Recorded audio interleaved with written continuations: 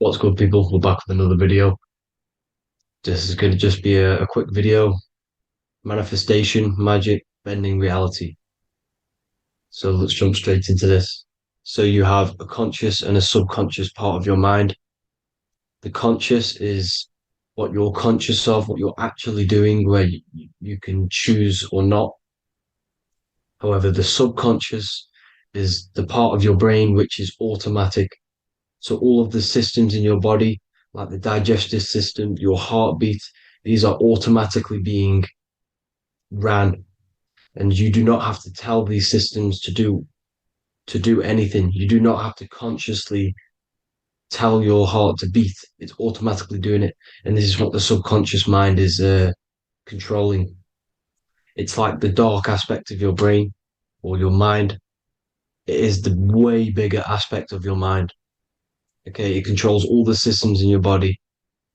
Okay, and this is where all of your programs are.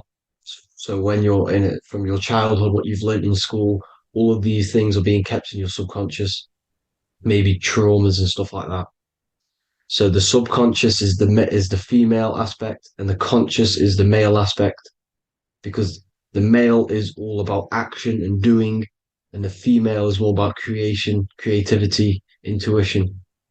So you have a right and a left hemisphere of your brain, and these are obviously male and female. The right side of your brain is your female. It's to do with creativity, imagination, intuition, insight. Okay. And this is one of the most important sides of the brain. This side of the brain is the most attacked by the elites, whatever you want to call them. This side is the most one of the most important because obviously your intuition is a massive part of reality. And if you don't have intuition, then you lose track of the things around you. You can't consciously feel if things are wrong or right. They don't want you to have intuition or creativity or imagination. They want you in the they want you in the left side of your brain, which is just reasoning, logic, and basic things. So they just want you to tell you what you want, tell you what to learn, and then that's it. They don't want you thinking for yourself, which is the right side of the brain. So whatever the conscious side of your mind impresses the subconscious side of your mind. So if you do affirmations, for example, if you consciously do affirmations every day, you're reprogramming your subconscious mind. You're impressing a vibration and a word into your subconscious mind, and therefore it will reprogram it. So the male and female aspect are symbolized by the Star of David as well. The male being the upside triangle, the female being the downside, connected all in one because we both have male and female energy. So every thoughts are electric, which is the male aspect, emotions are magnetic, which is the female. Each thought creates a wave of vibration in all directions.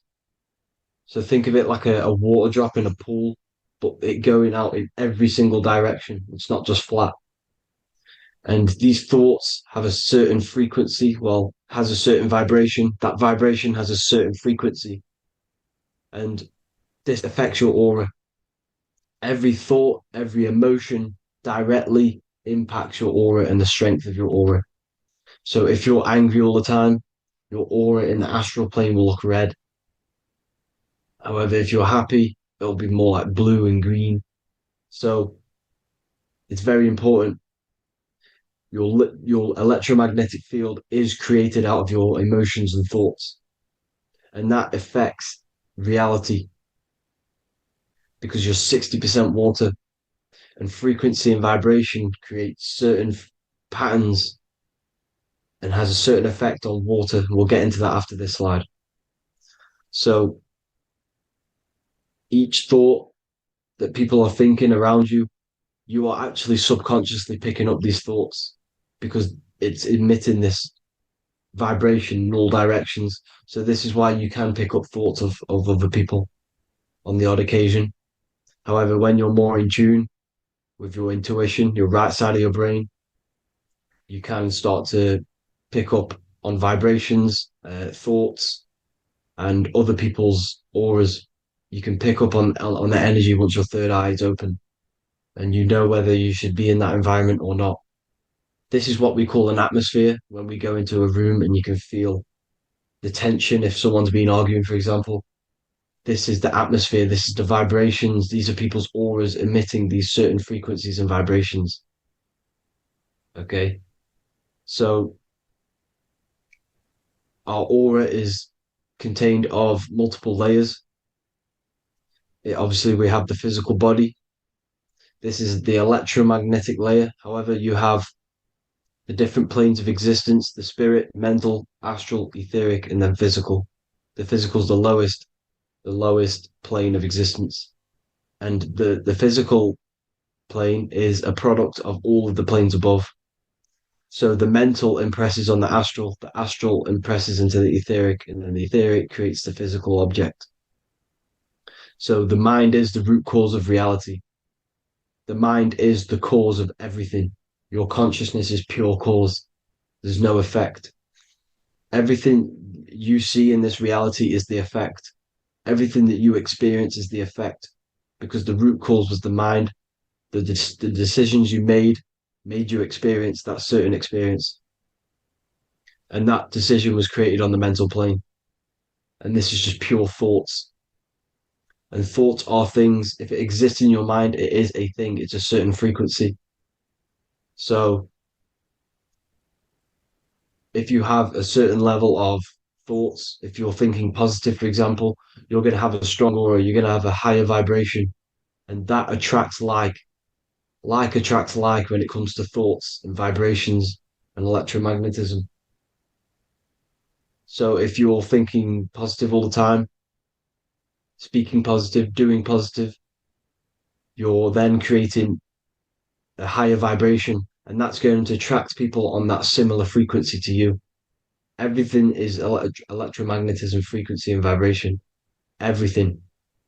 You see, so this is why, for example, if I put my hand to a TV screen, if my finger was the same vibration as the TV screen, it would go straight through it. However, the particles in my hand and the particles on the TV screen are two separate vibrations, and this is what causes the friction to stop and not my finger to go straight through it. So, like I said, when you don't feel the vibe of someone, when you don't feel right, you don't really get along with someone, this is a vibration. Your vibrations are not matching, they're not similar, they're two complete different vibrations, and they're not aligning properly. So music has a massive part on this. Music is a massive, massive tool for the elites because music is frequency. And in 1975, the musical instrument are all tuned to 440 hertz. So Spotify, Apple Music, most of the music on YouTube is all set to 440 hertz. And 440 hertz is not divisible by 3, 6, or 9. And when you can't divide a frequency by 3, 6, or 9, it's not a natural frequency. As you can see here, this is 432 hertz. This makes a nice geometric pattern. However, 440 hertz is a distorted pattern. So when you listen to this, this actually shuts off the whole right side of your brain. Like I said at the start, this is the most attacked side of your brain. It's to do with creativity, imagination, intuition. When you listen to 440 hertz, it shuts off the whole right side of your brain. And obviously shutting off all of these forms of your brain. Music is a very, very powerful tool for the elites because it's the only thing which can enter your soul or your ears without consent, your body without consent. Everything else has to be through consent. You choose whether to eat something, you choose whether to drink something, but frequency, you're going to hear it no matter what. This is why it's so powerful. And music influences the body in many different ways. It's the most powerful imitator of everything. It directly affects all listeners. It directly affects intentions, gestures, movements, and actions. It stimulates your mind, and certain songs, certain catchy songs, can reprogram your subconscious mind. invoking certain emotions. This is why when you listen to slow beat songs, it makes you feel more sad. When you listen to upbeat songs, you feel more energetic. This is because these frequencies have a profound influence on reality and on how you feel. Because, like I said, you are 60% water. And as you can see here, each frequency creates a different geometric pattern. And inside of you is 60% water. So, like I said, 440 hertz is going to make a distorted pattern in your water. And this is going to have a profound effect on your emotions and your reality. So, like I said, health is not just the body. It's you are made of body, mind, and spirit. You need to look after what you put in your body. You need to look after your spirit and look after your mind. It's very important to keep all these in balance because once one of these are unbalanced, it affects the other two. So if you're eating wrong, it's going to affect your spirit and mind. If you're thinking wrong, it's going to affect your body and spirit. These are all interlocked. Uh, you have to look after them all. So it's very important you understand music. Stop listening to low vibrational music. To be honest, you want to listen to music without any sort of speaking inside of it. You just want pure uh, frequencies, which are the solfeggio scale, like one of these, for example, 432, 528 hertz. These are all good frequencies. It's called the solfeggio scale. And these frequencies make you more in tune with nature. 528 hertz is what the earth vibrates at. So it's very important. And the Rockefellers are the one who changed this to 440 hertz. The Rockefellers, one of the elite families. So if you want to manipulate reality, it's very important to have your chakras aligned and having a high vibration because the higher your vibration, the more powerful your words and your intentions are on reality. So the lower your vibration, the harder it is to affect reality because you're on a lower state of consciousness. Like I said, you have the mental, astral, etheric, and physical. Everything is a product of the one above. As above, so below. This is what Hermes Trismegistus was saying in the Egyptian days. This is where it comes from. As above, so below. If you affect above, it directly affects below. So, like I said, meditation helps on this, helps align your chakras. Think positive, feel positive. Like I said, your feelings are magnetic, your thoughts are electric. So once you combine these two together, you're then creating an electromagnetic frequency, and that will have profound effect on reality. So the law of cause and effect, every law, so the law of cause and effect, every effect has the root cause. Like I said, your mind is the root cause of everything. Every decision you make is having a different effect on reality. Everything happens for a reason due to the root cause, which is your mind. You choose everything that happens in your life. Okay. So it's very important you understand this and you constantly make the right decisions, the good decisions to have good effects on your reality. You have to be very conscious of this law because nothing escapes this law. This is the law of all consciousness. So think about it. Imagine a massive ball of consciousness. However, off this ball are different sparks, and each one of these sparks are in each and everyone's body. This spark is governed by these laws, the law of cause and effect, the law of correspondence, the seven hermetic principles. It's very important you understand this because this mass ball of consciousness is what is obeying these laws. And everyone has this spark of consciousness inside their third eye. And like I said, everyone is the same consciousness. This is why if you do bad onto someone else, that will directly affect your reality. So if you hurt someone, it's going to come back to you in one way or another because you are that same consciousness.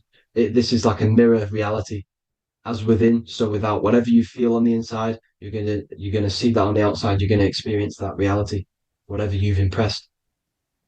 So there's different ways to bend reality to your will. Uh, this is kind of a sort of magic. So obviously you have black magic, which is manipulating reality to harm and influence others, or to be very selfish. And yeah, then you have white magic, which is manipulating reality for the good of humanity. So you do have to be very careful with your intentions, people, when you're trying to manipulate reality, because this is nothing to be played with. If you are manipulating reality for the wrong reason, it's going to come and bite you in the ass in some way or another. because everything is balanced. Everything balances out in this reality. Nothing escapes the laws. Not one thing escapes the laws. So if you're stealing from yourself because it's just going to come back in one way or another. Inside of everyone's heart, you know whether you're doing good or wrong. You know, you can feel it when you do something wrong. You can feel it when you do something good. The heart is the center of the torus field. It's balance. And this is why you say follow your heart, because it's the center of the torus field.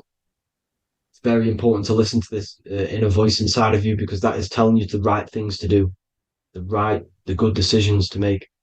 And when you keep following that voice, that good voice inside of you, it takes you to your life path. Very important to follow that voice. However, don't let the ego get in the way of it. Don't care what your friends are going to say. It's very important to understand this. So you have different ways of manipulating reality. You have sigil magic. This is where you create your own sigil or symbol. You create your own sigil and symbol, and then you charge it. You behind that symbol you have an intention. So, for example, if you want to manifest wealth, you create a sigil which represents what you want. You create that sigil, you draw it out, you charge it, because wherever your attention goes, energy flows. So whatever your attention is, you're sending energy that way. So what you do with your eyes and your hands, you place attention on the sigil. Imagine that it's glowing. Imagine that you're sending energy to the sigil, and then you burn the piece of paper once you've done this. And then after this, you meditate on that symbol. You constantly think about that symbol, because that symbol is the frequency, is the thing that you want to manifest. So that's one way. Or you can just meditate on your reality. So imagine yourself having already what you have. This is what they call a mindset. You must set your mind to the frequency what you want to manifest. Okay. So if you want to manifest wealth, for example, imagine yourself being wealthy. What would it feel like? What would you be doing? Imagine a scene in your mind.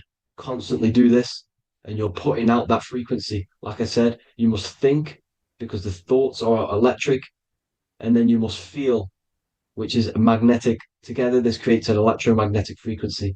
And this is how you attract things to you. You will attract the certain people to come in your life to bend reality to your will. Okay. Or you've got mirror magic. Stare yourself in the mirror, because a mirror reflects light, it also reflects energy. So you've got to be very careful with what you say to a mirror. You've got to be very, very, very careful, because whatever you send into that mirror is directly sent straight back to you. So if you're thinking negative, you're sending negative energy back straight to you, and that's going to have an effect on your reality. Affirmations. Affirmations are very important, because your words are frequency, your words are vibrations, and each word you say has a certain frequency. If it's if it's positively charged, it's going to affect you positively. If it's negatively charged, because like I say, your brain and your mind is like the director of energy. That's what your brain is, and it directs energy into certain things. You can either positively charge it or negatively charge it, and this brain is creating your reality constantly. It's manifesting your reality constantly in the present moment. So this is what the government knows. The government know your mind is the root cause of reality. This is why they call themselves a government. Government. The New World Order is not being manifested by them. They are controlling the information. They are controlling your perception of this reality. And they know the mind is the root cause of reality. Therefore, if they control your perception of reality and your information, what you believe, you're going to manifest that information, that perception. So we, the people, as a collective consciousness, are the ones uh, manifesting this new world order. You see, so this isn't black magic. They're actually tricking us into manifesting their own their plans. This new world order. You see, this is how smart these people are. They know how to get around the laws of reality. They know how to bend reality to their will without facing the consequences. They're getting humanity to do it. You see, there is a collective consciousness. As like I said, we all have that same spark of consciousness, right? So as a collective consciousness, we are on a very low vibration at the moment. However, we are waking up rapidly. There are more and more people waking up at the moment, and light always chases away the shadow. Light is a lot more powerful than darkness, you see. So one person waking up has a massive effect than one person being asleep. It has a profound effect. Because, like I say, the light always chases away the darkness. It's more powerful. The light is always more powerful. High vibrations are more powerful than lower. So that's it for this, people. I hope you all enjoyed. This is a short, quick video. God bless you all.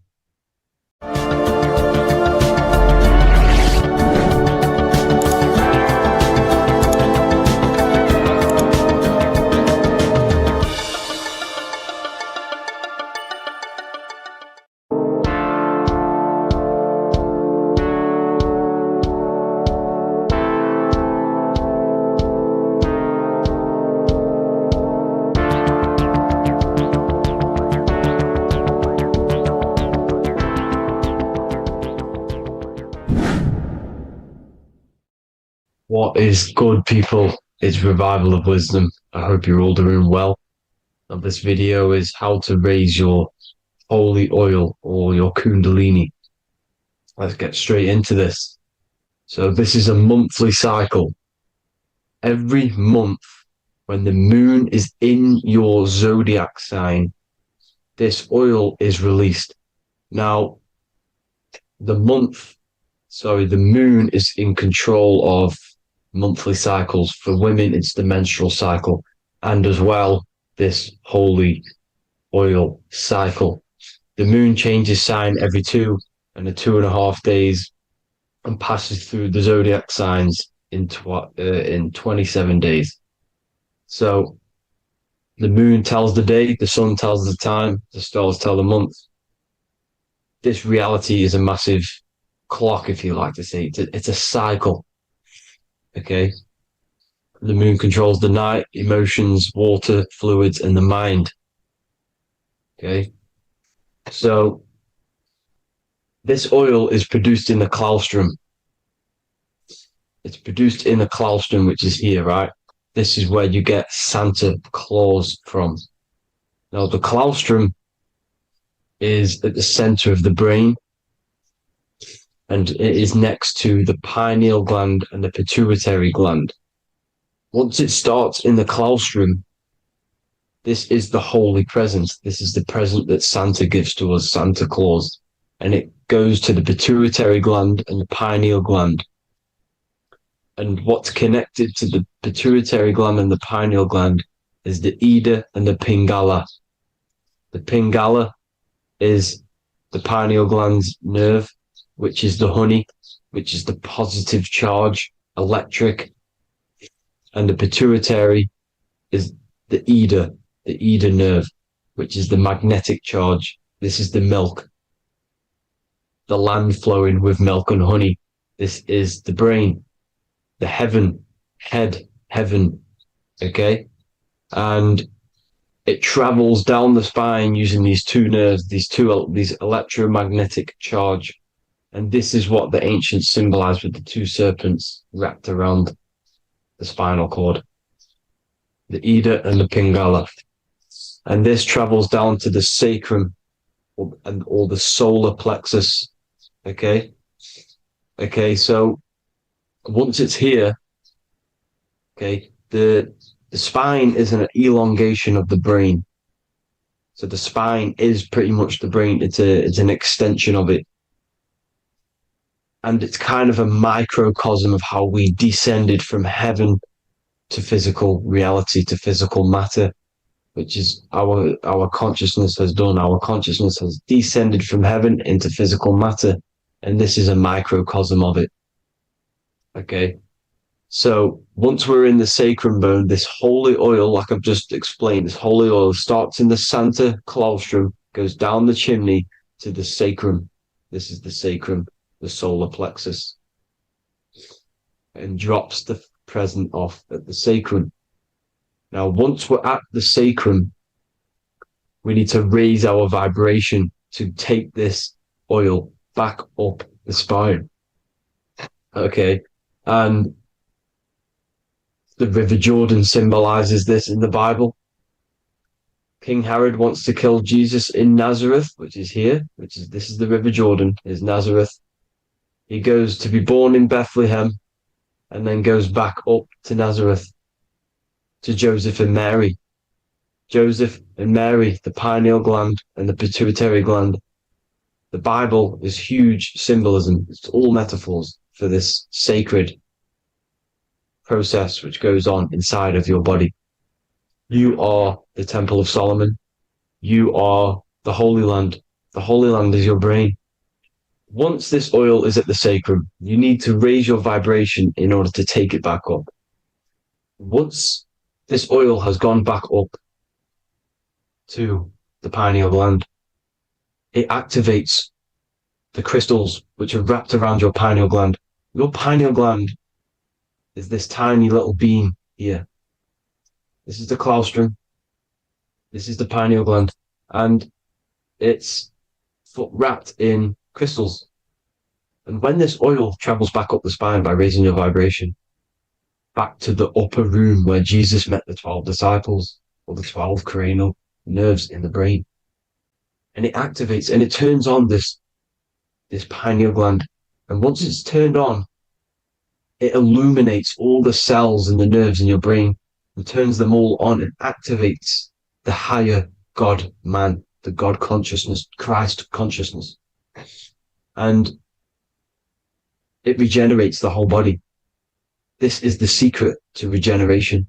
It regenerates all the cells in the body. And this is how the ancients lived for thousands and thousands of years, as talked about in ancient texts. They lived for hundreds and thousands of years because they knew this secret. And this fluid, this brain fluid, the secretion, or the Christos in Greek, which means gold, because this is the alchemical process from turning lead to gold. Your body is the alchemical furnace. Now, the ancients knew about this center of the brain because they symboled it. This is the Eye of Ra, and it's the brain. And this is what's wrapped around our consciousness. Our consciousness isn't wrapped around the brain. The brain is built around the consciousness. We are the consciousness. You don't have a soul, you are the soul. Okay? Now, the head, heaven, hell, heel at the bottom of your foot, that's hell. Head is heaven and hell. Simple. Now, the pineal gland produces DMT, which is dimethyltryptamine, which is known as the spirit molecule. So, let's move on. Now, when this oil travels up, back, the spine, the chimney, it crucifies at the top, which is called the vagus nerve. So when it reaches here, the optic thalamus, it crosses and crucifies once it's raised back up. And this is why Jesus dies at 33. He was crucified at 33. Because you have 33 vertebrae on the back of the spine. And then it's crucified by the cross of the vagus nerve. When this oil crosses the vagus nerve, this is the crucifixion at 33. And it symbolizes the death of the physical consciousness. You then become spirit. You then become God consciousness, activating the Kundalini, regenerating the body and the mind. Okay. The Garden of Eden. You are the Garden of Eden. The land of milk and honey is upstairs. The pituitary, which is the milk, the pineal gland, which is the honey, which is DMT. It even says this in the Bible. As he brought us into the place, and he has given us this land, a land flowing with milk and honey, which is also symbolized as the sun and the moon. The Bible also says, the light of the body is the eye, not the eyes, the eye. If therefore thine eye be single, thy whole body shall be full of light. This is the activation of the pineal gland by raising this oil back up to the pineal gland, to the center of the brain. Neither shall they say, see that here, or see there, for behold, the kingdom of God is within you. So he's saying, don't look out there. Nothing is out there. It's all inside of you. Everything's inside of you. You're the universe. Now, how to raise this oil back up to the pineal gland? Every month, like I said, the moon controls the cycle. The moon controls monthly cycles. When the moon is going into your zodiac sign every month, this oil goes down the spine and you must raise your frequency to get it back up. You must retain your seed. This is the most important. Your fluid, your secret, your holy fluid, your life force. You can't let that go. That life force is the reason you're alive. This holy oil is the reason you're alive, because it feeds all of the systems in your body. It feeds all the systems in your body. You have to retain your seed, alkaline diet, positive thinking, and meditation. Okay? When you retain your seed, you will live longer. The moment you release it, you're killing yourself. You're killing a piece of yourself every time you release your seed. Every single time. You're killing a part of yourself. Okay? Now, this could be why this could be the illumination, the single eye on the Illuminati's symbol, the Freemasonic symbol, the illuminated eye, the triangle, which could symbolize the body, mind, and spirit, but the eye illuminated. Now, in the Bible, it talks about the two trees, the tree of knowledge and the tree of life. The tree of knowledge is the tree of good and evil, which is the most important system in your body, which is the nervous system. The nervous system, the most important. The tree of good and evil. And the tree of life, which is the cardiovascular system. Now, this oil, when it's released every month, feeds these two systems, and these two systems feed everything. Now, it's important you understand that. Okay? The ancients knew all of this knowledge. The Bible's telling you this knowledge. But it's in a metaphorical way. You have to understand the context behind it so you can read it properly. Now, eating of the tree of life, which is when it talks about in the Bible, eating from the tree of life is actually symbolizing a bad diet, ejaculation. Because you're eating from these two systems, you're killing yourself with a bad diet. You're killing yourself with an ejaculation. Okay? So, that's important to understand. Now, this is Jacob's ladder in the Freemasons. Jacob's ladder, which is the spinal cord, it's the stairway to heaven. And this is Jack and the Beanstalk when he goes up the beanstalk and finds the golden egg in the grey clouds. The grey clouds symbolize the grey matter in your brain. Now, the Garden of Eden talks about the 4 different rivers in Garden of Eden. As we see here, the North Pole map, the ancient North Pole map, because the center of the earth is the center of the torus field. Everything's the torus field. Atoms are torus fields. Everything's torus fields. You are the universe. Everything is within you. The North Pole is your spinal cord. This is why they say Santa Claustrum comes from the North Pole. This is the North Pole. And the Santa Claustrum is the center of your brain. Now, there's 4 rivers which come from the Garden of Eden. There's the blood, the Christ oil, which is the oil we're talking about, urine, and saliva. These are the 4 sacred oil, 4 sacred fluids in your body. And these are constantly abused in today's society. Also, these secret societies are targeting these fluids. Okay? This is why porn is free. They sexualize society through Disney. Go and look at some of the Disney movies. There's so many subliminal messages which sexualize these children because they want you sexualized. So you release your seed, which is one of the holy fluids in your body, especially your semen, your sexual energy. So important you retain this. So important because it's your life force. It keeps you alive. Okay. Now, let's recap on this. If you want to raise your oil every month, it's not, you can't just retain your seed for the month. You have to retain your seed forever. Don't just do it for a couple of days. You have to do it. It's a lifestyle. You want to become God consciousness, you got to do what it takes. It's hard in this society because this society is made around, it's designed to kill you pretty much. It's designed to keep you in these lower states of consciousness with all the bad food, the chemicals in the food, the chemicals in the water, the sexualized TV programs, sexualized adverts, sexualized TikTok and apps, videos, subliminally stimulating you because that is your weakness, sex. It's your weakness. Now, you have to retain your seed, meditation, and an alkaline diet. Why alkaline? Because acidic is low vibrational. This is the color spectrum. And what's the highest vibrational color? Violet. It's the lowest, red. You have to have an alkaline body in order to raise this oil. When you drink, when you have a bad diet, when you drink alcohol, when you smoke, this destroys the oil. It destroys the oil in your sacrum and it can't be raised again, can't be raised up. This is why it's so important.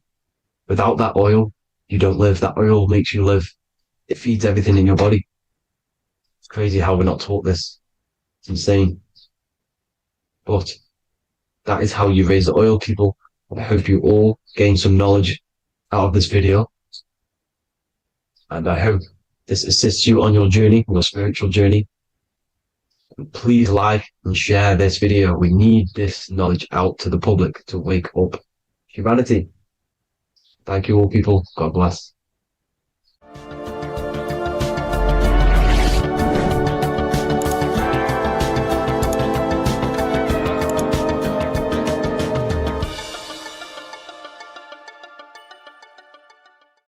So depression doesn't actually exist, and in this video I'm going to show you how depression is actually a choice. And I'm going to give you some solutions on how to deal with it. And this is probably going to change your life forever just by doing this alone. Okay, so the first thing you need to understand about depression is that it exists in your conscious mind. It exists in your thinking mind. So what is inside your thinking mind?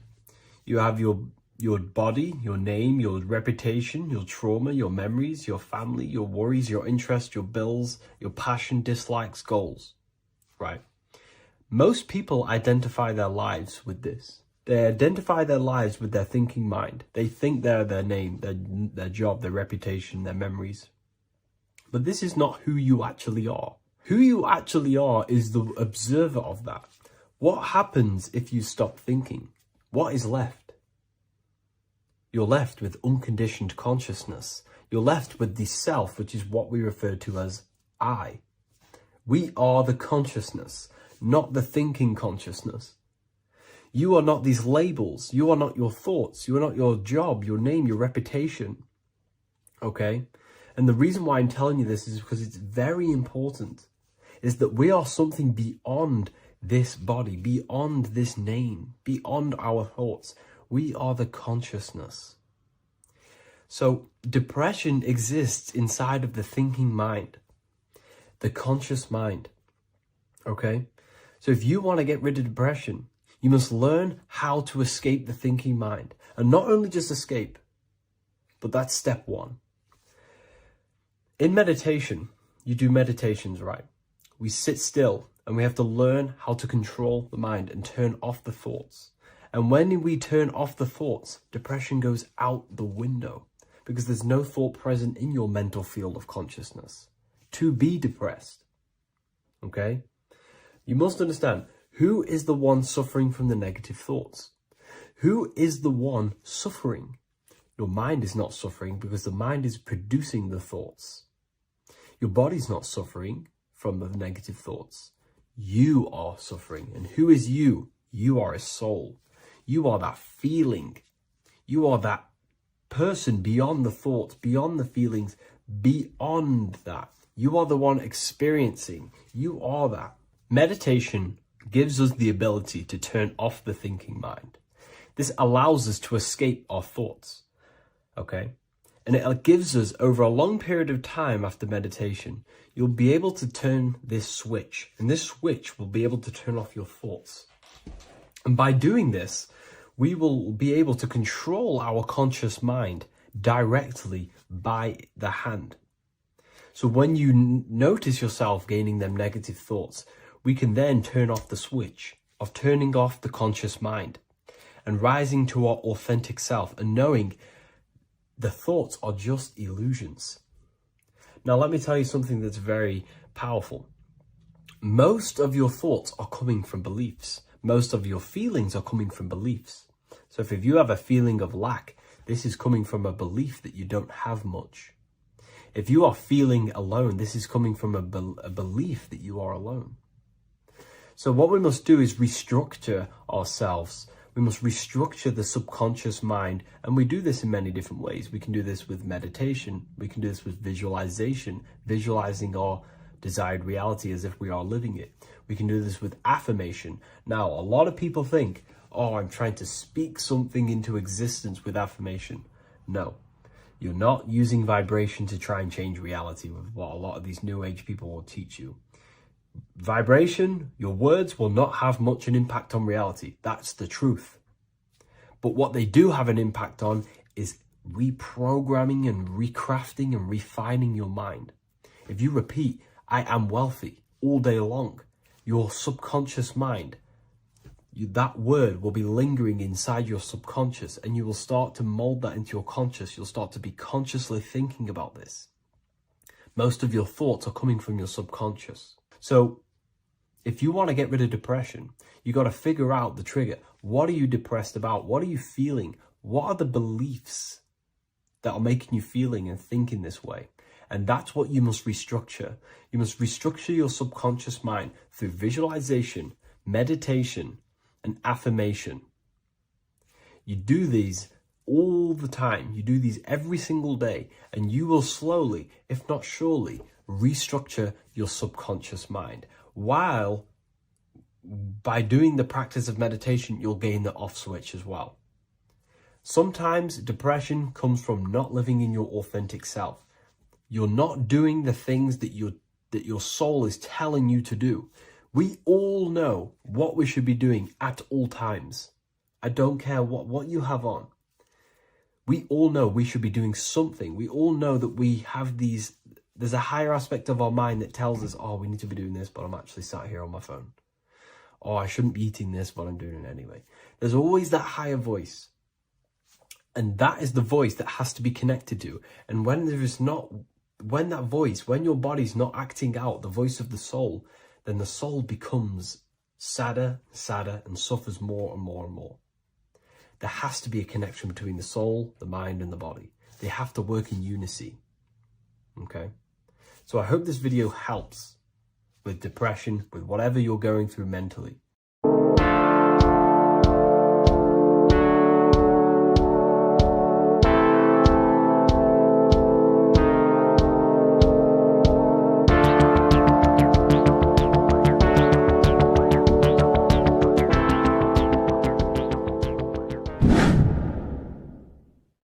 What is good, people? We're back with another video, and today we're talking about the chakras.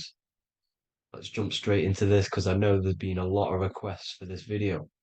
So let's jump straight into this. So you have 7 chakras, right?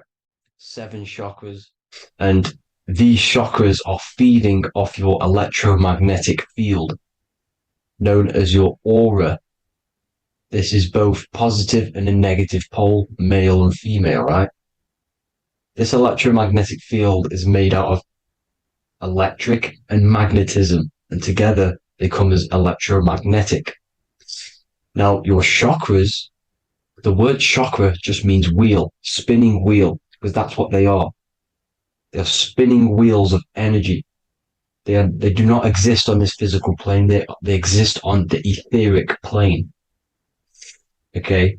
Now, these energy centers are known to regulate your emotions, and each energy center controls the organs and cells in that particular area of the body. So, for example, your sacral chakra will control the cells and organs of your sexual reproduction area. Okay, the navel chakra or solar plexus will control the digestion in your body. Same with the heart, same with the throat, right? So they are like mini brains for each center of your body.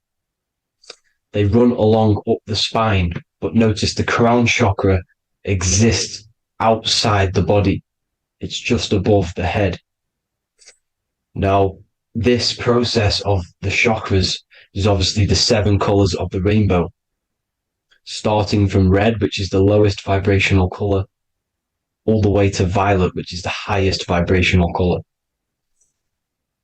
This, like I said, these energy centers are feeding off your electromagnetic field. So if these chakras are unbalanced, they are taking too much energy from your electromagnetic field, making it weaker. Now, this is the North Pole. As you all know, the Earth is flat, and we live inside of a giant torus field, and the North Pole is the Earth's heart chakra. And this is why the aurora borealis, or the northern lights, whatever you want to call them, that's why they are green, and they are being emitted from the center point of the Earth, because it's symbolizing the heart chakra, which is green, right? Now, you do work your way up to these. However, this is a torus field. You are a torus field. You have different layers of this torus field, right? And you need to balance all of these chakras, but you can't move up these chakras until you open the one below it. So it's like a stairway. You can't go to your solar plexus without going through your sacral. You see? So you have to work up these. However, you have to work up these and then live from the heart, because the heart is the center of the torus field. It's the balance between male and female poles, positive and negative poles. So you have to balance all of these chakras and then bring them all into one, which is the heart chakra. Now, they exist on the etheric plane. They exist on the etheric plane, and the etheric plane is a layer of the material plane. It's the one higher than the material plane. And then after the etheric plane, it melts into the astral plane. So they exist just between the physical and the astral aspect. Now, this is the yin and yang matter, which is the lowest root chakra, physical matter, and then to spirit, because high vibrational matter turns into spirit, low vibrational spirit turns into matter. So they're interchangeable. This is the yin and yang. Now, when you see ancient paintings with the halos, you see this is like a toroidal field coming out the top of his head, you see, with a halo. This was symbolizing in the old days, in the ancient days, that they've aligned their chakra, they've reached Christ consciousness, which is God consciousness, right? Now, this electromagnetic field is the apple that we bit out of in the Bible, because you see the apple is a torus field. So they were metaphorically or personifying the torus field. That's what the Bible is. It's a massive personification. It's all metaphors. You have to read it properly. It's got a greater meaning behind it. Now, when we bit from the apple, we ate from the tree of knowledge, which is good and evil. Our lower mind took over, so we materialized to feed our physical bodies. We materialized through Saturn. That's what Saturn does. Now, if you don't understand that, go and watch the video previous to this one called Occult Secrets of Saturn. And that will show you how Saturn is the materializer. Now, this is one of the secrets behind the Masonic compass, electric and magnetic, male and female, duality, positive and negative. Now, like I said, they teach you about the torus field, about a magnet in school, but they don't teach you about your electromagnetic field. Everything alive has a torus field. It is the building block of this creation. Absolutely everything has a torus field. There's not one thing without it. And as you can see here at the center of the apple, that's where the seed is. That's where the life is. The reproduction of that organism. As you see, this is where the most electromagnetic energy is stored, in the center, because this is where the two duality, this is where the field meets at the very center. This is why the seed is at the very center. Now, your spine is a elongation of the brain. The brain is heaven, and the bottom of the spine is hell. So this is Saturn, which is the root chakra. The 7 planets are associated with each chakra. Moon equals mind. Okay. Now Saturn is physical matter, as I've just explained. This is the lowest vibrational color. And they want you trapped down here, which is your hell state, your animal nature, your physical nature. They want you to identify as the physical body.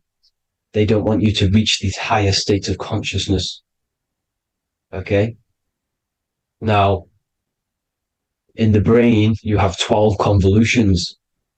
Now, this is what they were symbolizing in the Bible with the 12 disciples. And obviously in the Bible, it says the upper room where Jesus met with his disciples. This is heaven, the brain, the higher states of consciousness. Now, this is your North Pole. This is Jacob's ladder. Okay. This is why you have 33 levels of Freemasonry, because it's symbolizing the 33 vertebrae, which are these little things here on the back of your spine. Because once the Kundalini energy from the bottom of your spine rises to the top, this is when you get enlightenment and opens your third eye. Spiritual enlightenment. As you can see here, this is Jacob's ladder. This is the Kundalini symbol, right? And they're even showing you this in the medical symbol. They're putting it in your face. The serpents are wrapped around the spine. Now, the serpents symbolize how the energy moves around the spine, because it's a torus field, you see? At the center of the torus field, it wraps around the center pole.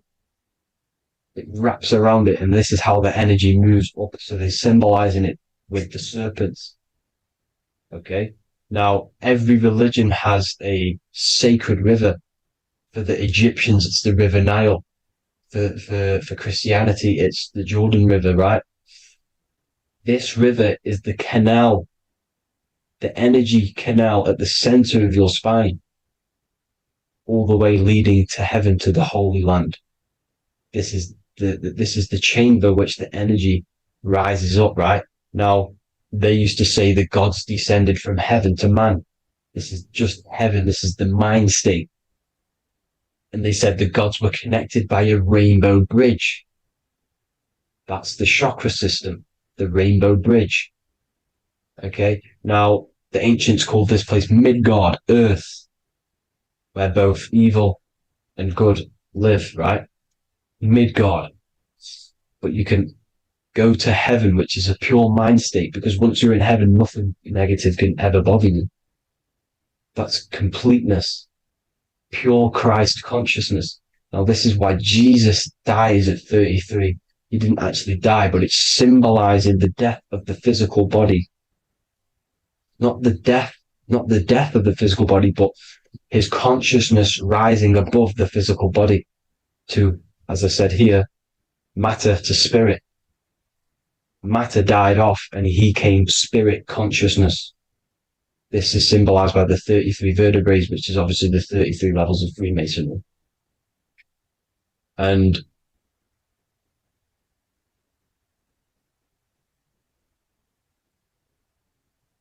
now the pineal gland, which is at the very top of this Jacob's ladder, or the River Jordan, the canal, your 33 vertebrae on your spine.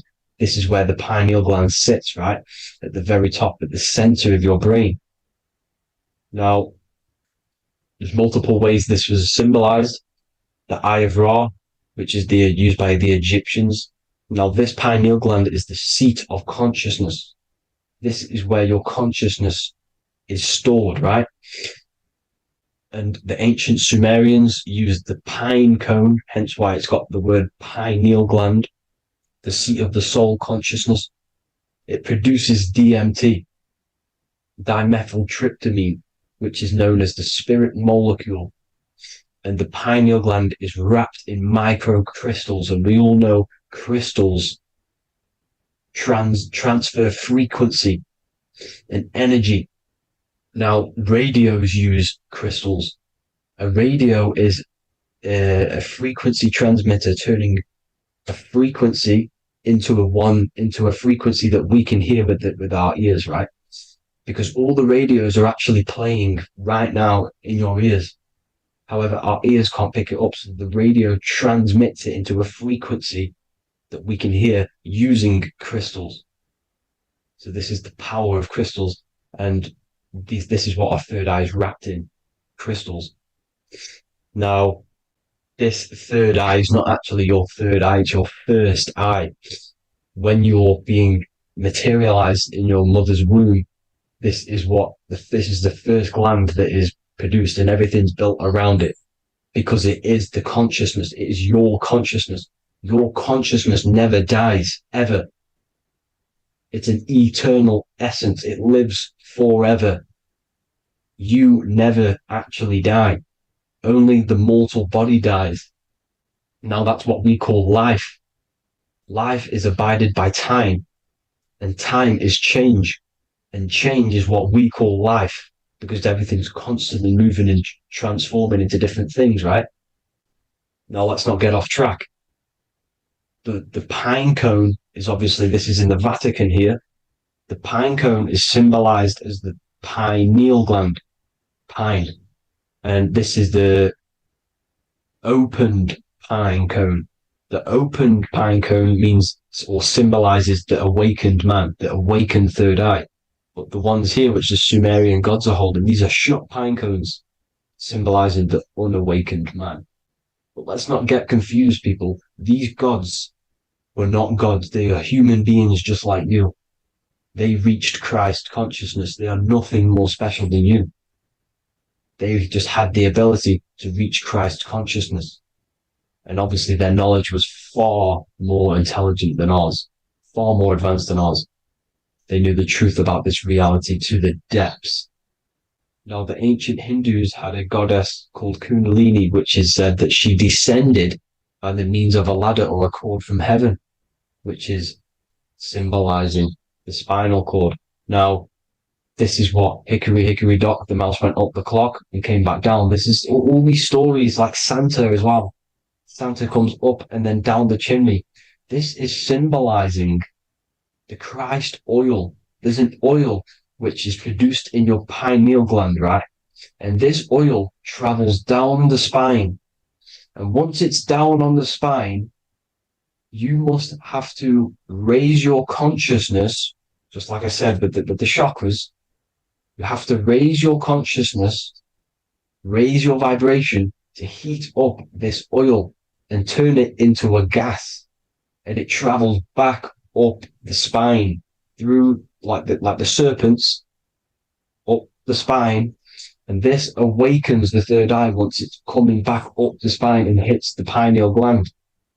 This is the secret behind Santa and hickory hickory dock, because Santa comes down and feeds the presents and goes back up the chimney, and he lives in the North Pole, the positive pole. This is the North Pole, people, and the presence is your sacred oil. This oil, your physical body is the furnace. It's the spiritual furnace, which you have to heat up this oil by raising your frequency and turning it into a gas to rise up this chamber, the River Jordan, to your third eye, right? Now, this is an alchemical process. Your body is the alchemical furnace. It says in the Bible, if therefore thine eye be single, thy whole body shall be filled with light. I shouldn't have cut that out, but that's what it says. The light of the body is thine eye. If therefore thine eye be single, thy eye shall be filled, their body shall be filled with light. This is symbolizing the pineal gland, enlightening the body, the spiritual body, filled with light. Now, as I said, they want you kept down here, which is the root chakra, which is your animal nature, which is obviously mind, matter over mind. This is the symbol of Saturn, right? As you say, we're built of body, mind, and spirit, the Holy Trinity. That is the sun, moon, and earth. The sun's your soul, solar. Moon is your mind. Earth, which is the cross, which is your physical body, the 5 elements, right? So body, mind, and spirit.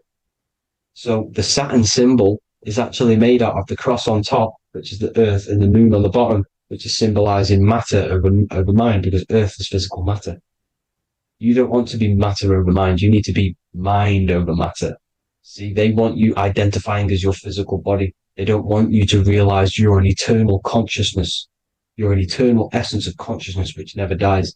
They want you trapped in your animal nature. And this is why the Baphomet has a goat head, because it's symbolizing your animal nature, which is evil. Not evil, but you're more likely to do evil things, right? Which brings bad karma. That's your animal side. This is why the Baphomet has an animal goat head. As you can see here, he's got the Kundalini energy here. So when you see the inverted cross, the cross is your body, as you can see here. The inverted cross means your chakras downwards, down here. Your head's down here. Your mind is down here.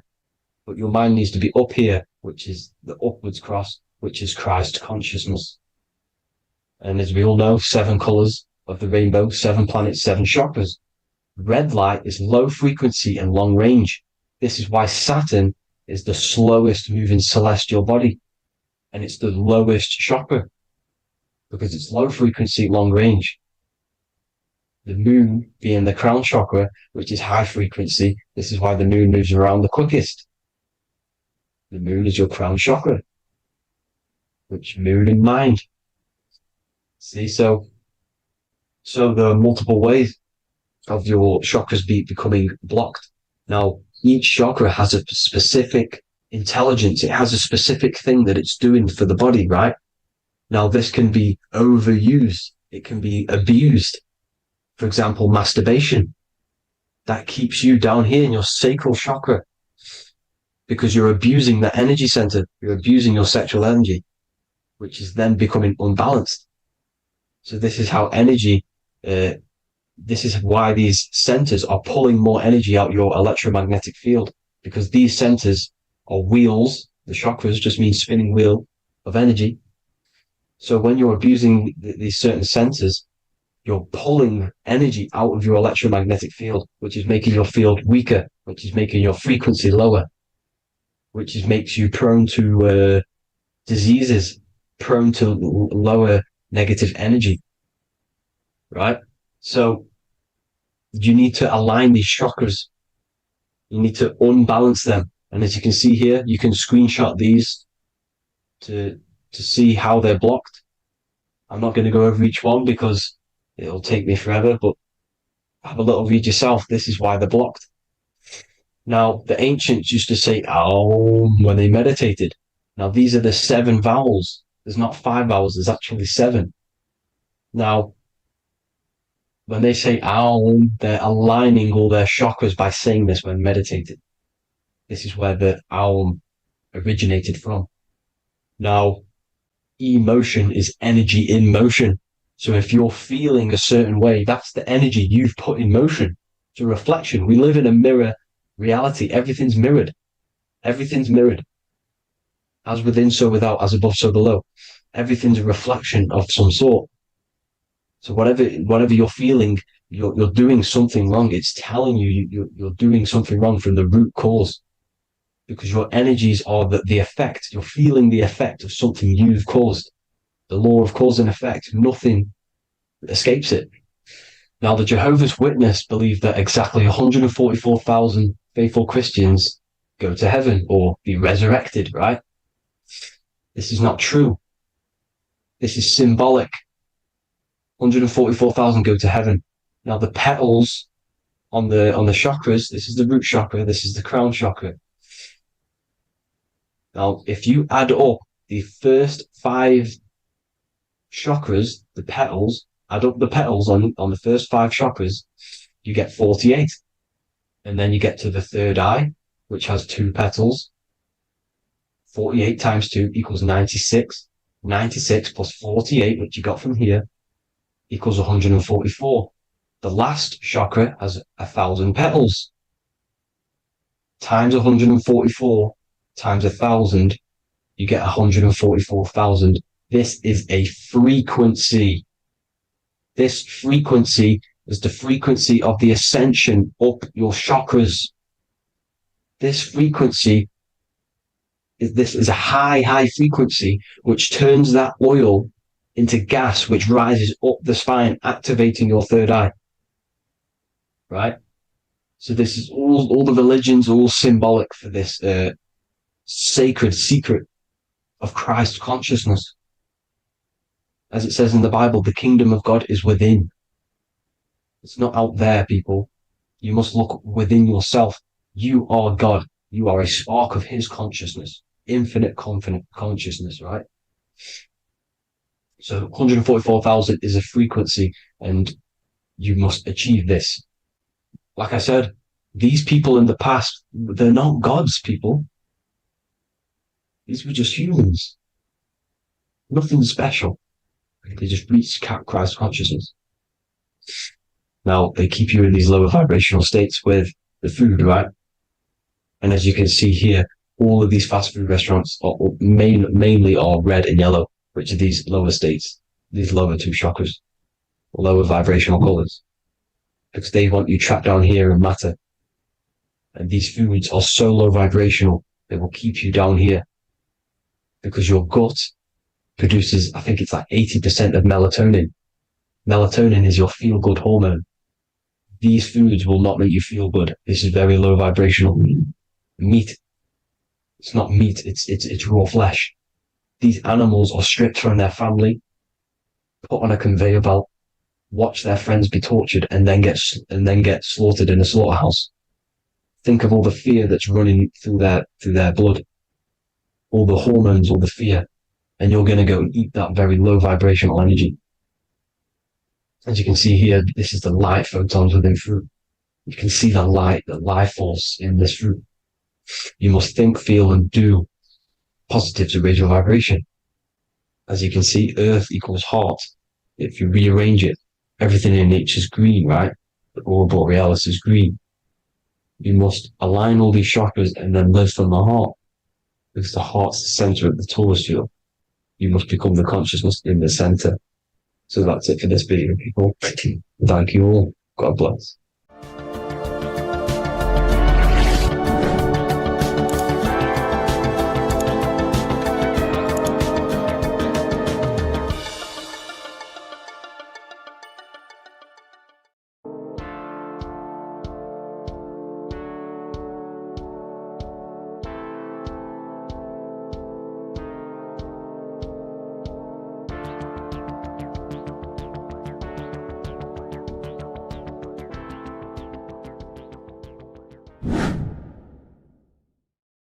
People, how are you all doing? It's Revival of Wisdom, and today we're going to be talking about your birth certificates and how we are slaves to a system and how they have trapped us into this system.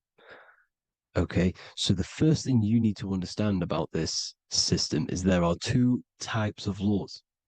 You have the law of water, which is Admiralty law, and the law of the land. So the Admiralty law is the law of water, and this is what money is. Money is water. This is why we say liquidity, currency, the current. A current is water, something moving through something. Cash flow. And this is why banks are called banks, because a river bank is on either side of the water, and it directs the currency. You see? So money is water. And as you can see here, Ripple, the cryptocurrency, Ripple, water Ripple, and they're building a bridge over water, overseas, international banking with cryptocurrency. So money is water, and this has specific laws about water, but water is the same everywhere. You see, what the difference is with the law of the land is that you can have different laws in different lands. I can't do certain things in the UK that people can do in America, for example. You see, that's the law of the land, but the law of water is the same because water is everywhere. Now, this is very important to understand when it comes to, these birth certificates. So, Pope Gregory, this is where we're going to start off. Pope Gregory in 1582 took the Orthodox Eastern sunrise calendar and changed it to his own Gregorian timeline, not a calendar, a timeline. This timeline was copyrighted by Pope Gregory under the name of the Vatican. So the Vatican owns the timeline that we are using today, 2023. They own it. They own the title of this Gregorian calendar. Okay. Therefore, anyone who is born under this copyrighted timeline, not calendar, they are subjected to Rome because Rome owns the timeline. They have a patent, a copyright for that timeline. What is on our birth certificates? That timeline. We are born underneath, we are subjected to the Vatican. This is why all birth certificates go to the Vatican. They own every single birth certificate. Okay? So when we use this timeline, we are subjecting ourselves to this timeline. Okay? Which the Vatican has a claim over. This calendar or timeline is set to sunset, not the sunrise, which is associated with death, darkness, and the moon, lunatics. You see, so this is a sunset calendar timeline. Okay, they've changed a couple things, right? They say that the new year is January the 1st. Okay, when we know this is in winter. January is winter, which is associated with darkness, death, the death of nature. So this is a death cult, people. These people are evil. They're so evil. The Vatican. And this is why we use April Fool's Day, because April is in Aries, and Aries is always the start of the zodiac. This is why Aries rules the head region. 12 zodiacs, 12 systems of the body. Each zodiac is associated with each part of the body, and this is why Aries is the head, cerebrum. But we're not going to talk about in this video. But yes, that is what April Fool's Day is. They're putting it in your face. April Fool's Day is the real start of the year, when the sun starts to rise again, when the risen Savior is resurrected, when it's born again. This is when the Jews celebrate the Passover. This is when the Christians celebrate the resurrection of Jesus, and they eat lamb. The Jews eat lamb because we're in Aries, the new year. The sun is now born again, our risen Savior, the light of the world. So yes, this is what April Fool's Day is. It's the first day of the year, which they changed. Pope Gregory changed. So you need to understand is that you are in the womb. You are inside of a ship, because every ship, literally a ship, every ship is female. This is why they say she delivers the product, because she does deliver the product, you, the baby. Same thing with a ship, they deliver products. They are a she. And when they pull up to the bay, like you can see on this picture, they're pulling up to the bay. This is now called the birth canal. The ship is now in birth on paper. Okay, this is law. And when they pull up, they tie up to the bay, and now they get a certificate of manifest certifying all of the products which are on the ship and what they are bringing into that nation. Okay, so you're bringing in this many of that, everything's on the certificate of manifest. And this certificate of manifest is also your birth certificate, because you are traveling through water when you are in the birth canal of your mother, because you are in water when you are in the womb, and you travel through the birth canal, and when you arrive, you get a certificate of manifest with the name, how many, the quantity, you know what, that's your birth certificate. Okay. And this is what it is. We are a well, we're not a corporation, but we represent a corporation, which is your name in full capital letters. That is your corporation. You cannot physically tax a body, but you can tax a corporation. This is why we get charged. This is why we get taxed, because it all goes down to the corporation which our name represents, which we are subjecting ourselves to. We are subject, my name, I am subjecting myself to this name, and that name has a corporation which I represent, which I subject myself to. You see, this is how we are attached to this straw man, this character that they have built on paper. So it's a character which is on paper. This is what we represent. So when the woman gives birth, she delivers the baby, and then she has another substance. Now I'm going to break down how they attach this name to us, how they do it. Okay. Our mother is carrying us the product in the womb, the water. And it goes, for example, it goes from the United Kingdom into a state-owned, corporate, federal-owned hospital, which is government-owned. She does not declare the package when she enters the building. Aha, so keep that in mind. When she delivers the package in the federal territory, she does not declare the package either when she leaves. Therefore, there is no evidence that we exist when we arrive. On paper. On paper, there is no evidence that we came into the building or left the building. We have not been declared. So we do not exist on paper at this point. When the woman gives birth, she delivers the baby, and then she has another substance, which is called the afterbirth material. Okay? This afterbirth material has the same DNA as our physical body, with the body, mind, and spirit. Okay? This is how they get this corporation. Hold on. The afterbirth material does not get claimed by the mother nor anyone. Therefore, they salvage that substance, because we are under the Vatican. Every state is all Catholic. Your birth certificate is Catholic. No matter what religion you think you are, every single birth certificate is Catholic, because we are subjected to Rome. All roads lead to Rome. Rome runs all of this. Okay, we're still under the Roman Empire. Okay, so Rome are Catholic and they believe in salvation. This is how religion comes into this. This is how they use religion to get this. So they salvage the afterbirth material and they claim it, and they salvage it and give it and charge it to Rome, and they give it a name.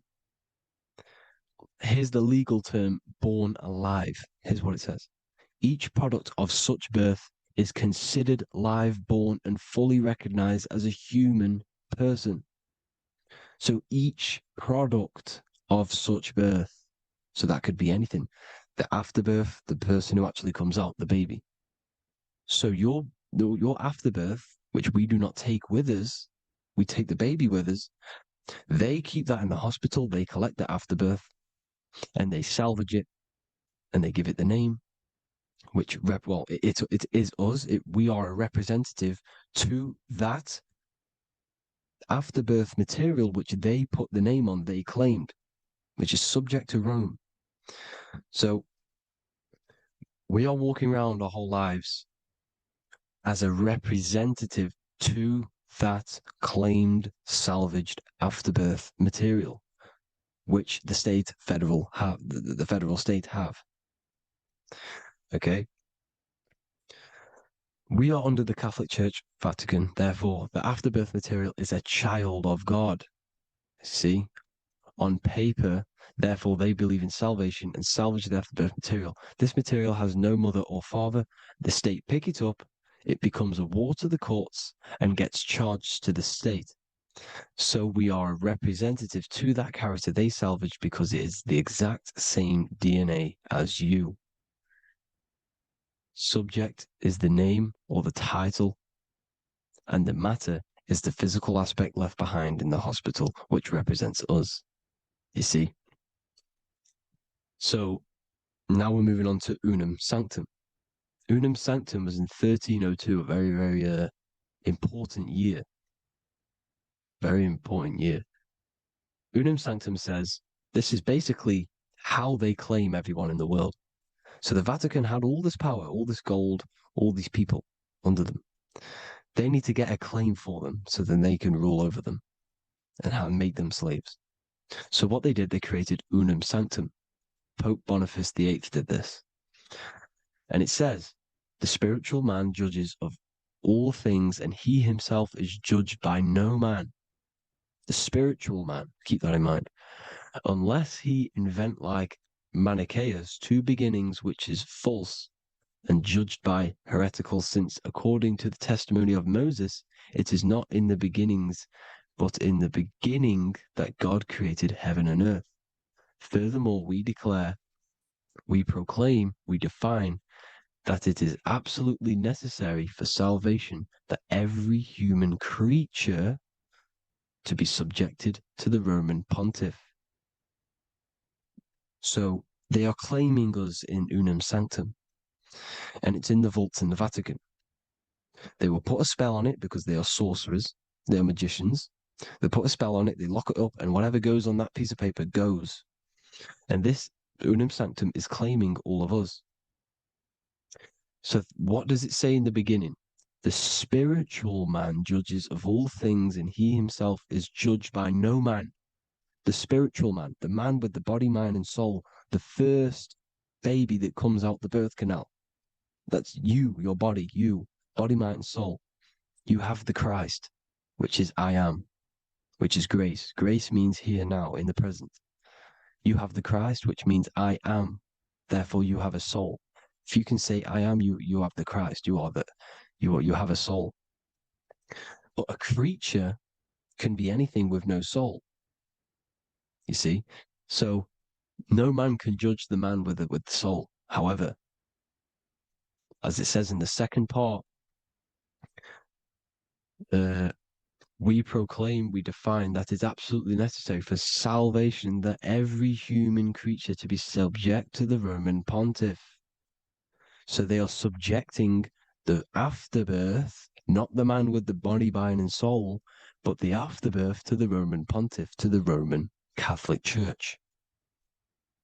We are the ones who are claiming to be the afterbirth material, which is our birth certificate, which is our representative. We represent that because it is our DNA. This is how we are stuck. We are stuck because we represent this DNA, which is on paper, recorded. You see? So we, being untaught, uneducated in these subjects, we are subjecting ourselves to this system, to this slavery, because we just want to live. We just want to live happily, just peaceful. Think about it. Where's all this coming from? Where's all this war, all this killing, deaths coming from? We just want to live. It's coming from the Catholic Church, these evil death cult, which has subjected us, which has used us as slaves, and we are still slaves, and it's just going to get worse and worse and worse. So this is how we have subjected ourselves to be the slaves to this system. It's a lot to take in, and there's a lot more deeper stuff which goes into this. I'm just going over the surface. I'm going quite deep, but there is little details that I still need to learn myself. But this is the general how that we've been stuck to this slave system. So we are batteries, okay? This is why we get charged. When you go in a court you get charged. Okay? Because you're a biological battery. This is why cities look like motherboards, because we are feeding energy to this matrix. Okay? When we look outside of ourselves, when we give power to so-called Jesus Christ, worshipping idols outside of ourselves, where attention goes, energy flows. We are feeding the matrix with energy. By looking within, placing your attention within yourself, you are taking back your power. Because the I am is Christ. The you, the soul, is Christ. It's God. The awareness is God. Okay? However, we are subjecting ourselves to this system. We're subjecting ourselves to this system and the feeding of our energy. So what we need to look for the future is that, think about it, with the end goal is to change our DNA, is to literally make us robots, transhumanism slaves. This is why we have smart cars, smartphones, smart watches, smart meters, smart cities. And all of this is going to be connected by the smart grid, which is 5G. This is why 5G is rolling out. 5G is going to connect all of these technologies to one. It's like a big net system. And you know why they're doing this? It's because all of this is going to be connected through AI, through this 5G, and that 5G is going to be controlled by the elites. So you say anything wrong, you do something wrong, you say the wrong thing online, they'll turn off your car, they'll turn off your phone, they'll turn off your smartwatch, they'll turn off your TV, because it's all going to be connected and controlled by the smart grid. And this is what the Great Reset is, people. But they're going to trap us inside of these 15-minute smart cities so we can't leave the area, because they're going to use climate change as a tool to enslave us to not travel because of so-called climate change and the fumes that we are putting into the air, which is all BS. They're doing this to push these new cities, to push all of it. But listen, they're trying to get inside of your body. The only way they can do that is to get you addicted and using this technology. First, they got on the body with the smartphone. Well, first of all, we use the technology. We get used to it with it in our hand. The next step for them was to get on the body, which is the Apple Watch, as you see down here. They have now successfully got onto the body. The next thing is to get inside of the body. This is the brain chip. You see how they've slowly lured their way in, slowly got you addicted to this technology, got you dependent on this technology. And what they're going to do is that they're going to mold society to be dependent on the brain chip. So in order, for example, if you want to go and pay for food, you're going to have to get a chip to pay for the food, because it's all going to be digital money. And that digital money will be connected to the chip, and you'll need the chip to pay for things. You see? So this is how they're slowly transhumanizing us. These phones, these apps, these things which are all we are all using was created by Freemasons.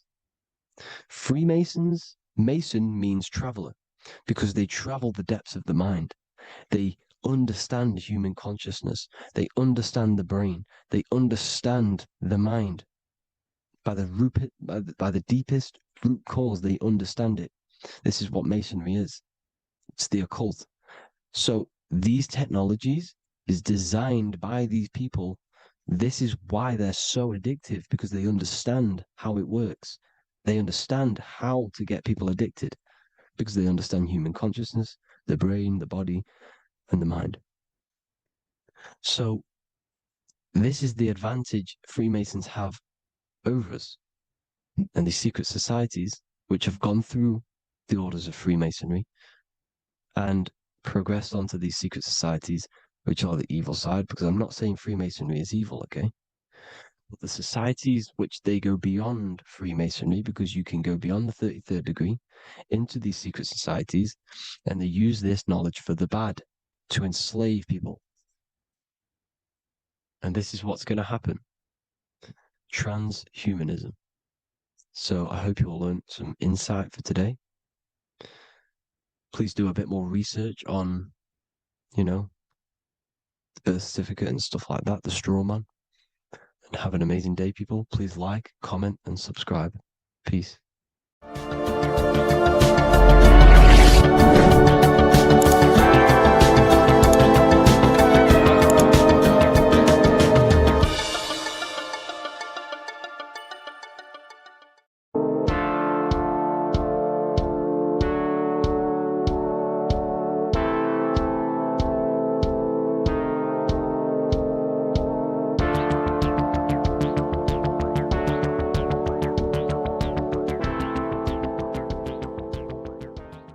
Welcome back everyone to another video.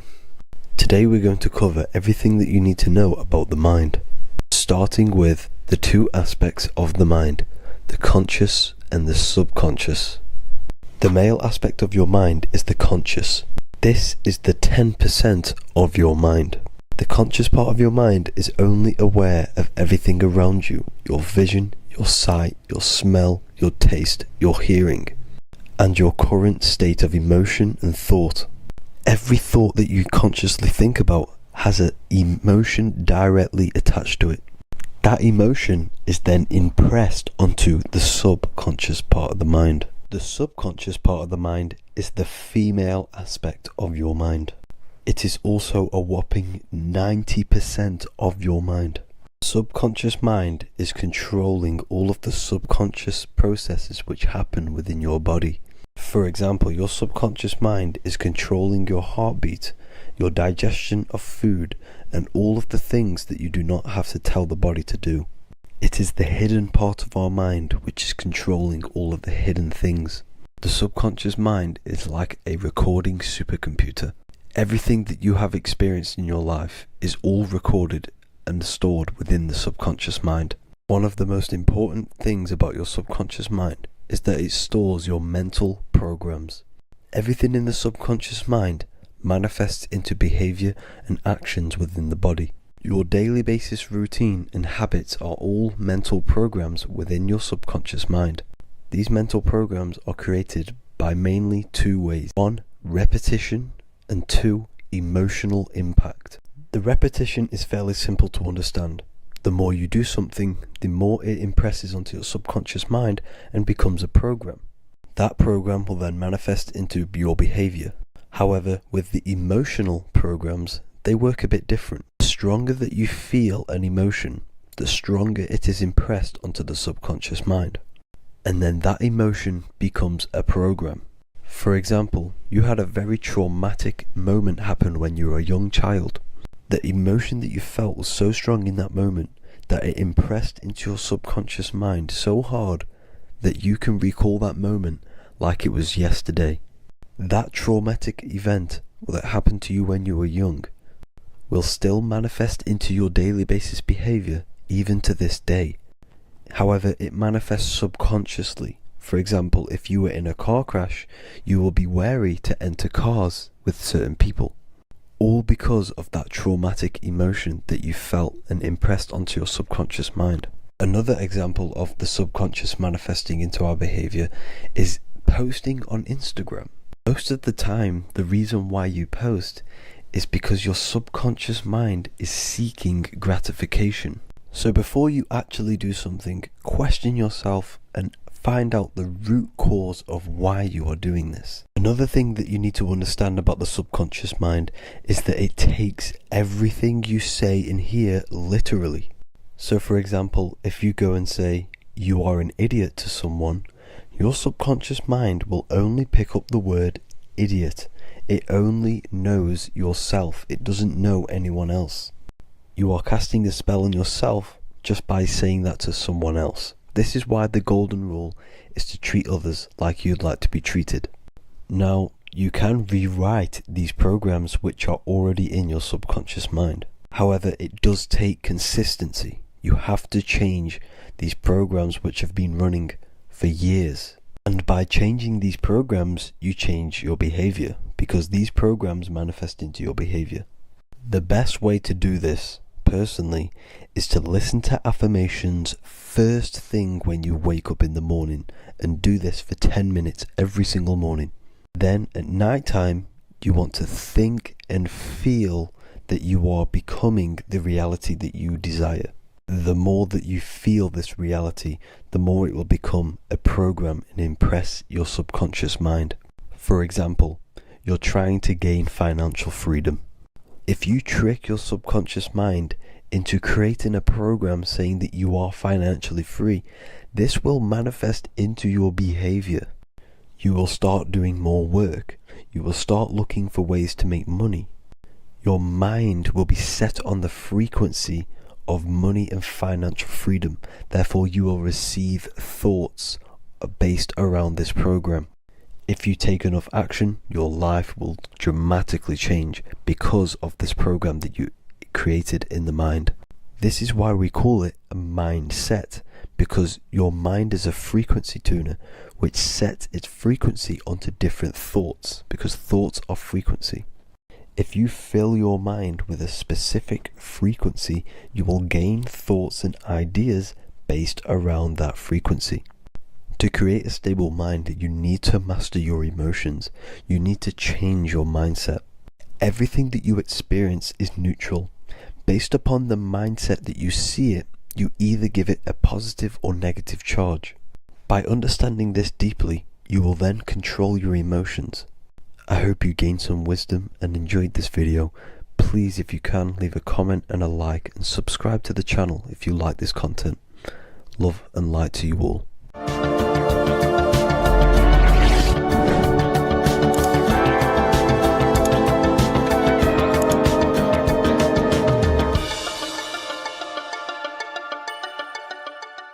Welcome to Revival of Wisdom. Welcome people, we're back with another video.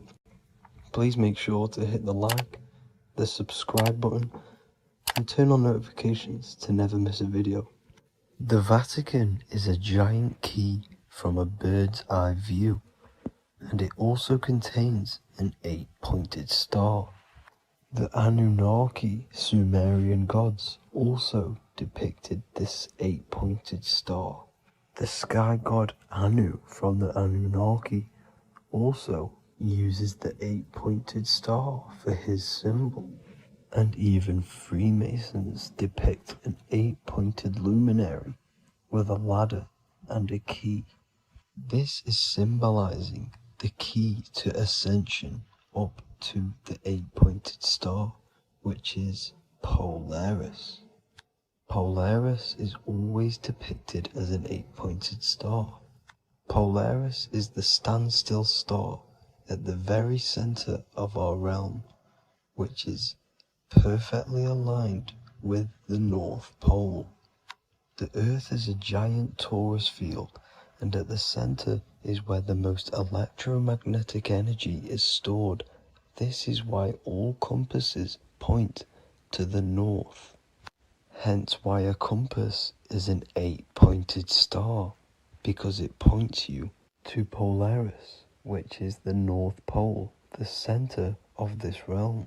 The 8 points of the 8-pointed star symbolize the 8 points in space and time. So yes, Polaris is the portal which you ascend through if you outgrow this consciousness by aligning your chakras. Our earthly realm is a macrocosmic reflection of us, and we as humans are the micro reflection, with the earth containing its 7 chakras as well as us. The North Pole is the 7th chakra, which is the crown chakra. So the key to ascension is held by the Vatican, hence why it's a giant key, because they mislead the masses through their religions, which teaches the masses to look outside of themselves. As stated in the 20,000-year-old emerald tablets written by the Egyptian god Thoth. On Earth, man is in bondage, bound by space and time to the Earth plane. Encircling each planet, a wave of vibration binds him to his plane of unfoldment. Yet within man is the key to releasement. Within man may freedom be found. So the 7 planets are associated with each 7 chakras. The lowest chakra being the root chakra, which is associated with Saturn. This is why the elites love Saturn and reflect it in all of their symbols. Because the chakras are an ascension of spiritual principles, starting from the material and ascending up to the spiritual, the crown chakra. However, evil love bondage, and they are trapping souls in the physical realm by stopping and provoking the ascension process. They do this by abusing the energy of Saturn, and Saturn is associated with the lowest chakra. The lower 3 chakras are associated with survival mode, which keeps the consciousness in a constant state of fear and only aware of its surroundings. Once you start to ascend up your chakras, you become more consciously aware of spiritual deeds. And this is the process of returning back to your true spiritual form. Going back to Polaris and its connection to ascension, Kanye West symbolizes this on his music video 24. As you see him rise up into the sky, you see an 8-pointed shape around him, which symbolizes the 8-pointed star, as you see the beam of light. And even NASA symbolize this in their Space Delta logos, a bear holding a key with an arrow up to Polaris, the 8-pointed star. Here's another NASA logo of an arrow from the Earth to Polaris. The series Lock and Key on Netflix is all about portals and doorways, and they have the Kundalini energy as one of their keys. Kundalini energy is the energy which rises up the spine, the 33 vertebrae, and activates the third eye. The third eye is the spiritual gland, which connects humans to other spiritual realms. We are not the body. Our spirit, our soul inhabits the body. We exist physically, spiritually, and mentally. Therefore, we are multidimensional. The intellectual and spiritual inhabit the body. Therefore, this is just an avatar within this timeline. However, within each and every one of us, we all have the key to releasement, as says in the Emerald Tablets. This releasement is ascension, up until higher states of consciousness. As stated in the Emerald Tablets, man is in process of changing to forms that are not of this world. Grows he in time to the formless, a plane on a cycle above, and another one saying, man is a flame bound to a mountain, but we in our cycle shall ever be free. Know ye, O man, that when ye have progressed into the cycle that lengthen above, life itself will pass to the darkness, and only the essence of the soul shall remain. That's it for this video. I hope you all enjoyed. Please feel free to leave a like, subscribe, and comment any subjects you want me to talk about. God bless you all.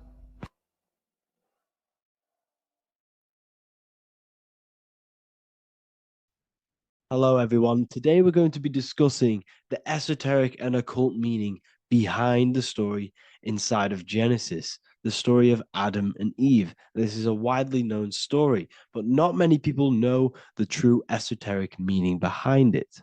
Okay, so today we're going to be breaking this symbolism down. Before we get into this, please leave a like and a subscribe on the channel. I would greatly appreciate it. And please comment below any lectures or anything you wish to know, and I could maybe make it in the future. The first thing we must understand about the Bible is that It is an esoteric and occult book. It is written in allegory. It is written in such a way that we understand the book compared to our level of perception. Now, what do I mean? If a child read the Bible, they would gain a standard meaning and story behind it. They would gain a normal interpretation of the book, of being good, praise God, and be a good person. However, me, who have studied the occult and esoteric and symbolism for a very long time, when I read the Bible, I see a deeper meaning. I can read between the lines of the allegories, which means the Bible is written in such a genius way that it speaks to your level of intelligence. Depending on how advanced you are mentally and with knowledge, will depend on how you decipher this book and how the parables inside the book can speak to you in your personal life. Okay. So the Bible is the greatest psychological book ever written in history. This is why it's known as the greatest story ever told. It's a story. What we must understand with the Bible is that the Bible creates on the surface a logical way of thinking, which is what we call religion. We read the Bible and if we think logically and we take that book literally, then we gain a religion.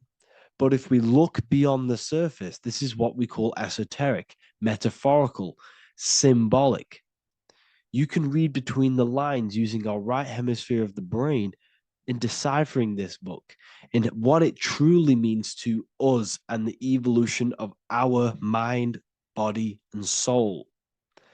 What this book actually reveals between the lines is instructions and stories which teach you how to level up your consciousness, how you can sync the mind, body, and spirit and the soul all together so you can live like a god. This is what the esoteric is. It's the purification of consciousness.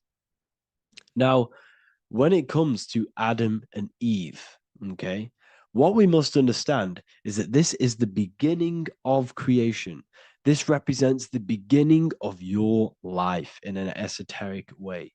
This is symbolic for the beginning of your incarnation into this physical world. Okay.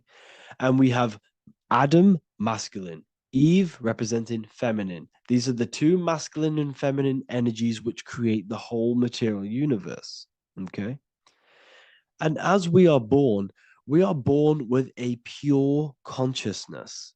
We are born with pure consciousness. Well, now, what do I mean? As a baby, we have no knowledge. We are pure essence of the soul. You know, we don't gain the knowledge of good and evil. We are pure. Yes, we're not happy all the time as a baby, and we're not sad all the time, but we have no ego. This is what I mean. Our consciousness is not split. As a baby, you are whole. You have a whole consciousness. You are yourself. You have no false identifications, no limiting belief systems, nothing. You are pure awareness and the pure soul and the pure mind. Now, this is what Genesis is representing. As we grow older, the more experiences we gain, the more thoughts we start to think, the more knowledge we gain of this world, the more impure our mind, our heart, our soul, our spirit becomes, the more impure our body becomes. As we grow older, we're infected with negative beliefs, negative thoughts, and society norms. This is a big one. As we grow older, we are molded by society. We shut off areas of ourself and we push them away so that we fit in with society. We all know this. We all did this in school. We pushed away parts of ourselves to act cool or to fit in, whatever it may be. Whatever type of person you were in school, we all went through this because society and culture is programmed. So as we grow older, our consciousness splits. We gain a persona, an ego, and we gain a shadow self, the subconscious, and we gain an ego. Now, the ego is what you show to people. It's that character that you show, that you put on to your culture, to your family, to your friends.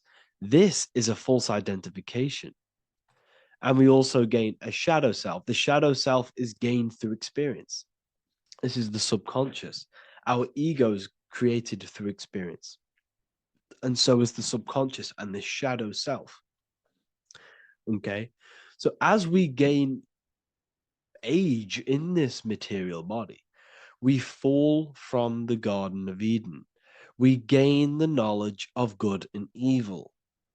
This is what the symbolism represents of us leaving the garden, us eating from the fruit. Now, the fruit represents the knowledge, it represents the insight, the experience, which splits our pure consciousness. Our soul splits. Okay? We lose connection with the divine. We lose connection with our pure self through material experiences. We may lose ourselves in material experiences. We may lose ourselves in lust and material gain, wealth, and all of these lovely things that the material world offers. We lose ourselves in this. Okay? And not only that, there's another symbolic thing that we're missing with being a child. There's another symbolic meaning behind this tree in this story of Adam and Eve. And this is sexual energy. Okay? As we are a baby, we have no ability to create another human life. We have no sexual urges. We have no desire for the material things as a baby. Nothing. As we grow older, our sexual energy cultivates around the age of, it's like 10, maybe earlier for some people or later for some people. This is what we call puberty, when our sexual energy activates. This is when the masculine and feminine energies are present within the body. And we are now given the ability to create human life. We're now given the ability to bring in a soul into the material world. Now, this is what we believe and know in the esoteric world. That is what sex is. You're bringing a soul from the astral into the physical. Okay? So as you grow older, you gain this ability to use the power of creation. You gain this force within you that allows you to open a portal in the astral and bring in a soul to the material. Now, this power can be misused. This power is very powerful and it should not be misused. In occult and esoteric teachings, we teach and learn sexual transmutation, how we transmute sexual energy into different areas of our life so we can grow and create. Because sexual energy is creative energy. It creates a whole new human being. So if we retain it, we can transmute it into creativity. So this energy is kind of corrupting us as well. And now I'm not saying growing up is evil, all this thing is evil. This is a natural cycle that we must go through. The soul of us must go through this cycle so that we learn, so that we overcome it, so that we gain mastery of ourselves, so that we expand ourselves. I recommend you watch the Evolution of Consciousness lecture that I did on my YouTube. An amazing lecture. Talks about the evolution of consciousness and how we're on a never-ending cycle of life and death and expansion. So leaving the Garden of Eden is symbolic. You see, Eve represents emotion. She's feminine. Adam represents action. That's why he bit the apple. You see, Eve takes the apple and tempts Adam because she's the emotion. She's the sexual desire. And Adam eats it. He releases. He misuses the power of his creation. He misuses his consciousness because of material illusions and material desires. This is natural. Okay. As we grow older in this life, our soul has to experience sin. We have to experience negativity. We have to experience evil. Okay. And we have to misuse this power within us to learn about it so we can overcome it and gain control over it. Now, this is why the Bible says in Genesis 3:6, for God doth know that in the day ye eat thereof, then your eyes shall be opened. Ye shall be as gods, knowing good and evil. This is very, very, very symbolic. We come into this world to experience a dualistic way of reality. We come into this world to challenge ourselves so the soul can grow, because the soul comes from pure love from God. But we come into this world so the soul may know what it's like to be evil. You see, we are like a seed. Our soul's like a seed. And when that seed grows, okay, and it's planted, them roots must grow to hell in order for the top of the tree and the roots to grow to heaven. In order for the soul to reach the highest states, it must descend down into the lowest states. Good and evil. This is the story of good and evil, okay? And this is the story, a psychological story of how the human mind has functioned in this life. This is what this story is representing of how our soul and mind is functioning, how our consciousness is splitting and growing up and evoluting. Okay. Like I said, snakes represent sexual energy. They represent, snake, when you've been snaked. This is why we say you've been snaked, because it represents a temptation of sexual energy. This is why the Kundalini is symbolized as a snake. This is the serpent within us that we can rise to activate dormant brain cells in our brain. Now that's called the Kundalini awakening. I'm not going to get into that into this video, but this is what it symbolizes, the tree and the knowledge of good and evil, because our body is the tree. Our central nervous system is the tree. The snake is our sexual urges and this false temptation that tempts us to interact with sin, the material world, okay, and go against our higher divine self. This is what it represents. Now, it's very, very symbolic. Not everyone is going to agree with this, but this is my interpretation of Genesis based on my research of occultism, symbolism, metaphors, and me studying the Bible. This is my interpretation, and I hope it resonates with you. It might not resonate with you, but this is what makes sense to me, and this is what has made sense to many other occult researchers who are in this space as well. Okay. So please leave a like, leave a comment, leave a subscribe. I'd greatly appreciate if you could, just give me some support on this channel. We're nearly at 100,000 subscribers, which is insane.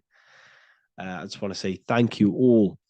And yeah, I will see you inside the university. If you join, I'll look forward to mentoring you, connecting with you on the live calls.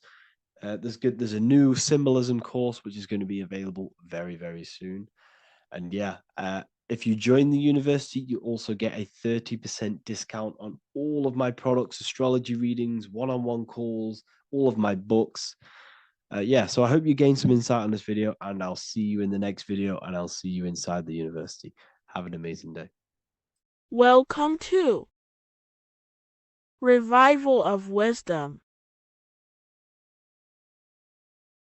Today, we're going to be talking about portal symbolism, what portals are, okay, and how they show them to us, because they have to tell you the truth, guys. This is the thing with the universal law. They have to tell you the truth.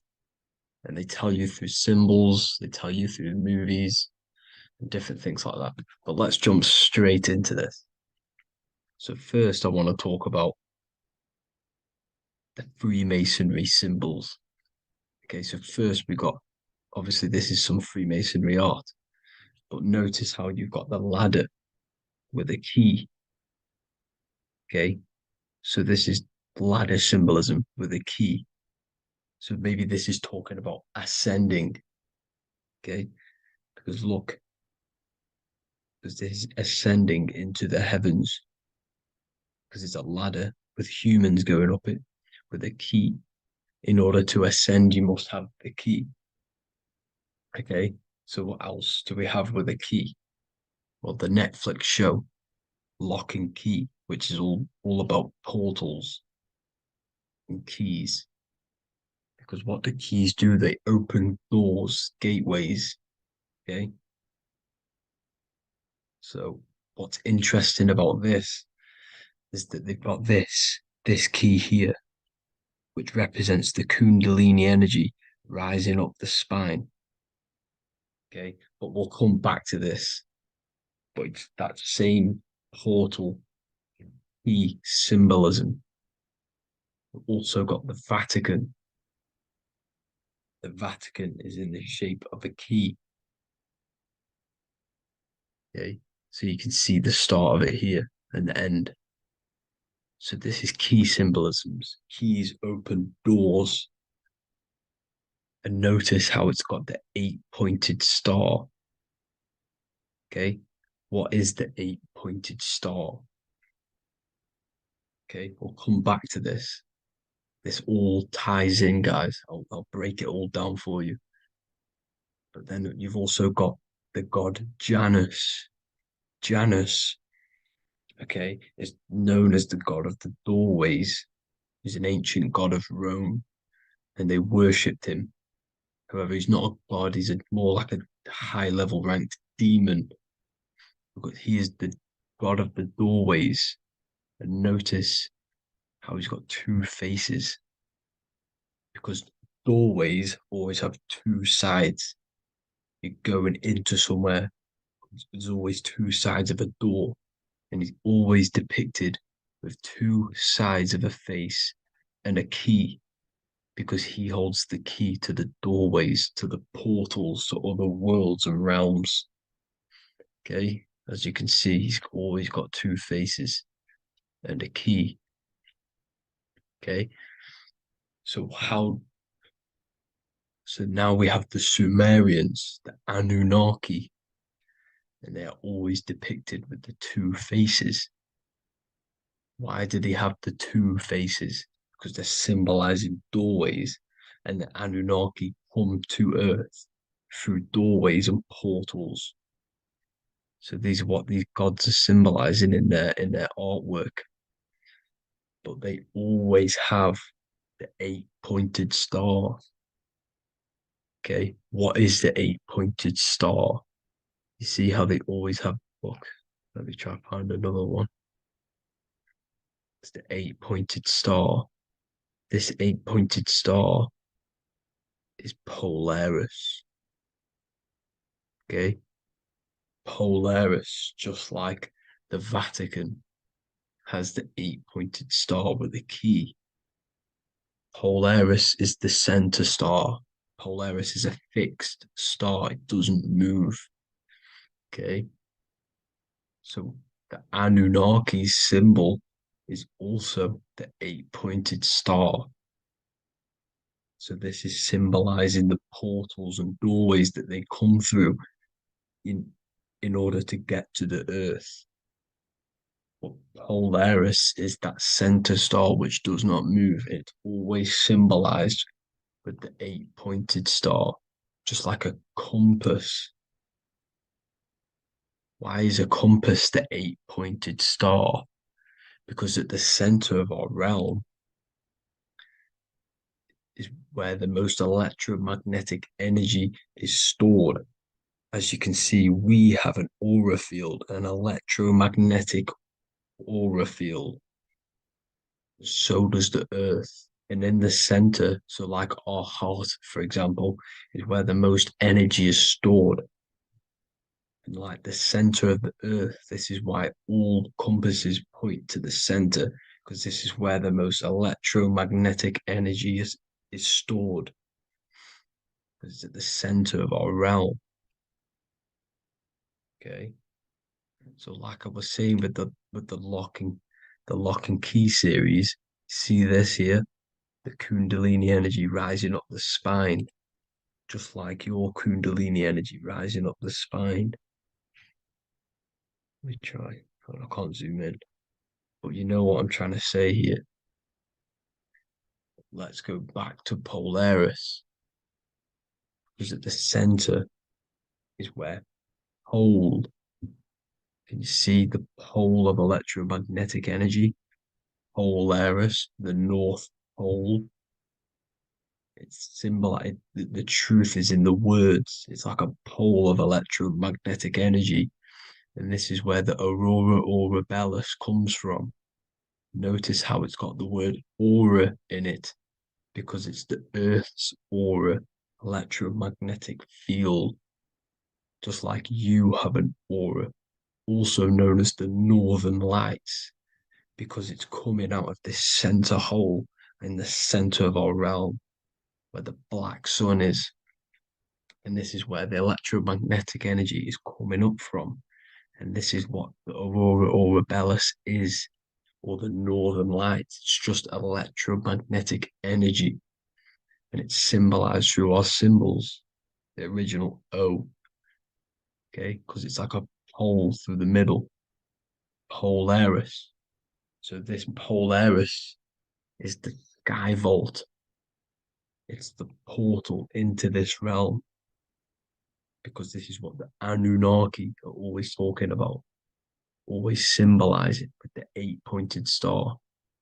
And just like a compass, it's the 8-pointed star pointed to the center, to Polaris. Okay. See here on the Sumerian tablets with the 8-pointed star again. And how we know it's talking about portals with this 8-pointed star is because CERN 666 are opening up portals to the underworld, letting in demonic entities into this realm. How do we know it's a portal? Because their Hydro Collider has 8 points, just like the 8-pointed star. So they are creating synthetic portals to the underworld to let these demonic entities into our realm. But what is the key? Because if we're talking about ascending through Polaris, notice how here on the masonry art, this luminary here, so this is the sun, that's the moon, this is Polaris, because it's a luminary with what? 1, 2, 3, 4, 5, 6, 7, 8 beams coming off the luminary, just like the 8-pointed star. So you see the ladder with the key going up to Polaris. It's symbolizing ascending out of Earth. So what is this key that they're keeping from us? Because it's a human holding a key going up the ladder to Polaris. Well, chakras. We have 7 chakras. Okay, so this is what they are telling us in the lock and key symbolism.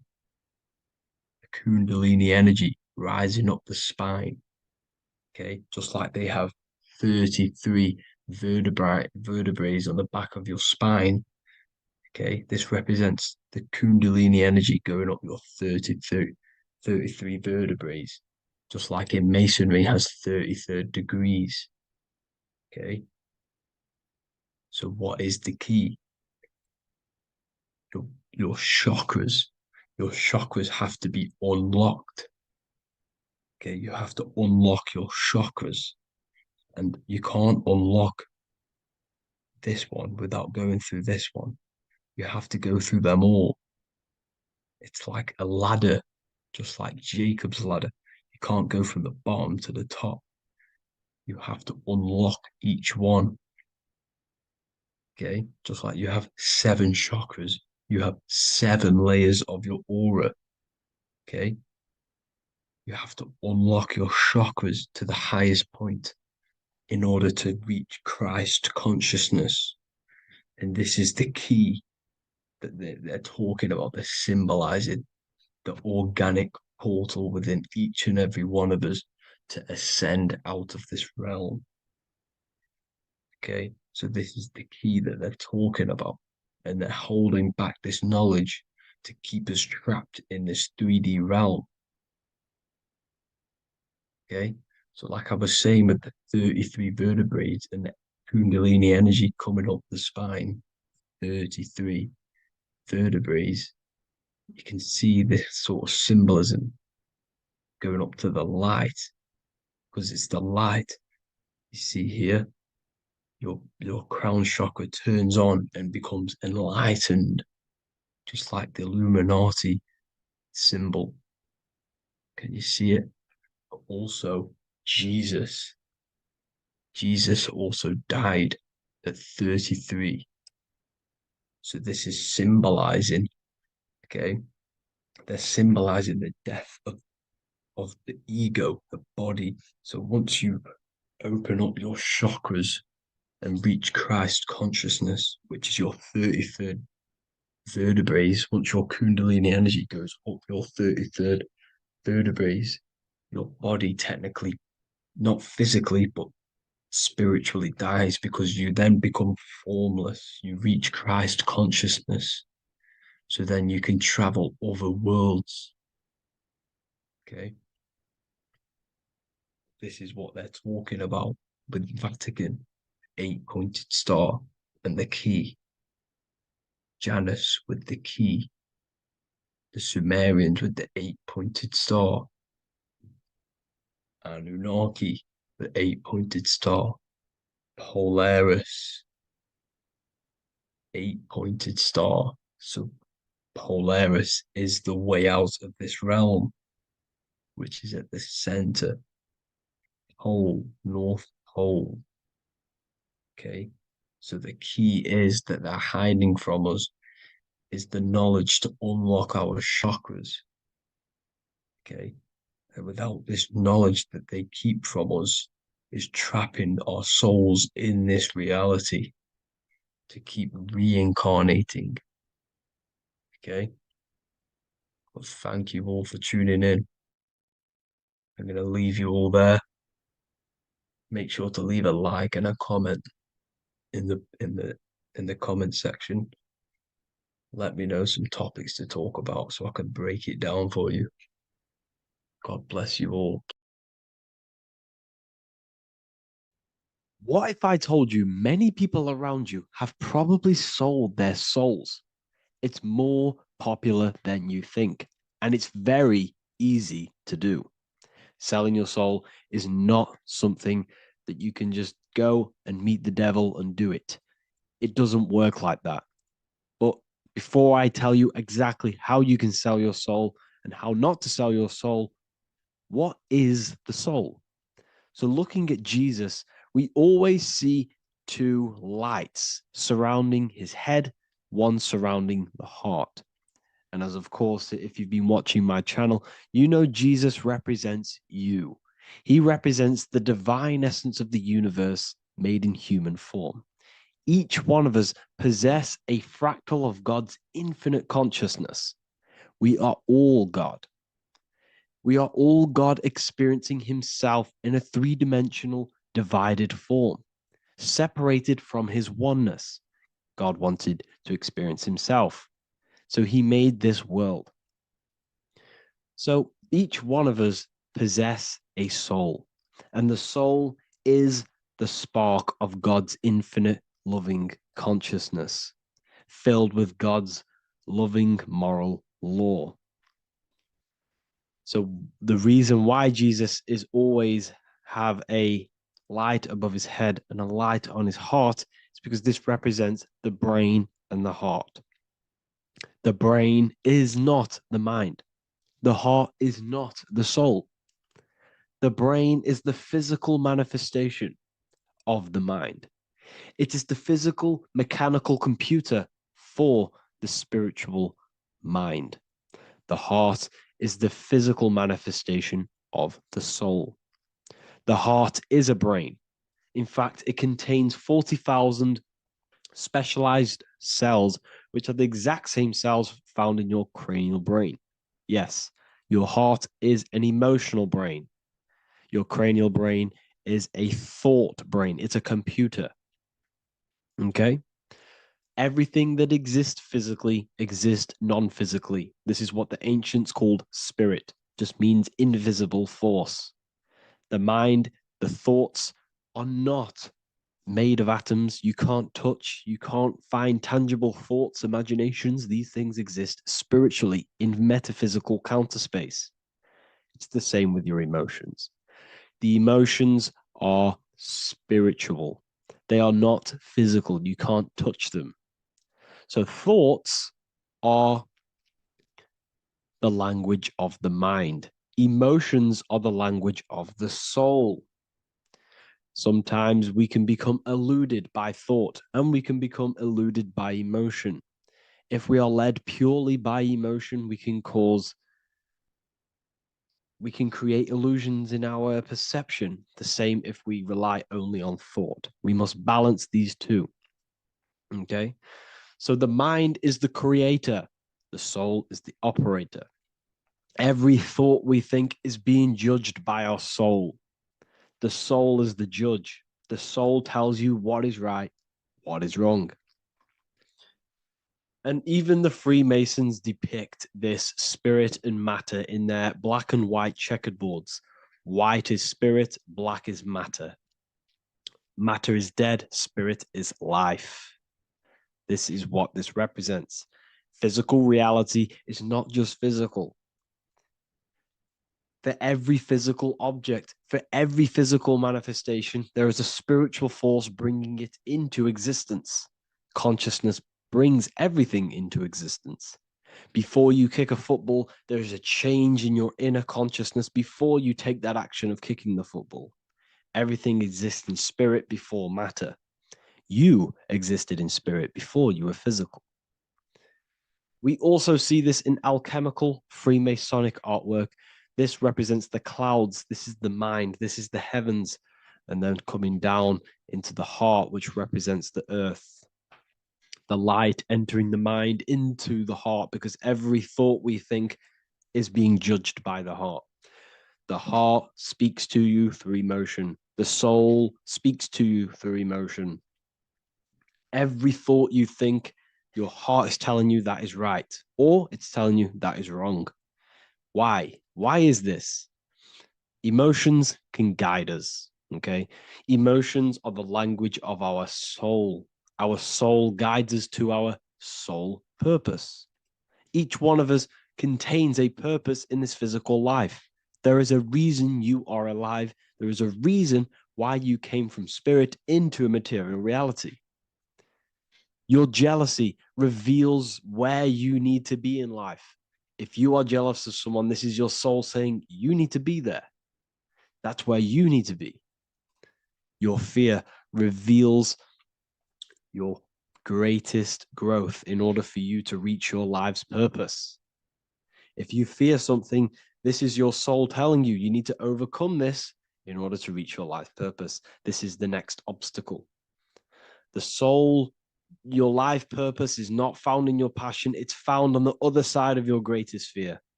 The soul's always seeking, it's always seeking truth. It's always seeking to expand, to learn. The soul must go through pain in order to overcome, in order to grow. That's why we are here, to grow and expand and create. We also see this in alchemical artwork. Again, the mind in the clouds, the heart and the soul. They must work in unity. Each one of us contains the spark of the divine, which is the soul. Okay? Which is the soul. This is the operator. G-O-D, generator, operator, destroyer. The generator is the mind. The operator is the soul. The destroyer is the body. Everything will generate, everything will operate, and everything will die. That's the Trinity. the Father, the Son, the Holy Spirit. There's always a Trinity, Brahma, Vishnu, Shiva. Okay, so each one of us contains God's law, and it's encoded within our consciousness, within our soul, within our heart. That is what's judging everything you do. Every time you hurt someone, you can feel it. If you've ever punched someone, you can feel it. You know it's wrong. If you've ever stole something from someone, it doesn't matter what you've learned in the past. If you steal something, you know deep down within your soul is wrong. This is because each one of us are encoded with God's law of love and integrity. I don't care how tough you think you are and how hard you think you are and what you've done in your life. I don't care. You know what is right, what is wrong, because you are encoded with love. Does not matter how far your mind can take you away, how corrupt your mind can become. There is always a spark of love and empathy in your heart, in your soul. You know this when a child. When you're a child, you're not racist. You don't want to hurt anyone. You don't want to steal. As a child, you're pure love, you're pure awareness, you're pure. You would never think about being racist. It's the corruption of the mind that leads us to corruption. Our soul always wants to do good. So the soul is encoded with God's law. And when we go against this law, this destroys our body. Yes, because your body is electromagnetic, and that's being casted from your heart. So every time you go against the heart's guidance in moral law, we weaken our electromagnetic field, which weakens our body. If you've ever looked at someone who's very negative, you can see them. You can see that they are aging quicker. You look at Scrooge, for example. If you ever watched Scrooge, look at how corrupt he looks. That's his heart. You can see the people's hearts on their face. People who do negative things and have negative thoughts, negative emotions, you can see it in their eyes and their face. It's because it corrupts you. It corrupts the body. It ages the body. Goodness is life. Okay? So can you sell your soul? You cannot sell your soul physically. But what you can sell is your conscience. What you can go against is that moral law. And you can exchange physical material things such as money, fame, cars, houses, business, in order for you can exchange that to go against your inner dialogue. For example, these rappers, celebrities, what are they doing? They're not selling their soul. You can't sell your soul to some entity on the astral plane. But what you can do, you can take money to say, I'm going to go against my heart. I'm going to go against my inner moral law. I'm going to take that money and I'm going to do something wrong. It's basically going against your soul. It's selling your soul, selling your soul's guidance of moral law. That's what selling your soul is. And that's what these rappers are doing. That's why they're so sad. You know, this is why all these rappers are on drugs, doing all sorts of things to escape, to short-term escape what they've done. They're going against their inner guidance for money. And yes, short-term pleasure may be happy for now, but in the long run, it will leave you feeling voidless because nothing material can ever satisfy your soul. Nothing. You could gain £1 million tomorrow, guaranteed within 2 weeks, you'd be back to the exact same position mentally, emotionally as before, because nothing physical can ever satisfy you. Guaranteed, if you received $1 million yes, if you received $1 million now, in a week's time, you'd be hunting for the next million because it does not satisfy you. There's a reason why these billionaires don't stop working, because they're so addicted to earning and earning and earning. It doesn't satisfy you. The only way you can satisfy yourself is through Christ consciousness, is through self-love, is through loving thyself, knowing thyself. and becoming balanced internally in consciousness instead of seeking external validation through material things, which end up leaving you feeling voidless, empty inside, and sad and depressed and anxiety. Everyone's looking outside of themselves for validation, when true validation comes from within. True satisfaction, true happiness comes from within, reaching Christ. Christ is a state of being, a state of consciousness that we must cultivate within ourselves so we can live a happy, balanced life. You can have all these material things when you're satisfied inside, but don't rely on them. Me, I enjoy material things, but I don't desire them. I don't chase them. I don't rely on them for happiness, for validation. You can have big cars. You could have your favorite watches. You could have Lamborghinis. Yes, it's fun, but don't let it give you your happiness. As long as you're happy on the inside, it's okay to have these things. You should seek balance with your inner world and outer world. Okay, so this is what they are doing.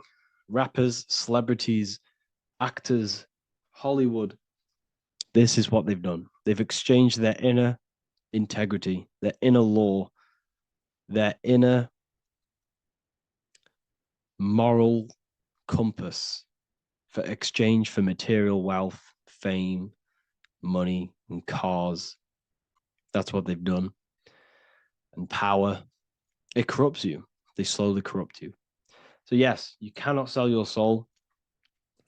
And if you wish to learn more, I'll see you inside Ethereal University with my community, where we are learning every day to master ourselves, to expand our consciousness. If you want to lucid dream, astral project, master yourself, create the desired reality you want, learn about human consciousness and your full potential, then Ethereal University is for you, and I'll see you inside. The link will be in the description. Thank you for watching. You don't just have a physical body. You have a physical, mental, spiritual, and emotional body. Each one of these aspects are a body of its own. Body does not just refer to a physical substance. You have a mental body for thinking, an emotional body for your emotions, a spiritual body for your energy in your astral form, and a physical body to encapsulate all of these. Each four of these aspects are essential for the human experience and essential to balance.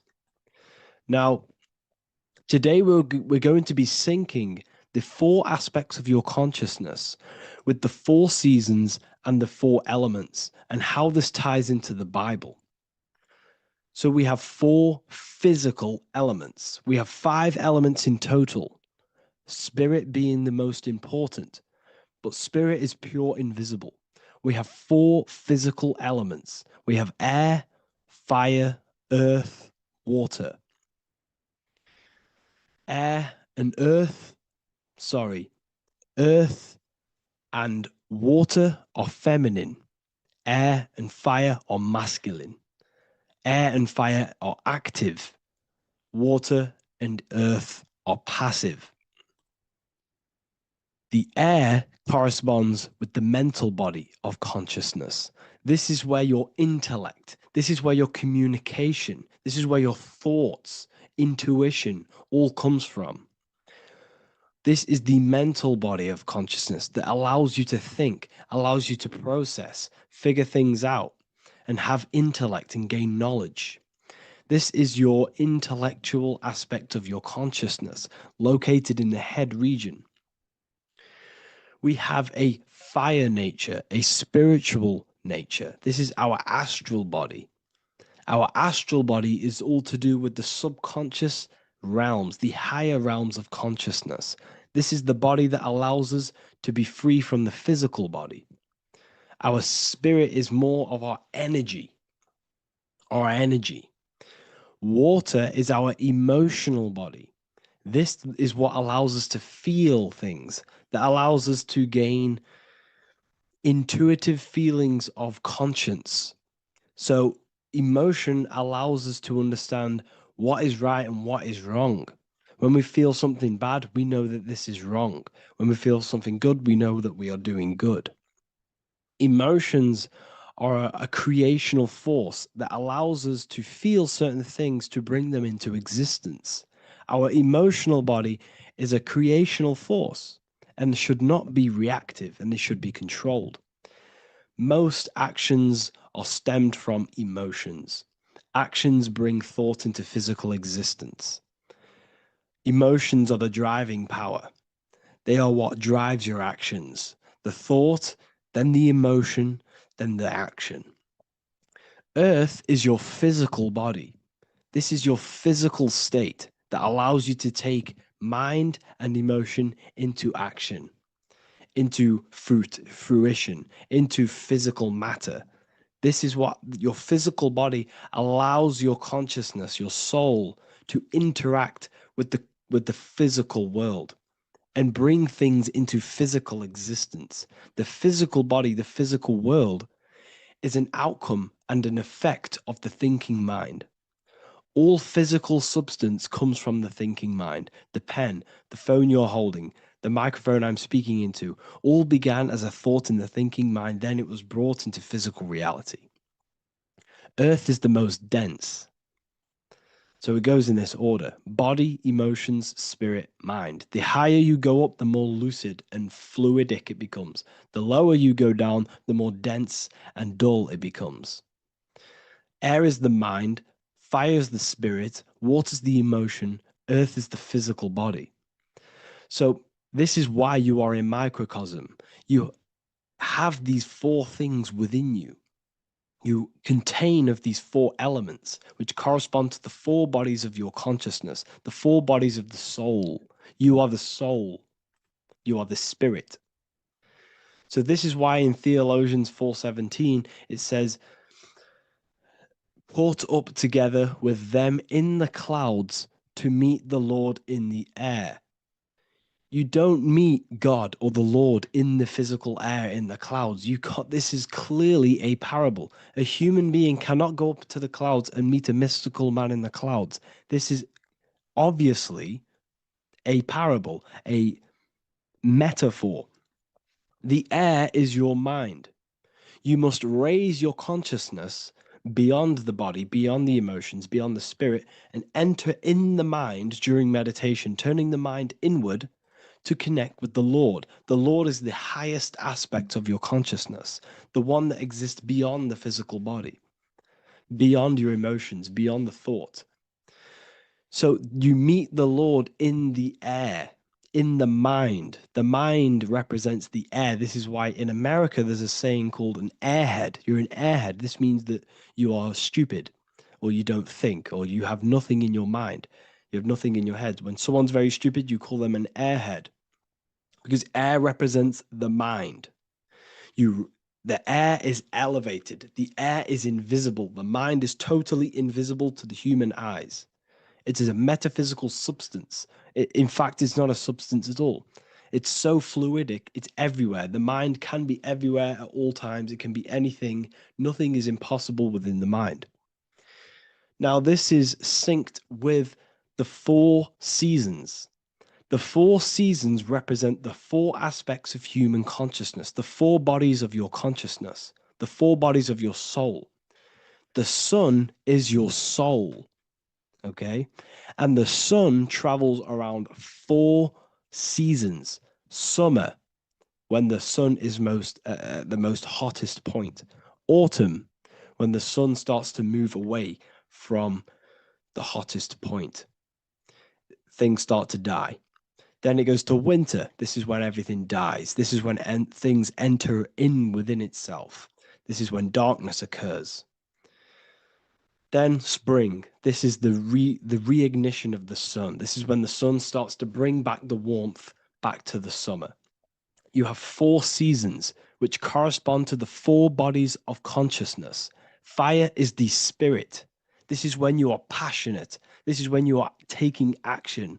This is when you are fiery. The sun is blazing. You're taking action. You're very passionate. You're very spirit. You're in the spirit. Autumn is water, emotion. This is when you start to become very reflecting. This is when you start to feel emotional. Because in autumn, there's lots of water. This represents the emotional body of consciousness. Winter is the mind. This is air. Winter, what happens in winter? Everything enters within itself. The leaves die, the trees die, everything dies and goes within. This is the mind. The mind is the darkness, remember. You close your eyes to enter within the mind. The winter represents meditation. In the winter, what do people do? They stay inside of their house. They research more. They read more books. They become more intellectual. They think more in the winter because we are so we're stuck inside. So we're more reflective. We're thinking more. We're more communicative. We're more intellectual. In the spring, this represents the earth, the body. This is when we start to come out of the mind and we awaken to the body, and things start to grow again. The plants start to grow. The earth is growing again and reborn again. This is the body. This is when you become more active in the spring. And then the summer, back to the summer, we then take action on these thoughts and these thoughts that we gained over the winter. Essentially, this is just a massive cycle. And this is a daily cycle also. The nighttime is the winter. The morning is the spring. The midday is the summer. And the evening time is the autumn. This is a microcosm. We have 4 bodies of consciousness. You are the sun, you are the soul, and the soul has 4 bodies: summer, autumn, winter, spring. Emotion, air, body, spirit. Sorry, emotion, mind, body, spirit. So you are the soul. You are the pure essence of consciousness. The sun is your soul in the heart. And the seasons are inside of you because you are a microcosm. Okay? You are a microcosm. The word sun is son. The Latin word for sun is sol, which is soul or solo, because the sun is solo. It's on its own. You are the soul, and the soul has the 4 different bodies of consciousness.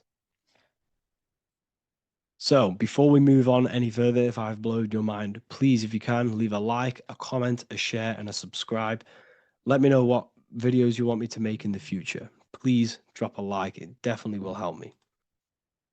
You are a microcosm of the macrocosm. Man is a miniature universe that goes through its own cycles.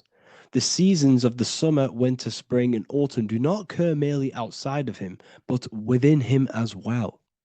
The summer is within you. You feel different in the summer. You feel different in the winter. You feel, depending on the body of consciousness, it's your soul's interacting with. So the sun in the sky is your soul inside, and the sun goes through these cycles, which is affecting your bodies of consciousness, because the cycles represent your bodies of consciousness. Now, this ties in with the Bible. This is why we have 4 Gospels. This is why Matthew, Mark, Luke, and John are always seen with the 4 different zodiac sign animals or symbols. So you always see each one of the Gospels. If you just type in on Google Matthew, Mark, Luke, and John, type in ancient pictures, paintings or pictures of them, and you will find these 4 zodiac signs are always standing with each one. Taurus, the bull; Leo, the lion; Scorpio, the eagle. An old symbol for Scorpio was the eagle, and a man for Aquarius. Here you see very, very ancient paintings and artwork. Here we see Matthew, the man, Aquarius. Here we see John, the Scorpio. Same here. We also see it on the tarot cards, on the world card. We see the 4 fixed zodiac signs. Here we see it as well. These are called the 4 fixed zodiac signs. Now, when we look at the zodiac, we're no longer looking at the sky, because what you must understand is as above, so below. What is above you is inside of you. What is above is what is below. What is outside of you is within you. The zodiac is inside of you. The zodiac revolves around the sun. The sun is your soul. These are different energies of your soul. Like I said earlier, the 4 seasons are the 4 bodies of your consciousness. And in each body of consciousness, you have these different energetic energies that you can work with. Okay, so this is the true astrology. This is the true astrology, the internal esoteric astrology. You can't find much information on this at all. Very hard to find. So what we're looking at are the 4 bodies of consciousness. Obviously, when you look in the middle of each, when we look in the middle of each season, spring, the middle of spring is Taurus. The middle of winter is Aquarius. The middle of autumn is Scorpio. The middle of summer is Leo. These 4 signs are known as the 4 fixed signs. Okay, Scorpio is fixed. It's the middle of autumn. Scorpio is a water sign, emotion. Aquarius is the air sign, the mind. Taurus is an earth sign, the body. Leo is a fire sign, the spirit. This is why we see Matthew, Mark, Luke, and John with the 4 fixed signs of the zodiac, which represent the 4 bodies of consciousness. Leo, the spirit, fire. Luke, Taurus, earth, body. Matthew, Aquarius, air, mind. John, Scorpio, water, emotion. Each gospel is depicting Jesus and showing Jesus in each gospel. Each one of these gospels is showing and depicting Jesus according to the different body of consciousness. In John, this is when Jesus starts to turn water into wine. Water is emotion. Wine is transmuted emotion. This is when he does miracles with his emotions, water into wine. Aquarius, which is Matthew, air, the mind. Inside of the Gospel of Matthew, this depicts Jesus as an intellectual person, a person who's communicating and using his mind, his mental body a lot inside of the Gospel of Matthew. Go and read it, and you will see this. Luke, Taurus, earth, the body. Luke shows and depicts Jesus according to the body of consciousness, the physical body. He shows Jesus as a human, being a human being, helping people physically and helping people's physical needs, like giving away food and doing all sorts of good things for other people. Leo, Mark, inside of the Gospel of Mark, this shows Jesus as a spiritual teacher, a passionate person who is taking action. Each gospel is showing Jesus according to the different body of consciousness. And Jesus represents you, the sun. That's why it's called the Son of God, the light of the world. Jesus represents your soul, and your soul has these 4 gospels, the 4 bodies of consciousness, the 4 fixed signs, the 4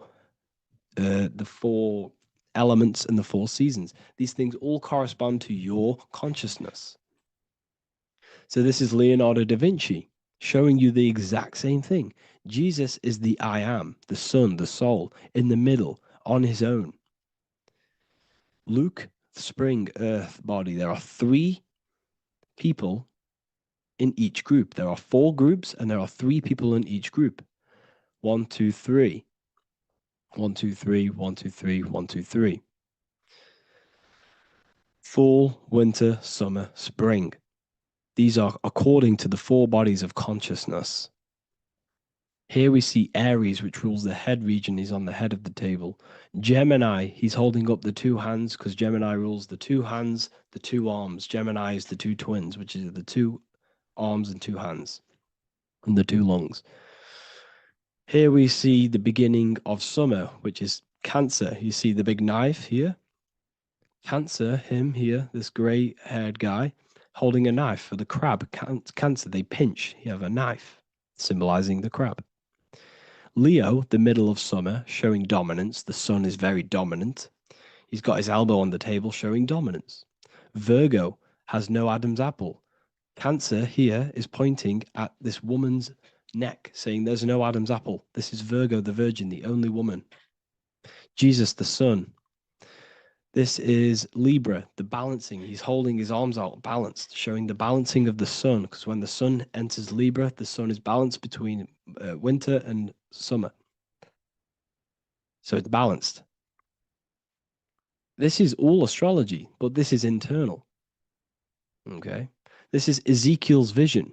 Ezekiel had a vision in the Bible, and he saw the face of a man, the face of a lion, the face of an ox, and the face of an eagle. The eagle is Scorpio, the ox is Taurus, the lion is Leo, and the man is Aquarius. He saw the throne of God, and he saw the different bodies of consciousness. This is all symbolic for the different bodies of your soul. So when we look at the zodiac, we are actually looking at a map and the energies of our soul and the energies of our bodies and the energies of our consciousness. This is what we are looking at.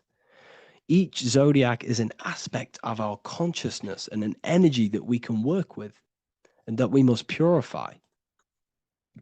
Balance and purification is essential. Imagine playing a brand new video game. Let's say a brand new video game came out and you had to play it. What happens when you play that game? You don't know the controls. You cause chaos in that game. You can't really run properly. You can't do anything properly. You're getting destroyed by other people who are playing that game. It's the same with your physical body. When you are born, you must learn how to play the game. You must learn how to balance the mind, learn how to balance the spirit, the emotions, and the physical body. We must balance and purify each body of our consciousness. We must look after our physical body with our physical health by eating physical, electrical food like fruits and veg. We must look after our minds by being conscious of what enters our eyes, enters our ears, enters everything. Whatever enters our five senses is affecting our mind, our mental health, our environment, mental. We need to look after our thoughts, control our thoughts by purifying our thoughts, only positive thoughts. Then we must purify our emotions, feeling only gratitude and love and not feeling these negative, dull emotions. Then we must look after our spiritual body through meditation and looking after our spirit. But remember, when we look after our mind, it all begins in the mind. Each body of consciousness is interlocked with the other. If you have an unhealthy body, you have an unhealthy mind, spirit, and emotions. If you have an unhealthy mind, you have an unhealthy body, spirit, and emotions. If you have an unhealthy emotions, you have an unhealthy spirit, mind, and physical body. They're all interlocked. You must balance each one of them. Look after your physical body, look after your thoughts, look after your emotions, look after your spirit. But remember, the mind is the most powerful one. It's mind over matter. Once we look after the mind, because once we start to control our minds and control every thought we think, this will then turn into discipline in our physical body. Because once we learn how to discipline the mind, we learn how to discipline what we eat, we learn how to discipline what we feel, we learn how to discipline our spirit. This is all interlocked, but work on the mind first. Work on the mind first. All of this knowledge is inside of the brand new Book of Wisdom, Volume 2. This is a revolution of human consciousness. If you've read it, please leave a review down below. If you've read Volume 1, leave a review down below. This is the next revolution. I don't see this information anywhere. This is the next revolution of human consciousness. And of course, if you are serious about this and you truly want to gain enlightenment and join an amazing community where you can connect with me on live calls, lectures, the Manifestation Mastery course, you can gain access to my library with over 45 PDFs plus my books. And if you do join the university, you can order a Volume 2 free of charge. All you have to do is to pay for shipping.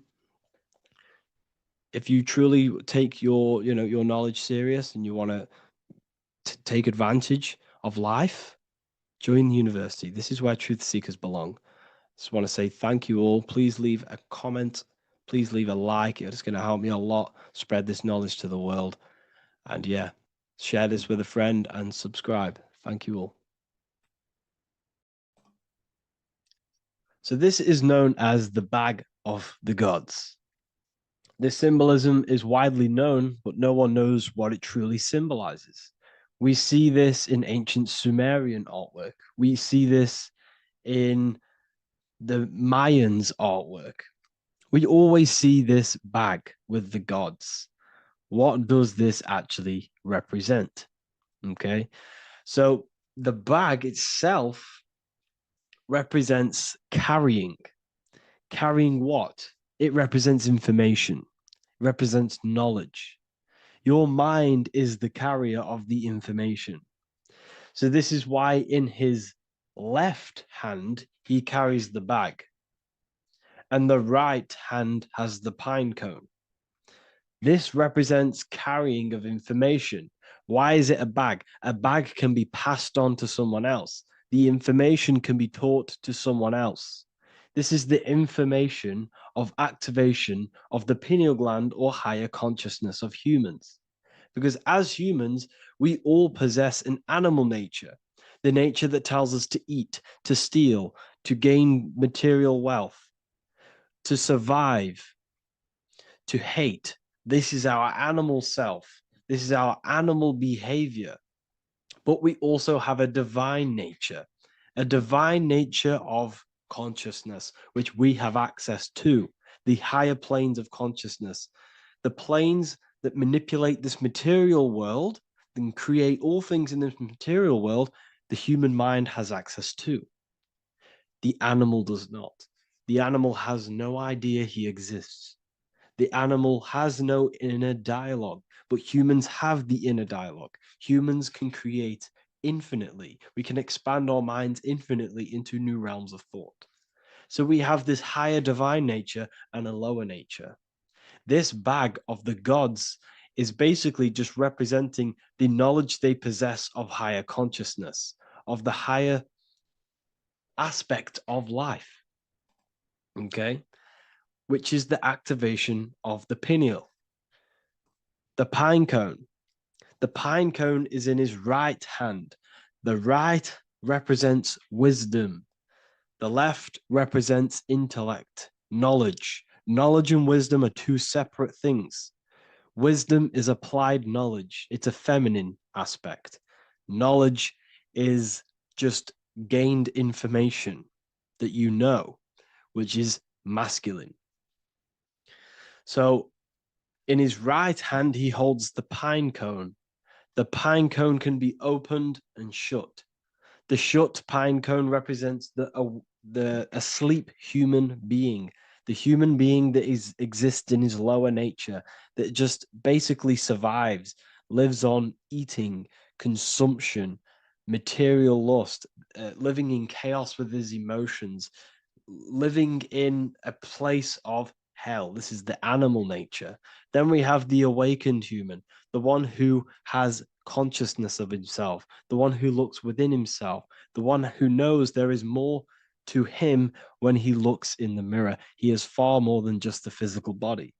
He is a divine spiritual being, a divine being who has limitless potential of creation into the material plane.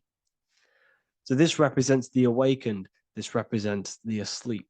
This is why he carries the pine cone in his right hand. It represents applied knowledge. This is the information. This is the intellect he possesses. And this is the applied knowledge of the awakening, of activation of the pineal gland. Because remember, the pineal gland is not your consciousness. The pine, pin, pineals, the same root word. Pine cones were always symbolizing the state of consciousness one was living in, whether he was asleep or awake. We see this at the Vatican. We see the pine cone over the two pillars. This is the two pillars of Freemasonry, and the dome. This is the Royal Arch of Freemasonry. This represents your head. This is the two pillars the two hemispheres, and the pine cone in the middle, which is the pineal gland. What is the pineal gland? The pineal gland is not your consciousness. It is not the third eye, and it is not the mind. It's not the mind's eye. The pineal gland is a radio receiver. This is your body. Your body is an antenna. Most people think they are this body. This body is nothing but a receiver and a downloader of consciousness. Your brain does not produce consciousness. You are not this brain in your head. This brain is a downloader of consciousness. Consciousness comes from a way higher divine plane, which is what this image is showing here with the clouds. The mind is light. Consciousness is light. And this light is coming down into the material plane, and your body is basically a crystal antenna which is receiving and downloading this consciousness. So you can experience a three-dimensional reality. So God can experience himself in a divided, separate state. This is what this represents. Now, the pineal gland can be activated, okay, and stimulated, because the pineal gland has physioluminescent crystalline jagged shaped cells on it. And obviously these are crystals. Crystals are on your pineal gland. And what do crystals do? Radios use crystals. Your phone uses crystals. They tell you that crystals are woo-woo and pseudoscience because they don't want you to know the power of crystals. Your body is basically a giant crystal. Your pineal gland is a radio receiver for your consciousness. So if they can ruin your pineal gland and damage it, this will damage your connection to the divine, to your true self, to consciousness, to God, whatever you want to call it, the source. There is all one source consciousness, and we're all collectively connected to it. And this is our connection. This is our antenna. So what a radio does, a radio has an antenna, and the frequencies are all around us because all the radios are playing in your ear right now. But what the antenna of a radio does is tune into a specific frequency to pick up that frequency and play that frequency. It's the same with your consciousness. You're all a fraction of God's consciousness. So that is essentially what we are looking at here. We're seeing knowledge, intellect in the left hand, and applied knowledge, activation of waking up to higher consciousness, to the higher human form. Because we can reach beyond our physical form. We can turn our animal self into a divine being, into one of these so-called gods. These gods are nothing but human beings. The Anunnaki were not gods. They didn't come from the sky. These are normal, regular human beings who activated their higher consciousness. This is what we have here. This represents spirit. Birds represent spirit. So do we have any questions? I'll take some questions now. That was just a short lecture on what that symbol truly means. Okay. So if we have any questions, feel free to go ahead and ask some questions. Anything that you don't understand, anything that you want to know. Okay.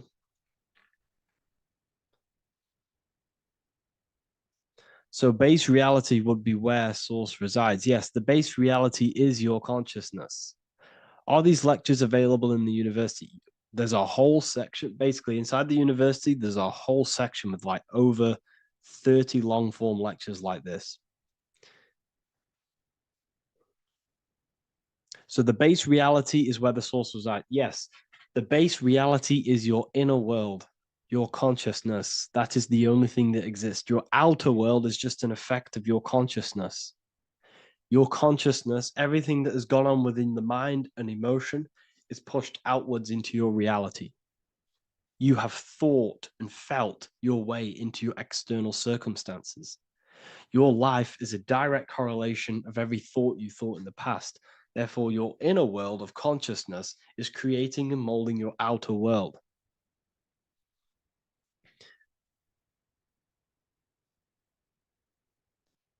The best way to keep connection consistent, the best way to keep your connection to the divine or the higher planes of consciousness is through meditation and through imagination. Imagination is the fourth dimension. It is the astral plane. That screen that you have in your mind is not a physical screen. That is the divine plane of the astral. And this is essentially where all objects of this material world comes from.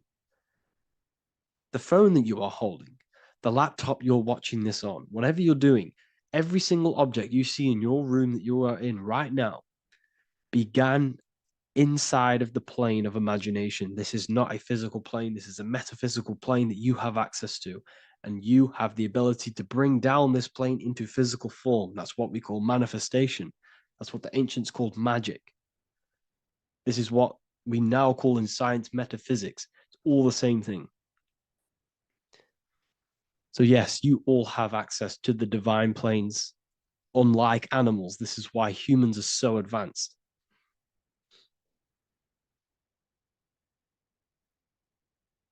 Okay.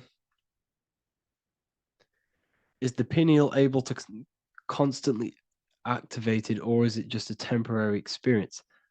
I don't fully understand that question, unfortunately. Maybe you could word it in a different way. The real meditations on the university, legit, y'all, yes. In order to connect to consciousness, you need to sit in meditation and turn off your feelings, and the feeling of unity will come. Do I understand correctly? Yes, that is correct. So when you sit in silence and in stillness, I highlight the word stillness because stillness, when you are still, no information from your nervous system is being decoded by the brain. So when your body is still and does not move, your nervous system starts to relax and comes to a balanced state. Your brain starts to relax, it comes to a balanced state. The left and the right brain stop working, the nervous system stops working. Then, once the body, the material body is shut down, you then have access to consciousness. You can't access consciousness if the body's in such a busy state. If electricity is being fired every 2 seconds, your whole body's electrical. When you move your foot, that's electricity being fired from the brain to the foot instantly through the nervous system. Your brain, your whole body is a technological machine. So you must shut down the technological machine to access the divine that exists beyond the technological machine. Do you understand that? Did we create ourselves from the higher plane? When you say yes, you created yourself, you manifested yourself in this material form for a reason in this specific time and place. Wisdom books, are these available inside the university? Yes, they are. So anyone who joins the university, they all gain 50% off the store. So you can get anything off, anything you want inside the store for 50% off. Plus, you get the Book of Wisdom Volume 1 PDF for free. You get the Human Health Guide. Plus, you get all of the library books. There's a load of different books on occultism, symbolism, esotericism. Do you need to place your attention somewhere specific during meditation? You can do. Okay, you can do. So if you struggle, when you first start to meditate and you struggle to turn off the thoughts, think of the back of the brain, the back of your head. Don't think of it, place your attention on it. Okay, so when you place your attention on the back of the brain, this now shuts off thought because the back of the brain doesn't have any activation to do with thought. The front brain does, the neocortex. That's all to do with activation of thinking. So place your attention on either the back of the brain or your breath. What's more important, creating yourself or finding yourself? It's balance of both. So in order for you to create fully, you must have awareness of self and awareness of thought and control over the mental dialogue, the inner voice inside of you. Okay? When you control that inner voice, that is when you gain power. That inner voice is what brings commands into physical reality. Before you kick a football, there is a change in consciousness. There's a decision made in consciousness before the body takes the action. Therefore, every physical manifestation is a change of inner consciousness before it's a physical reality. You can have the reality you want through consciousness before physically having it. That's the secret to creating. But you must believe it like you know the sun is going to rise in the morning. That's how much you should know that you have that reality in consciousness through feeling and thought and imagination. And that's how you can truly create in your reality. Shrooms help with consciousness or ego.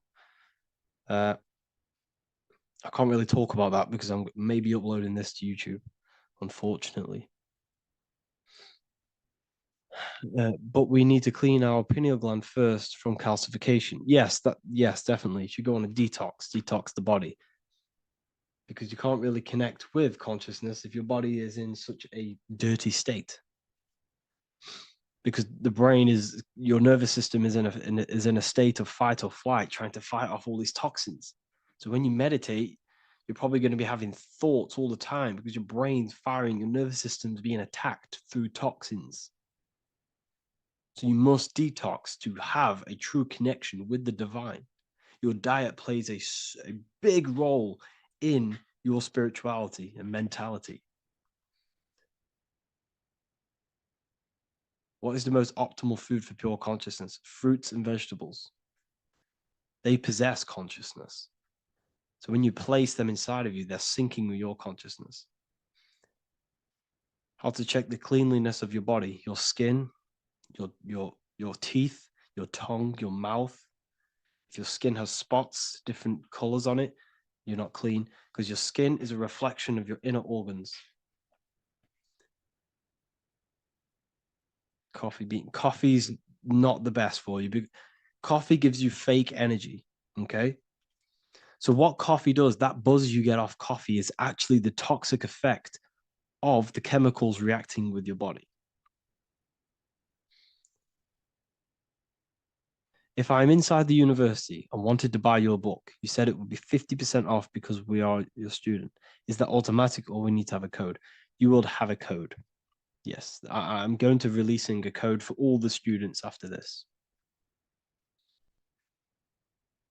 Caffeine equals neurotoxin. Yes, it fries your brain. It fries your nervous system. It fries your dopamine receptors.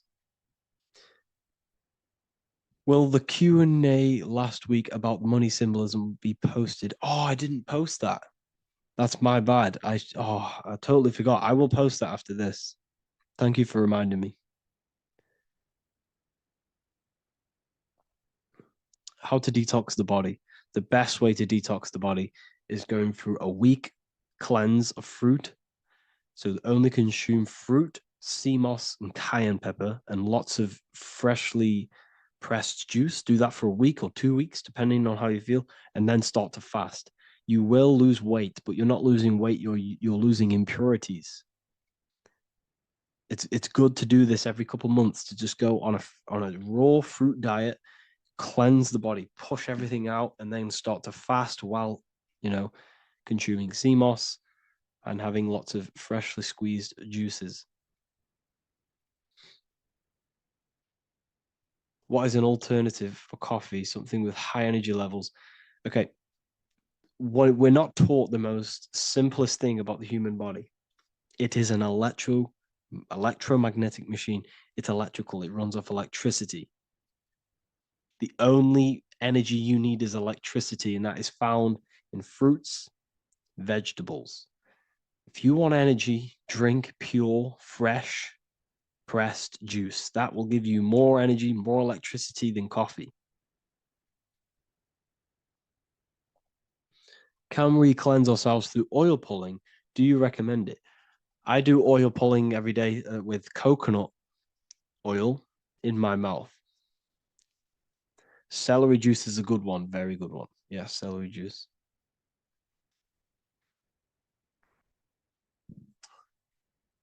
Any more questions? What kind of music do you listen to when lifting? For me, rap, hip hop, push me, work harder, but I know it's terrible for my subconscious. Yes, very. At least you're aware of it. You know, you should be definitely try and stay away from the hip hop music. Try and stay away from anything that's talking about anything negative because it's all programming your subconscious. And your belief system is your reality, people. Your belief system is your reality. Okay? So look after your subconscious. That's what's controlling your actions. 90% of your actions on a daily basis are controlled through your subconscious beliefs. Okay? I listen to a lot of Pastel Ghost. I listen to a lot of let me get my playlist up. It's all like background music for TikTok. Do you know what I mean? Like Pastel Ghost. That's mainly what I listen to. That sort of music. I don't know what it's kind of called. I don't know what that genre is called. Does anyone know what that genre is actually called? Because there's not much words in it. The reason I listen to it is because there's not much words in it. And, you know, it helps the subconscious. And I just love that music.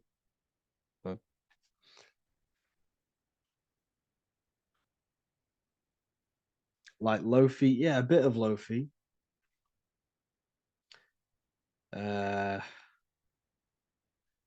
Most people won't even know this type of music.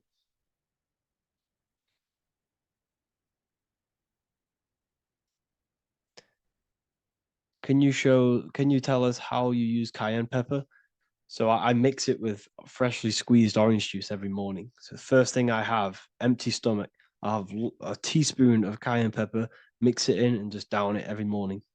And sometimes at night. The feeling you get in your stomach after putting cayenne pepper on an empty stomach is absolutely amazing. It tingles in your stomach. It kills parasites. It kills all horrible organisms.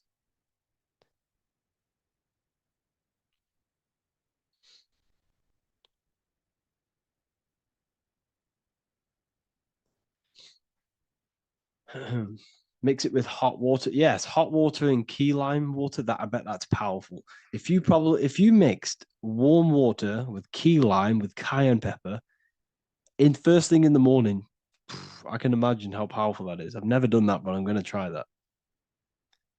Do you use sea salt? I don't know what to think about sea salt, to be honest. I try and stay away from it. I don't know whether it's good, don't know whether it's bad. I'm kind of mixed on it. Mixed information. You know, I've heard people have benefits. I've heard other people say stay away from it. So I don't know. I just stay away from it. Just I'm not too sure on it.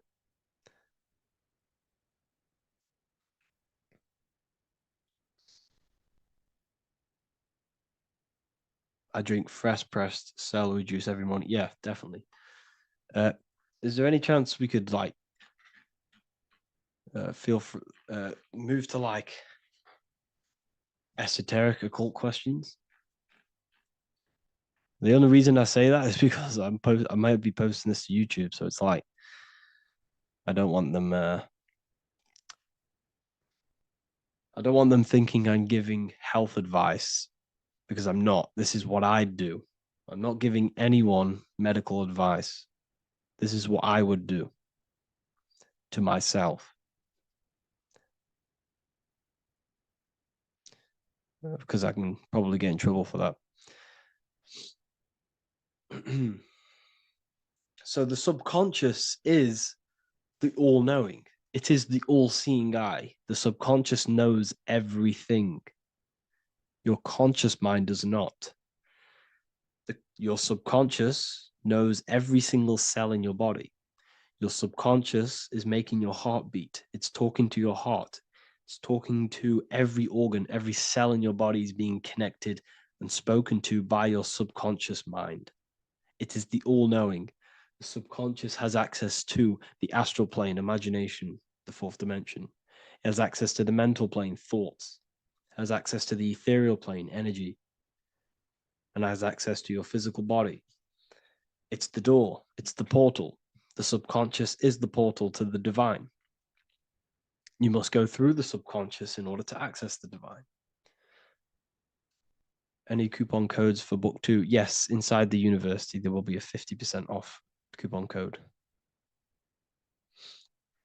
Speaking of ancient civilizations, why did they use symbols to give us true knowledge? This is a very, very good question. Very good question indeed. The reason they use symbols is because symbols are their keys. They hide meanings. They hide things.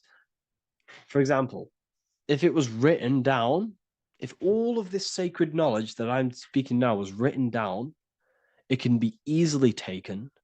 It can be easily misused. Someone can take it, read it, and steal it and misuse it and abuse the world and create horrible things. The reason they use symbols is because they're hidden. They hide the teachings. Only the ones who possess the key, that possess the knowledge, can read the symbol. So the symbols act as a guard towards this higher wisdom, this higher knowledge, which gives you power. All of the knowledge I teach you gives you power. And you can misuse it. You can misuse your imagination. You have no clue, unless you've put this into action, how powerful your inner consciousness is. You can become a Okay, listen. If you hate your job, it's not the job that you hate. Think about it. It's not the job that you hate. The hate is coming from your inner consciousness. It's the state of consciousness that you hate. So what does that tell you? You can change that inner consciousness to another reality, the feeling of another reality. You can become that consciousness within before you actually externally have it. And by becoming and knowing that reality, that's what produces effect on shaping your outer world. When you really, truly know that reality inside of you, of being free, of being wealthy, of having abundance, your outer world has no other choice but to rearrange itself to your new inner state of consciousness. That's what magic is. It's manipulating your inner state of consciousness. It's convincing yourself that you already have it, not believing it, knowing it. Okay? Knowing is different than believing. Believing is a lie. You should know thyself. Okay? So we can say that human overpopulation is intentional. There is no human overpopulation. We're all cramped in these cities. We're all cramped into one little place. We're not supposed to live like that. We're not supposed to live so cramped. This is why there's so many weirdos out in public. So many weird people doing weird things. This is when things start to go weird, and we shouldn't be living in this state, in this condensed state. We should be spread out.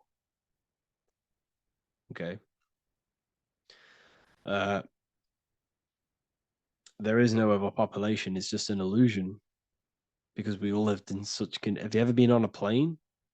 Have you seen how much land there is? It's crazy.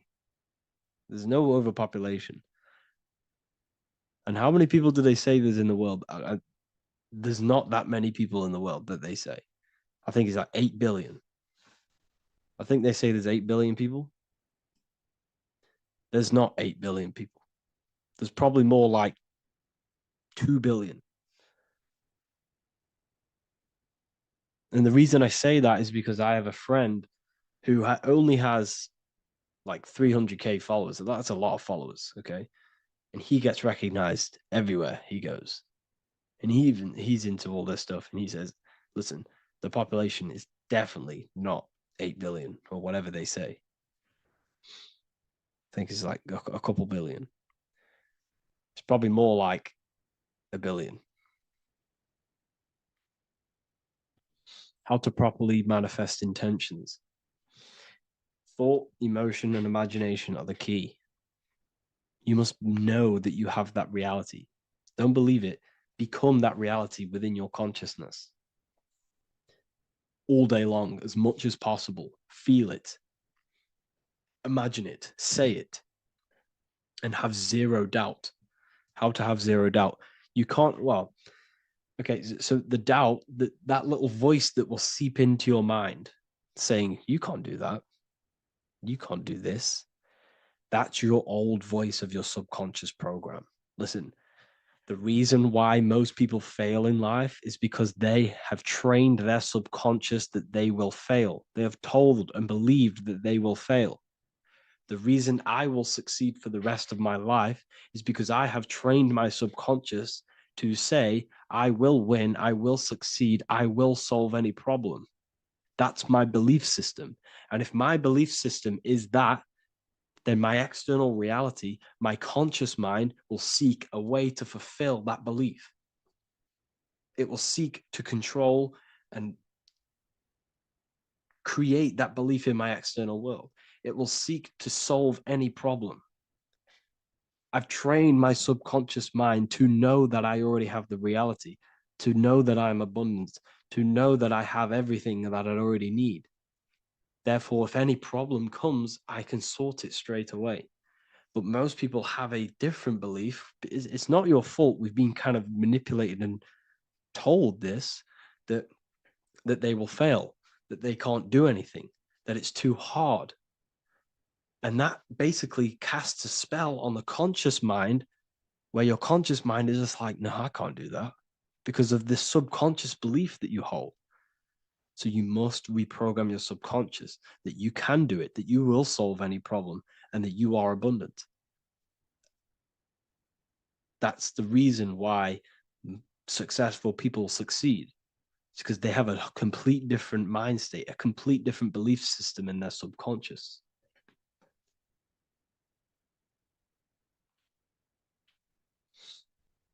Do you offer mentoring? Yes, I do offer mentoring, but it's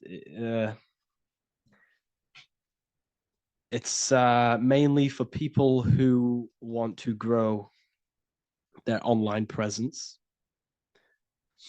and for the amount of value and transformation that I can place into your life, and the time that, well, the price of my time, it will be a higher price tag, but your life will completely change if you join my mentoring, because I will transmute your life. I will transmute your mind, and I will transmute your whole reality, because I could tell you exactly what you need to do. How to have super genius power pulling information from the source. Okay, so you can do this. I talked about this in Book of Wisdom Volume 2, if you've read it. This is a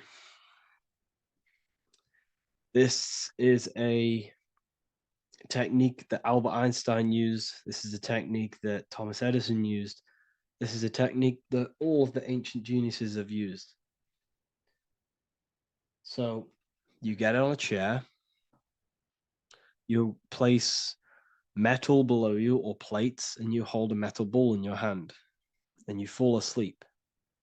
And every time you fall asleep on the chair, you're going to drop the ball, because your body will become unconscious, and you will basically drop the ball, and it will wake you up because it's going to hit and make a loud bang on the plate. And every time you go to sleep, basically what this is actually doing is shifting your consciousness from conscious into the subconscious. So from physical into the astral. Your consciousness is shifting between these two planes. And as you do this, you can bring down great ideas from these higher planes. So when you fall asleep, have an intention. And when you fall asleep, you'll drop the ball. And when you wake back up, you'll have an idea, and you just got to write it down.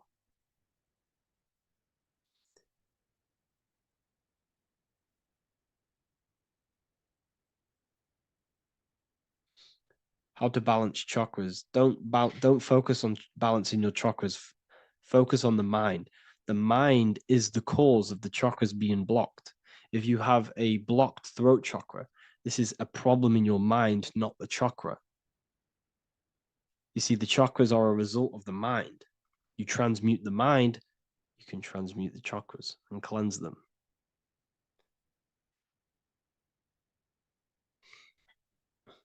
So was Jesus a real man that walked? Okay, so I'm going to tell you something. Like, some of the things that I say in my reels, they are to catch attention. So if I say the first thing on the reel, Jesus never existed, straight away, you see that, it's going to trigger you. It's going to trigger Christians, it's going to trigger people. So yes, I do say things to catch attention. The reason I do that is because I have to in order to catch attention. Maybe there was a Jesus who walked. So in the past, I have said Jesus never existed. Yes, this is to catch attention, to boost the reels, views, and comments and stuff like that. Maybe there was a man who was called Jesus and walked the earth. But listen, he was not the Son of God. You are all the Son of God. Jesus represents an archetype.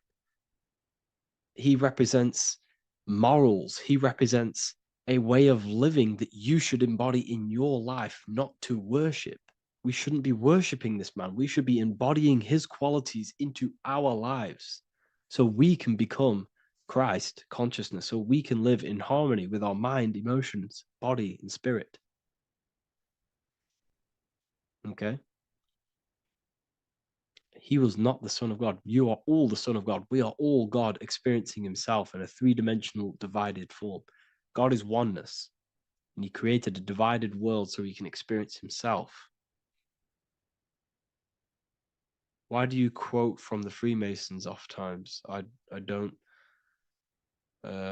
recall me looking at Freemason quotes and quote them. I just simply, when I post a quote, I literally just, whatever comes to my head, I just whack it into Telegram or Twitter.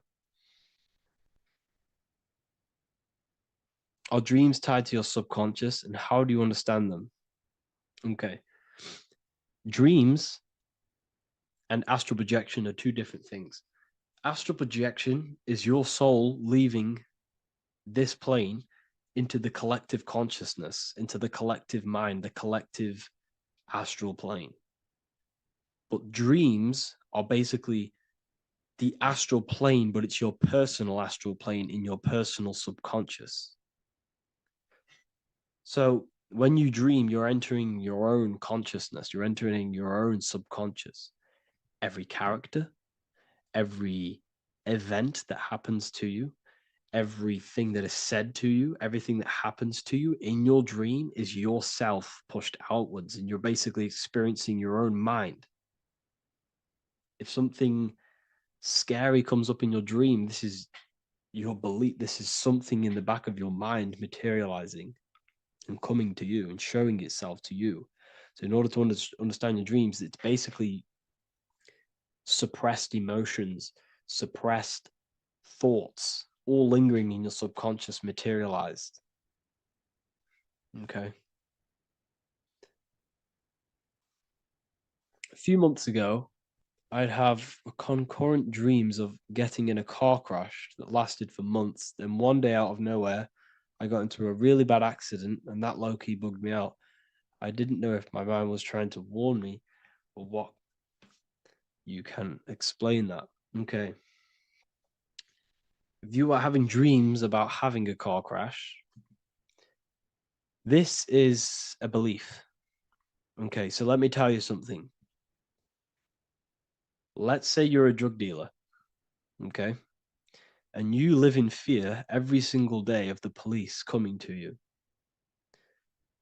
This dealer, every day, is worried, he's scared, and he lives in fear of the police getting him. He was believing it.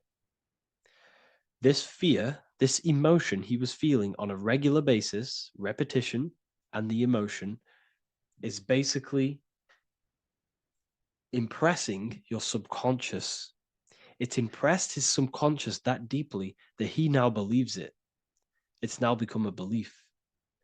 So one day the dealer gets caught and he goes to prison. Let me tell you something. He placed himself there. because he created a program, a belief in his subconscious of the police. And his external reality is now in a prison cell. But that prison cell is just an external manifestation of the prison cell of fear he installed in his subconscious mind. The four walls he's now trapped in is just basically an externalization of his own belief system that he created through consciousness, through the subconscious. If you embedded your belief that you will be in a car crash, you will be in a car crash. He placed himself there. He materialized that reality through the thought, through the emotion, through the belief. He put himself there. You see? So if you were having dreams, this was maybe, it could have been anything. You could have watched a program when you were a child about a car crash, and that maybe scared you. Or you saw a car crash when you were very young, and that scared you, and that impressed your subconscious. Then you had a dream about it. Then you started to believe it. And then one day, bang, it happens. That's the power of the subconscious mind. It holds control over you. It holds control over every aspect of your reality, of your being. So, I hope you all enjoyed this live. I'll see you all inside Ethereal University. I'll be posting another lecture this week.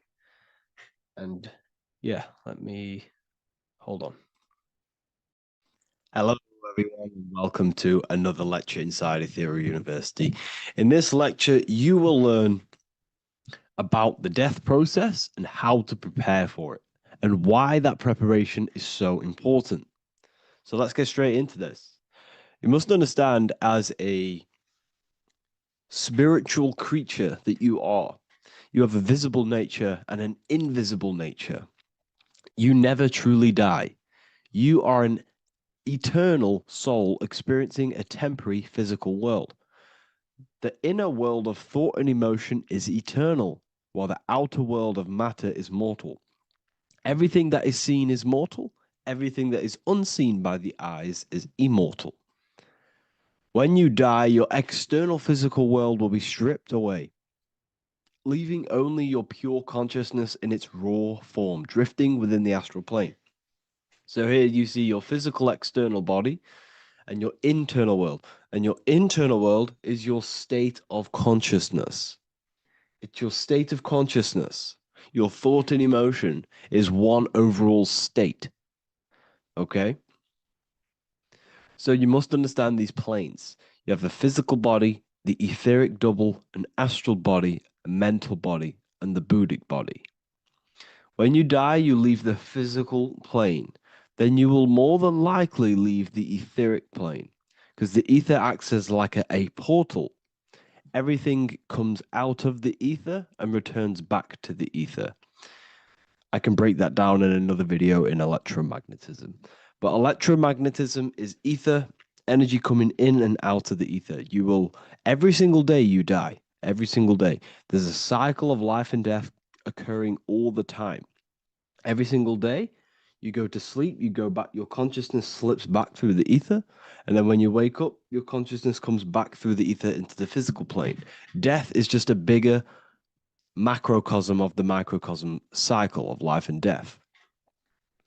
So you will return back to the astral, which is the realm of imagination, infinite possibilities. And this is where thought forms start to manifest.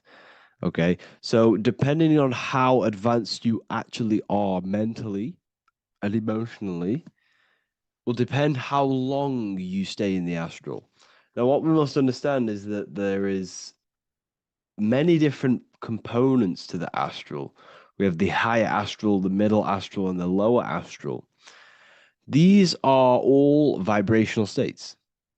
So if your mind and soul is operating in lust, lust, desire, hate, food, physical addiction, smoking addictions, then these are quite heavy. These are quite heavy attachments to your consciousness, and they're quite low level desire, which means they have a low vibration. You will manifest in the lower astral when you're stripped from your physical body. The lower astral is not inherently evil. However, there's just low vibrating things going on there. Low vibration does not mean evil. Okay. So just like bad doesn't mean evil. Okay. In the lower astral, you are going to see lower astral beings. You're going to see spirits, souls with low level desire. Okay. People who are attached to the physical plane, people that lust, people that do these things. Technically, this is hell, but you can escape it by escaping yourself. Now we're going to break all this down. I'll break all this down properly once you understand the full context. So depending on your level of desire, you will manifest in a corresponding layer of the astral plane. If your mind is still attached to the low physical desires, you will find yourself in the lower astral realms. But if you have few desires and have detached from the worldly attachments while you are encased in a body, then you will rise into a higher or middle astral plane, mainly the middle. Okay. The higher astral plane is very formless. So as I broke down here, this is, well, the physical plane is the lowest dimension. This is the most form, the most matter. It's quite heavy. The higher you go, the lighter it becomes, the more fluid, the more formless it becomes. So you see here it says denser down and lucidic up. So this is more lucidic in these higher realms. This is more dense in the lower realms. So this is why the ancient Egyptians were always talking about, I'll show you this. This is showing you death. So first of all, we have Anubis, which represents death. Here you have the heart, which represents the soul. And here you have a feather. And this is a scale. You see how this is a balanced scale? So what this is symbolizing, this represents death. This represents your heart, and this is a feather. So when you die, your heart must be as light as a feather, which means your emotions, your soul, should have no attachments to the world. It should be light. It should be detached. This is why the word light and light are the same. Light is in heavy and light is in very bright. Because when you're less attached to the things, your soul shines. You're authentic. You're light. You're very bright soul. And you have no attachments. Your light is in not heavy. So you must detach from the worldly desires. We have to detach from the smoking, the food. This is why we should fast. Smoking, this is why we should detox. We should also meditate. We should also be able to sit with ourselves for long periods of times. Okay, I'm going to break all this down properly. But that's why the Egyptians show you the symbolism here. Okay. So you're stripped of your material body. So that state of consciousness you're in right now, your inside world, if you shut your eyes, that state you're in, that is what you're going to experience when you die. Okay. And you're going to be manifested into the astral. In the physical plane, you can mask or hide almost anything. But in the spiritual realm, you cannot. The astral body, your thoughts and emotions directly shape your spiritual body, your astral body, revealing your true inner state. So your desires that you can hide in the physical plane, your emotions, your thoughts, you can't hide any of that in the spiritual plane, in the astral plane. That will directly shape who you are, your color of your astral body, and your astral body as a whole. So here we have Kim Kardashian. If you could see this lady's astral body, you would run so far that you would be horrified for the rest of your life. If you could see their spirit, their astral form, it would be horrific, because their mind is so attached to, physical things, so attached to desire, money, fame, worship, power. These people do not want to die. These billionaires and millionaires will never want to die. They will do whatever they can to stay alive, because they understand what when they die, they have to face themselves. They have to face their inner world. And their astral body, their true authentic self on the inside, is horrible and horrific and so low vibration. So this is where it comes in. You must be as light as a feather. This is what the Egyptians are showing you in their artwork. Your soul must be as light as a feather. In order for the soul to ascend to a higher plane and not look at that physical plane and say, I want to go back, or I want to desire things down there, you must detach now and prepare for death.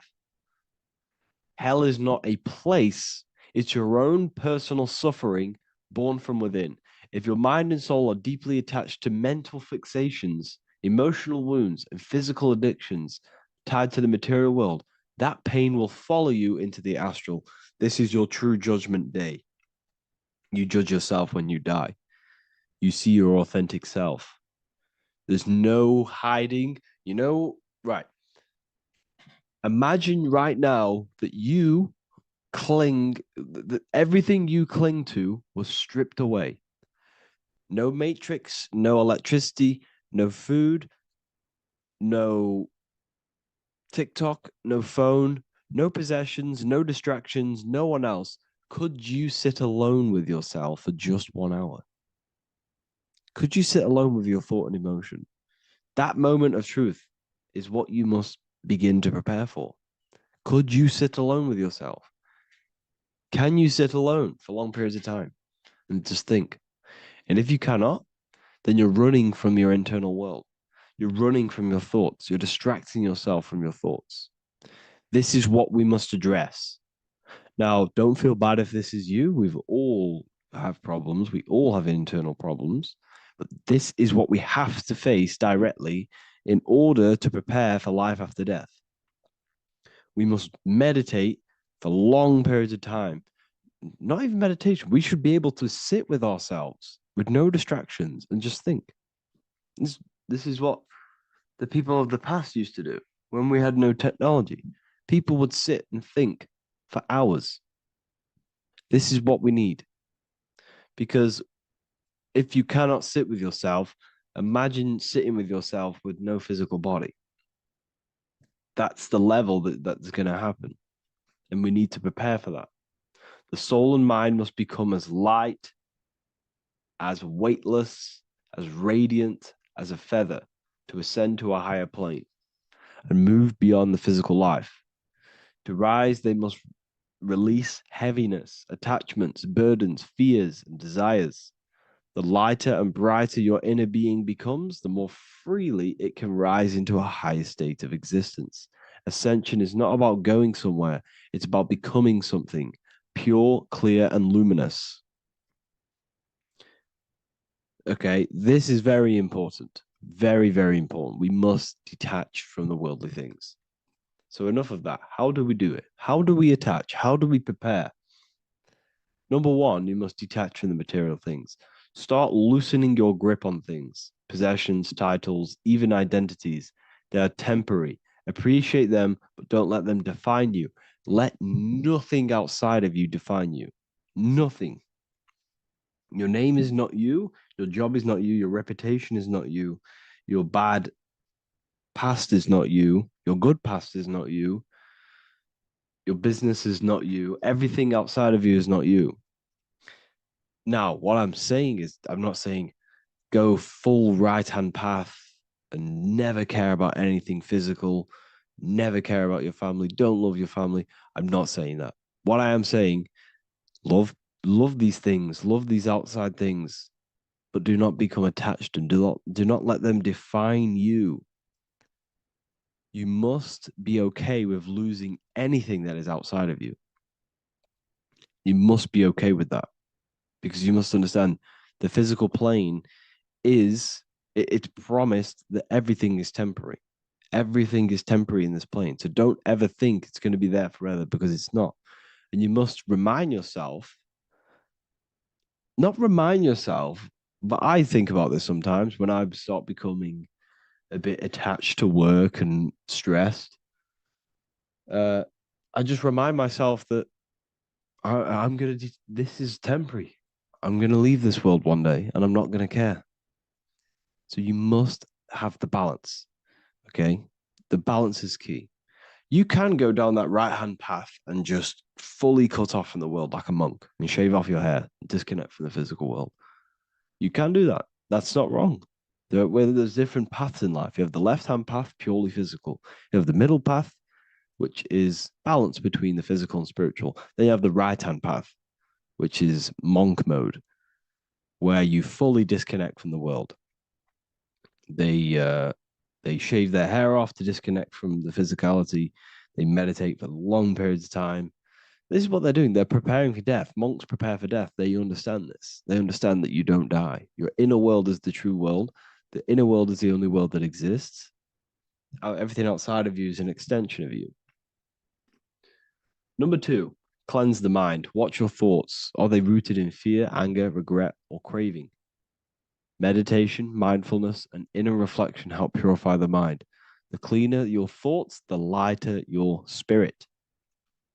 So your astral body is formed by your thoughts. It's formed by your emotions. If you sit around thinking about eating all day, you're going to have a very heavy astral body. It's going to manifest in the lower planes. But if your mind is thinking about good things with good intentions, love, knowledge, expansion, you're going to manifest even the middle or the higher. And there are ways to even ascend out of your astral body. Yes, you can ascend out of your astral body and out of the mental body, but that's all very advanced, and I'm not going to teach that yet. I'll make another video on that, but you can ascend from them bodies. The astral plane is not the end. You can keep ascending as a soul until you're left with just the pure essence of the soul. But we're going to, anyways, cleanse the mind, reprogram the limiting belief systems, let go of mental attachments. And the way you do this is by getting a piece of paper and writing down every single attachment that you have. And you're going to realize, dude, there's more than you think. Okay. We have to detach from these. We have to. 4, practice presence. Can you sit in silence with yourself? The more at ease you are with your own inner being, the less you'll feel death. The afterlife is just an extension of your inner world. It's so important. This is so, so important. Can you sit with yourself? If you cannot sit with yourself, you have some inner work to do. You have some thoughts to address, some beliefs to address, and some feelings to address. Okay, so practice sitting in the present, meditation, or just literally sit there and try and be okay with yourself. And if you can't be okay with yourself, then there's something you need to address, whether it's a belief system, whether it's an emotional trauma, or something. This is what we must reshape, refine, and let go of. Live truthfully. Speak and act from your soul, not from fear or ego. The more authentic you are, the more aligned you become with your true self, which carries beyond this life. The ego is your mind's perception of itself while being incarnated in this world. It's been shaped by your experiences, your thoughts, your beliefs, and your emotions. So your ego is basically this false thought form that you've created. It's a false layer of yourself that sits on top of your true authentic self. It's basically your physical character. When you were young, you had no ego. You were pure. You had a pure consciousness. But then as you grew older, your ego started to grow, and it still is growing because it was shaped by experiences, things you've gone through, things you've said, things you believe, things you think. It's created by you, by your mind. And the ego is close to the word echo. Ego is the echo. It's an echo. It's a layer. It's a false identity. It's a false layer that sits on top of your soul. And if you don't get rid of that ego, if you don't know how, well, not get rid of it, but balance it, if you don't know how to rise above that ego and you die, it's that ego that's going to be pulling down when you die. It's that ego that's going to be your suffering. Okay. 7, connect with the divine, whether through prayer, meditation, tune into something greater than yourself. The connection is the soul's compass beyond this world. If you can meditate and rise above them clouds of thought, that's the soul, that's the observer. We must connect with that. Okay, this will definitely help with just allowing yourself to connect with your true self. Meditation's great because you can just fully detach from the world. And the more you meditate, the more you can prepare for death. A powerful way to cultivate detachment is through daily detachment meditation, done either at night or in the morning or the first breath upon waking. Or do this as many times as possible per day. Start by physically grounding yourself in the present moment. Say out loud, I am here right now, nothing else matters. Let that phrase draw your awareness into the now. Just keep saying it until you're present. Then begin to slowly list everything you identify yourself with, one by one. I am not your body. I am not my body. I am not my name. I am not my possessions. I am not my house. I'm not my children. I'm not my everything. I am not my thoughts. Release each layer gently. Imagine, if you want to, if you have a good imagination, imagine placing these things into a big box. Placing your body, placing your name, placing your possessions, placing your house, your car, your thoughts, your beliefs into a box, and then shut that box. If you have a good imagination, do that. That can help. And you'll be left with yourself. And you're not even that. It goes even deeper. Eventually, you'll reach the mind itself. Detach from the language that the mind is even using. Now, that's very difficult. And not many people have ever thought about that, and they've ever even been there. Detach from the language that the mind is using. Think about that for a second. Your mind is not what you actually think. It goes very deeper. Your mind is not that little voice. It's that voice that the language is using. So even the language is a spell on your mind. Okay, it's an attachment. Eventually, you'll reach the mind itself, detached from the language it uses, the voice in your head, the need to define. What remains is something beyond thought and beyond words. I can't even describe what's left, because words, once the language is gone, it's purely metaphysical. All I can say it is pure awareness, and it's symbolized. This is why symbols are so amazing, because they can symbolize things that are beyond words. A flame, it's just a flame. And you won't be able to understand that until you've been there. It's just a flame. It's pure cause. Words can't describe it. You'd have to experience it. Connect with this essence daily. This is truly who you are. So this is a great way to detach. We can do these detachments every single day during meditation. This will definitely help over long periods of time. Of course, you're not going to be ready tomorrow for death, but just try and prepare for these things. This is the whole reason people used to meditate. It's the whole reason why people do these spiritual practices, because they understood that this plane is temporary and your soul moves on from this plane. And you'll never truly believe in the soul until you experience it. So I can show you these things, but you must go out and experience it. The soul is real, but you won't understand unless you cast off everything else. Okay. So I hope this video helps. It's a very deep video. I'm going to be making more of these stuff, of more self-mastery. And of course, we've made the self-mastery section now. So I'm going to start filling up this place with lectures. And I think it's a great time to start this, because a lot of people have been asking on how to master yourself, prepare to death. So hope this video helps. See you in the next one.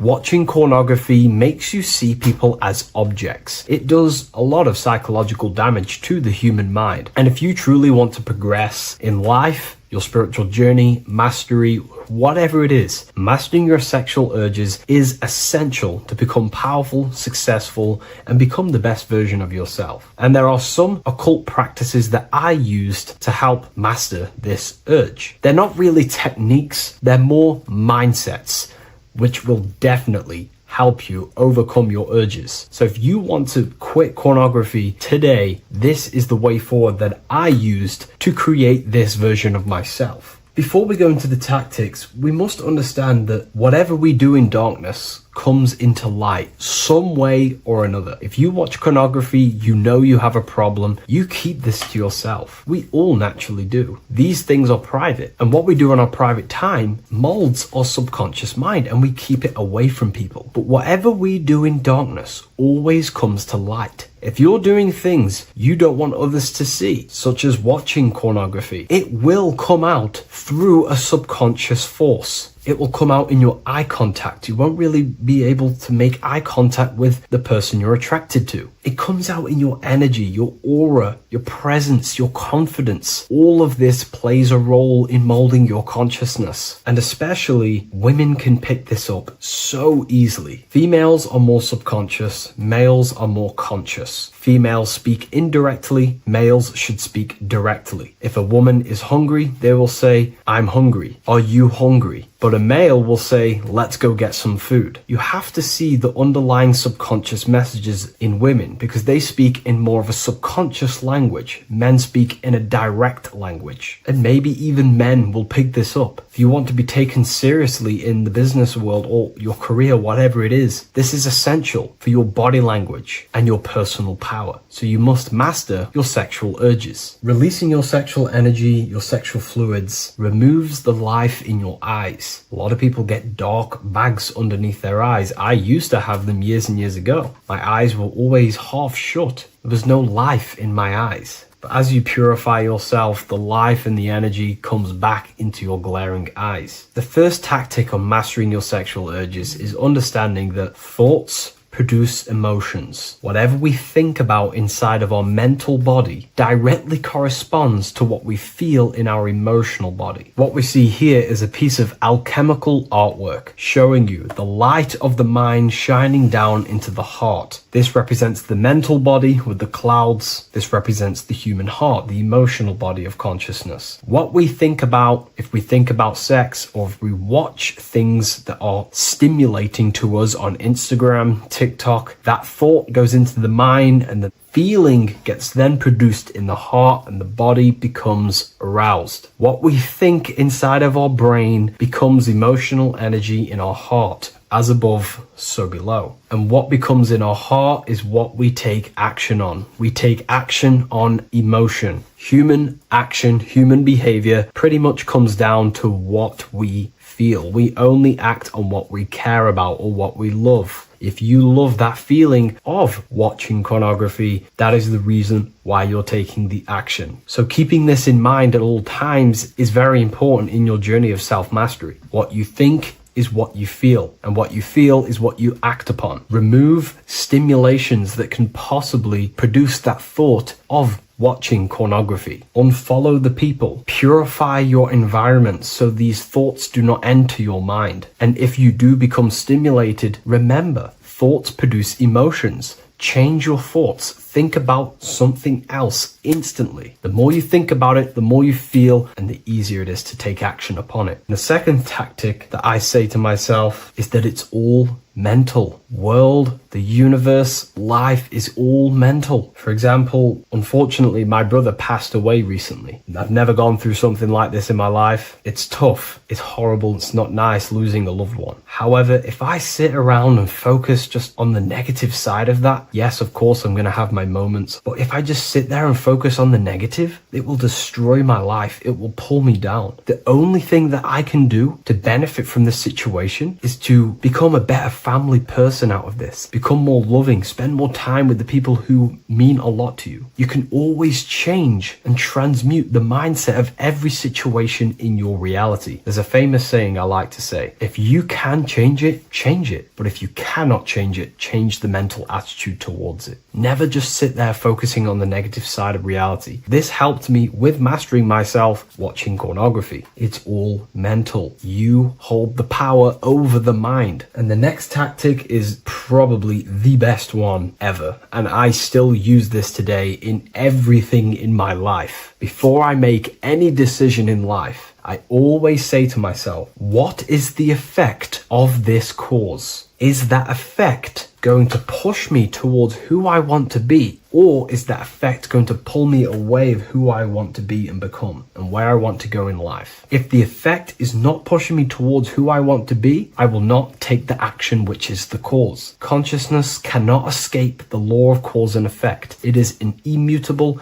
inchangeable law that is governing your consciousness and your mind. You have to keep this law in mind because it is the law that is creating and crystallizing your reality. Any decision you make, what is the effect of this cause? The law of cause and effect is a force that you cannot escape. So you have to work with this law and become conscious of the law. So before you do take the action, what is the effect? Is watching pornography going to push me towards who I want to be and where I want to go? If it's not, do not take the action. That's where willpower comes in. You can do little exercises for willpower, meditation for 30 minutes of not thinking. You can do rituals that strengthen the connection to your mind with your willpower. At the end of the day, the willpower is the most essential force in the consciousness. Another thing is remove any music that talks about it. Even the words will be producing thoughts in your mind. What you feed your consciousness is ultimately what you project back outwards. Don't listen to the rap music. Don't listen to any music that talks about it. Try and remove this from your environment. These tips that I've given you don't just work in quitting pornography. These work in every aspect of your life, and they will dramatically change your life if you become conscious of them and actively use your mind. Don't fall under the spell of becoming unconscious. Never act unconsciously. Never think unconsciously. Never feel unconsciously. Stay on top of your mind. Be the observing eye in your mind. Never fall unconscious. Of course, we all need to sleep, but I mean in the waking times. And this is why learning about yourself or consciousness is essential for every aspect of life. Business, your career, money, whatever it is. Whatever you're doing in your life comes down to understanding human consciousness. And that's why I wrote these books, so you understand yourself, so you gain your understanding of the functions of your own mind, body, emotions, and how you are creating reality. That's why I wrote the book of Symbolism, because symbols are not just symbols. These symbols represent forces and aspects of the human psyche themselves, and they are veils, they are keys that help you remember and become conscious of what has fallen unconscious in your mind. We're simply just becoming conscious of what we are unconscious of and becoming conscious of them and using these powers. You want to take your life to the next level? Feel free to get the book of Symbolism. I'll leave a link in the description. Take care, everyone.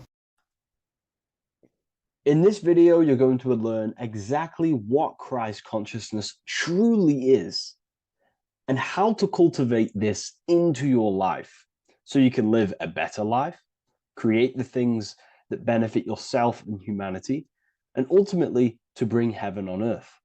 This is the true way.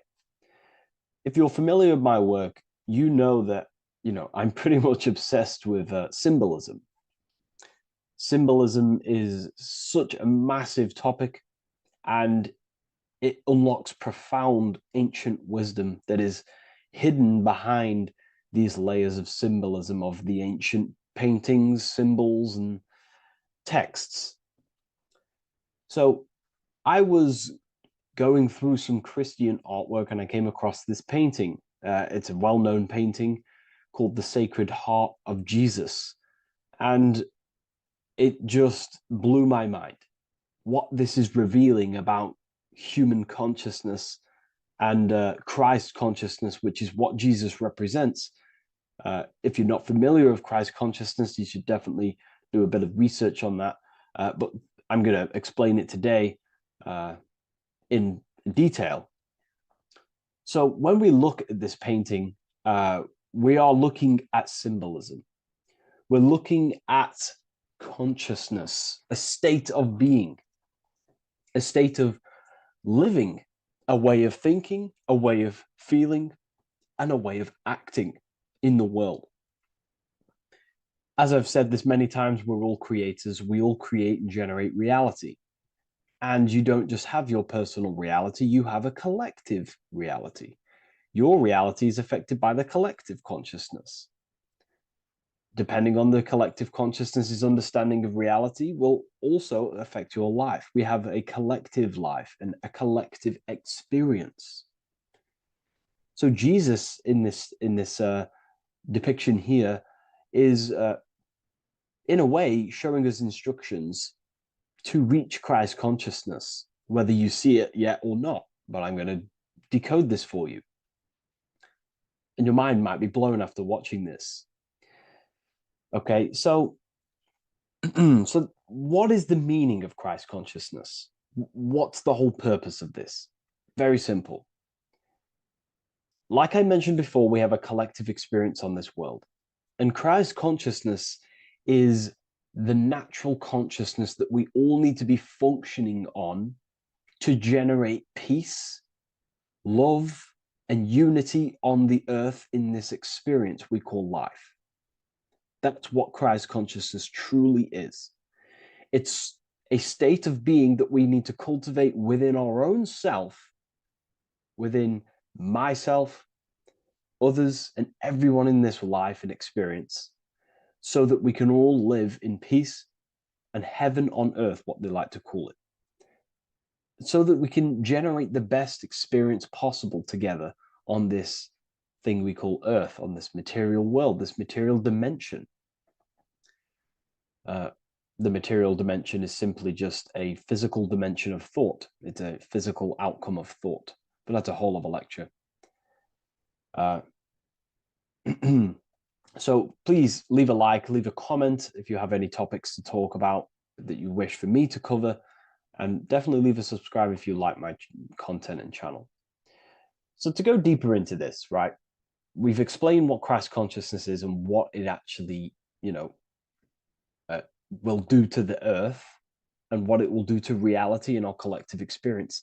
And it's also representing a profound understanding of self, a deep understanding of the true nature of self, the true source of self, what the self is, pure consciousness, pure God.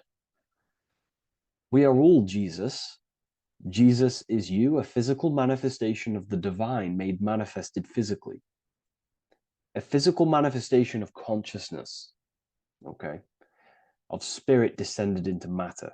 However, Jesus is a symbol that should not be worshipped, but something that we need to cultivate, maybe look up to, and cultivate within our own mind and hearts and actions.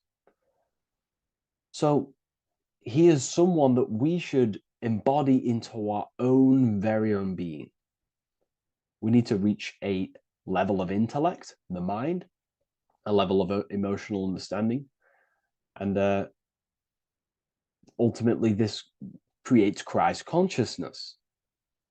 Okay, and now I know that was very, very vague what I just said, but I'm going to explain it a bit more. I don't want to give it fully away yet because you need some more information, more keys. So let's observe the top end of this painting. Jesus with this circular light emanating around his head is symbolic of the mind, of the our thinking aspects of consciousness, the way we generate thoughts, ideas. The mind is also good at also ruling communication. It also rules what we give attention to. Okay, so this is symbolizing the mind of every human being. The mind is a very powerful center of consciousness located in the head, of course. This is why Jesus is the head at the top with the circle around it, representing the mind. Now, to reach Christ consciousness, we need to purify our minds. Purification of the subconscious mind. The subconscious mind is the hidden aspect of our mind with all of our memories, belief systems, and everything we've ever experienced is stored within there. We have traumas there. We have bad belief systems that hold us back. So it's about reprogramming the subconscious and aligning the subconscious with higher consciousness, with higher understanding of self, removing any mental blockages from the mind. Because in today's world, most people's minds, including myself, before I, purified myself, and I'm still continually purifying myself. That's not to say I'm perfect, because I'm definitely not. But what I was saying was purifying the mind so we can have a powerful mind. Because like I was saying, most people's minds are not their own friend. They let their mind control them. They let their thoughts create negative influence on them, negative emotions. They let their mind destroy their confidence, destroy themselves. We do not want a mind like this. We need a mind that is our best friend, that receives powerful thoughts, that gives someone power. We do not want our mind taking away our power. Okay, so in this specific image here of Jesus, this represents a light mind, a powerful mind, enlightenment. The word enlightenment means light and ment coming from mental or mind, light in the ment. This means a powerful mind. Light is also symbolic of knowledge, information. When someone's very intelligent, you call them a bright person. It's a bright mind. It's knowledge of self. So the mind is conscious of self. That's another thing. We need to be conscious. A lot of people are not conscious, including myself before I did this, before I woke up. Most people are not conscious of their actions. They're not conscious when they're actually awake in the day. They do things unknowingly.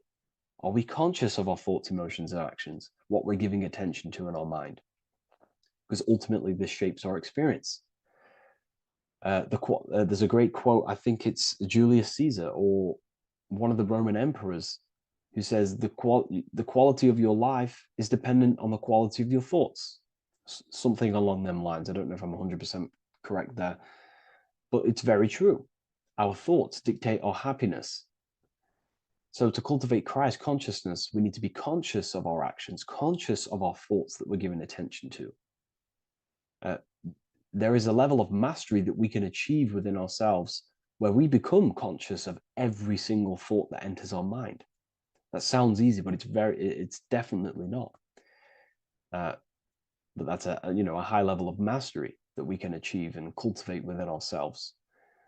So we're looking at a powerful mind here from Jesus, a powerful mind, a purified mind.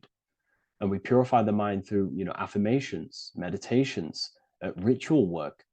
Rituals are things we do every single day with an intent in our mind and an emotion in our heart to impress that state of consciousness into our subconscious, so it can slowly rewrite our consciousness and align our consciousness and sync it with higher thoughts and higher emotions, with love. We can sync our consciousness with love, which is ultimately what Christ consciousness truly is. Well, now we're going to go on to that now. So we've gone over the mind. Now we go over the heart. Now notice, before we go into the heart, Jesus is revealing. He's pulling back the robe, symbolizing opening the heart, revealing the heart, revealing the soul, the light of the heart. Our authentic self lies in the heart. Our pure intentions, our love, our soul needs to be shining through our heart. And our soul is unconditional love. Now, that's not to say that we can get corrupted hearts. We surely can have corrupted hearts, for sure. We can love sick and twisted things, and that's evident in today's world. People love killing people. People love hurting people, manipulating people. People love power. Now, that's obviously an inversion of the natural state of consciousness for humans.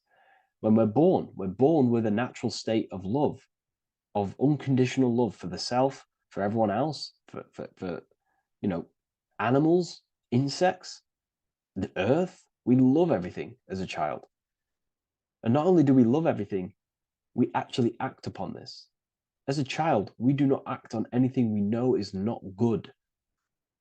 And I'm talking early stages of being a child, before we're indoctrinated, before the mind and heart become corrupted. We are pure. This is symbolizing this. Light represents also purification and truth, because when you shine light on something, it's the truth. You see it. You shine it through the darkness. It reveals.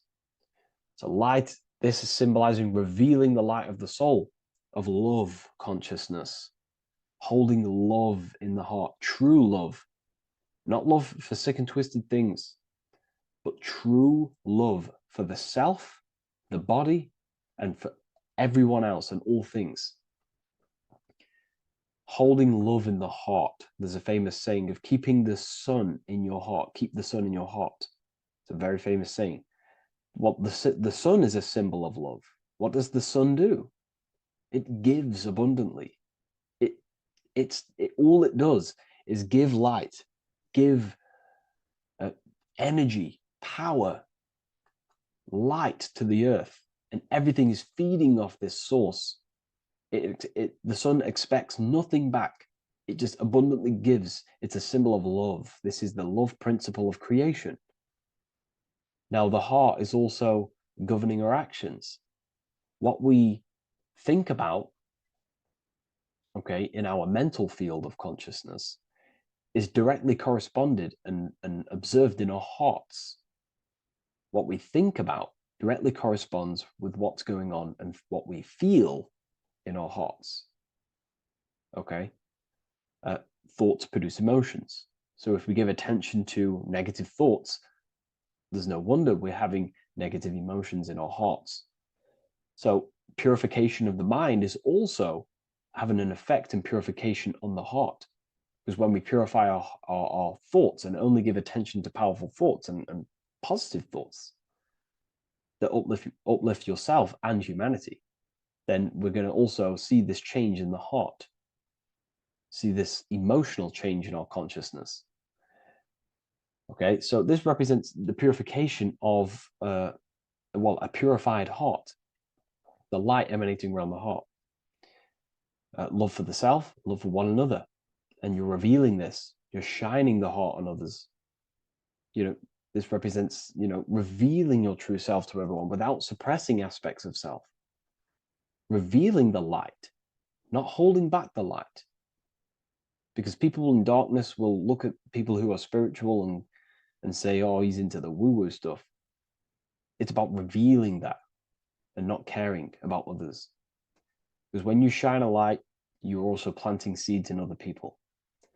Now, I'm going to tie this together with the hand gesture. Now, what we're looking at here, we're looking at a hand gesture with two fingers up. We have the middle finger and the index finger upwards. And notice how they're crossed over. They're crossed. They're not separate. They're crossed, representing unification. Unification here. This is a unified two fingers. Two represents division. Crossed over represents oneness. It's the unification of the mind and the heart. A lot of people talk about this, but not many people go into detail about it because, for many reasons. But this is the unification of thought with emotion. This is how we truly reach Christ consciousness. And ultimately, when we do gain the love in our hearts and we do slow, it's a gradual process of cultivating love for the self and everyone else in the world, because we're so programmed to be divided. But it's a slow progress. But when we do cultivate love in our hearts for the self and one another, love is a very, very nurturing and growing force. Like I said, the sun earlier, that is pure love energy. It makes everything grow on the earth.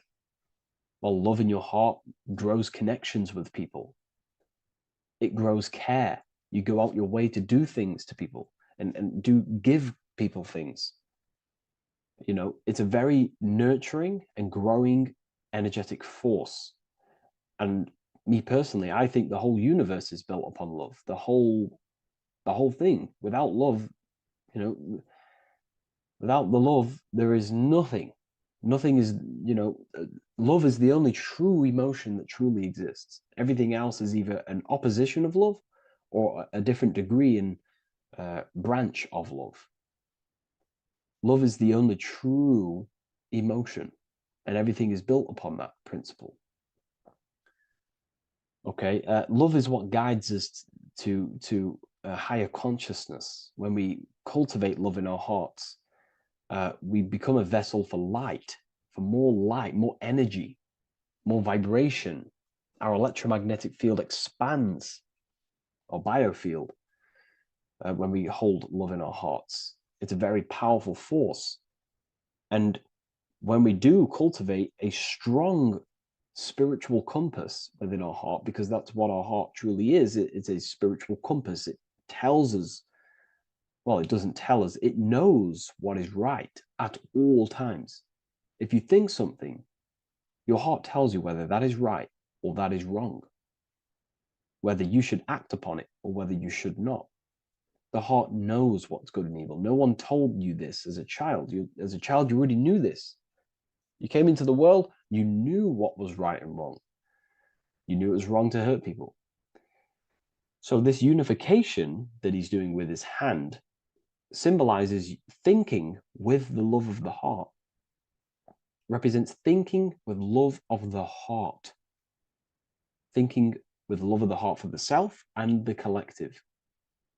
Now, ultimately, what this does is give birth to perfect action. Why? Why does this give birth to perfect action? Think about it. Every time you've taken an action, why did you take the action? You probably, well, you would have thought about it, you had a feeling towards it, a care energy, and you took action. Why do we go to work? We care about paying the bills and staying in our house. We go to work to earn money. We think, we care, we act. Everything you see in front of your reality, on the screen that you're seeing right now, you've called your eyes. Everything is in front of you because you care. It's the heart energy that leads the body. Okay? And that's even present in the body. Have a look at the body. We have the head, thought, then emotion, then our feet is at the bottom, and our feet take action. Thought, emotion, action. Thought, emotion, action. So even the body is basically a blueprint of how creation is manifested. So we receive thoughts from the divine planes, from the higher planes of consciousness. We receive them. That's another thing that I missed. If we purify our minds, we're basically attuning our mind to a higher part of the mental plane, and we will receive higher thoughts. We will receive thoughts that are more genius, what we like to call today, or better quality thoughts. We receive good ideas when we attune our mind to a higher consciousness. Okay, so we are like a radio. We receive thoughts based on what our mind is set to. That's why we call it a mindset. So, like I was saying, we receive thoughts through the head. We feel the emotion, then our feet take action. Thought, emotion, action. So the body's a blueprint of creation. It's beautiful when you really notice this. So this unification is about thinking with the love of the heart, which gives birth to perfect action in the world. And this is the state that we need to cultivate within myself and everyone in the world so we can give birth to heaven on earth through action. Because ultimately the world is molded through action, physical action. And them actions are molded from thoughts and emotions. Now,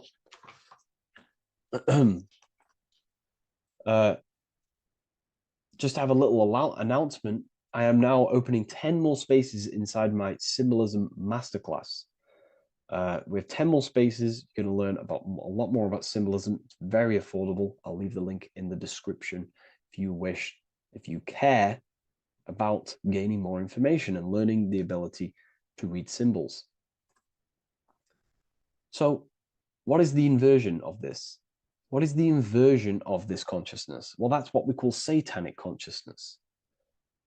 Satanism. Satanism on its true level is the opposite, the opposing the natural state of consciousness that we are born into. It's about thinking with no emotion, thinking and acting. This is what the Skull and Bones represents here. So the Skull and Bones Secret Society, this is their main logo. Again, we have the skull, which represents thought, and the bones, which represent action. The bones take action in the physical body. We're looking at thought and action with no emotion, no empathy, no love for one another, only love for the self, the inverted love. Okay? We're looking at gray. Gray is a symbol of dullness, death. There's no emotion in gray because colors provoke emotion. When we look at a color, it invokes an emotion. Gray has no emotion. So we're looking at dullness of the emotions. I'm not going to go too deep on this subject. I'm going to create a whole new lecture for that. In fact, I think we have a great lecture inside Ethereal University on Satanism. We're going very into depth of what Satanism is and what Satanism consciousness truly is. And again, it's just the cross inverted. Satanism is just it's the invertation of, I don't know if that's a word, but it's the inverse of natural law, natural consciousness, of love consciousness that we are born into. Okay, so ultimately the message in this video was to create love in our minds, love in our hearts, think with the love of the heart, think with the care for one another, and that gives birth to perfect action. And when we align, when we do truly act out what our heart is telling us, and I know this from first-hand experience. This is what happened to me. I woke up, I started to follow my inner guidance. I always took action on it. I was saying yes to it every single time. And it led me, this is, I'm getting goosebumps actually saying this. It led me to where I am. Like that action, me saying yes to my heart, to that knowingness of goodness within me, was like a domino effect. And that domino effect, every time I did it, it was just opening more and more doors, not physically, but mentally. I was receiving more information. I was receiving more opportunity physically. My work started to explode on social media. Like, when you follow your heart and truly take action on what you know is good, it's like a domino effect that leads you step by step to where you're meant to be. And it's so profound and it's so, beautiful. And I'm telling you this from firsthand experience. This is ultimately how you kind of unlock your purpose in this physical world as well. So not only is it going to create a better world, it's also unlocking your true soul form and soul purpose while you're here. It's very beautiful. So I thank you, everyone. Please leave a like, comment, and share, and subscribe to the channel. And I'll see you all inside Ethereal University if you decide to take your studies to the next level. Take care.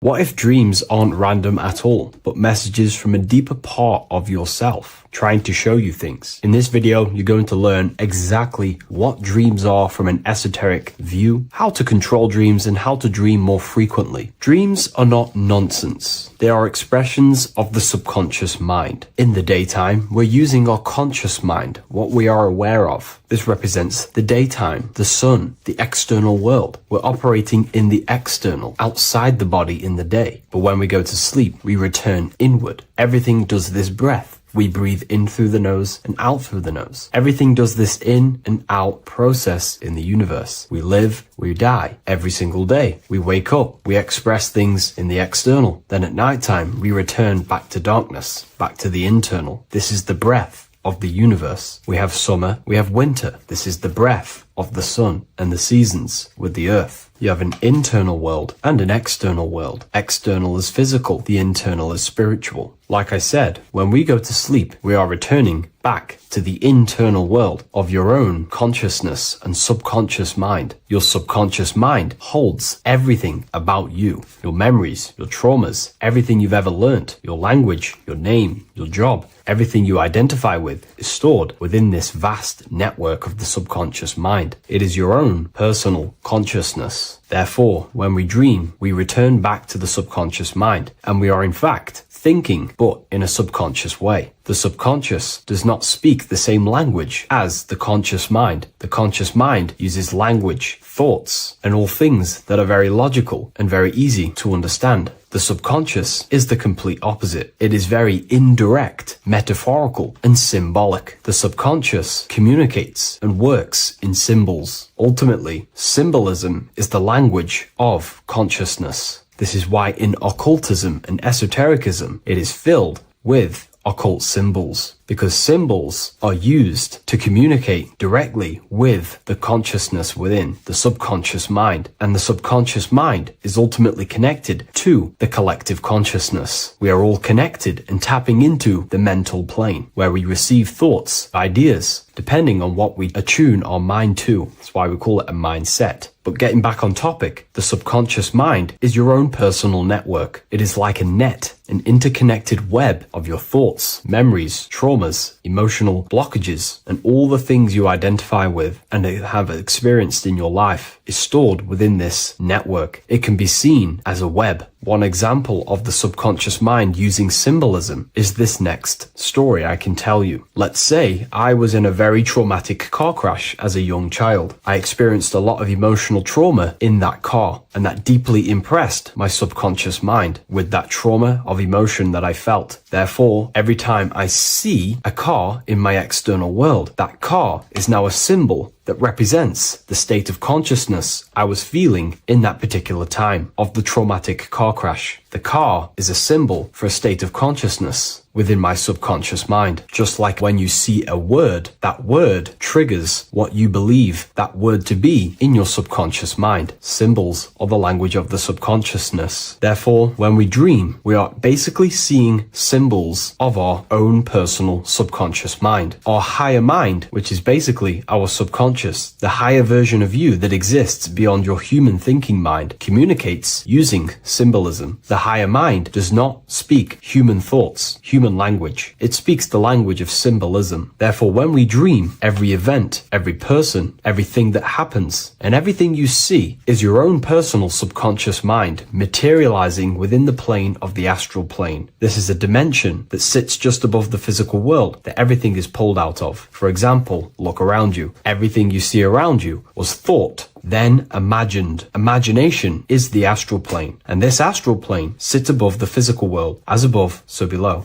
These objects were thought, imagined within someone's mind, and then pulled into a physical reality. Therefore, the imagination is what you're experiencing within a dream. It is your subconscious mind thinking and materializing within the imaginative plane. For example, let's say you are a Christian, you believe in Jesus your whole life, you have lots of emotion towards Jesus. This deeply impresses your subconscious mind. You believe in him so much, you go to sleep, you have a dream that you meet Jesus. You did not meet directly with Jesus. You met with your own belief. It was your own belief materializing within the imaginative plane and revealing itself to you. Dreams are materializations of your memories, your subconscious beliefs, traumas, and anything that could be inside the subconscious mind. It is your subconsciousness revealing itself to you in a material form. Let's say you have a nightmare. There is a big dark figure chasing you and you are running away in fear, away from this dark figure chasing you. That dark figure is not an external entity. It is not a spirit or a jinn or a demon. It is in fact an aspect of your own mind. It is a symbol that represents maybe a fear, a trauma, or something you are running away from internally, inside your subconscious mind. Something that you are not addressing, but something that is fearful, something that can be controlling you on a subconscious level. Let's say you have a fear to address something in your personal life. You want to address someone who is getting on your nerves at work. You continuously put this off and you fear doing that situation. Over a long period of time, this can slowly control you subconsciously. You start to avoid the person, avoid any contact. It is subconsciously controlling you. This is not the best example, but you can see what I mean. Hidden fears and traumas in the subconscious mind can subconsciously control your actions and ultimately lead you to low states of consciousness, keep you from reaching your higher potential, and ultimately create blockages within your own consciousness. That figure in the dream is a materialization of something that you are fearing and running away from and not addressing. This is why people always have dreams of traumas that they have experienced as a child or when they were younger, or maybe from a year ago or two. It's because that emotion is deeply impressed in the subconscious, and the subconscious is always trying to reveal things to you, communicate to you that you need to change, purify, and maybe heal within your own consciousness. This is how the higher self communicates to you, through the language of symbolism. Once you understand this, dreams can become a very powerful tool, not just entertainment at night time. Your consciousness never rests. Your consciousness is eternal. It is the very spark of the divine. Your body needs rest. Your consciousness is not physical. It does not need rest. So this is a way you can identify what your dreams are trying to show you, is by writing them down. A dream journal. Every single dream that you have a book placed near your bed. Every time you wake up, first thing you should do is pick up the book and write every single detail that you can remember about the dream. The people that you met are all symbols or aspects of yourself. Maybe it is a friend you saw in your dream. That friend represents a state of consciousness that is within you and is trying to reveal something to you. It's about making the subconscious into the conscious, to become conscious of the unknown. Write down every detail, everything you saw, every event that played out, even the details of the clothes that they were wearing. Everything is symbolic within dreams. Write everything down and then analyze the dream. Don't analyze it from a logical mind. Analyze it with the right hemisphere of the brain, which allows you to see metaphors, read between the line. Try and gain the message that it's trying to show you. What does this overall mean to you? And what could this reveal about aspects of yourself that you need to heal or maybe take action in your life and world? Because your higher self is always guiding you towards awakening and fulfilling your mission in the manifested physical world. Dreams speak in symbols, not logic. Ask about your dreams. What is this trying to tell me? Don't take things literally. Look for an emotional tone and symbolic resonance. With practice, you'll begin to understand the personal language of your subconscious mind. Now that you understand that, again, please leave a like or a comment on this video. This is now a technique for lucid dreaming and dreaming more often. This is not going to happen overnight. This is not an easy method. It simply takes practice and dedication. Every morning, choose 3 time slots. For me, I choose 4:30, 5 a.m. and 6 a.m. 3 alarms that are going to go off at these 3 times, half an hour apart from each other. Each time you wake up, stay awake for 5 to 10 minutes. Turn off the alarm. Try and keep your conscious mind awake, but drift back into sleep. There's no other better way for me to explain that. It's very difficult, but try and keep the mind awake, but the body falling back asleep. More than likely, you will drift off back to sleep. Then the next alarm will go off half an hour after. This will wake you up again. Guaranteed. You will probably drift back to sleep by repeating this process. After the 3 alarms go off, each one of them times, you're either going to have a dream or a lucid dream, but definitely you will have a dream. And if it doesn't work one time, keep trying it. I've been using this method for a very long time, and I can tell you 70-80% of the time it triggers a dream, and a very vivid dream. And it's ideal for lucid dreaming because keeping the conscious mind awake while letting the body fall asleep, you can become conscious within these subconscious realms of your mind. But when you are conscious inside the dream world, you can do what you want, but you also want to let the dream naturally unfold. If you try and take too much control, then you will wake back up. If you feel any fear in your dream, you will wake back up into the material world. Another tip to dream more often is to meditate before bed. Simply close your eyes and think about nothing for 5 to 30 minutes. Detach from everything outside you, your name, your job, work, thoughts. Mentally detach from the world and the physical pleasures and become pure awareness before you try and go to sleep. This will help you become conscious while being within the self. If you wish to learn more about consciousness, yourself, the Book of Wisdom Volume 2 can definitely help you. I'll leave a link in the description. Thank you for watching this video, and I'll see you in the next one.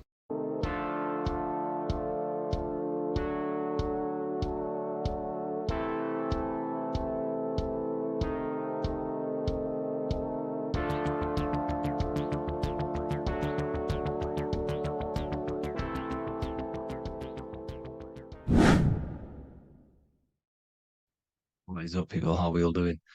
Today, we're talking about the flat earth cosmology. So let's jump straight into this. Please drop a follow and leave a like to help the algorithm. So, we live in a torus field. Everything's made out of torus fields. And every torus field has motion. It's what it is. It's the motion of energy. And every torus field has a center, which is the black hole. It's a womb of creation. It's counter space. Now, this is why the North Pole is magnetic, because the center of this torus field is the most magnetic part, the strongest part of the field. So this is why all compasses will point you to the center. And the Earth's magnetic field is spread across the whole of the Earth. And it's spinning, as you can see here, it's like a tornado at the center. And this tornado is the force which is spinning the sun and the moon around us. You got the sun, the moon, Polaris, just like in the Masonic cosmos here. The sun, the moon, Polaris, the all-seeing eye. Now we'll get into Polaris a bit later, but the sun is the magnetic force. Sorry, is the electric force, because every field is electromagnetic. Now, the sun is electric. It's positively charged. It's gonna give you energy. It's feeding energy. The moon is more magnetic energy, which is taking your energy away from you. And this is why you become sleepy when the moon comes out. Because it's taking away your energy. So these two forces is the balance. It's the yin and yang. It's the balance. Everything in this creation is balanced. Because the torus field is the Earth is the plane of inertia, the 0 point within the field. Because physical matter is a result of two opposing forces equalized on the plane of inertia. And that is where matter crystallizes into physical results.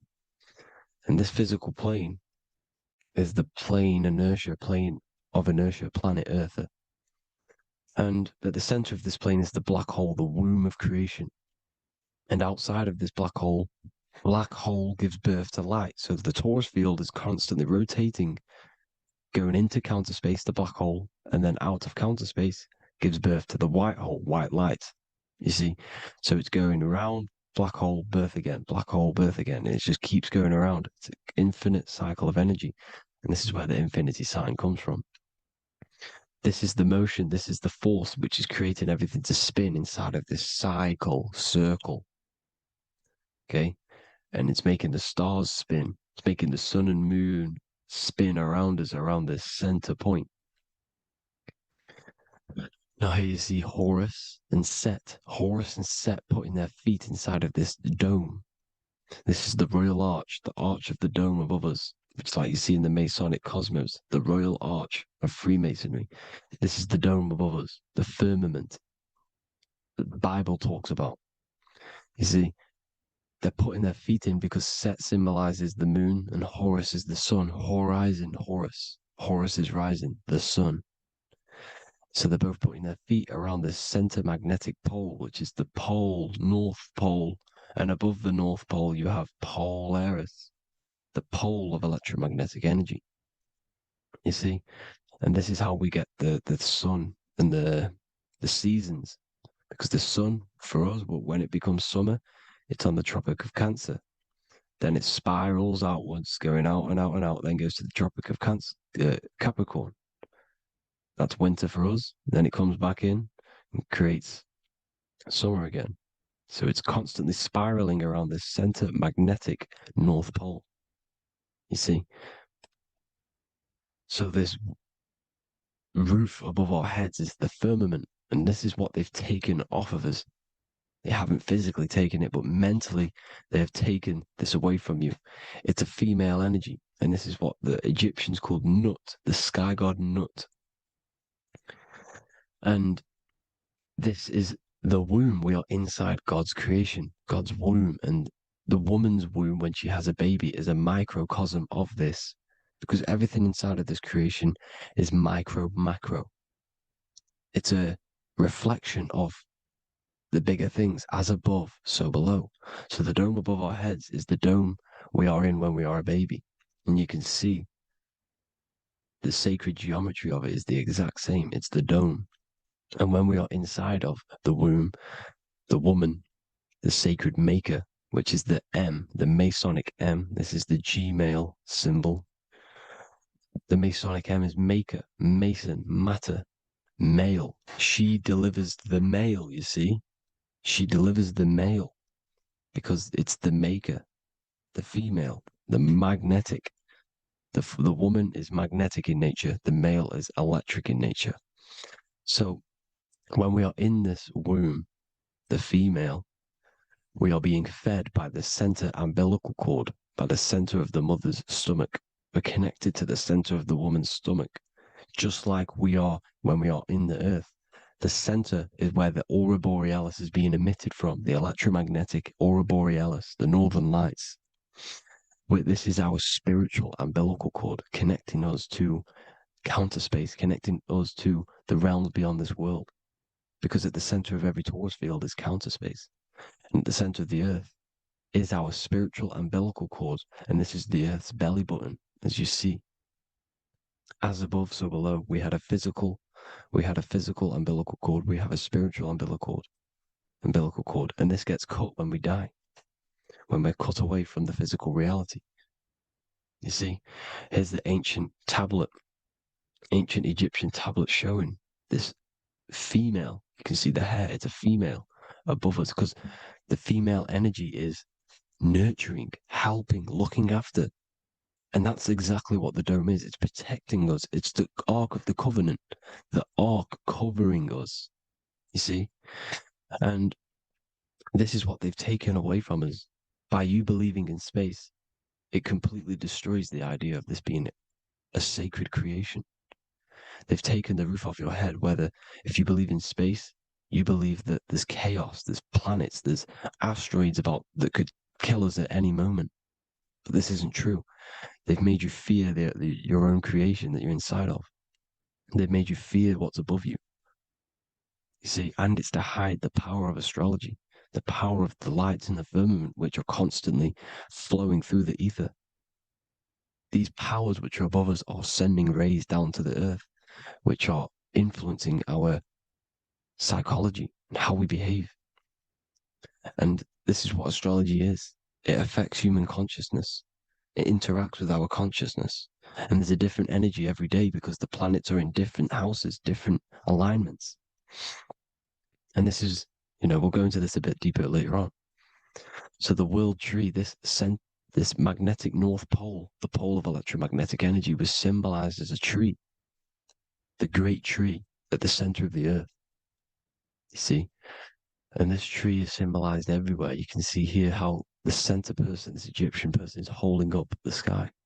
This is the North Pole, the hyperboloid, at the center of every torus field. And this tree was in the Mayan cosmology. This is an ancient depiction.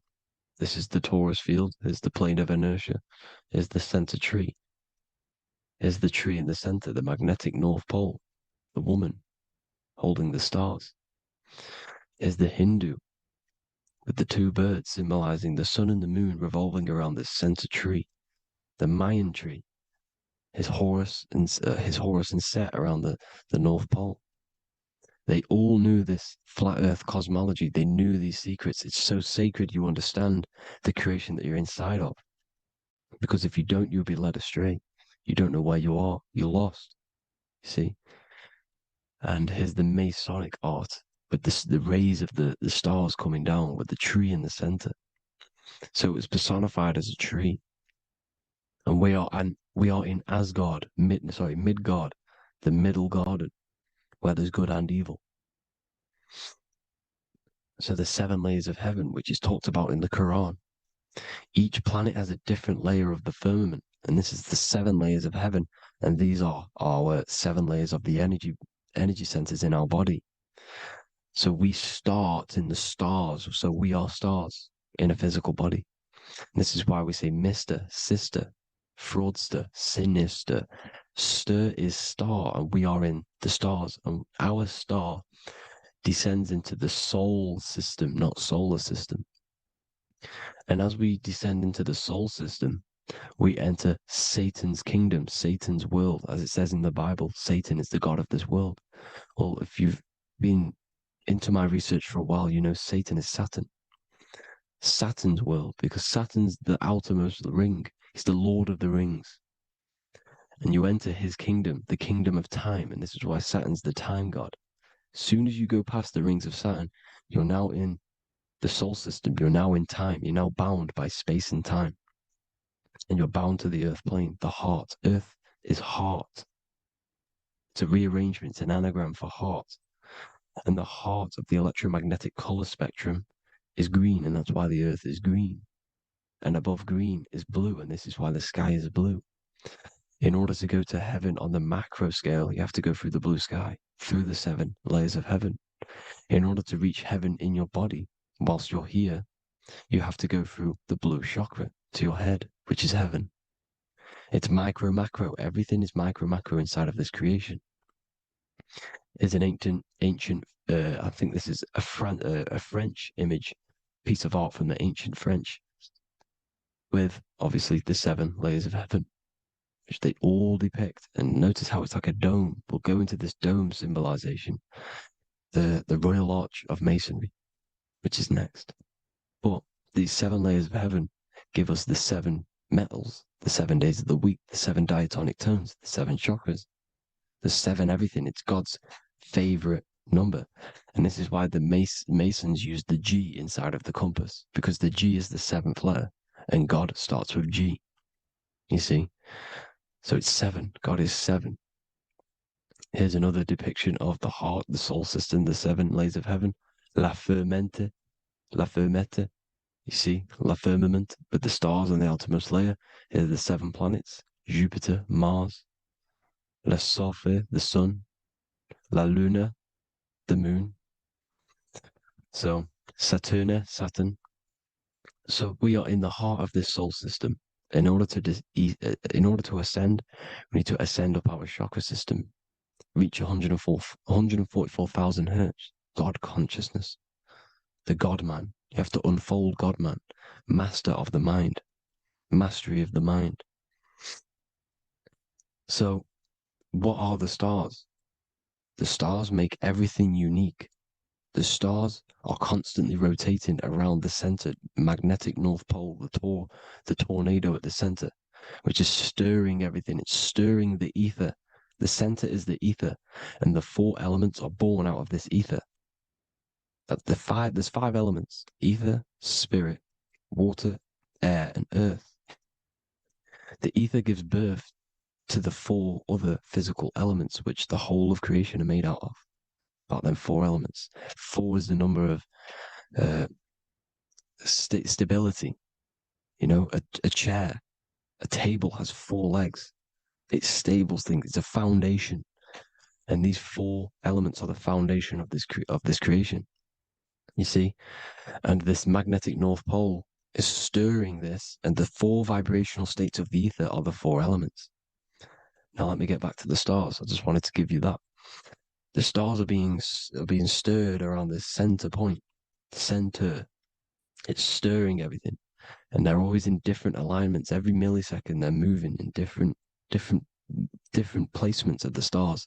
And the planets are called the 7 wanderers because they're not fixed. The stars are fixed, but the planets are called the 7 wanderers, the 7 layers of heaven, because they move faster and slower than each other. Each planet is slower and faster, has a different rate of speed it's moving. So these alignments are mixing in with the energies of the different 12 constellations. And this is why you have a unique characteristic. You have a unique look, a unique energy, a unique personality. This is because when you were born and you took your first breath, that energy which was in the ether, because the ether is all around you, and energy travels through the ether. The energy that the stars were casting down and the energy that the planets was mixing in with the 12 constellations was in the ether. So when you came out of the womb and your first breath, because breath is spirit, okay? So that first breath you took, that is the energy that is imprinted within your DNA, your soul. And you reflect that energy, you emit that energy. That's the energy that is with you forever. until you die, till this physical body dies off. And that's what the stars are. The stars are giving a unique energy, characteristic, personality to every living thing. Every dog, every cat, every animal has a unique personality because it was born at a different time and place in the sky. Okay, the stars are your destiny. Now, the stars are constantly changing as well. If you look at stars through a telescope, they're constantly changing and forming different forms. You can see here, it looks like water. It looks like light through water because it's the ether above us, a sea of ether. And this light is being emitted through it, and it's just constantly changing, giving different energies, each star. So this is why this is what the zodiac is. It's the expression of energy. It's the expression of the stars. And each constellation has many different personality, different energies, different traits. Each planet has different traits, depending where your planets are, depending what energies you hold. No two person have the same energy. There's no one. It could be similar, but no one's the exact same. It's because of the stars. The stars are never in the exact same split place. The planets are always in different houses. So here's some Royal Arch symbolism. Here's the Royal Arch of Masonry, as it says here. The sun and the moon, the constellations. Here's Cancer, the 7 planets, the 7 stars. Here's the Royal Arch. This is the firmament. Here's the duality. Black and white, duality, good and evil, rest and motion, dielectricity, magnetism. See? So this is what the Royal Arch is. It's symbolizing the cosmic dome above us. The womb we're in. We're inside God's womb. And here's George Washington, the Freemason, inside of the Royal Arch. See? With the G, the Masonic G, God, 7. Here you see another depiction of George Washington with the stars in the dome above his head, his Polaris, the sky vault, Polaris. We'll get into that later. Go inside of all of your ancient churches, you will see the dome. Go to the Vatican, you'll see the dome. All of your ancient churches have this dome because it's the dome above your head. The ancients knew this. This was known. We did not live in space. It was known back then. They all knew. This is Crown Court, which is one of the most important courts in the UK. You can see it's clearly so much Masonic symbolism. You've got the 4 pillars of Masonry. The Royal Arch is like an arrow pointing upwards to Polaris. His Disney World is under a dome. In his Polaris, the sky vault. You see? And also 666 in the symbol. Here's more 7 layers of heaven. Here's an ancient depiction. The firmament. Here's the astral plane outside of the firmament. The Royal Arch. You see? It's everywhere. Here's Polaris, the 8-pointed star. Polaris is in between the sun and the moon. It's at the center of the Taurus field. And Polaris corresponds with the pineal gland as well because it's the all-seeing eye. See? So is Polaris, the 8-pointed star, which is at the very top. It's the very center. It's on top of the North Pole. And it's an 8-pointed star that's always symbolized as an 8-pointed star. Here you see the Vatican. The Vatican is a giant key with an 8-pointed star. See, it's a key. Here's the dome. Here's the Space Delta, the USA Space Delta logos.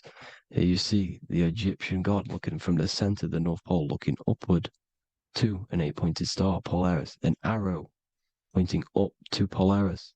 Here's another, the bear holding a key with an arrow up to Polaris, 7. Holds the key to Polaris. Here's an eagle holding a key above the North Pole to Polaris. Polaris, and here's another one. There's another bird, like a dragon, holding a key to Polaris. Because Polaris is definitely something to do with leaving this creation. Okay, maybe, I can't say for sure, but maybe it's to do with ascension, and this is why the Vatican hold the key to the 8-pointed star. And this is why the space, well, we all know space is a lie, but they're showing Polaris and it's sacred symbology. Maybe it's to do with something leaving this creation, going to another. Here's some North Pole symbolism. As above, so below. You see the four seasons of the Big Dipper constellation going around Polaris. This is Polaris, this is the Big Dipper constellation, and this is the swastika. This image gives us the swastika, because all the symbols we use are created in nature. They're created somehow in nature. This is how we get them. As above, so below. This is the map of the North Pole with the 4 rivers, looking like the Big Dipper constellation. It's the Masonic, here's the ancient cosmology with the 4, you see the 4 islands, Mayan cosmology, 4 islands. This is the alchemical symbol for Earth, 4 sections. The windows, because the center at the North Pole is a window to another dimension. The 4 lucky 4-leaf clover, which is supposed to be lucky. It's truth in plain sight. And here's Hitler looking at 2 flat Earth maps. So this swastika has been used for thousands of years, thousands and thousands of years. And it's symbolic for the most sacred land on this plane, the North Pole. Shambhala. Do some research on Shambhala, people. It's a it's a Hindu mythology about the sacred lands at the center of the earth. And it's known to be full of enlightened beings. And it's all symbolized at the center. You can see their paintings of Shambhala. It's all at the center, the North Pole. And it's known to be the most godly place ever, because it takes you to a portal to the higher places. And maybe this is something to do with Polaris, connecting you to this sacred land at the very center. But anyways, people, thank you all for tapping in. Hope you all learned something. Have an amazing day. Please follow, subscribe, like, all the links in the description for the courses, the PDF. Please have an amazing day. God bless.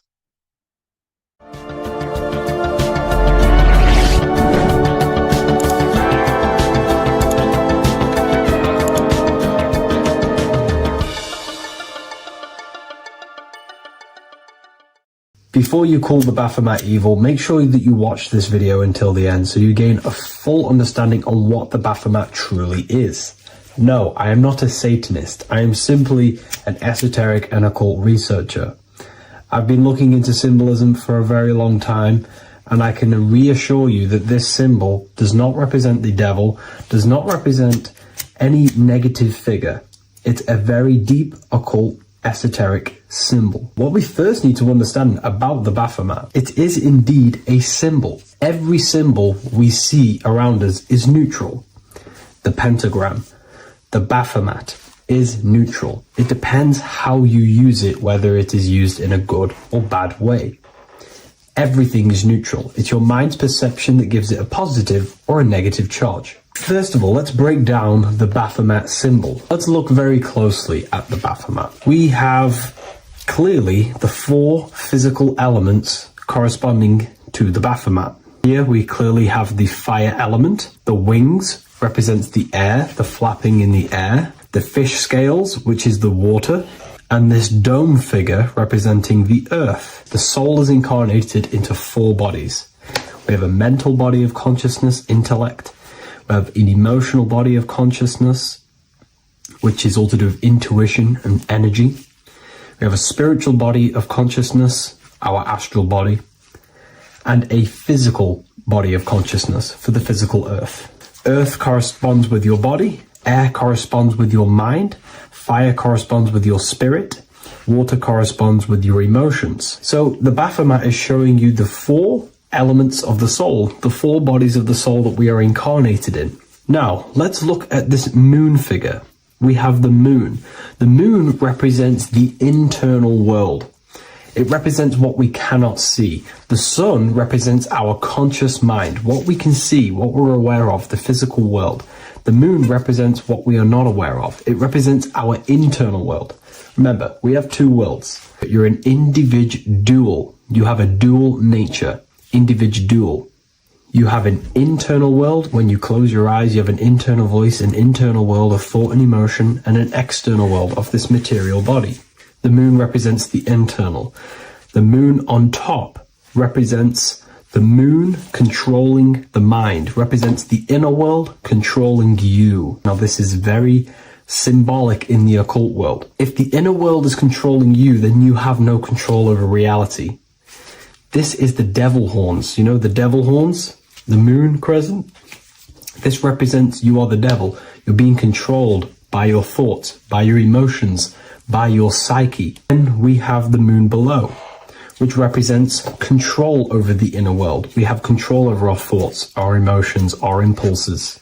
So you're either being controlled by thought and emotions, or you're controlling them and having self-mastery. In alchemy, we always see this symbol of the man or woman on top of the moon, representing emotional control and self-mastery of the internal world. The journey of the occultist is to gain full mastery over their consciousness. They want to be conscious of every single thought that enters their mental field of consciousness. We get over 7,000 thoughts a day. It is possible to achieve a certain level of mastery where you are conscious of every single thought that enters your mind. This is one of the end goals of self-mastery and occultism, as this gains your personal power. When one achieves this, they are then able to direct the mind in one place and one place only, becoming more effective in manifestation and creation, because we are microcosms of the divine. We are creators. This is the gesture of as above, so below. The inner world and the outer world are mirrors of each other. The inner produces the outer. Your physical life circumstances are a result of every thought you thought in the past. The inner projects the outer. If you want to produce a change in the outside world, you got to produce change in the inner world of consciousness first. As above, so below. As within, so without. This corresponds with absolutely everything in the universe. Now we have the goat head, which represents the animal self. This represents the lower carnal mind. Lower carnal mind, which is earthbound, because a goat is on the ground. It's not a bird, it's on the ground. It represents the lower self, the beastie nature, the one that tells us to hate, to steal, to eat all the time, to consume. It's the beast within us, the beastie side of our consciousness. It has a human body resembling this, the human in the beastie nature, or we have the spiritual nature, the higher self. In essence, this symbol of the Baphomet represents the higher and the lower self of human consciousness. It represents the higher and the lower. To conclude all of this, the Baphomet is a symbol that represents the two paths that one can take. We can take the beastie path and become an instinctual animal, our body, or we can take the divine path of reaching our higher self. It is a symbol that represents the higher and lower self and the four different bodies of consciousness. In essence, this does not represent Satan or the devil. The devil represents the lower aspect of our human psyche. The war between Jesus and Satan is symbolic and allegorical for the war that happens within our mental field of consciousness. The internal war between good thoughts and bad thoughts, positive emotions and negative emotions. It is the constant war inside the battlefield of your own mind.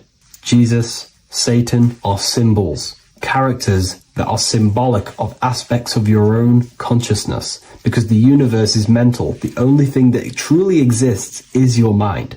Therefore, all of these ancient spiritual texts like the Bible, the Bhagavad Gita, the Quran are all symbolic of what's happening inside of our mental body. It is the inner chaos that can destroy our life, or when we create structure and restructure our inner world, we can live a peaceful life. If you are struggling from the internal world and you want to gain mastery of yourself while learning the occult secrets, join Ethereal University, a community of like-minded individuals who are all striving for the best versions of themselves. We host live calls and we have an abundance of lectures that you can watch. Or check out the Book of Wisdom. This is volume 2. I'll leave all the links in the description. Have an amazing day.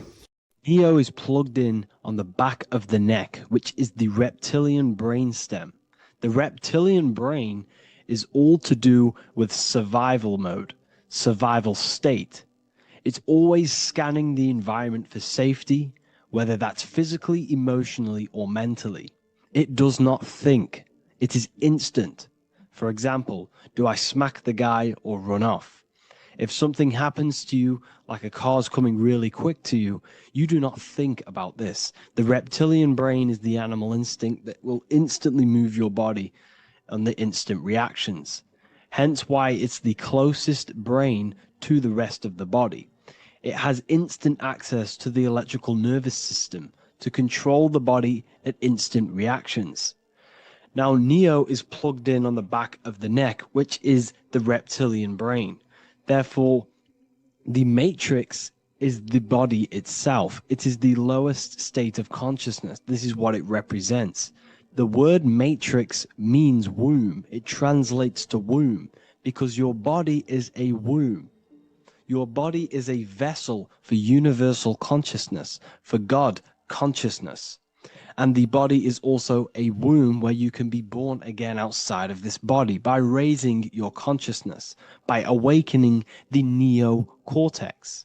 This is why Neo is called Neo, because it represents the neocortex. This is the higher aspect of our brain. This is all to do with new things, higher reasoning, higher thinking, new learning. You see, the brain is a receiver for universal consciousness. Now, what do I mean? It is a radio receiver. Think of it like this. You have a radio tower which emits frequencies. And each little frequency, 00.1, 00.2, 00.3, each 00 point is a different person. We are all the same universal consciousness, encapsulated inside of a different vessel. This is why our body is the temple of God inside of the Bible. Your body is a sacred temple of the divine essence of the universe. However, consciousness is controlling this physical body. And I'll show you this diagram here. Consciousness consists of imagination, emotions, thought, and memory. All of these things are not physical. They're not made out of atoms. You cannot think with atoms. If I split open your brain while you are thinking of a cheesecake, I would not see a cheesecake. It's because these things exist metaphysically within consciousness. They are not physical. The body is physical. It's part of matter. It's part of time. You see the Leonardo da Vinci, the circle and the square. The square represents limitation, beginning and end, because when you draw a square, there is a beginning and end. It represents the body, the mortal self, the ego, the echo. Then you have the spirit raised above, which represents spirit over matter, mind over matter. Invisible forces create physical forces. Everything physical exists in non-physical. This is also the Freemasonic square and compass, why the square is below the compass, because the compass creates the circle, which is spirit or mind. Then you have the square, which is matter. Mind and matter are the same substance. Mind creates matter through thought. Everything in this physical universe manifested through thought. Everything began as thought. So you are spirit and matter. You have a material body and a spiritual body. And you are right in the middle. This is why humans are very, very important. Because we have an animal nature, the reptilian brain, and a higher consciousness, the neocortex. And we must awaken out of the matrix, which means womb, which is the body. And Neo is waken up from the lower self, the reptilian brain, and moves into the neocortex. Because the brain is a radio receiver for consciousness. Now, what do I mean? I went over this before. Your consciousness is controlling the brain. The brain is a computer. And when our consciousness, our imagination, our emotion, our thoughts, and our memories are all contributing towards just survival things, food, safety, fear, all of these things, and our consciousness is locked into a survival state, we are using the reptilian brain. We're no longer thinking. You don't think with the brain, but the consciousness is thinking, which activates the different parts of the brain. When we think for higher reasoning, we use the neocortex. It stimulates the neocortex. When we think about survival, we're using the reptilian brain. So therefore, when Neo wakes up, he wakes up to the higher aspects of consciousness, which is only utilized by the neocortex, by learning new things and expansion of the mind and expansions of consciousness. Okay? So the whole matrix is to keep you designed, well, the whole matrix is designed to keep you in a survival state, in the three-dimensional awareness. They want you constantly scanning for safety, scanning for food, scanning for emotional safety in relationships and other people. You see, they do not want you to think. They want you stuck in that reptile, that animal state, that beastly state that most people are in. Most people, all they do is eat, listen to music, consume, have sex, lust, desire. This is all the reptilian brain. So when we say the world's being ran by reptilians, it's symbolic. There is no physical reptilian humanoid beings controlling, manipulating human consciousness. We are all the same consciousness. However, there is a corrupted state of consciousness running this world. And this consciousness worships the physical plane. And they control the physical plane. So by doing that, they keep you stuck in a reptilian way of thinking, the animal state, to keep you stuck in the lowest state of consciousness. Now, this is the god Osiris, which represents the reptilian brain. None of the Egyptian gods ever existed. They are all symbolic for the brain and anatomy of the human body. Osiris represents the reptilian brain, as you can see this anatomy compare to the brain stem and Osiris statue found in Egypt. And we also see an ancient artwork of Osiris with green skin and two reptile crocodile alligators next to him, which also symbolizes the reptilian survival state of human consciousness and the activation of the reptilian brain. This is what it symbolizes. Now, this is what the Matrix is all talking about. It's talking about the awakening, the expansion of consciousness. The word divine is dive in because you connect with the divine by diving inward. There is no man in the sky going to save you. You must connect with the self. Know thyself. Truth comes from within. All of these things I'm telling you comes from within you. I'm just pointing it out. All of this is self-realization. A lot of people say, well, what are my sources?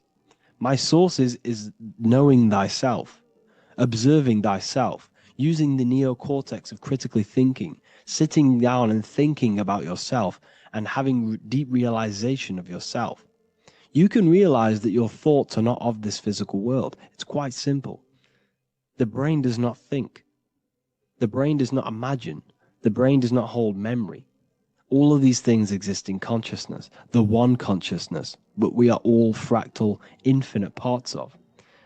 This is the eye on the triangle, consciousness being given down to the rest. This is separate. Consciousness is separate from the rest of the pyramid. The pyramid is your body. Neo is the one consciousness. This is the Egyptians symbolizing the one consciousness giving Ankh, which is life, to all the different life forms. However, you can see that the central sphere is giving a big Ankh to the humans, because humans, like I said, possess the advanced consciousness, an advanced brain that allows us to turn above our reptilian animal self. For example, we can go against our reptilian lower animal nature and turn to our godly nature. Animals cannot do that. They are stuck in instinct. They are stuck in a reptilian animal way of thinking and operating. Everything they create is to survive. We can turn against our lower nature and create for amazing things like buildings, architecture, technology. We can use our creative consciousness for anything we wish, not just survival needs. And it's the same with your spiritual journey.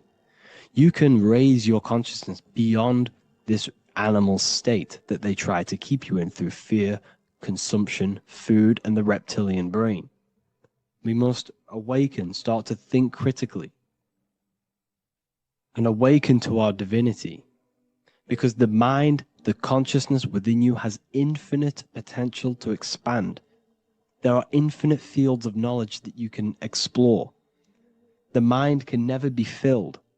It can never ever be full of knowledge. It always expands, and that's why you are alive. That's why you are part of this universe. That's why the science always says the universe is always expanding, because the universe exists in your mind, and the mind is always expanding into new fields of thought, new fields of knowledge and information.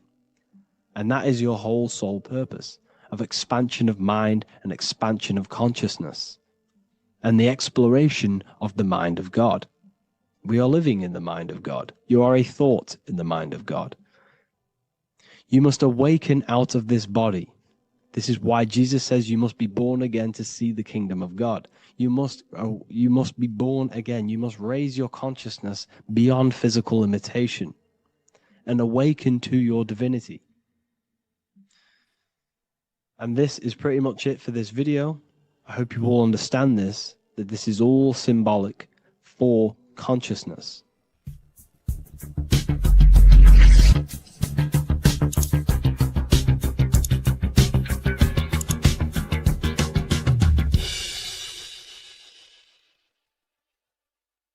The Freemasonic square and compass is not just a symbol that represents Freemasonry, a lodge, or a secret society. It is a symbol of gaining your own personal power. Now, in this video, I'm going to be breaking down this symbol in the most detail I can possibly go into. Most people live in a state of illusion. They live their life impulsively, acting based on their five senses, tasting. They want to feel a certain thing like an orgasm, or they're basically just slaves to external things and their five senses, which leads to a very dark path where you'll never actually become a conscious creator and you'll never actually be internally happy. The Freemasonic square and compass reveals some deep wisdom about this. Now let me break this down. If you want to gain your personal power, listen up. The Freemasonic square and compass is a compass which is used to create circles. Now, if you notice something about the circle, they have no beginning, no end. You can't tell where it begins and ends. It's eternal, which means this represents consciousness. Now, if you don't know what consciousness is, if you close your eyes, you have an internal world. You have thoughts, emotion, visualization. This is all consciousness, spiritual. Then we have the square. The square creates squares or lines, which represents matter. It has a beginning and an end. You can quite see where the beginning of the end is, right? So we can even link this to Leonardo da Vinci, the Vitruvian Man. We see the man in the square with the circle.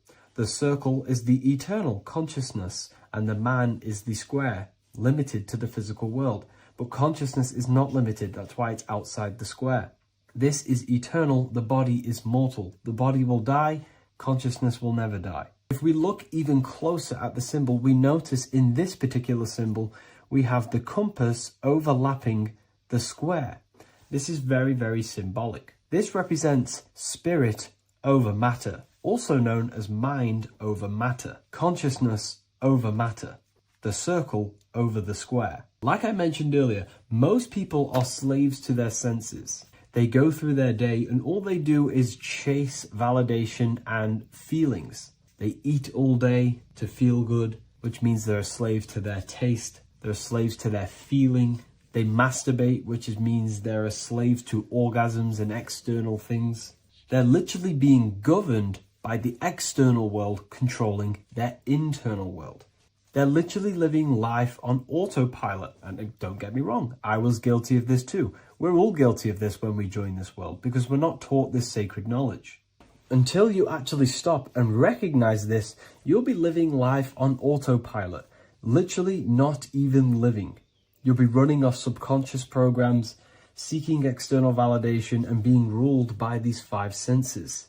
The square underneath the compass represents consciousness on top of matter, which means the internal world is controlling the external world.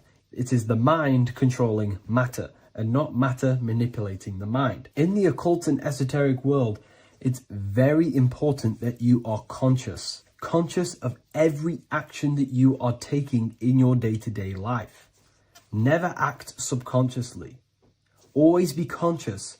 What are you thinking? What are you acting? What are you giving your attention?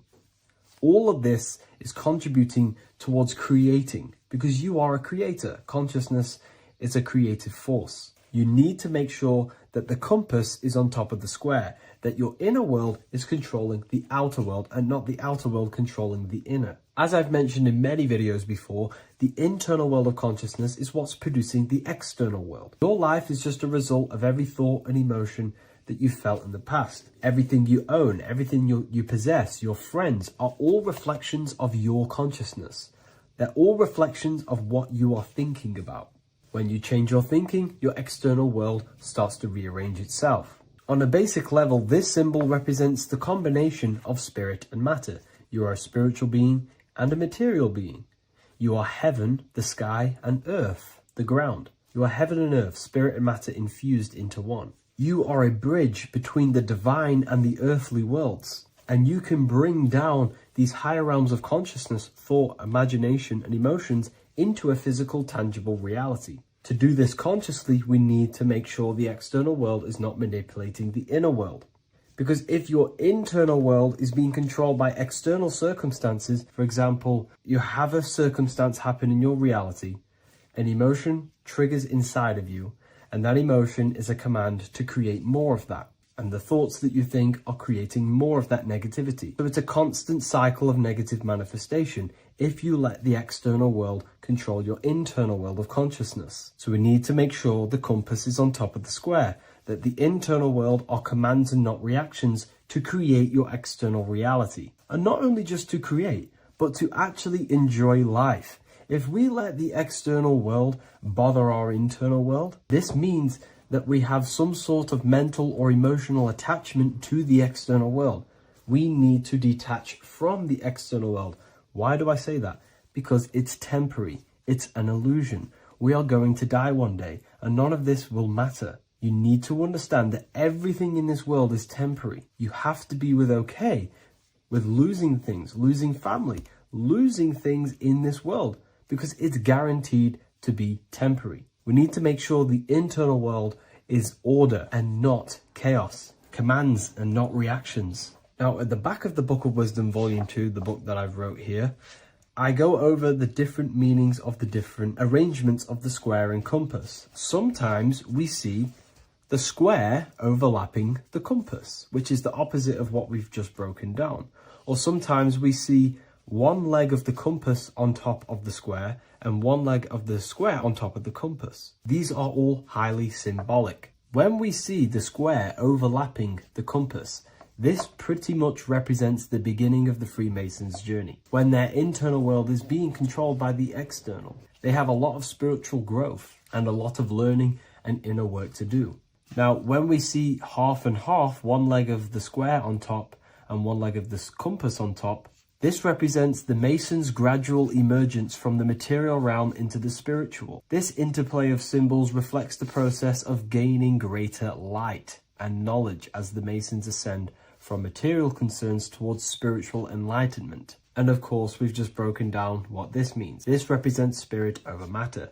They're not chasing external physical things anymore. They're actually chasing and gaining validation and happiness from spiritual growth, more knowledge and deeper understanding of consciousness and themselves. Most people chase external material things, which actually don't make you happy in the long run. You could be given £1 million today. In a week's time, you would be back to the same original state of consciousness and actually chasing more and more millions of pounds. It's because nothing physical in this tangible world will ever satisfy your internal world of consciousness. So through spiritual growth, we can actually become happy and seek higher understanding, higher consciousness, which actually satisfies us eternally. So when we see the compass on top of the square, it symbolizes the triumph of spirit over matter. This arrangement not only signifies the mastery of spirit over the material realm, but also represents the resurrection, ascent, and dominion of spiritual principles over all earthly conditions. It's all about gaining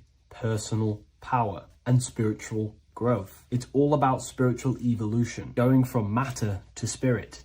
The external world controlling the internal world, to the internal world ruling over the external world, where the mind becomes a powerful tool to actually create and command reality. The mind cannot create and command reality if it's being governed and tossed all over the place by external circumstances and thoughts. Here's a quick tip on how to know if your mind is controlling you. If your phone notification goes off and you're working on something, and you instantly go to reach and pick up the phone as soon as the notification goes off, that is an indication that your mind is controlling you and you are not controlling it. The mind is the direction of consciousness. The direction, it directs the flow of your attention, your energy, your consciousness. So to practice to gain mind over matter is simply just meditation, allowing the mind to sit still and focus on one thing for long periods of time. And over time, this will gain mastery over your attention and your mind. If you are on your spiritual path, this should be your goal, your internal world becoming the master.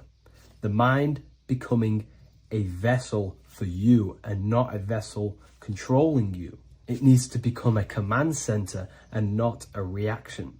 Please like, share this with a friend, and subscribe to the channel if you're new. Leave a link in the description for the Book of Wisdom Volume 2.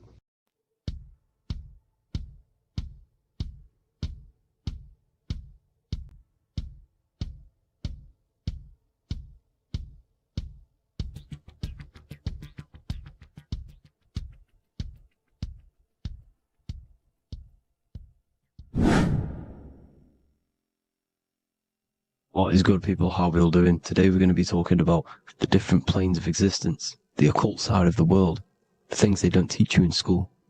And of course, you can only find that on this channel, so welcome. So you need to understand is that your consciousness moves through these different planes of existence, these different states of consciousness, which make up all of you. Okay? They are all interlocked planes. They are all interpenetrated into each other. They are all one. They melt into the plane above and below. You see, each plane is a product of each plane. As above, so below. Now, the higher you go, the more fluid, the more dreamy, the less dense it becomes. The lower you go, the more denser it becomes, the more solid it becomes. The lowest plane is the physical plane, which you are obviously aware of. You are inside of the physical plane now. But while you are in this inside of this physical plane, you are indeed inside of all these other bodies which you have not awakened yet. You have to awaken these different bodies. You have these bodies. Okay? It's like a ripple effect. And the center is the most dense, the most solid. This is Earth, heart, the heart of the ripple.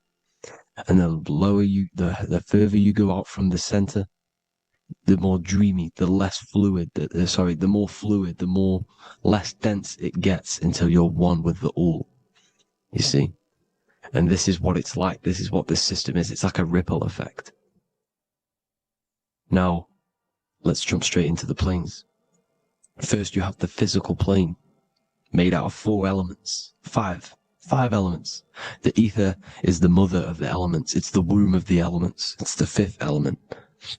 And it gives birth to the 4 other elements. 4 is stability. Tables have 4 legs, and this is why the ether gives birth to 4, because it's the foundation of the physical world. Fire, earth, water, air. They are not pure. Each one of the elements melts into the other one. For example, earth and water both share cold. Water and air both share wet. You see? They compose of each other. They melt, they mold into each other based off the vibrational state of the ether. That's what it is. The 4 elements are the vibrational states of the ether. Okay? So you have the 4 physical elements making this, physical world. It's the lowest world. It's the world of effect. This world, whatever you see, whatever you experience, it's the effect. You can't change anything by manipulating this world. You got to manipulate the higher worlds to affect this world, you see? As above, so below. This is the lowest plane. It has three-dimensional. It's the third dimension. Space, height, and thickness. That's all it is. Front, backwards, upwards. You see, it's three-dimensional. We cannot perceive the hidden side, which is the interior of this existence. We cannot perceive the interior from our exterior view. We are looking into this world. Okay, this is the exterior view. We can't see what's inside of that. That's the fourth dimension, which is the next one. It's the most gross and dense plane. Four states of matter, the most slowest vibrational molecules exist in this plane. Above this plane, you have the ether. Okay, the word ether and either are the same thing, because either connects two scenarios in languages. I either support Manchester United or Liverpool. Either is connecting them two scenarios. The ether is doing the exact same, as you can see here on the planes of existence. It connects the astral world, which is very important, to the physical world. It's connecting these two worlds.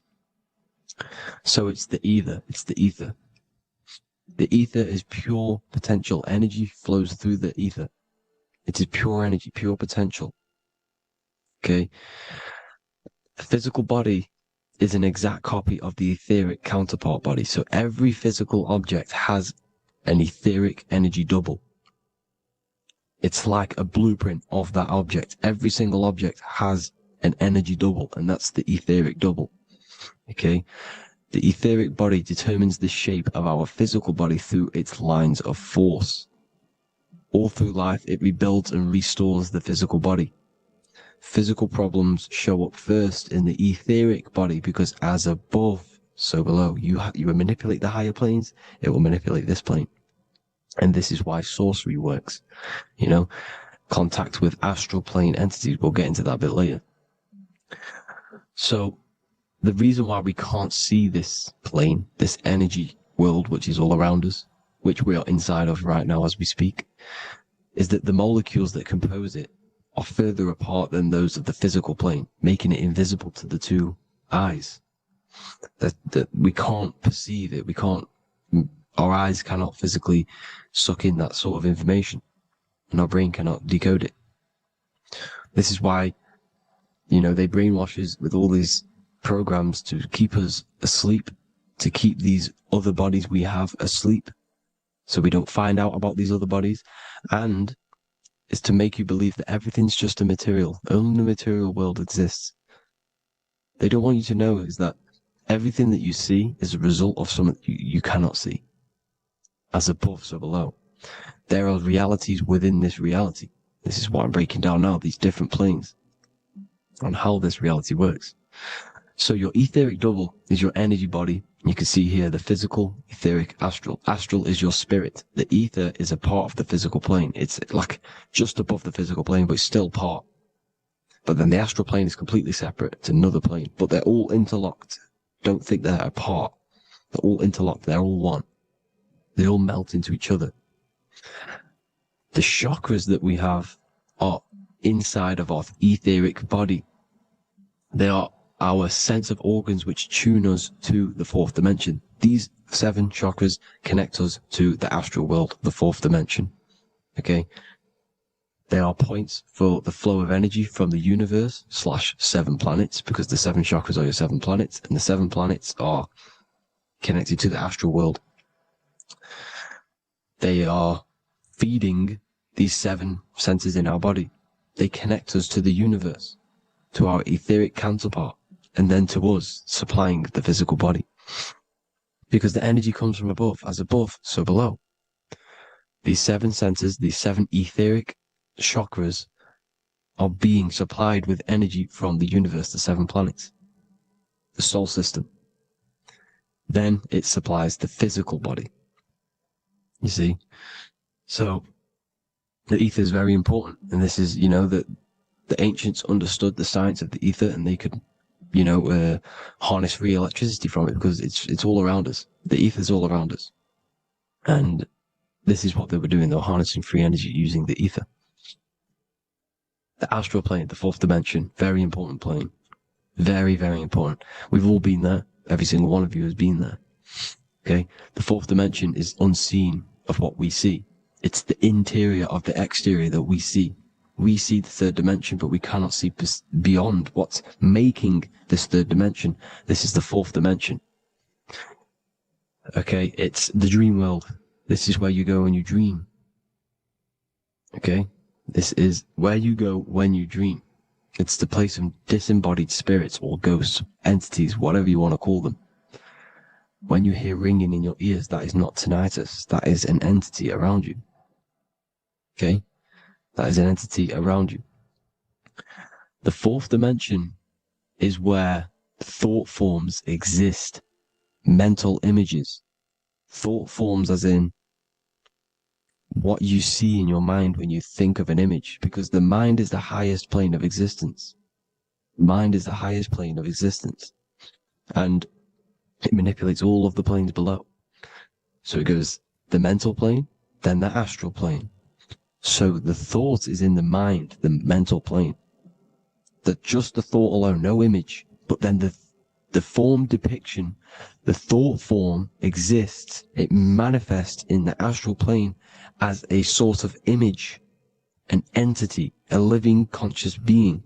So this is why thoughts are things. You see, thought forms exist within the fourth dimension. So when you imagine something, when you are, for example, right now, look into your hand and imagine there's an apple in your hand. If you can see that, you are seeing into this fourth dimension. You can only see into this fourth dimension using the mind's eye, not the two eyes, the mind's eye. When you shut off the two eyes into darkness, the third eye opens. The mind's eye is open, and you can see, this is astral travel. You got to work on astral travel, and you will see this astral plane, this fourth dimension. And there are 3 different sections to this astral plane: higher, middle, or lower. So yes, there is a kind of a heaven and hell, and a middle, Midgard. Heaven being the higher vibrational entities manifesting higher vibrational thought forms existing there, the lower vibrational thought forms existing in the astral plane. But these thought forms are beings. You can create these beings. They're called elementals. Okay? If you entertain specific thoughts for long enough, this will plant a seed and it will grow. If so for example, you have a bad feeling or whatever, what's a good example? Unforgiving someone. You keep that energy inside of you for long enough, it will manifest in the fourth dimension. You entertain that thought long enough, it will manifest.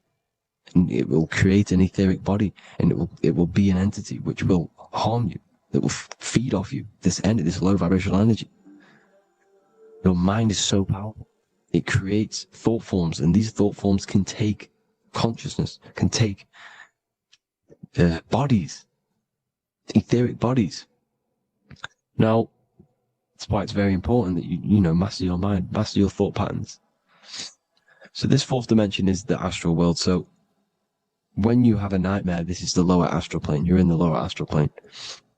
Whilst this physical body rests at night, your consciousness, you awaken this other body, your consciousness goes inside of this other body, whilst the physical body lays asleep. You see? So it's all inside of you. This is what you need to understand. You just haven't awakened these bodies yet. You can awaken them. You just got to awaken them. Okay? The next is the mental plane. This is the mind, the source, pure cause, pure motion. The most less dense, the most fluid. No form. There's no form to the mind. Astral plane is the first plane where a form takes existence, pretty much. The mental world has no form. It's pure mind, pure intelligence. Thoughts alone exist here without any images or manifestation. The most fluid, the most dreamy, the most causal plane. All of the rest take the effects of this plane. That's why it's mind over matter. Your thoughts they create vibrations. Each vibration is vibrating on a specific frequency, which creates mental images, creates effects down here on this physical plane. This is why it's so important to master your mind. Master what you think. Master your mind. It's the hardest thing to master. You could conquer the world, but it's probably harder to conquer your own mind than to conquer the whole world. I can promise you that, because the mind can play tricks on you. You got to listen to that inner guide within you that will constantly manifest the good things. So anyways, people, hope you learned a lot from this. Please work on trying to activate these other bodies. I will maybe do another video on trying to activate these bodies if you wish. Please comment down below if you would like to see that. And have an amazing day. Please like, subscribe, comment down below any video ideas you want me to do, any information you want me to spit. Thank you all. Have an amazing day.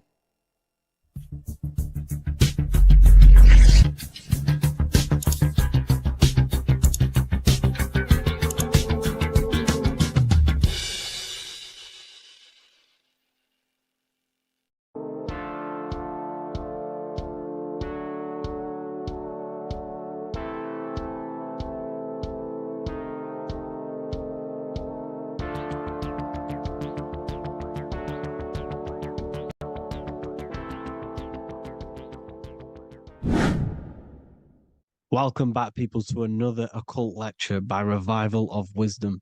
Today we're going to be talking about magic and how it's being used on us for the New World Order. Magic has the word mag within it, which is magnetism. Magnetism is the force. Magic is influencing forces, natural or supernatural forces, and using it for a certain agenda to gain something out of it.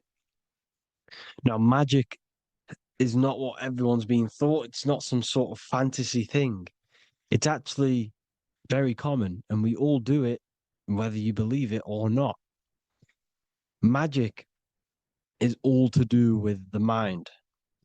As I said, always say in my lectures, your mind is what creates matter. Your mind is what creates your external world. So it's all about manipulating and planting seeds within the mind, because your mind is a garden, and thoughts and words are seeds which are being planted in that garden.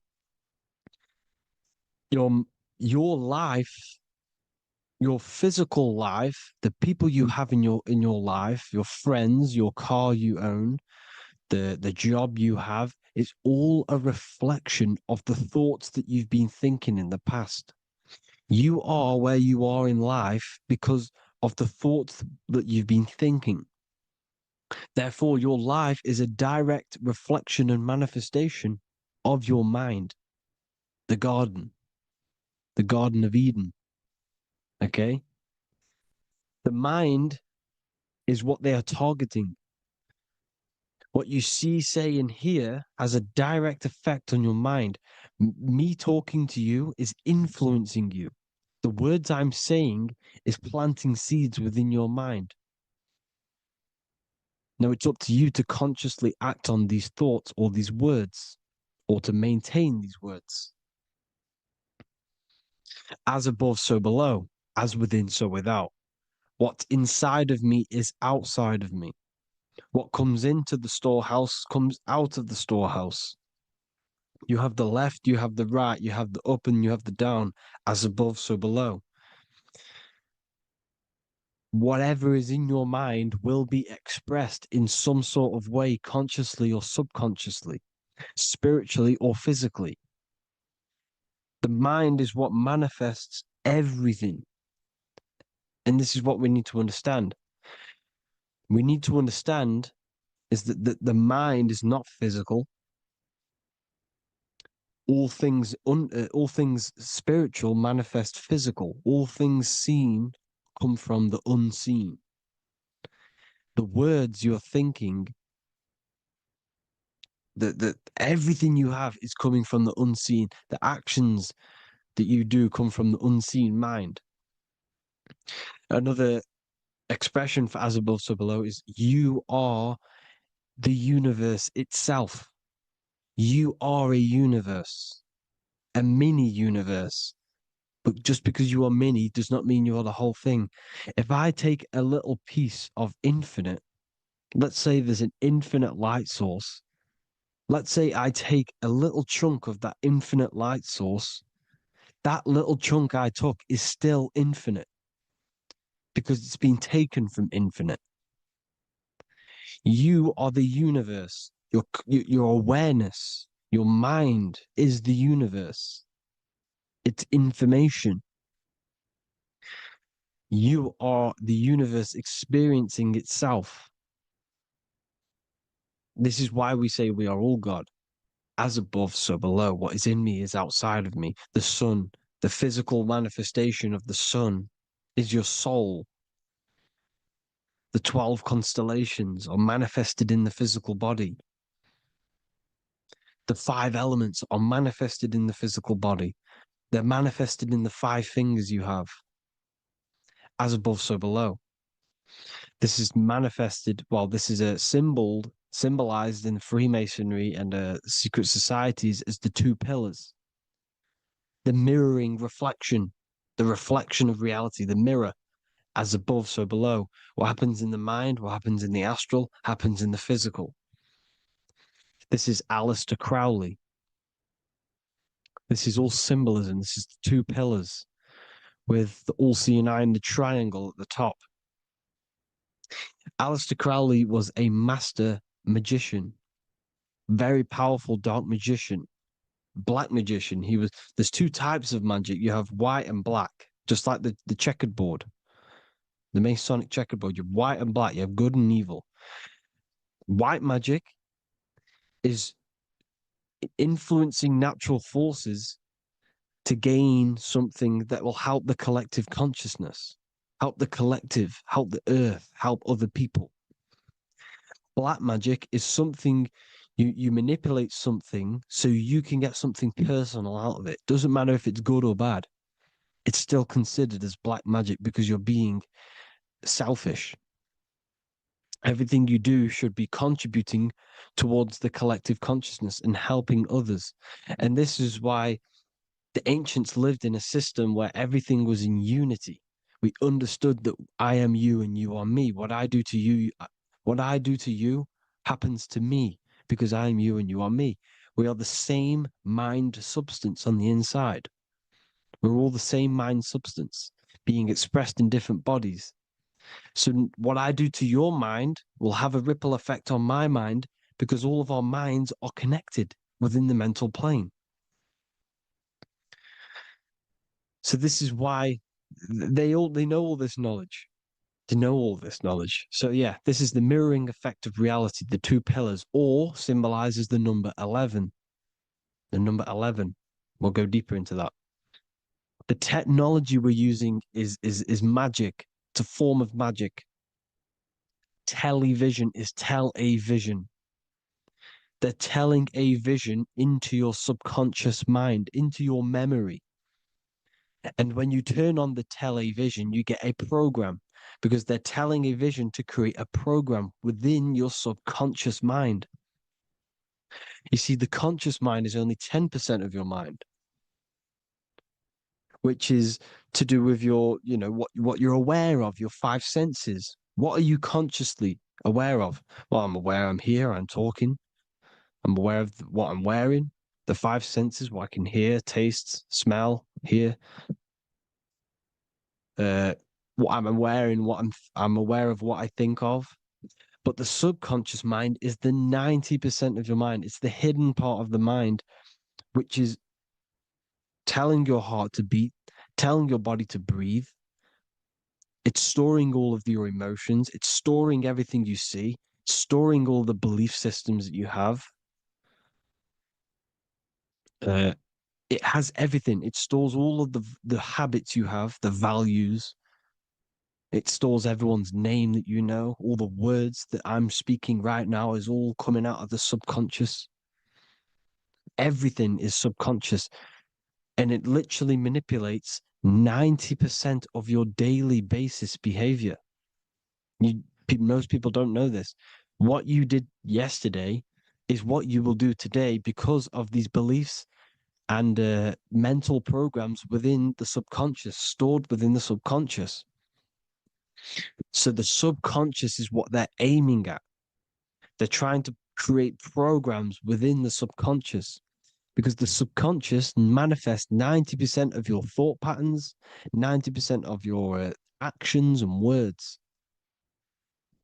They know all this stuff. So the subconscious mind is the most powerful part of the mind. Another way the subconscious manifests and influences your life is, let's say you were in a car crash years and years ago, 10 years ago. Let's say you're in this car crash, right? And you really hurt yourself.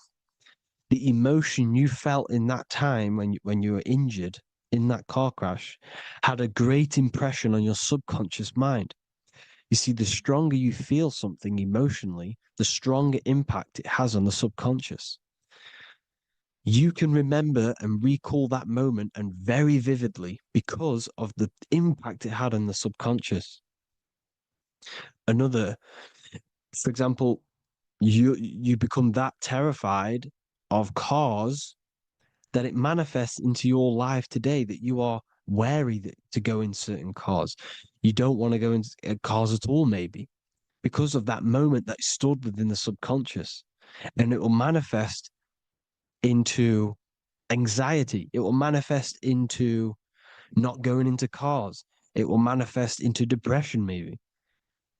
These things, these emotional, very emotional, traumatic events have a great impression on our subconscious and they control your life.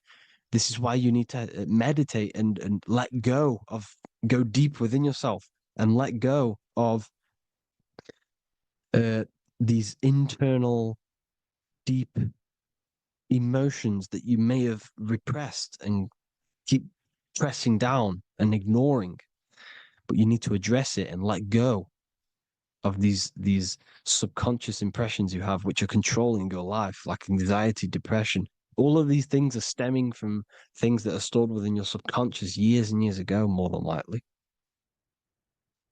Broadcasting. They're casting spells to a broad audience, to news, north, east, west, and south.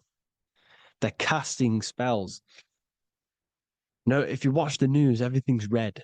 Breaking news in red writing or the red background, everything's red. Why? Because red's the root chakra, which is all to do with survival. They want to stimulate this root chakra because they want you down there in survival mode. They want you in survival mode because you're easier to control. They control out of fear. And not only they're casting these spells as if, because most of the things they cast in the news hasn't already happened. They're constantly bombarding you with there might be a war breaking out, war this, war that, kill here, kill there, murders. It's impressing, it's casting spells on your subconscious mind. So when the event does turn up in real reality, in physical reality, you're less emotional, you're less surprised. You're not as surprised because you've already heard it before. Your subconscious has already heard it all before. If you never heard of a war and then a war broke out, you'd be going crazy. So they subtly program your subconscious mind through the words, because the words they say is impressing your mind. It has an effect on your mind, which will have an effect on your behavior, your words, your conversations you have with people. They're casting spells to north, east, west, and south on the tell a vision. They're telling a vision by broadcasting, by saying spells. This is why we call it spelling. Even the word, listen, the words we say cast spells. Bless. Oh, bless you. That's be less. The subconscious mind only picks up literal things. You see, when I say bless you, your conscious mind picks that up as, oh, thank you, you're blessing me. But your subconscious picks up as be less. You see? Because the subconscious it has no filter.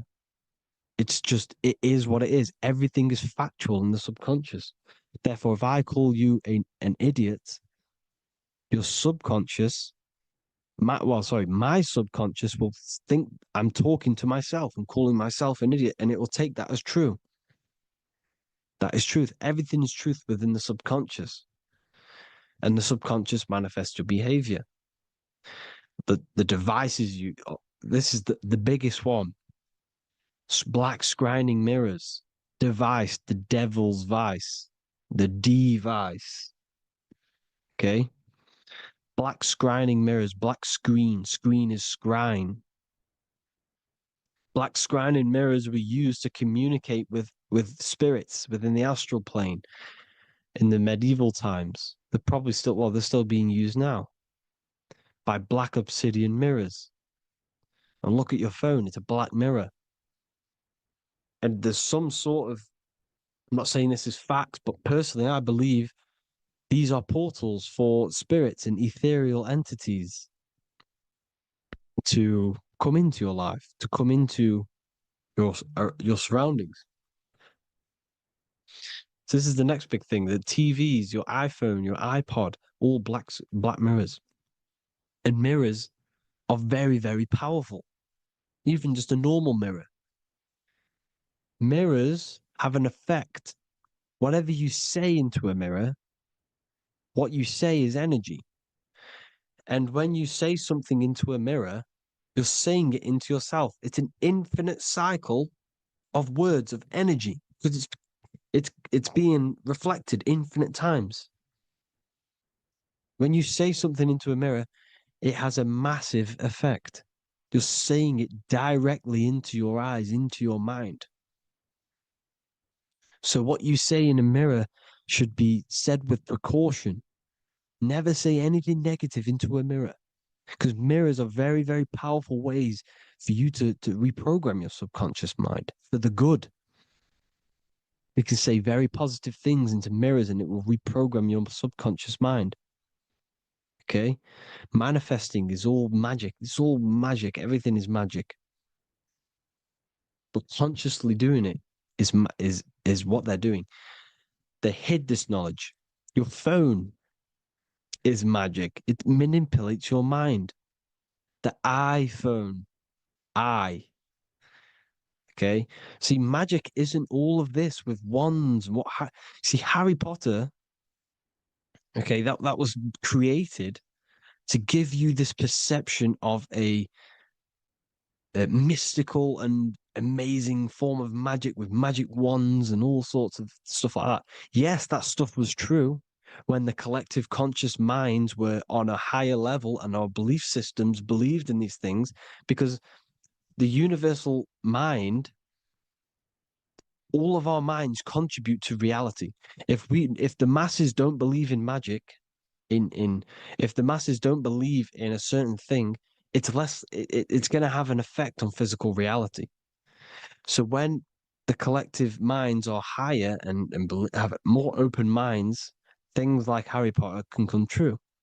See, it's all in the mind. The iPhone, the eye is the symbol for the mind, the invisible intelligence. The triangle is the ethereal plane.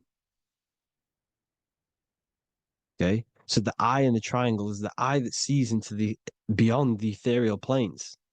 The square is the physical plane.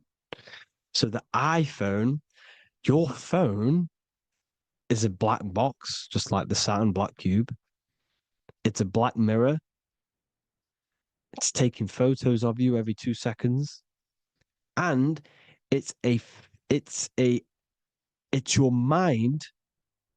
Your mind is in that phone. Everything you like, everything you text, everything you type in Google, everything you say to someone, every conversation is all recorded on on the phone. Therefore, it is a direct reflection of your mind.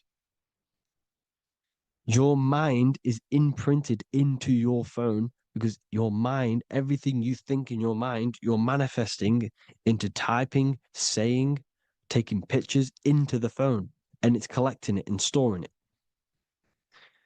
And what they're doing, and this is for all forms of magic, it's manipulating the mind.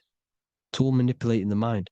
Reels, Instagram, TikTok, this is all dopamine. It's all controlling the mind. Every like you get, every follow you get, every share that you get is dopamine within your brain. They're literally targeting your brain and mind. It's all manipulating, because what they're pushing through the phones, through the media, through the news, through the televisions is visions and programs. You are the one manifesting the New World Order. They're not manifesting the New World Order. They're giving you the information so you can manifest the New World Order.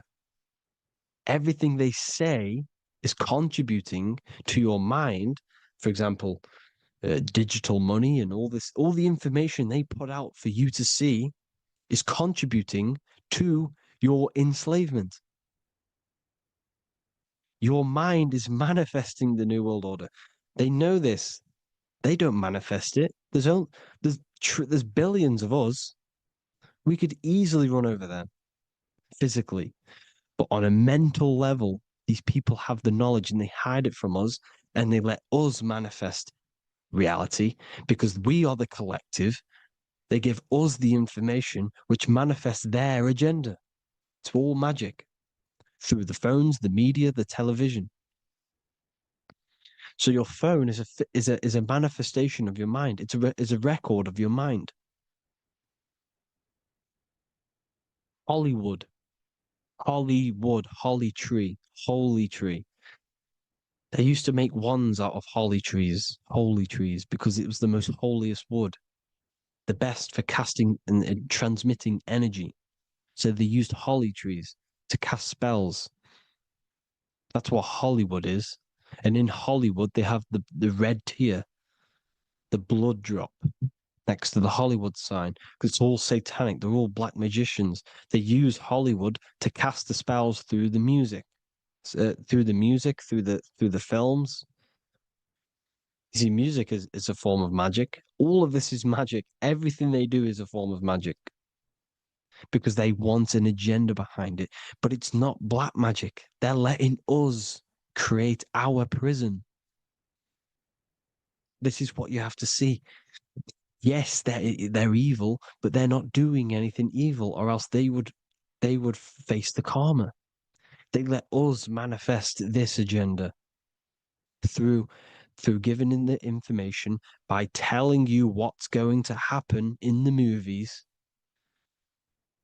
Everything that happens in a movie, it's all there on purpose to program your subconscious, to plant a seed within your garden, your subconscious, your mind. Because when the mind has already seen something, when it comes up and turns up in physical reality, you will be less shocked and you won't rebel. So they lure you slowly. They make you aware of these things over time. They make you gradually think it's okay. Like the technology, we never used to use these phones. How did we become so addicted and reliant on them? Well, because first they gave you a little flick phone. Well, no, sorry, they gave you a phone in your house. And then once you got used to that, they say, oh, here's the newest version of a little flick phone. You started texting your friends. Everyone was loving it in high school. They could now meet up without saying, let's meet on the weekend at this point at this time, like your parents probably did. Or maybe some of you watching this, you probably had to tell your friend to meet on the weekend at a certain time because you had no way of communicating. So everyone got these phones and got addicted to them. Then they slowly got addicted to the new iPod with a touch screen. Now they invented touchscreen, then everyone got addicted to touchscreens. Then because all of this is producing dopamine in the brain, which creates you to become mentally addicted to things and physically addicted, chemically addicted. Because dopamine's a chemical. Your subconscious becomes a program within your subconscious, and your body becomes chemically addicted to these phones. And these phones are the enslavement of humanity, technology.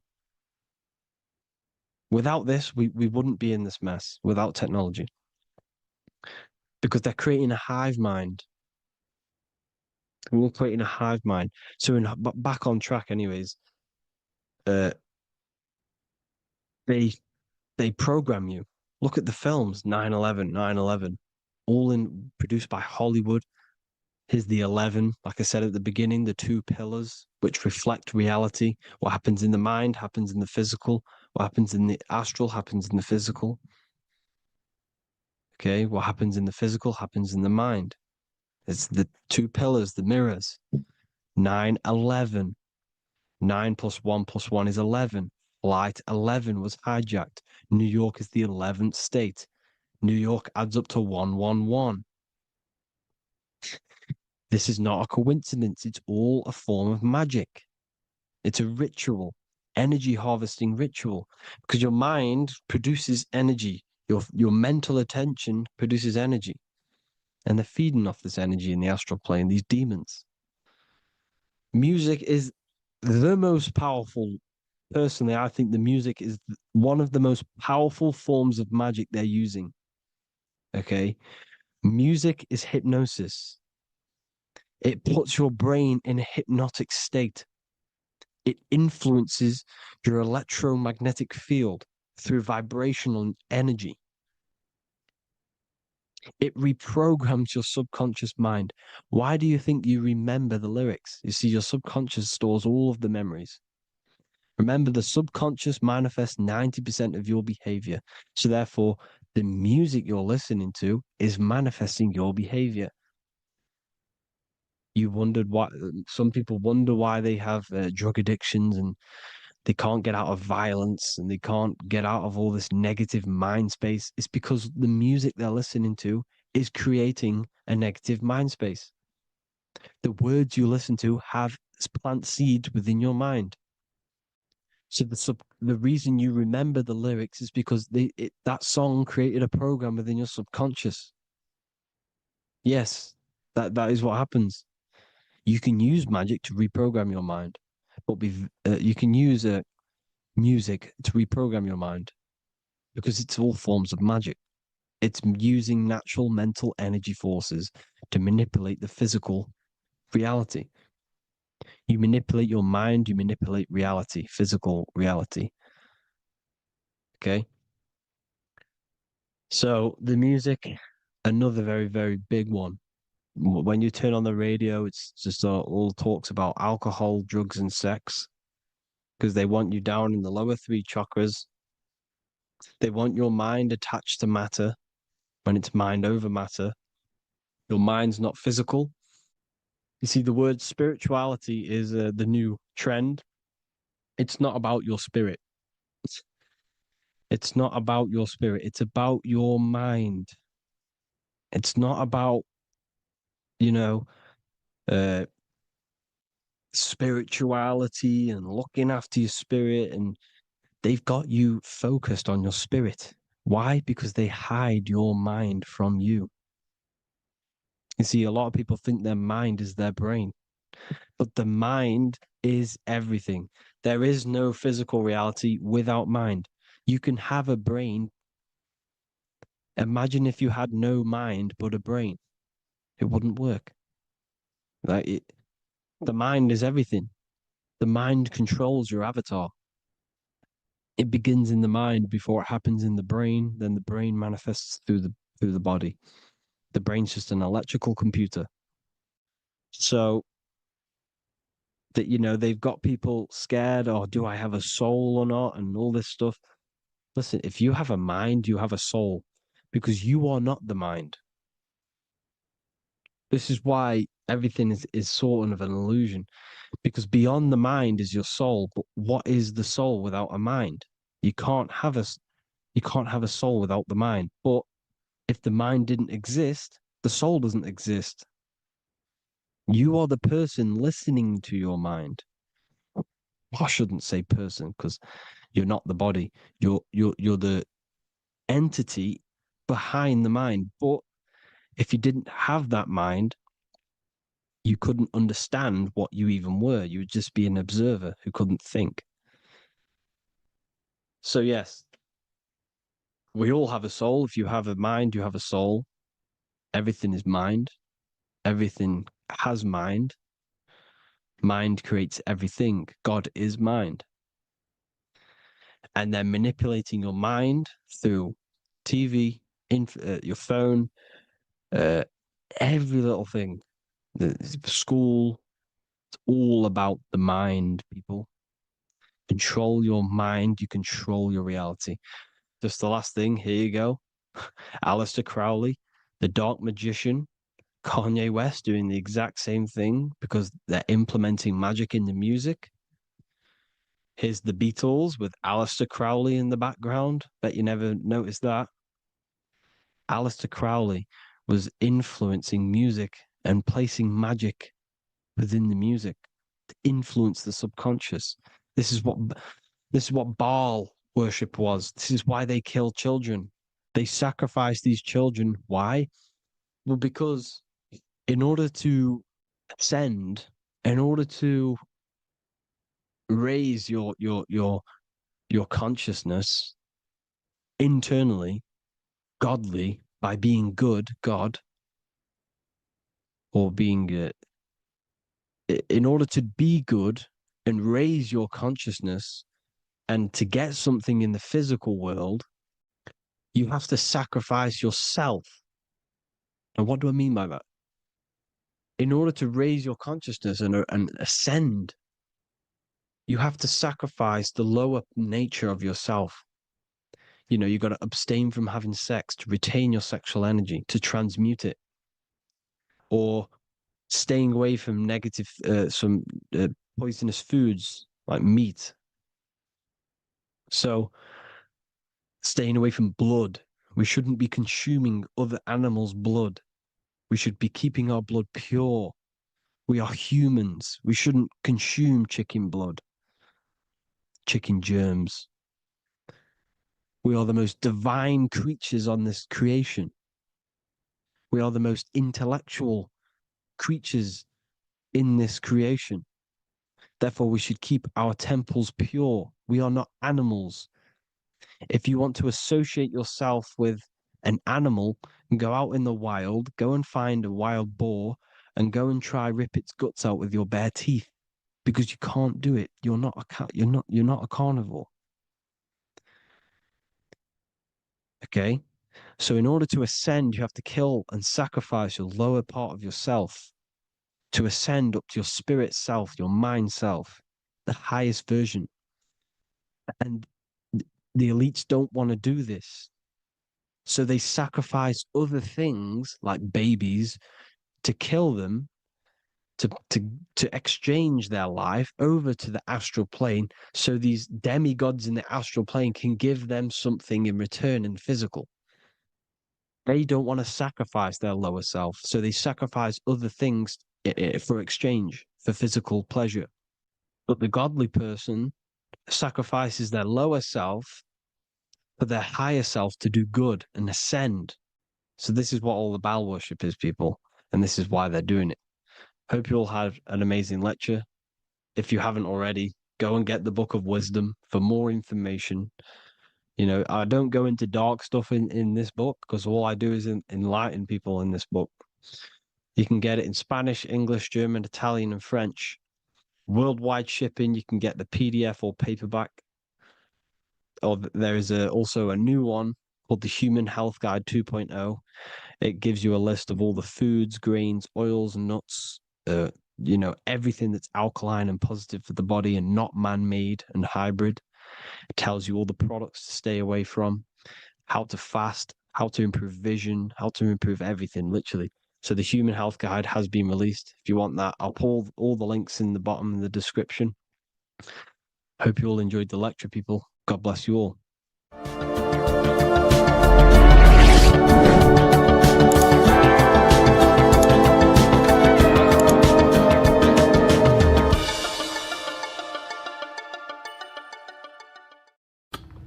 Okay. Is manifestation real? Of course it's real. You've just manifested that sentence. You turned a thought into an action and then generated a physical experience. You turned the invisible thought into a tangible reality. That is manifestation. You just have to learn how to do that on a mass scale, on a bigger scale, to generate something bigger. You know?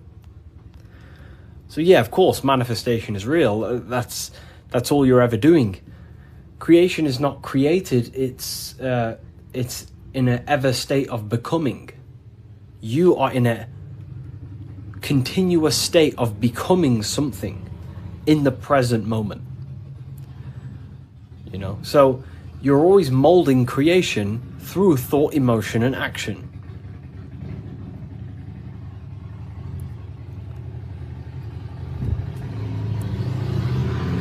Let's let the Harley Davidson go past my house. It's a very loud bike. It's a cool bike. But yeah, you're in a continuous state of creation. And that's what this symbol ultimately represents, right? Hi, if I order your book today, will it be here before next Friday? You mean not this Friday, but next? Yeah, it should be there, for sure. So, this is what this symbol ultimately represents. Because the snake can shed its skin, which means it renews its layers. It transforms from old layers into new layers. It removes old layers of skin, symbolizing transforming. But the snake is eating its tail. The end gives birth to a new beginning. And this is what the present moment is. The present moment is the continuous state of becoming and unfolding of creation. We're all tapped into the live stream of consciousness, like you're tapped into this live right now. And you are directing them life forces in the present moment through thought, emotion, and action. You direct the life flow, the life force that you're tapped into. And wherever you direct it through thought, emotion, and action, and your time and attention, that is the reality you generate. And you create that reality. And that's what the symbols are here for, people. The symbols are here to awaken you to things that you just realize about yourself. I'm not teaching you anything new. This is just something you realize. This is solid truth that you can't, escape. You can't escape the law of cause and effect. The force is too powerful to escape the force and the law of cause and effect. The law of cause and effect is over you. It governs you. So you have to work with that law consciously. Most people are not conscious of the laws that govern their life. They're not conscious of the laws that's governing their mind. Your mind is governed by laws, not man-made laws, but universal laws you cannot escape. It is impossible to escape cause and effect. So you must work with the law. God law, basically. Yeah, they're called, occult societies, secret societies, they call the laws natural law.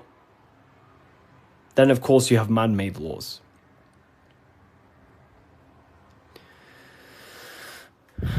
So you have to work with the law. If you do not work with the law is going to be working anyway. And it will probably work against your favor. But these laws that are in place are there to give you what you want, to create your will, to create your desire. These laws are here for you to create, to give you what you want. Okay? So we have to become conscious of the laws that is governing our mind. Because the mind functions with free will, however, exists in the boundaries of the laws. Without them laws, the mind would not solidify a true creation. Everything would be chaos. The laws make sure that it creates this specific reality that you're experiencing right now. Hello, Harry. I've reached a higher state of consciousness thanks to you and your book. Wow, amazing, Craig. Absolutely amazing. Absolutely amazing. You know, this book, don't read it once, read it many, many times. I'm probably sure you already have, but it just helps you. You know, you pick up new things every time you read it. What do you think about getting a pentagram tattoo or a different symbol? I mean, the pentagram's a great symbol. It's just how you use the symbol. I gifted your book to a friend. Wow, amazing. Which book? The new one or the older ones? So we can influence our reality, of course, through thought, emotion, and action. You have free will. You have full control over them three things. If you try and control anything other than your thought, your emotion, and your action, you are going against natural law. God has given you the permission to only control your thoughts, your emotions, your actions. If you try and force anything on anyone else, you are then breaking natural law. They are the forces that consciousness expresses itself through the mind, mentalism, through thought, imagination, through emotion, through feeling, intuition, and through action, willpower, taking physical actions. That is how the force of consciousness expresses itself in three distinct ways. And that's how you create your reality, through thought, emotion, and action. And that's how you gain your personal power, by controlling your reality. How do you control your reality? Very simple. Is this the Book of Wisdom? This is not the Book of Wisdom. This is the Book of Symbolism, the brand new book, only available on my website. So here it is. Here it is, people. This is not the Illuminati. This is not the Illuminati, people. Let me make something clear. Everyone has demonized this symbol, and I think they use this symbol on purpose. Because this symbol unlocks your personal power, and that's what the Illuminati is. The Illuminati are illuminated people. That's ultimately what it means. Illuminated. What is illumination? Light. That's why there's light surrounded around it. Light in the eye. What is the eye? The internal perception. The mind that allows you to perceive information. The internal eye. The person in your mind who thinks. That's the real you. That is the real you. The person in your mind who thinks is truly formless. Okay? The Illuminati are illuminated people. They understand the secrets of the human mind and human consciousness. And other people who do not understand the secrets of the human mind and human consciousness are ignorant, and the people are using the knowledge they know against them. If you know psychology, right? If you know the deepest secrets of psychology, you can then use that against someone to manipulate them. That's how the system works. It runs on information, knowledge, and power. And the power comes through the information. The people who have the most information about how you function have more power. Why? Because they can use you because they understand you more than you understand yourself. You see? That's what the Illuminati is. The Illuminati are people who understand the secrets of the human mind and how to manipulate the secrets of human consciousness to make them do something and create something in their agenda. You're all creators. This is what you need to understand. That's what consciousness is. Consciousness is a creative force. It creates through thinking, feeling, and acting. The triangle. But that thought, emotion, and action are just three expressions of the one force of consciousness. Thought, feeling, and acting are, in fact, one actual force. Because it's the force of the universe. We're all using the same force.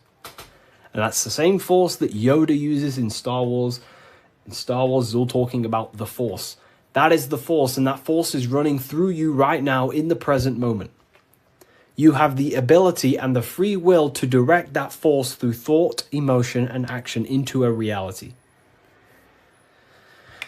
So, the Illuminati is just simply people with a high understanding of consciousness and the human psyche, and how to actually create reality. You think something, you feel, and if you have a feeling towards that thought, you take the action.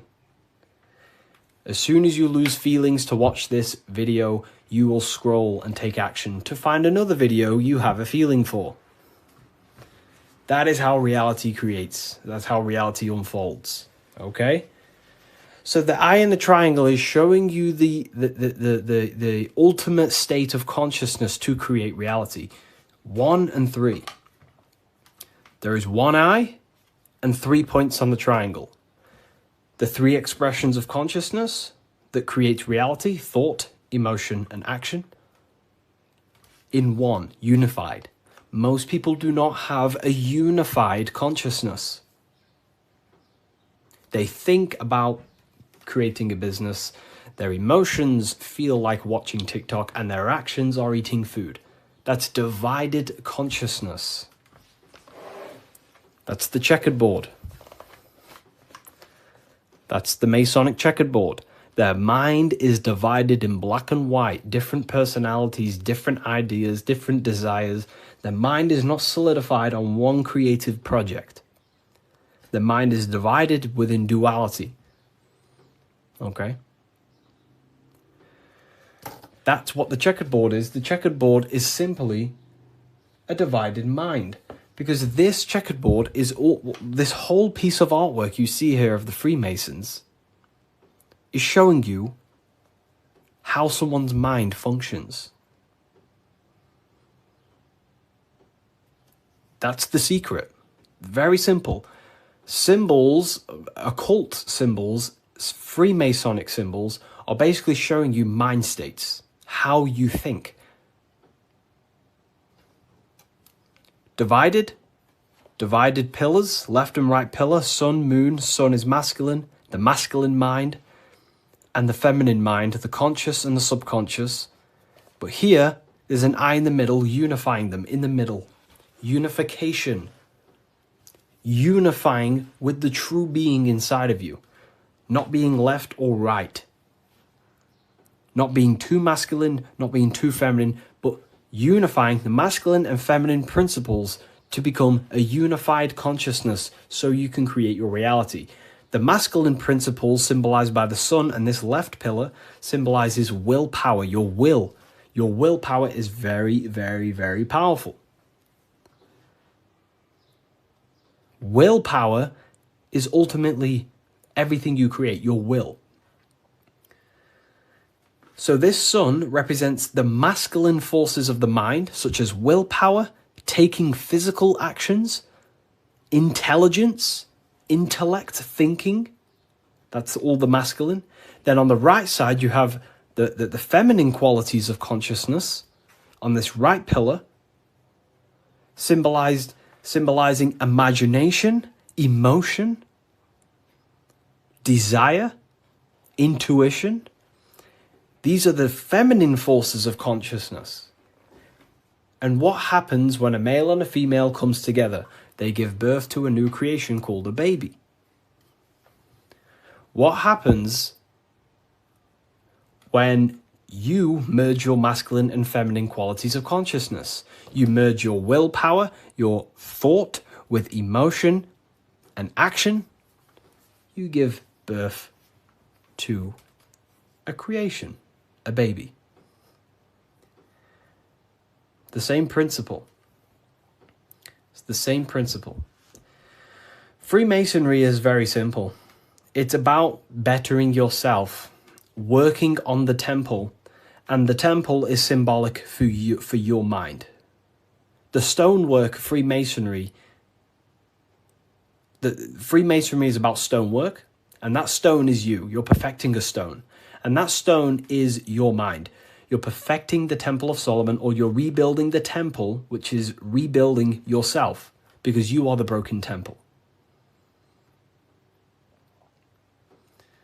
The thing is, your teachings is destroying my life. It's not destroying your life, it's destroying your old view of the world, which will then give birth to a whole new, beautiful life.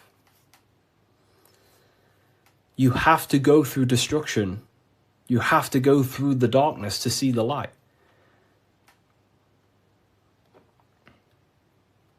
Destruction, creation demands destruction. And it's up to you how you interpret my information. Take it with a pinch of salt. Go and do your own research. I'm not saying everything I'm saying is, take what I say and apply it to your life and see if it helps. But everything I'm telling you here is helping me build myself and build my own reality. But it's very simple. It's about building yourself, because when you create change in your own psyche, you see change in your world. What happens when you start to awaken? You start to think differently. And when you start to awaken and spiritually awake, what happens to your friends? Your friends say, oh, you've changed. You see? So the external world is always mirroring your internal world. If you create change in yourself, you will see a change mirrored outside of you. That is as above, so below. Okay. So, Freemasonry is very simple. It's about yourself. It's about the Temple of Solomon. You're rebuilding the Temple of Solomon. And the Temple of Solomon is an allegory for you. Your mind is the Temple of Solomon. Your body is the Temple of Solomon.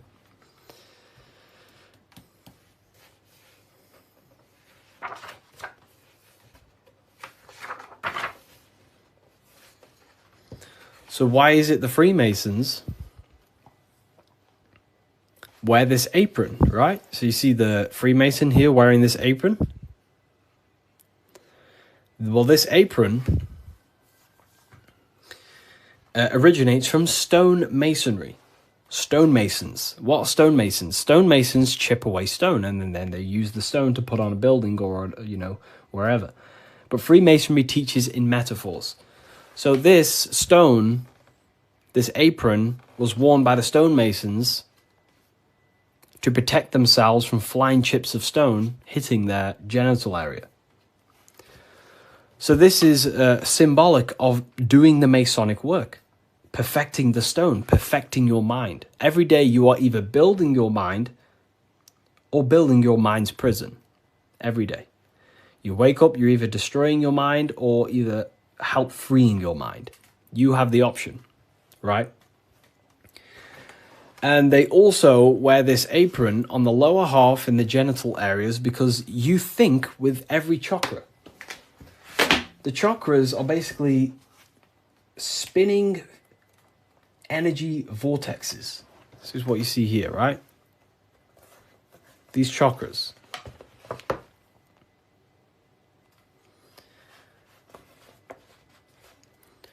You can think with every single chakra. You think with your head. You can think with your heart. You can. These are centers of consciousness. Okay? These are centers. These are each center that you see along your spinal column has a high amount of nerve centers. It's like a nerve center. But that nerve center is then powered by the etheric body. Now, that's very advanced. Not many people understand that. But your body is not just you. You have many subtle vehicles of consciousness, bodies of consciousness, which you'll learn about in the Book of Wisdom, Volume 1. So there is one force in the universe, and that force is emanating through you, manifested in 7 chakras. Anyways, the reason why they wear this apron on the lower half of the body, because it's a reminder to cover up, to stay conscious of their lower self, because this is the lower self of the lower half of the body, and this is the higher self in the higher part of the body. If you think with your genitals, all you think about is sex and eating. If you think with this lower half of the body, you will only, think about sex, eating, and power. So they wear this to remind themselves to conquer their lower nature, their animalistic state. Because the Mason is aware that they need to build themselves to a higher consciousness, to the higher mind. They need to align their will and mind with the higher mind. Because ultimately, the reason why all of these teachings stem from is because it's preparation for death. This is where all this comes from, okay? You never die. This is the truth. In the daytime, you're in your physical body, and in the nighttime, you're in your astral body, and it's just a massive cycle. So daytime is life, nighttime is death. Wintertime is life. Wintertime is death. Summertime is life. As above, so below. It's just bigger and smaller, right? So, with that being said, you never truly die. You are not the physical body. You are the internal being in your mind who thinks. You are not the thought. You are the one who hears the thought. The thinker. The knower. You are the being inside your mind, not the being outside your mind, which is this physical body.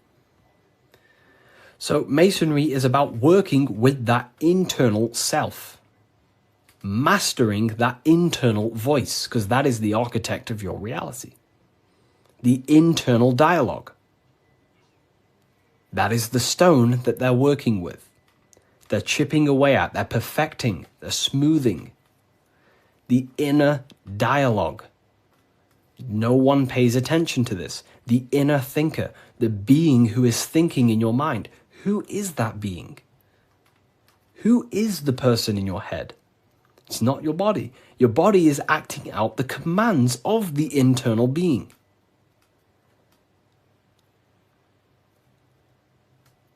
So, this is what we have to connect to and master the inner dialogue, the inner thought processes, because the thought is the architect of reality. Thought creates everything. Thought creates everything in the whole universe. The whole universe originates from thought. So Freemasonry is basically about mastering the inner dialogue and working on the inner self, the person in your mind. And the deeper you get to know that inner voice, you start to realize that there are many different vehicles of consciousness. You don't just have a physical body, you have a physical, etheric, astral, and mental and spiritual body. The physical body is just the lowest dimension there is. The physical plane is the lowest dimension there is. Your mind operates above all of them. A thought is just a thought. It has no true form. That thought takes on the body. That thought wraps itself in imagination. So the thought alone is just a thought. But then that thought then wraps itself in something we call astral matter, which is your imagination. The light, the screen in your mind that allows you to vision a specific object. the thought wraps itself in astral forms. That astral form becomes like an emotion in your heart because you want to then take action to generate that mental image you created. Then it turns into a physical reality once you start to take the action to fulfill the desire of that mental image you created. So these are the many different vehicles of the mind. And the mind is not just in the brain. This is the whole wrong thing with science. The mind is not the brain. The brain is just a physical computer to decode the commands of the mind. The mind is not even touching the physical world. The inner dialogue is not in the physical world. The true you is a higher dimensional being. Okay? The inner dialogue. And we're working with that inner dialogue to master it, to ultimately master your reality. So again, Freemasonry is all about cutting stone, but it's not about actual stone. This book by Harry B. Joseph, right? Yeah, I am Harry B. Joseph. I wrote these books myself. This book is my brand new book, the Book of Symbolism. And it's only available on my website. You will not find this book anywhere else. The Book of Symbolism.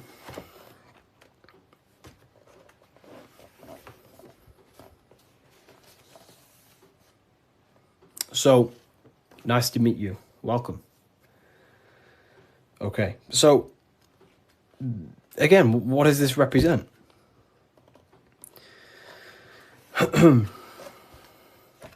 The rough stone is a symbol of the self, the unrefined self, the unenlightened aspects of our mind. So the rough stone represents the uncontrolled aspects of our mind. We have many different versions of ourselves in our minds, right?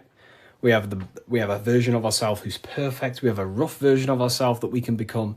You know, there's many different things in our mind. But the aim of the Mason is about unifying all of them different personalities into our higher self. It's about learning the secrets of the mind.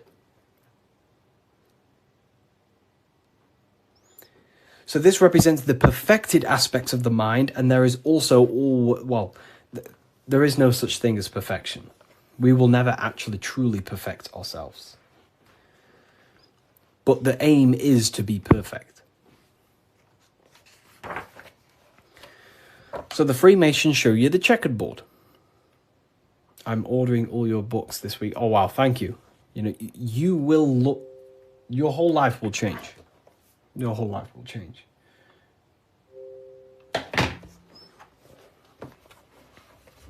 Okay.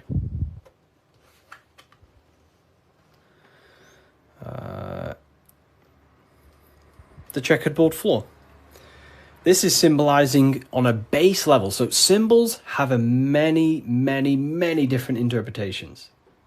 So on a very basic level, this checkered board floor represents duality, how everything is dual, positive, negative, day and night, hot and cold.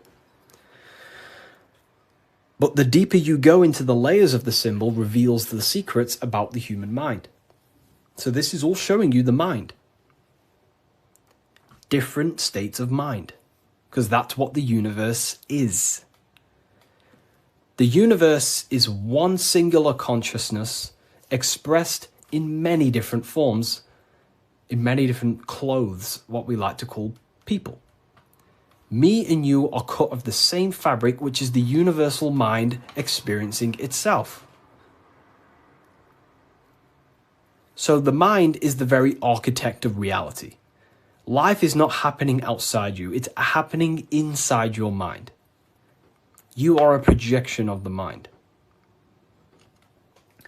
However, you have the ability to identify with your ego. Your ego is very simply just a false version that your mind, it's a version of yourself that your mind has created through experience, thoughts, words, memories, and traumas, and belief systems. But beyond you, if you turn your mind off, if you stop thinking, then who are you then? That's what we call the universal soul. everyone is that same substance. When we all turn off our mind, we are all the same substance, the universal soul. But we have the ability to generate an ego, which is our own personal identity. The ego is not inherently evil, but the ego can become bad if you don't tame it. It's the beast. But anyways, the duality represents, very simple, black and white, positive, negative, day and night, the opposites in the physical world. But on a higher level of Masonry, it represents a divided mind. The one divided in many. The illusion of the third dimension, of how everything is separate. But in fact, we are all the same substance. We are all the I am. We are all the I, the inner dialogue, the inner voice. Masonry is about working with the internal voice, the thinker in the mind, the true higher dimensional being that you are. Because that higher dimensional being manifests its life forces through you and creates in the physical three-dimensional world. So it's about directing the life forces through you. Now, a big misunderstanding about the world that religion has placed on people. A big misunderstanding, right? People think the world was created. People think the world was created thousands of years ago. It's the biggest lie ever. Step back, remove that belief out your mind just for a second, and realize the truth. The world was not created thousands of years ago. The world is creating now, in the present. It's unfolding now. Creation is unfolding in the present moment. God is thinking reality into existence right now, and you are thinking your reality into existence right now through thought, emotion, and action. You are crystallizing reality now in the present, and you can become a co-creator with the creative force of the universe. But we've been taught the complete opposite because the powers that be in the world do not want you to become a conscious creator. They want you as a slave and a worker.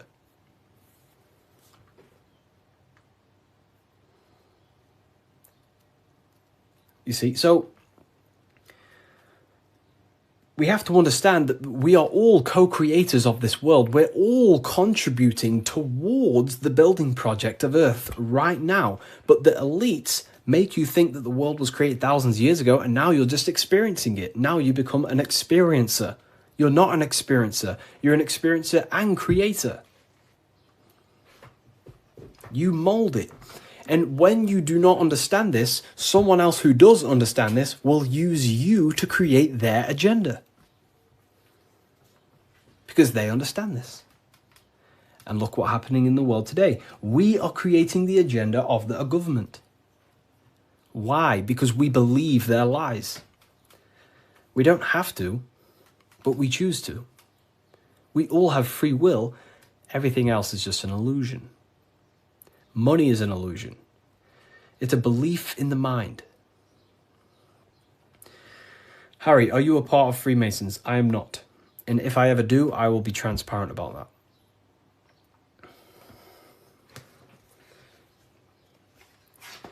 So this is representing your mind divided.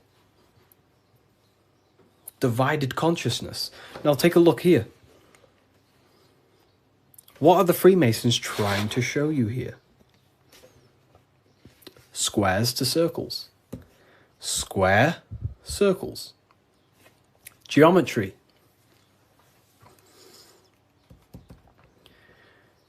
Geometry. Harry, my book came, thanks. It's a pleasure. It's an absolute pleasure. Enjoy the book. Take your time, read through it, enjoy it, read it over and over. You know, I can't wait for you to read this. Was it the third book you got? The three represent alignment, the black and white represents conscious and subconscious. It can represent that, yeah, that's one layer of symbolism. But you got to remember that the symbols don't represent one thing. There are many different layers to the symbols. Many different layers. So it's going from squares to circles. So you have to understand geometry for this. There's different codes to this. A square. Can you measure the surface area of a square? Of course. Very easy. You just measure this side and that side and times it. Right? Very simple. Then you have the surface area of a circle, of a square. But can you do that with a square? No. You can't find the surface area of a circle. It is impossible. You can get very close by using pi and different, different mathematical equations, but you will never exactly find the exact surface area of a circle. So what are the Freemasons trying to show you? Measurable and immeasurable. What you can physically touch and measure down here, the squares, and what you cannot touch and what you cannot measure. And there is a ladder going from what you can measure, the physical world, the squares, up to what you cannot measure, the circles. So this is about the upliftment of the mind. This is about the mind raising from only a physical state of awareness, raising the mind so it can function as a spiritual mind and use the higher dimensions of consciousness, such as imagination, thought. Most people's minds are stuck in the measurable, the squares, limited. They think inside the box. You have to raise your mind and think outside the box. This is what it's about. Raising your mind and using the higher dimensions, which is imagination. You cannot measure imagination. It does not exist in the physical plane. You cannot measure thought. It does not exist in the physical plane. So it's about raising consciousness to actually use the cognitions of the mind. Most people are not using the mind. Climbing in consciousness. We're going from squares to circles, measurable to the immeasurable. Okay? And that's the key. Look at the key. How do you go from the circle, the squares to the circles? You got to go through the woman, the green woman. Who's the green woman? Who is the green woman? The feminine. The feminine aspect of consciousness. You cannot just go from low consciousness to high consciousness. It is impossible. It takes a lot of work. Doing work on your mind is way harder than any labor or work you could possibly imagine. The work on yourself is not easy. And I never say it, I never have, never will say it's easy. It is very, very, very difficult to change your mind because it is literally programmed. Very difficult. So you have to go through the woman. And what's the woman? The care, the desire. You have to have a desire to climb the ladder. You have to have the love and the care to do so. If you do not have the care, you will not climb the ladder. If you do not have the care to watch this live, you will continue scrolling. You have to come into contact with the feminine, the heart. You have to care to reach the higher consciousness, to take the actions that are necessary to generate that consciousness. That's the key to open the door to the upper room Jesus mentions. Jesus is always talking about the upper room, the kingdom of heaven. This is what it is. It is a higher state of understanding. A higher state of self-mastery. That is what it's all about. So in order to climb the ladder from the immaterial to the material to the spiritual, you have to care. If you do not care, you will not reach that higher level of consciousness. Because why? It takes a lot of self-work. A lot of work. A lot of reprogramming the self. A lot of meditations to gain control over the inner dialogue. A lot of reflection. A lot of sacrifice. Yes, very well said. Very well said, Timon. It takes a lot. It's not easy. Constructing, working on your mind. It's very difficult. And you don't see the benefits for a very long time. But when you do start to see the benefits, the benefits are massive. So this is what it's about. It's you. This is all you. And what are we chasing? We're chasing the I. What's the I? The I is the eye is open. It sees. That's the inner observation, the inner being who observes everything, observes the thoughts, observes everything. But we're chasing a higher I, a higher perception of ourselves by raising consciousness, a higher understanding of what you truly are beyond your human form, which is a higher dimensional being. We're chasing the I. The I is a higher perception of ourselves. Yes, very well said. You see?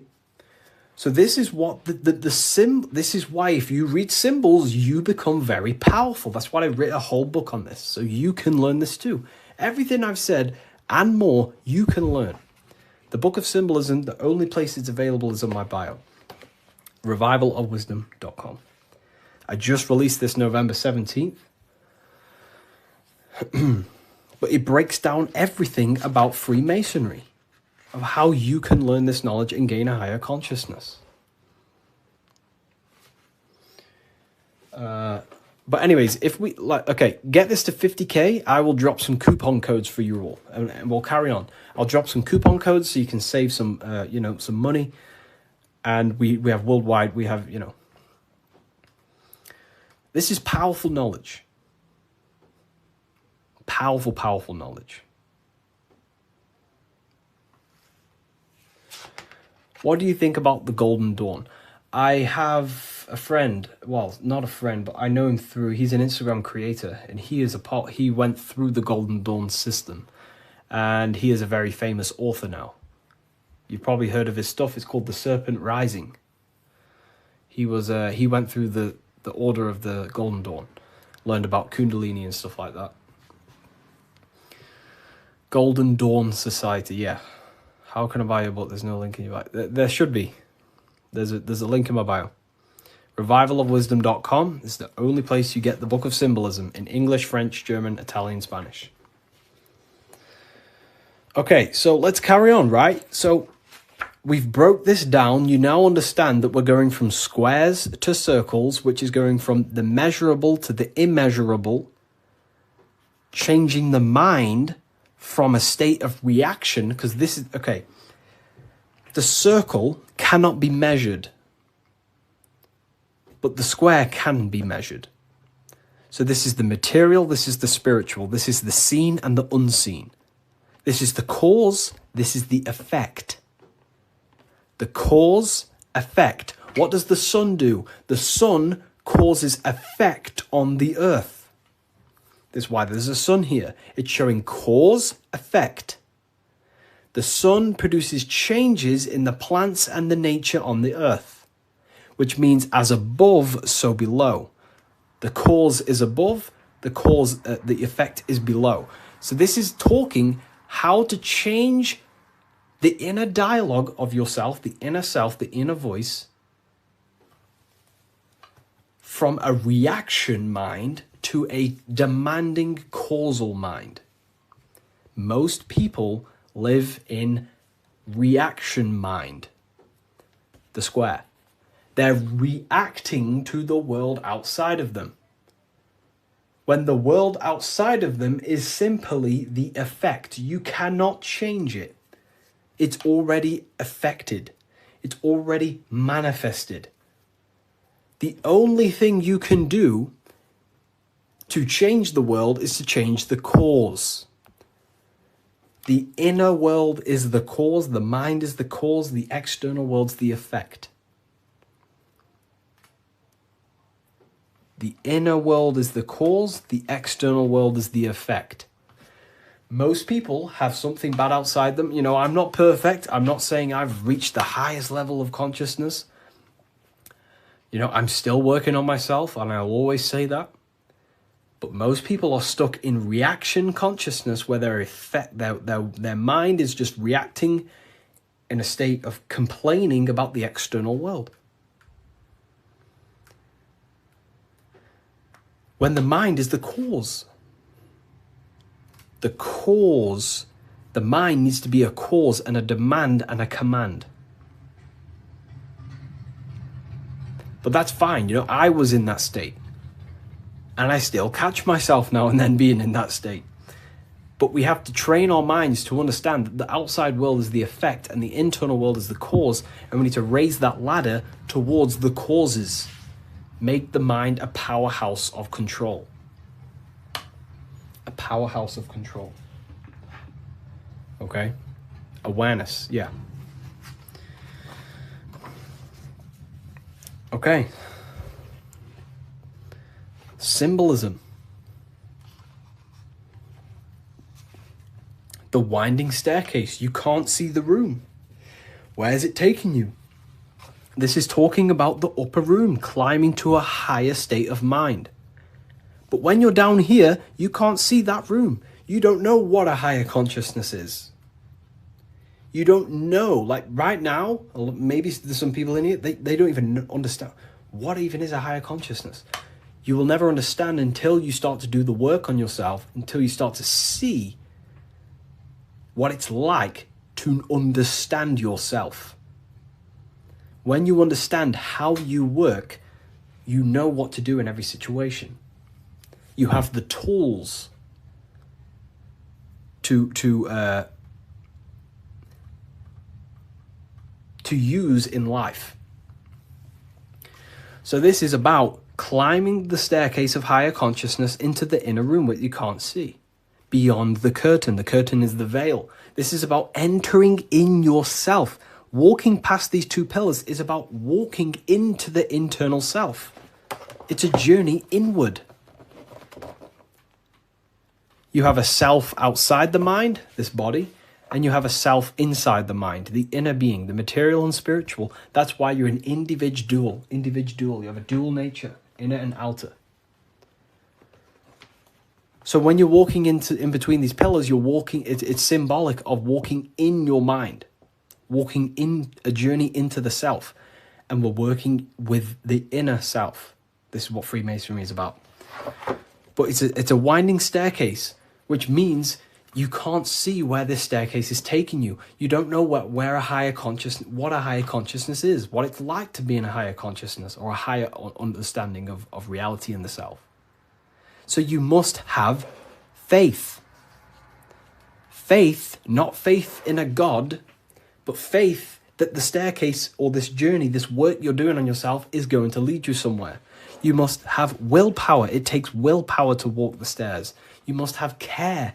Faith, will, and care are the three forces that help expand the mind into higher levels of consciousness. So it takes faith, will, and care to walk this staircase, to walk this path, to do the work on the self, to master the self. And a spiral staircase also represents time. It takes time. Time moves in a spiral.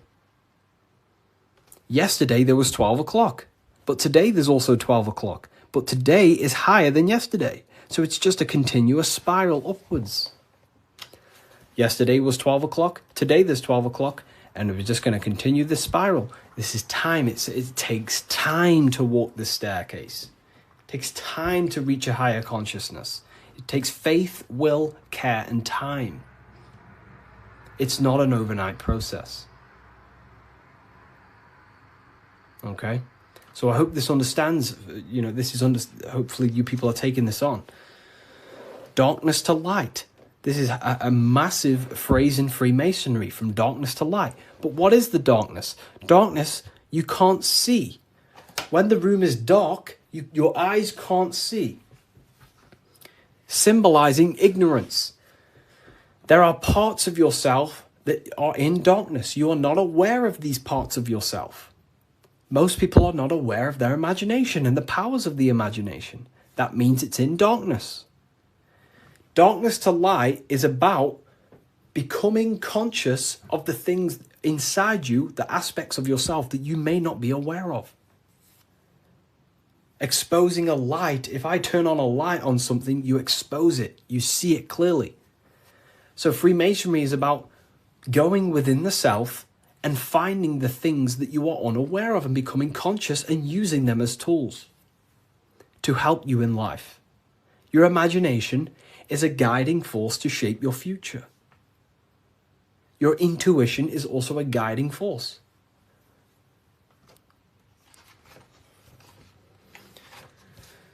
This is the hammer, the Freemasonic hammer. Why do Freemasons use hammers? The hammer, the force. What is your hammer? What is the force that drives you? What is the force? What is the desire in you that makes you go through life? We all have a hammer. My hammer is to help as many people understand themselves as possible. That makes me take my actions. That's the force inside of me that takes action. The reason why I'm on this live is to take action to help people. That's my force. That's my hammer. You have to have a hammer in life. This is a tool. You have to have the hammer. Here's some more secrets. Force, form, very powerful. Not many people understand this one. But like, I could sit here all day and talk about all the different symbols in this, but there's many different symbols that you can go over. Force and form. Okay, so we have hit 50k, by the way. I did promise people earlier, we have hit 50k, that I would give out a coupon code. I did promise people. So I'm going to have to give that coupon code, and then we'll carry on with this, breaking this down for you. Okay? So let me know in the comments if you want a coupon code. Just say the word yes or something. And if I know people want it, then I'll give one out. If not, I'll just carry on. Okay. I'm going to give you a 20% code. In fact, no, I'm not going to give you 20%. I'm going to give you 30% off. Wait, let me just test something. I don't want this to mess up for you. I want to make sure it's working properly. Okay, 2 seconds. Let me just test the website to make sure the code works. I don't want to give it out and then people, you know, don't end up working and then people start, you know. So let me just test it.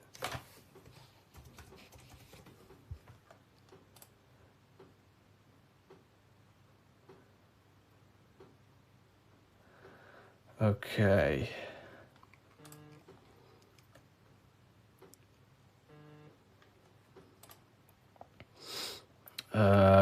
2 seconds, people.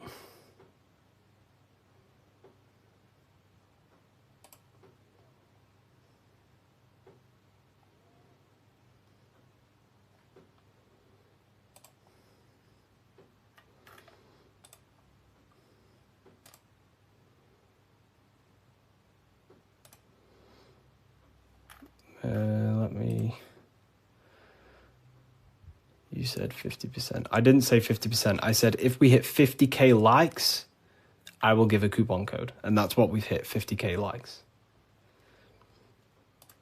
I can't give 50%, then that would be pointless. I wish I could, but it's literally, I'd probably lose money. I'm just testing the code out for you.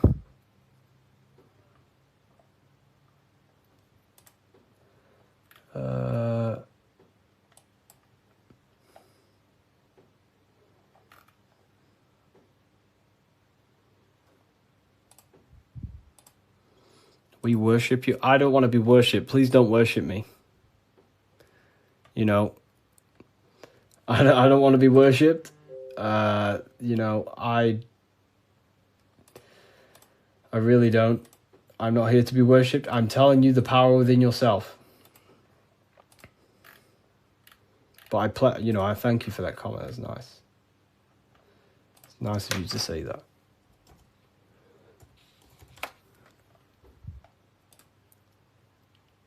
Okay, so it is working. Okay, nice. So the code is working, and the code is, I'm not giving you 20%, I'm going to give you 30%. Do I have a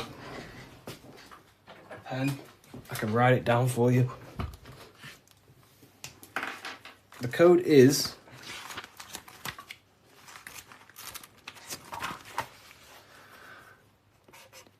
light. All caps. That's the code. All caps, capital letters. And you'll save yourself 30%. This is the brand new book of Symbolism. You're going to save yourself 30% on the brand new book of Symbolism. Is this where 607 Unk gets it from? I don't know. I've been around for a long time talking about this stuff.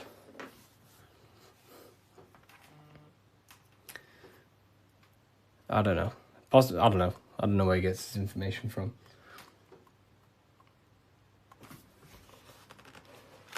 Force and Form. Here it is. Website name, revivalofwisdom.com. Revivalofwisdom.com, or the link in the bio. No book is going to help you just meditate. You know, I used to think that exact same thing. But unfortunately, that is I used to think that, but then I realized my ego was keeping me back. The ego wants to say, I don't need anything. I don't need someone else to tell me anything.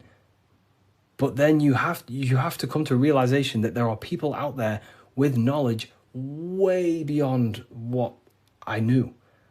There are books out there that I need to read. There are people out there with knowledge way beyond mine. And you have to suffocate your ego and let go of that to actually grow. I used to think that exact way. But it depends what you want, you know. You don't have to go down this path. You can just meditate. That's completely fine. You know, it depends what you want, I guess, as well. So you are completely right.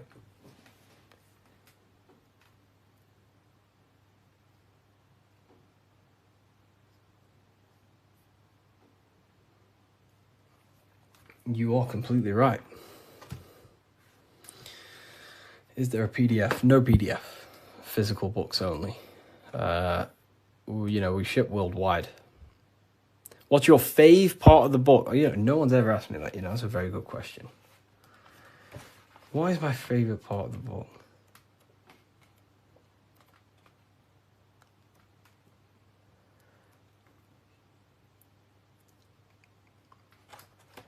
I love this part. I love this part. How quick is delivery? Delivery, it depends where you are. UK is around 7 days. US, pretty sure it's about 7 days.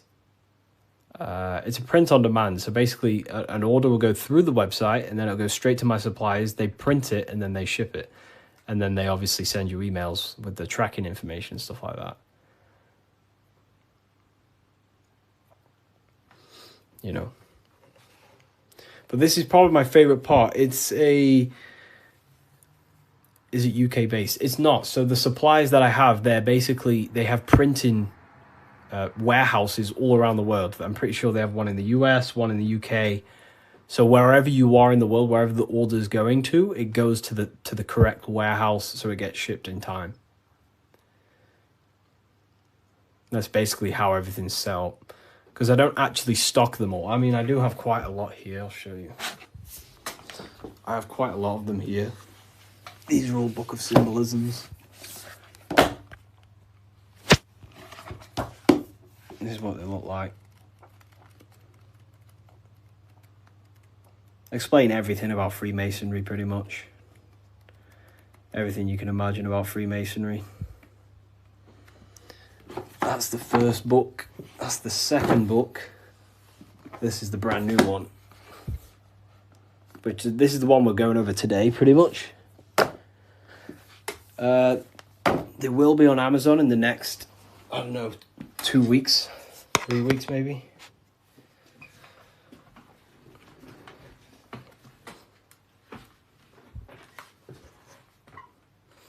How can we use the book to live a fulfilling life? That's pretty much, the book teaches you, it's a guide to higher consciousness. It helps you understand and unlock aspects of yourself that you never knew was there.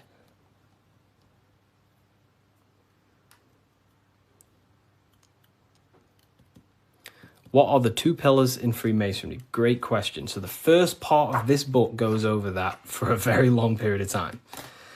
So the first whole section of the book goes over the Jachin and Boaz pillars, right? The different symbolism. So it basically represents the masculine and feminine forces of consciousness. But it ultimately represents division as well. The number 11 is a dividing number. It's left and right, right? It's left and right. So, have you experienced spiritual psychosis? No. If you met me in person, you would never even realize, because I don't talk about anything to anyone. People who know me don't even understand what I do. I don't talk about, I'm just a normal person. They probably think I'm asleep. Well, just a regular person who's not aware. But, I only talk about this stuff to people who ask me. To my family members, I'm just a regular person. But then obviously if they ask me about this, then I can tell them things. So yeah, in person you would never even know. I'm just a regular guy.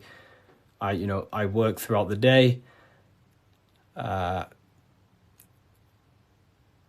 make videos. I work on my YouTube. I help my affiliates. I come on live. I help people. I speak to my university students. And then I go to the gym, see some family members, and, I'm just a regular person.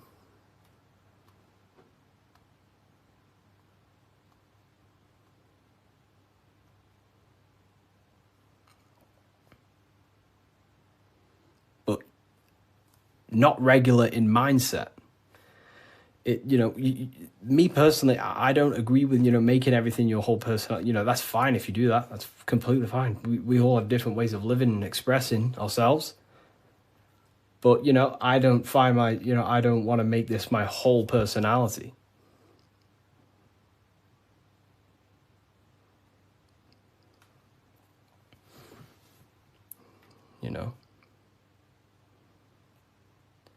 I love to read books in my spare time. I watch a lot of, listen to a lot of audiobooks. I don't really listen to much music. Whenever I'm in the car, I put on an audiobook. And just by doing that alone, you'll gain a lot of information. Just type in Masonic books or esoteric books. You will find so much on YouTube. Just listen to everything, and over a period of time, you'll start to develop a pattern recognition, and you'll start to decipher your own truth. The Bully Slayer was cloned. I see some of his videos today. I don't know. I don't think he's being cloned. I think I don't know. He stayed off the internet for a while. He might have changed and stuff like that. But I love his stuff.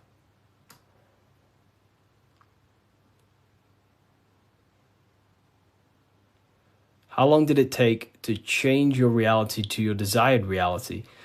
Good question.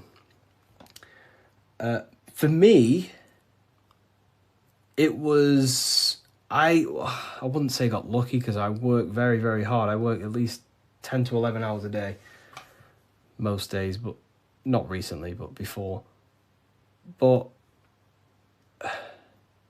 for me, there was not many people in this space talking about the things that I do at the time. So for me, it sped up very fast because of that. You know, there's not many people who can give you this information I give you. Well, there's a lot of people who can give you this information, but they're not, you know, well known or outspoken about it, you know, respectively to them. And luckily, my stuff started to gain a lot of attention, and my life changed in a matter of a year. But, you know, it can take longer. For years before that, I was trying many different things. Many different things. But whenever you preach about mind control, I realized I'm in a prison of my own thoughts. Yeah, a lot of people live in their own prison. Like I say, every day you wake up, you're either building your mind, you're either building your freedom of your mind or building the prison of your mind. Every day. You're either building your prison or your freedom. How long have you been on this path, Harry? Long since way before 2020. Way before 2020. I was talking about, I can't say the thing on here, but you know, the virus. I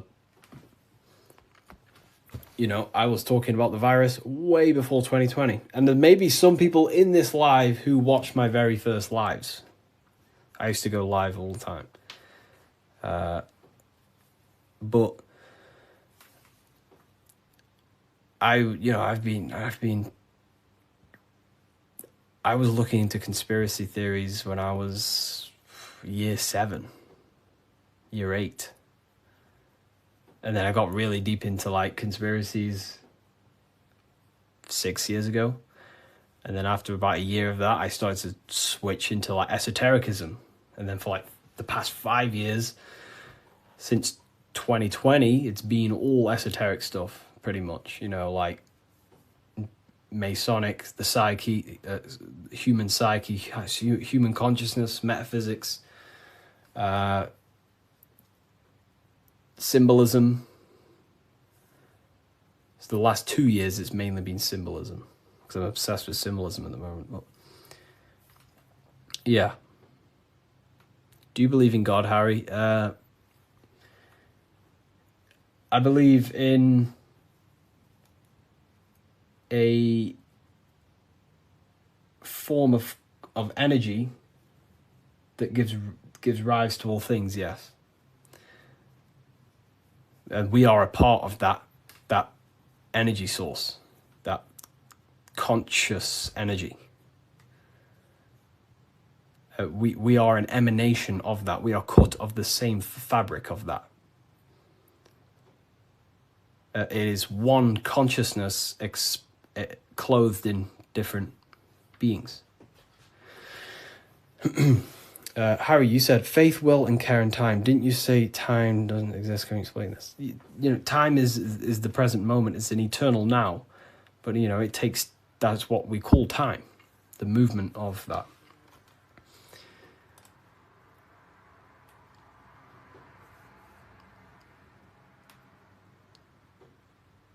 I don't believe in a God outside of us. You know, well, God is outside of us, but he's also inside of us. God is everything. I like how you put that. Oh, wow. Thank you.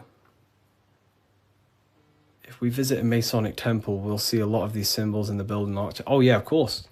Everywhere. You'll see this everywhere.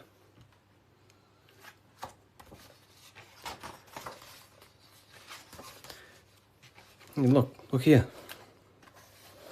This is the gate of Europe. 2 pillars. The gate of Europe, 2 pillars, middle pillar. Here's the gate of Europe again, 2 pillars, middle pillar, with the person in the middle. Here's George Washington, 2 pillars and the middle pillar. You are the middle pillar. You are the middle pillar. You're the middle pillar. You are the balancing pillar between the masculine and feminine. You're trying to combine the two pillars, which is the masculine and feminine forces of consciousness. And this is what I say about building yourself. This is the Egyptians telling you the same thing. They're building the middle pillar. They're building the self. They're building the mind. That's what Masonry is all about.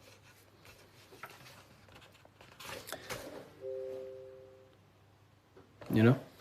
So look. Here's the Anunnaki showing you two pillars, Jachin and Boaz.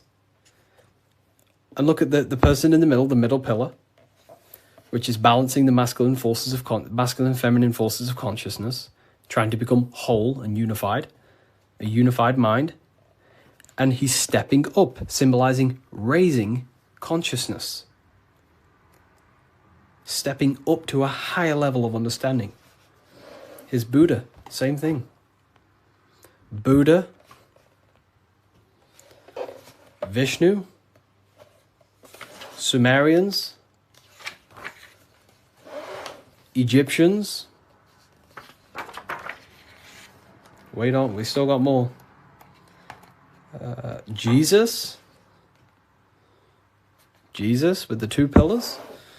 Egyptians again, they're building the self. This is what it's about. It's about building the mind.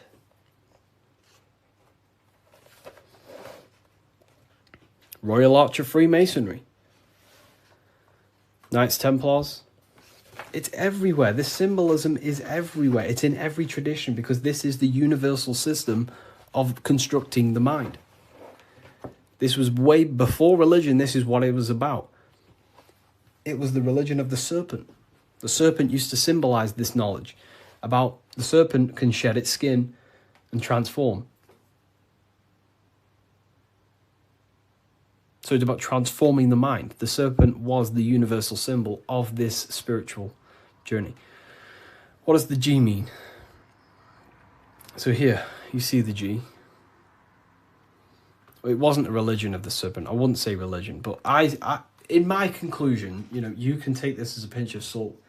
In my conclusion, I think the serpent, you know, found in every religion. It's the Vatican. It was in the Garden of Eden. It's in every religion you can possibly imagine. There's a serpent, and there's serpent symbolism all around the world. I personally think the serpent was the symbol for gnosis, for the well, I don't like calling it religion, but a spiritual system that was universal before religion. It was the wisdom of Kundalini. It was the wisdom of awakening. It was the knowledge of the self. And then I think the serpent got demonized because then religion took over and started to externalize all the spiritual teachings and then following man-made gods and gods in the sky and stuff.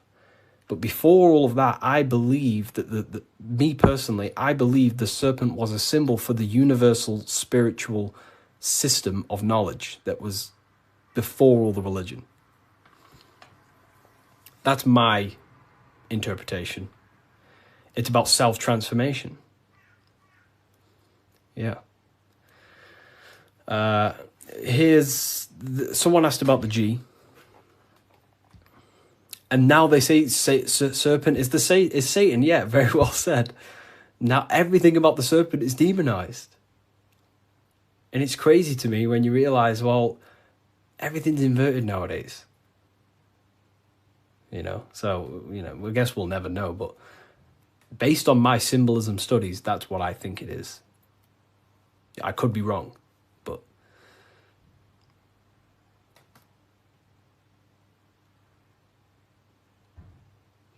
so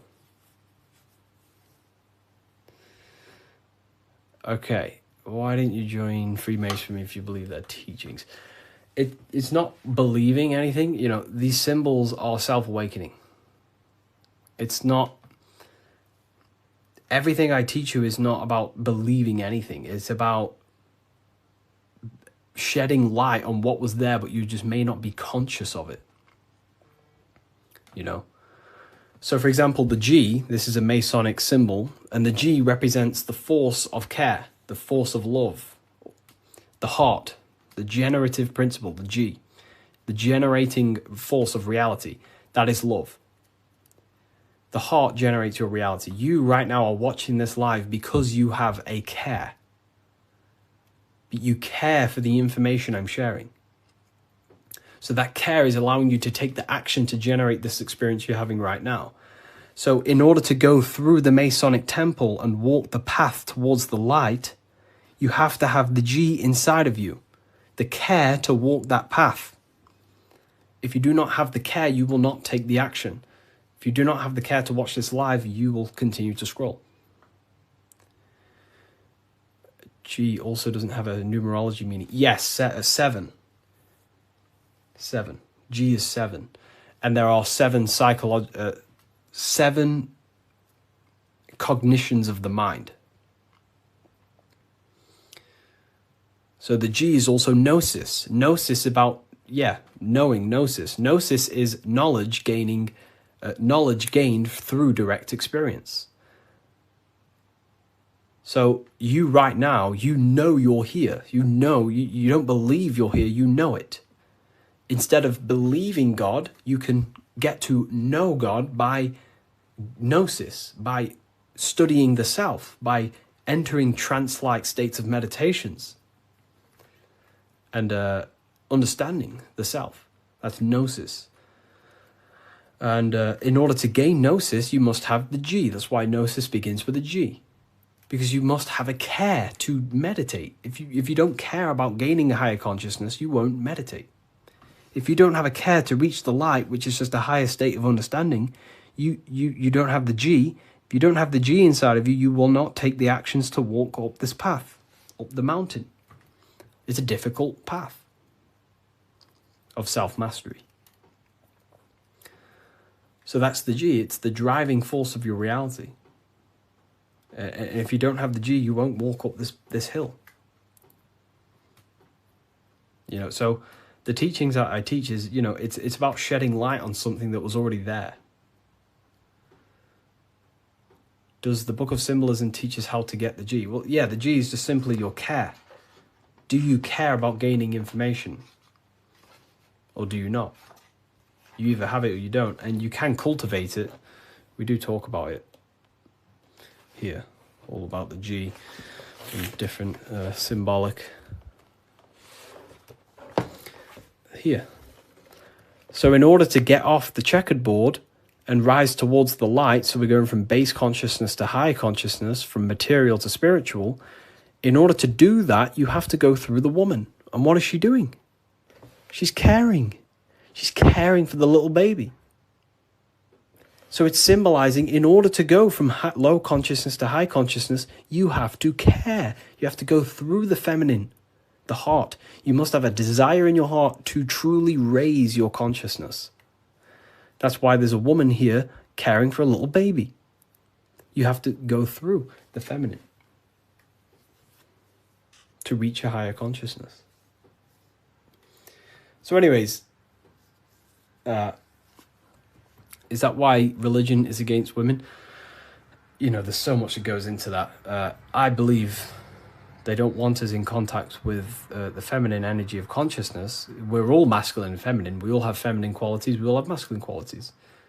They suppress the feminine aspect of consciousness because that's what unites. If we all loved each other, we would be united. They don't want us to love each other because that creates division.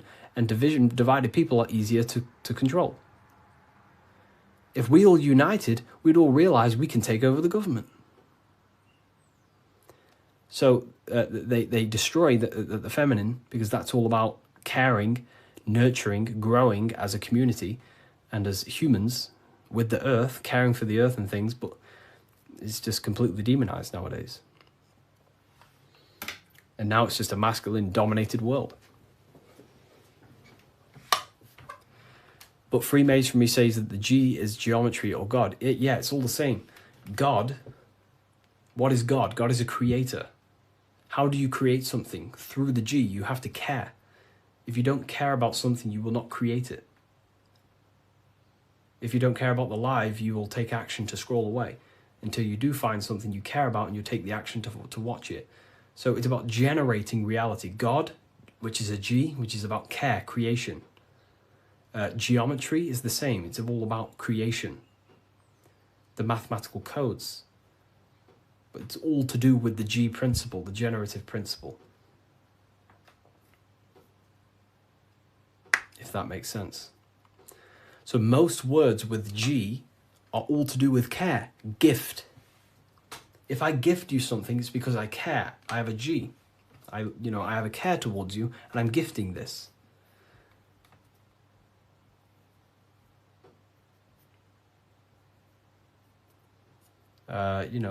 Geometry, God, generation,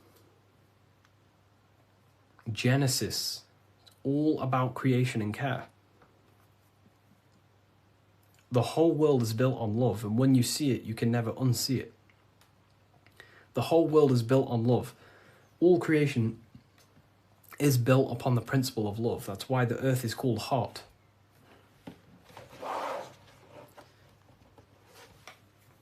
Earth is heart. Because the whole world is built through the heart, the love energy. You only take action on what you love. Some people love twisted things. Some people love hurting people. But, we have to purify our love. But,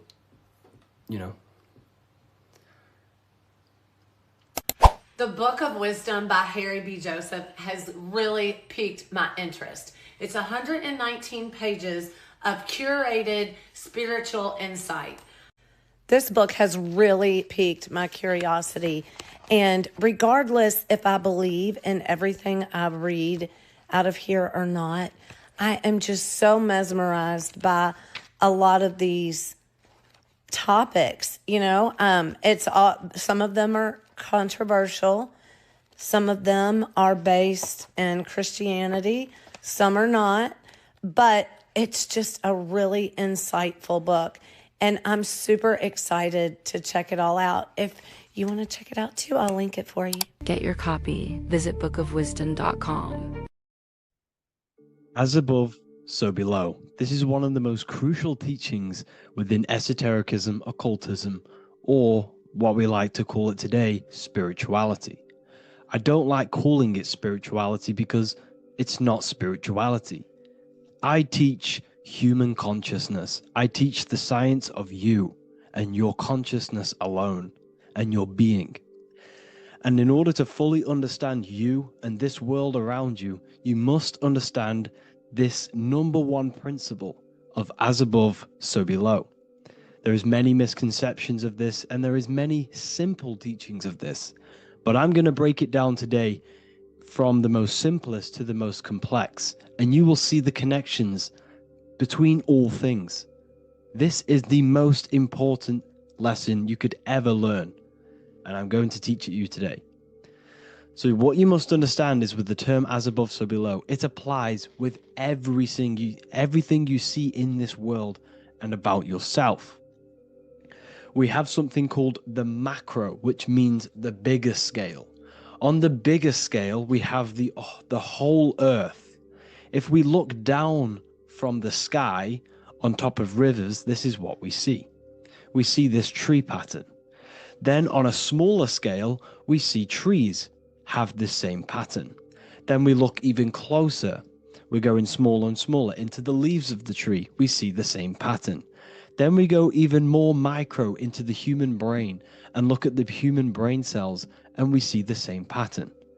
This is proof this is a fractal universe, and everything is in the micro is reflected in the macro. As above, so below. As within, so without. On the macro is a reflection of the micro. So now that you understand this, we can go a bit further. A yearly cycle of spring, summer, fall, winter is a macro. A micro is a daily cycle. So a day is a mini year. The summer is the midday. Autumn is the evening. Night is the winter. And spring is the morning. This is a micro, macro, a reflection. We have a miniature cycle of the zodiac every single day. And this cycle is also reflecting the cycle of life and death. We live, we are born, which is the spring. We live, which is the summer. We then age, which is the autumn. And then we die, which is the winter. And then we are reborn again. This is the cycle of life and death. And you do this every single day. You see, death is a macrocosm of sleep. This is why we say sleep is the cousin of death. Because you die every single night. You do this process of life and death every single day. As above, so below. What's in the micro is in the macro. So when you go to sleep, you are essentially dying. And then in the morning when you wake up, you are then born again. This is a fractal cycle that we live in. Everything in this whole world is fractal. Everything applies to as above, so below. We have the sun, we have the moon, we have the day, we have the night. We have the life, we have the death. We have the conscious, we have sleep. As above, so below. We have the conscious mind, because now we're diving into as within, so without.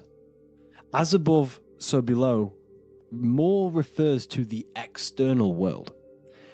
As within, so without is referring to your inner world and the outer world.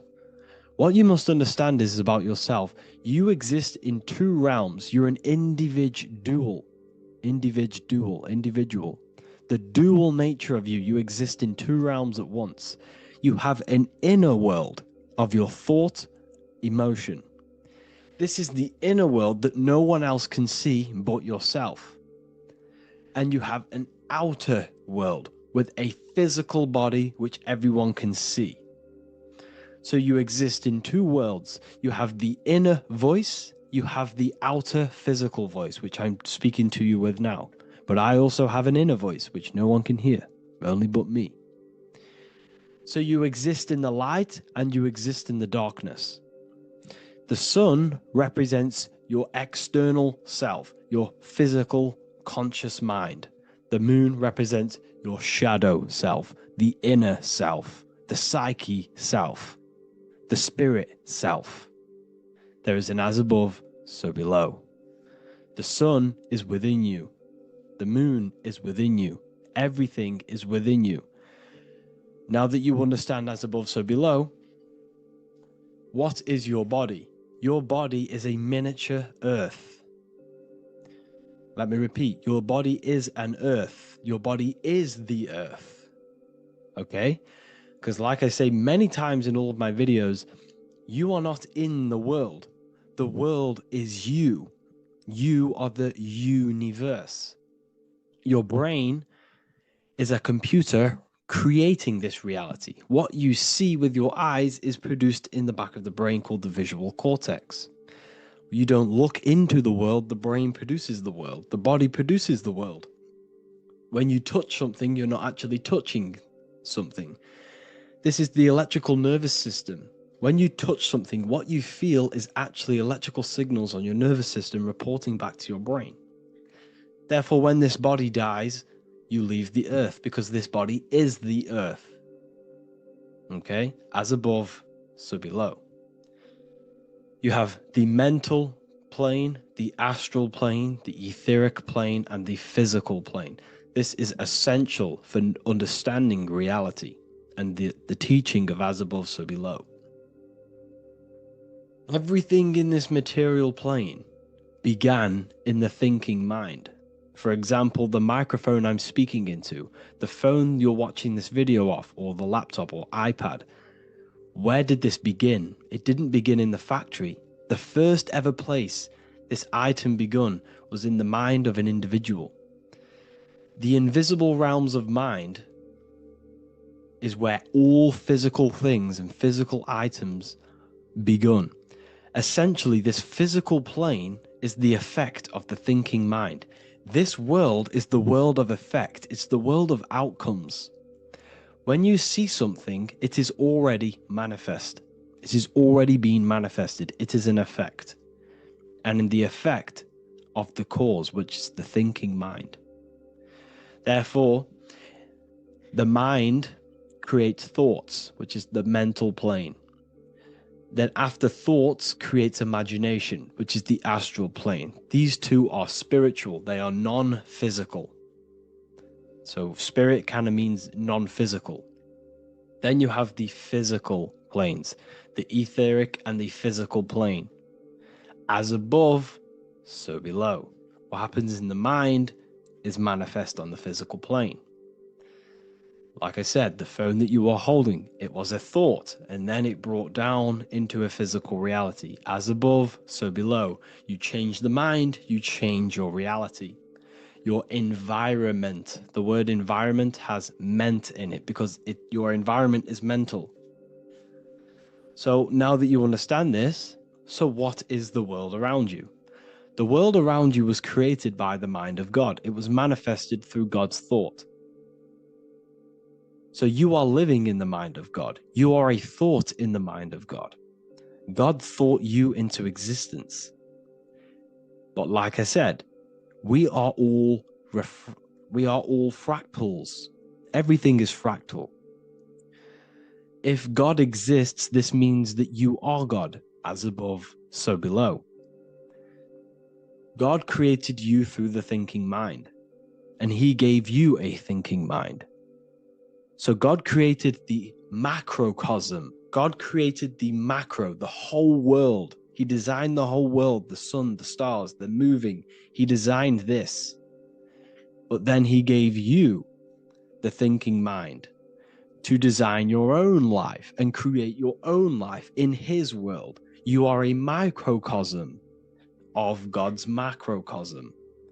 Just like God thought you into existence and the whole world into existence, you are a microcosm thinking your world, your reality into existence. You see this now? Everything is a reflection. Everything is a mirror. Everything is fractal.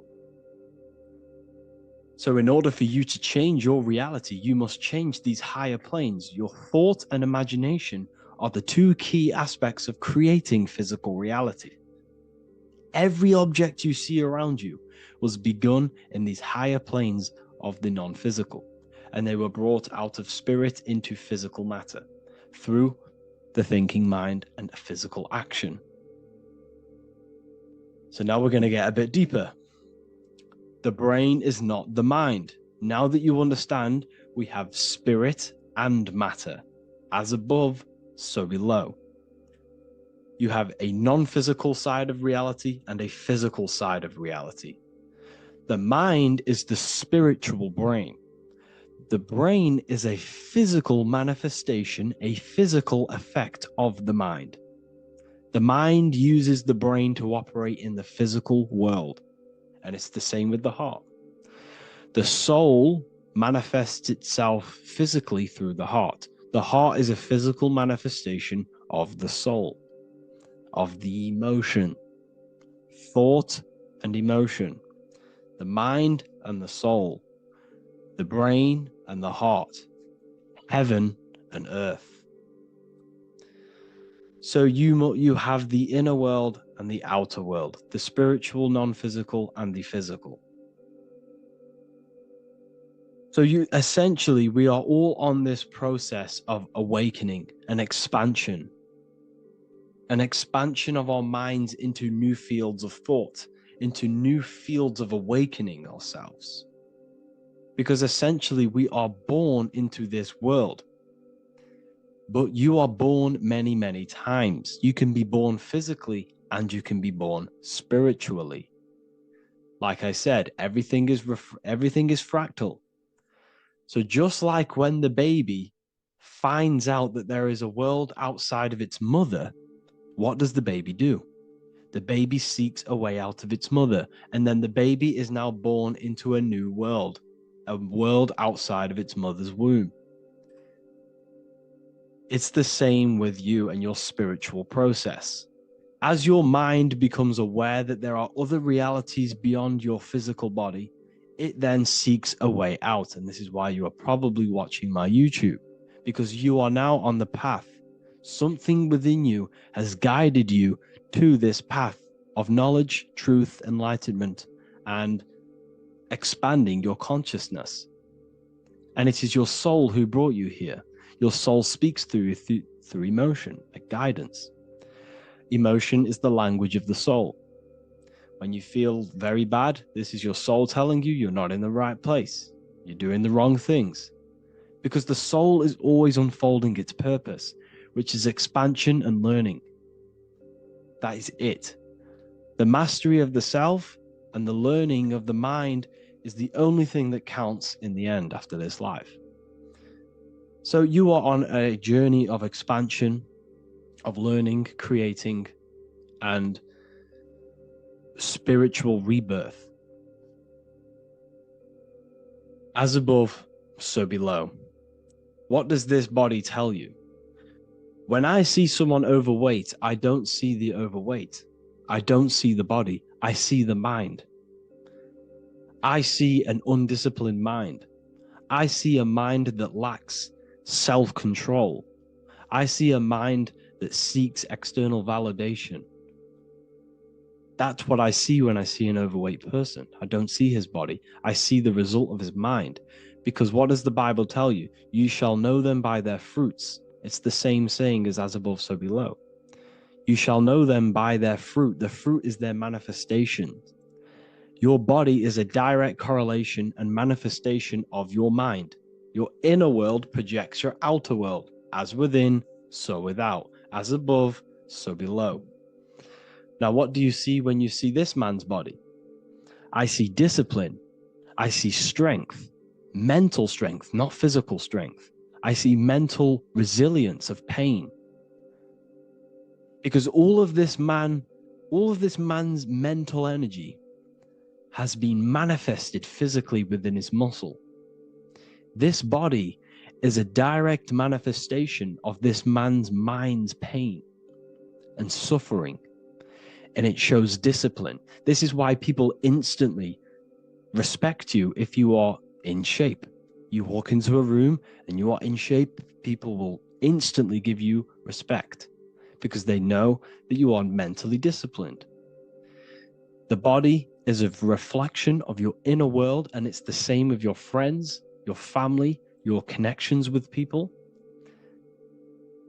If you think about yourself very negatively all the time, and you don't have a good connection with yourself, you don't have a connection with your true self, this will manifest into every single relationship you have in your life. If you don't have a good relationship with your inner self, you don't have a good relationship with the people and the friends around you. Because as within, so without. If you think negative about yourself, you will only pick up the negative in other people. If I think very highly of myself and I think very happy and good things about myself, I will then see the good things in other people. Because it's as above, so below. As the inner world is, so is the outer world. It's the same with your life circumstances. Your life is a direct correlation of every thought you thought in the past. If you possess millions of pounds, millions of dollars, this is because you have thought this into physical reality. You live the life you are deserved. You live the life that you manifest through your thought. If you live a very poor life, this is a reflection of your mind. This is a reflection of what you have thought into physical existence. Because like I said, everything begins in the mind. As above, so below. And this is even present within the body. So where is the head? The head is at the very top of the body. And where does all manifestation begin? In the mind. That's where the mind is, in the head. And then the thoughts we think travel down the body into the heart, which is the emotion. Every thought we think is in the emotion. Every thought we think creates an emotion. This emotion then drives the action. Where does the action come from? The feet, because the feet move our body. We move with our feet to take action. Our hands. You see, so the body is even a microcosm a reflection, I can't even say it, reflection of the order of manifestation. This blew my mind when I figured this out. You see, the head, the thoughts begin here. This is the beginning of all manifestation. Then it comes down to the heart. This is the emotion. Then you take the action. The thought and emotion then sparks the action, which is taken with the hands and the feet. And where's the lowest point on the body? The feet, and that's touching the physical earth. So the head is where the thought is, the non-physical, and the lowest point on the body, which is touching the physical earth. So the head represents spirit, the feet represent matter, spirit and matter. Your room, if I walk into your room and I see a messy room, I don't see the room, I see a messy mind. The room is a reflection of the mind.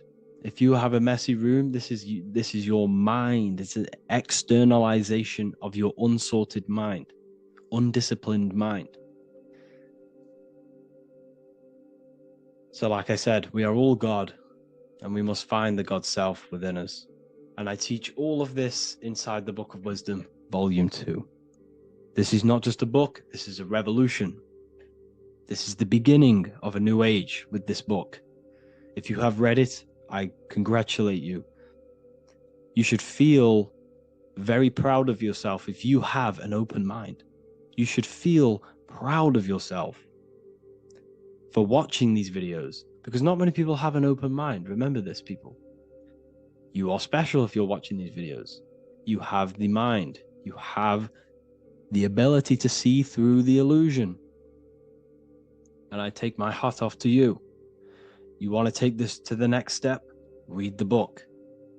Or if you want to take it to the serious levels, join the university. The university, you gain access to every piece of my material that I've ever done, all of my books, all of my lectures that are hidden from YouTube, that are hidden from everywhere else, the lectures that give you real power. And if you feel alone on this journey, we have a conscious community where you can connect with like-minded individuals, because I've been there. I've been there when you feel lonely, because you feel like no one else is thinking the way you are feeling. You can't talk to people about these things because people just think you're crazy. That's why I put together this, so we can connect, so we can unite, so you can connect with people, so you don't feel crazy about thinking about this stuff, learning about this stuff. And if you truly want to level up your life, people, and take your studies serious, this is for you. We do live calls, we do lectures. There's a whole library filled with books you can read. It's the perfect place for the truth seeker. I thank you all for joining. Please leave a like, a comment, a subscribe. Let me know any future videos you want me to make in the comments. Thank you all. Have an amazing day.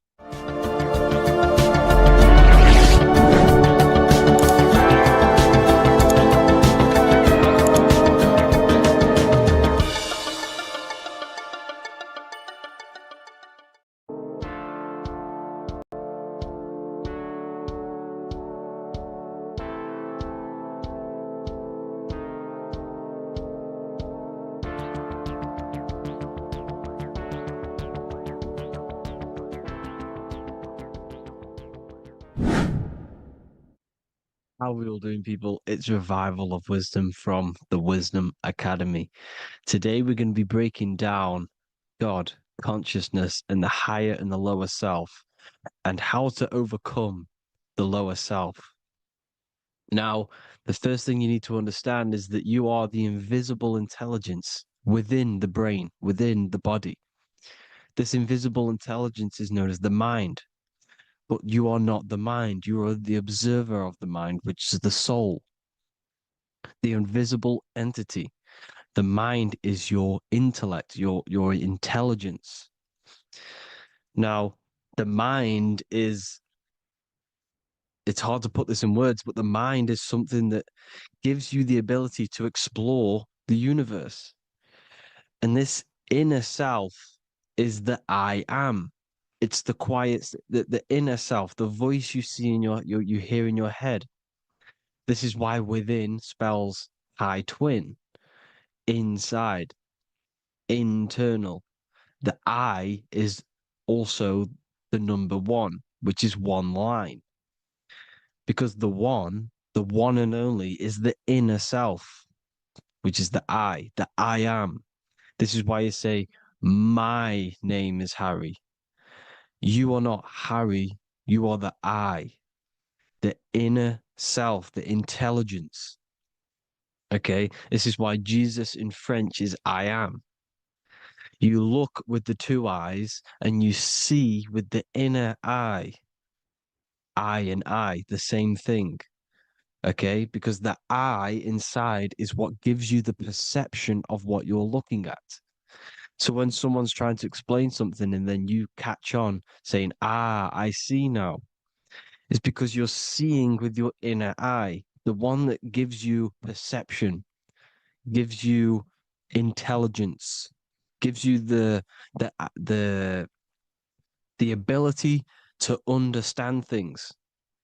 This is the internal eye, the invisible self, which the physical body is nowhere near as complicated as this inner self. Is in infinite potential, infinite potential. God, God, generator, operator, destroyer, soul, mind, and body. Brahma, Vishnu, Shiva, the Father, the Holy Spirit, and the Son. They're all the reason why you see God is always a triad is because it represents yourself. Your invisible intelligence is God. Me and you are the same invisible intelligence.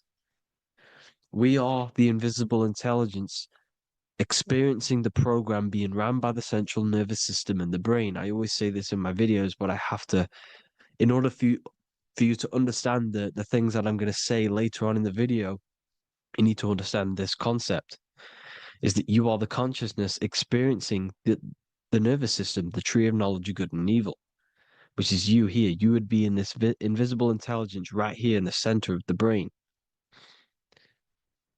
Now, this is why the ancient Christians show God is in the brain. This is the brain stem. This is the brain. This is also the brain stem and the brain. The brain stem and the brain. It's all depictions of the brain because the brain's the computer, the electromagnetic computer, which decodes the demands created by the invisible intelligence, the I, the inner self, you, your true self. The person moving, if you observe what someone moving, this is going to sound, but if you observe someone walking, it's not the body.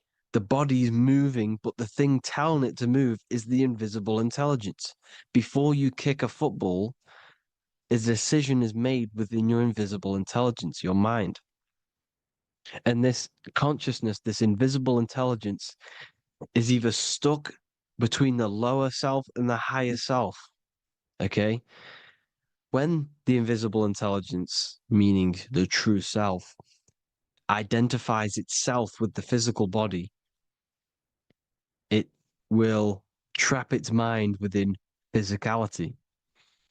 This consciousness that we have is either operating in the lower self or the higher self. It's either feeding the material body or it's feeding the spirit. Okay? But because we are physical and spiritual, we need to be even. We don't want to be meditating all day long because we do have a physical body as well whilst we are here. We are playing a game in physical matter. Okay? Now, the reason that you incarnated here is to learn a lesson because the mind can manifest anything it wants within the astral planes, within the world of imagination. It can manifest anything it likes, but it incarnates into matter, into this game, so we can understand labor, because anything in matter, you have to labor to manifest. But in the astral, you can manifest at the click of a finger. You come here to learn the knowledge of good and evil. And your consciousness, I came out a bit off topic there, but your consciousness is experiencing the lower or higher self. The lower self is manifested in the lower parts of the body. Sex, food, and power, the lower three energy centers. These centers are like mini brains. You are literally thinking with these centers. And when your mind is stuck within these lower centers, you'll think. Have you ever heard the term of thinking with your penis or thinking with your, you know what, as a man? Even females maybe, but mainly this is a boy saying you're thinking with your penis. This is a truth. It's truth in plain sight. You think with these energy centers. When you're living off the lower three centers, all you care about is sex, food, and power, eating, sleeping, and greed. Power's kind of like greed. Now, when we move up to the higher parts of the body, when we live our life within the higher parts of the body, this is considered heaven, love, expression, intuition, and wisdom. This is what we need to be aiming to do, moving out of the lower half of the body and living our life within the higher self, the higher parts of the body, thinking with the higher energy centers, thinking with love, expression, intuition, and wisdom, spreading love, expression, intuition, and wisdom to others. Heaven is even. This is why Jesus is pointing at the heart chakra, always pointing at the heart.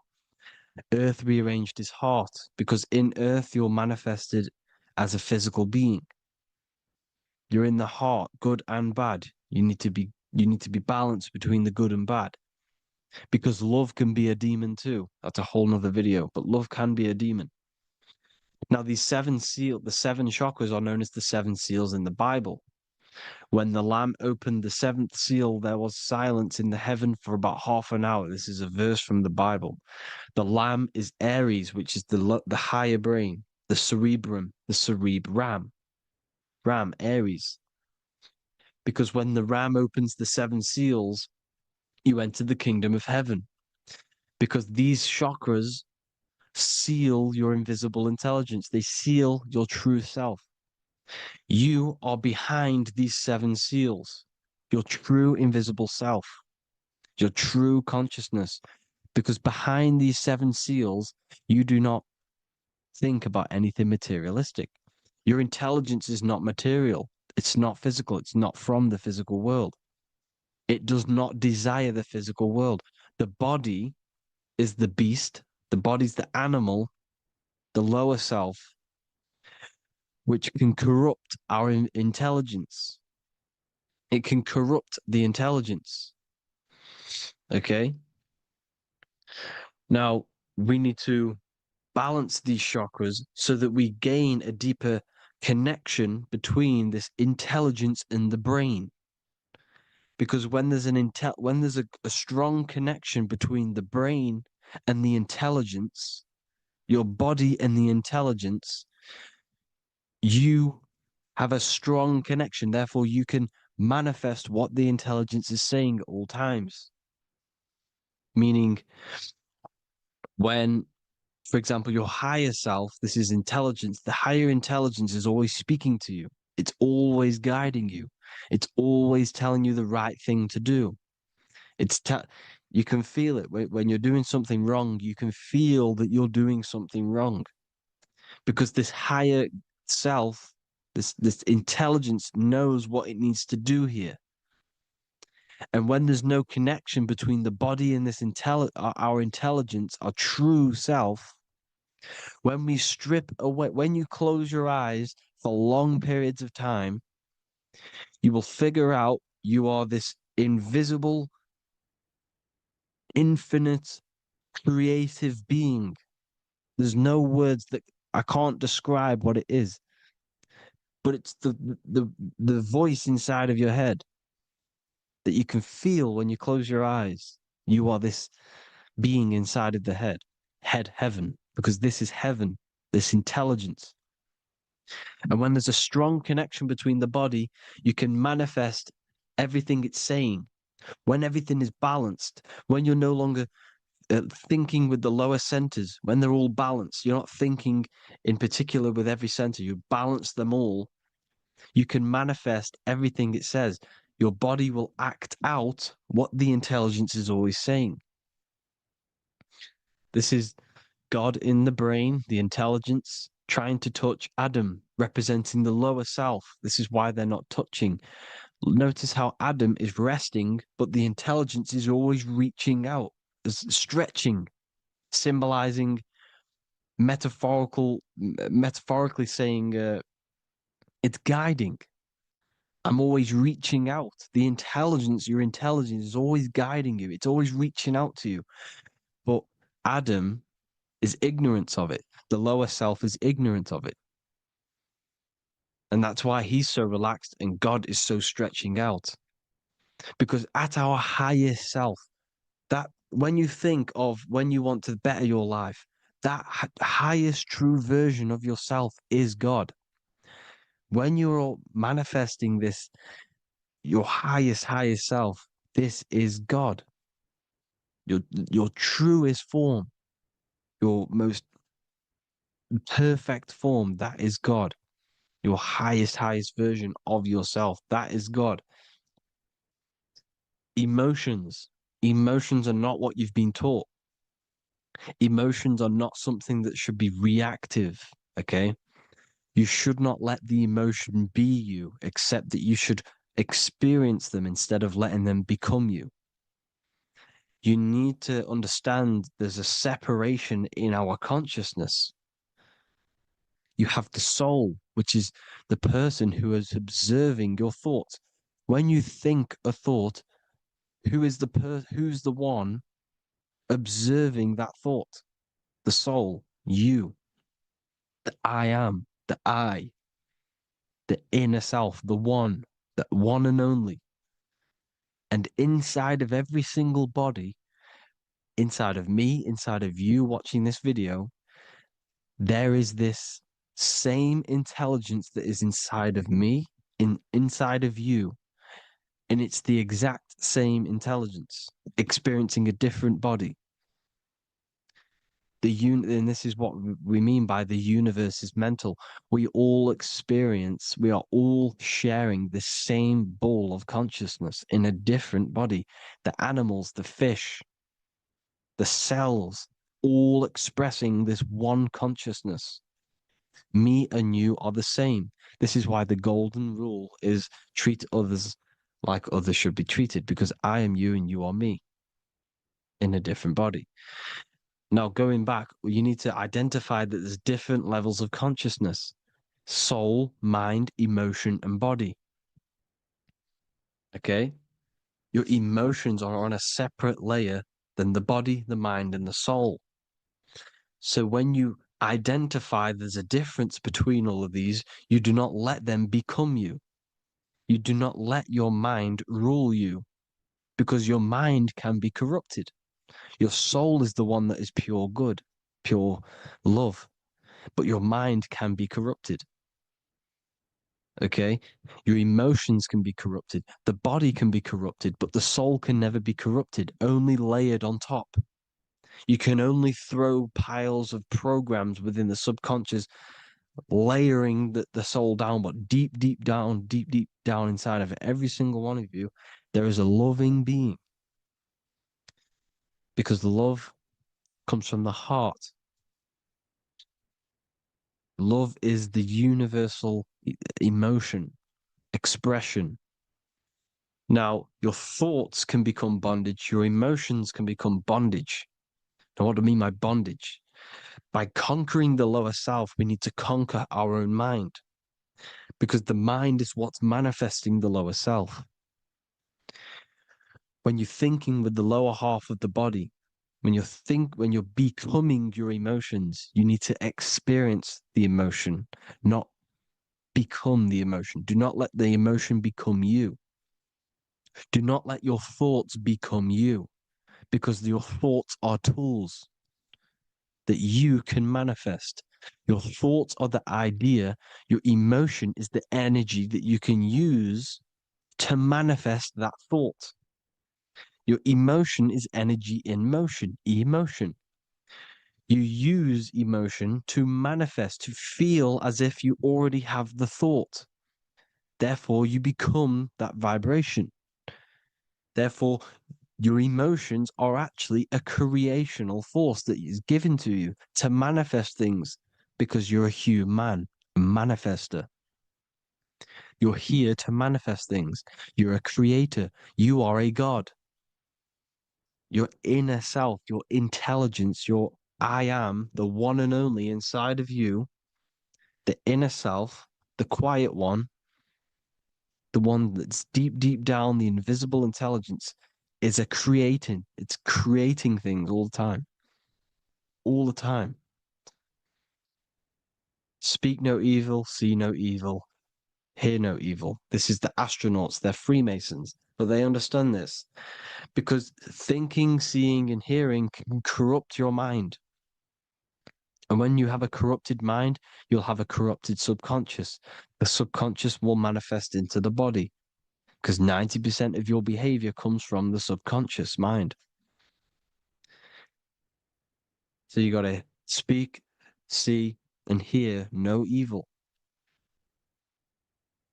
A sin, what is a sin?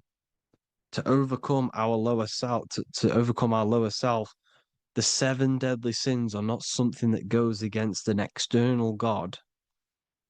A sin is something that goes against your inner guide, your inner conscience, the inner self that's always speaking to you. It's always telling you the right thing to do. A sin is something that goes against this inner guide. And this is why you can feel something where you can feel you're doing something wrong. Because the inner guide is speaking constantly. And when you commit these 7 deadly sins, which are 7 internal states which keep your invisible intelligence bound to your physical body. Because evil, right? Evil love bondage. This is why they stay in this realm and they control this realm, because they love the bondage of the body. They like matter. They want to stay in matter for eternal life. They don't want to ascend back into the heavenly realms where you do not have a physical body. You can explore the universe within the astral planes. They stay bounded to the body, bounded to the 3D construct of the physical world. They have greed, lust, envy, gluttony, wrath, sloth, pride. They want all of this. And if you want that, that's okay. But deep, deep down, you don't want that because your soul is always telling you the right thing to do. Your soul knows what to do to get out of here. It needs to detach from the external world. Detach from all of these 7 internal states which bound you to your lower self, your lower centers. That's what a sin is. You know, you have a left and right brain. The left brain is always analytic. The right brain is metaphorical. So the right brain is producing a holistic view of reality. Now, what do I mean? And not view, perception. When you see, because your eyes are parts of the brain, sorry, when you look at something and you look, that image is produced in the back of the brain in the visual cortex. And then the right brain produces a perception, a holistic, it breaks down what you're seeing into a holistic image, a holistic perception. So, for example, if you're in a woods, the right brain sees the whole woods as one big woods. The left brain is breaking that perception down into individual trees, branches, and leaves. So the left brain's to do with duality, the right brain's to do with wholeness, unified. The left brain's dualistic, analytic. This is necessary so that we can pick things up and manipulate them and break things down. We need the left brain. We need the right brain. I'm not saying any of them's bad, but the left brain, sinister in Latin, means left. Because when you're left-brained, you see everything in dualistic. You see everything is dual, when everything's actually one. We need to be focusing and strengthening our right hemisphere. I'm not saying sit in the right hemisphere all the time, but we need to be strengthening our right hemisphere. And this is why left is sin and right is right, because when you focus on the right hemisphere, you see the holistic perception of creation. The right hemisphere sees humanity as one unified consciousness. The left hemisphere sees everyone as individual persons and egos, because the left hemisphere is dualistic. And this is why the Bible says, cast the net onto the right side of the ship and ye shall find. John 21:6. What does that mean? Cast your energy, cast your perception into the right hemisphere of the brain, and ye shall find unified consciousness. You shall find your higher self, the one and only. If then you have been raised with Christ, seek the things that are above, where Christ is seated at the right hand of God. Wow. Powerful. What does this mean? Seek the things that are above, where the Christ is seated at the right hand of God. God is your consciousness, your invisible intelligence between the two hemispheres. The right hand of God is the right hemisphere. Seek the things that are above the heart. Love, intuition, expression, and wisdom. Seek the things that are above the heart, the higher self, the higher part of the body. Because when you seek the things of love, expression, intuition, and wisdom, you create a strong aura. You attract the same frequency. And this frequency is heaven, God. This is the Sumerian artwork showing the Lamb. This is a step symbolizing stepping upwards, raising up. He's stepping over the Lamb up to the bird. His hand is going to the bird. The Lamb symbolizes the lower self. Okay? The bird with the wings is in the sky. It represents the higher self. This is why angels always have wings, because it represents the higher self in the sky. The lamb is a ground animal, symbolizing the lower self. He's stepping over the lamb to the bird, his higher self, his invisible intelligence. Horus and Set, Jesus and Satan. Look, Horus has an evil brother, Set, just like Jesus and Satan. Horus is a bird, higher self. Set is a ground animal, lower self, which is the devil and the angel on your shoulder. You see? The right and the left hemisphere, the two wings. So the devil and angels always speaking to you. The higher and the lower self. It's the battle between the higher and the lower self, between the invisible intelligence and the physical body, because the body's the one that wants the sugar, it wants the pleasure, it wants the sex, it wants the porn, it wants all of the materialistic things, it wants the 7 deadly things. Okay, it wants this. There's a battle between the higher and the lower self, your intelligence and the body. This is why you need to become balanced, so that there's a deep connection between the body and the invisible intelligence, the I am. You need to master your mind with discipline, and you gain a connection between the brain, the body and the intelligence. Resurrection, transmuting sexual energy. Okay, this is important. Res is Resh, which is Hebrew. The early Hebrew Resh symbol is the head. This is the head. Resh, erection. Erection is a sexual stimulation. Resurrection is rise erection. You got to raise your sexual energy up the base from the spine to the head. This is the Christ, the Christos. There's a psychophysical germ, psychophysical oil produced in the brain every month. Go and watch my other video on raising the chrism. Okay?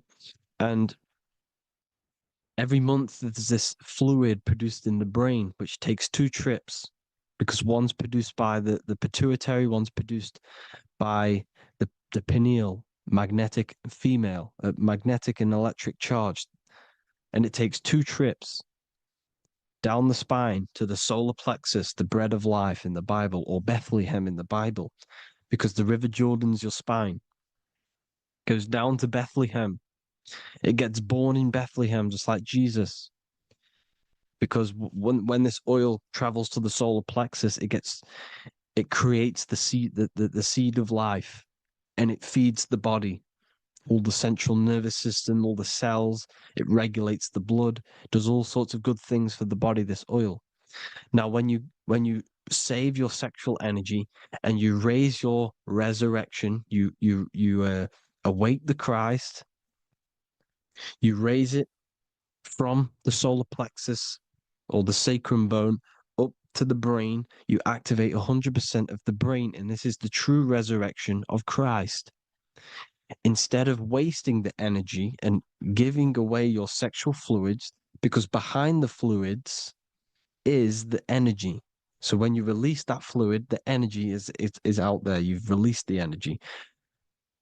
Your sexual energy is the most potent emotional force a human could possibly feel.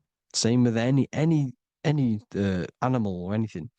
The sexual urge, the sexual emotion is the most powerful, potent emotion that you can feel.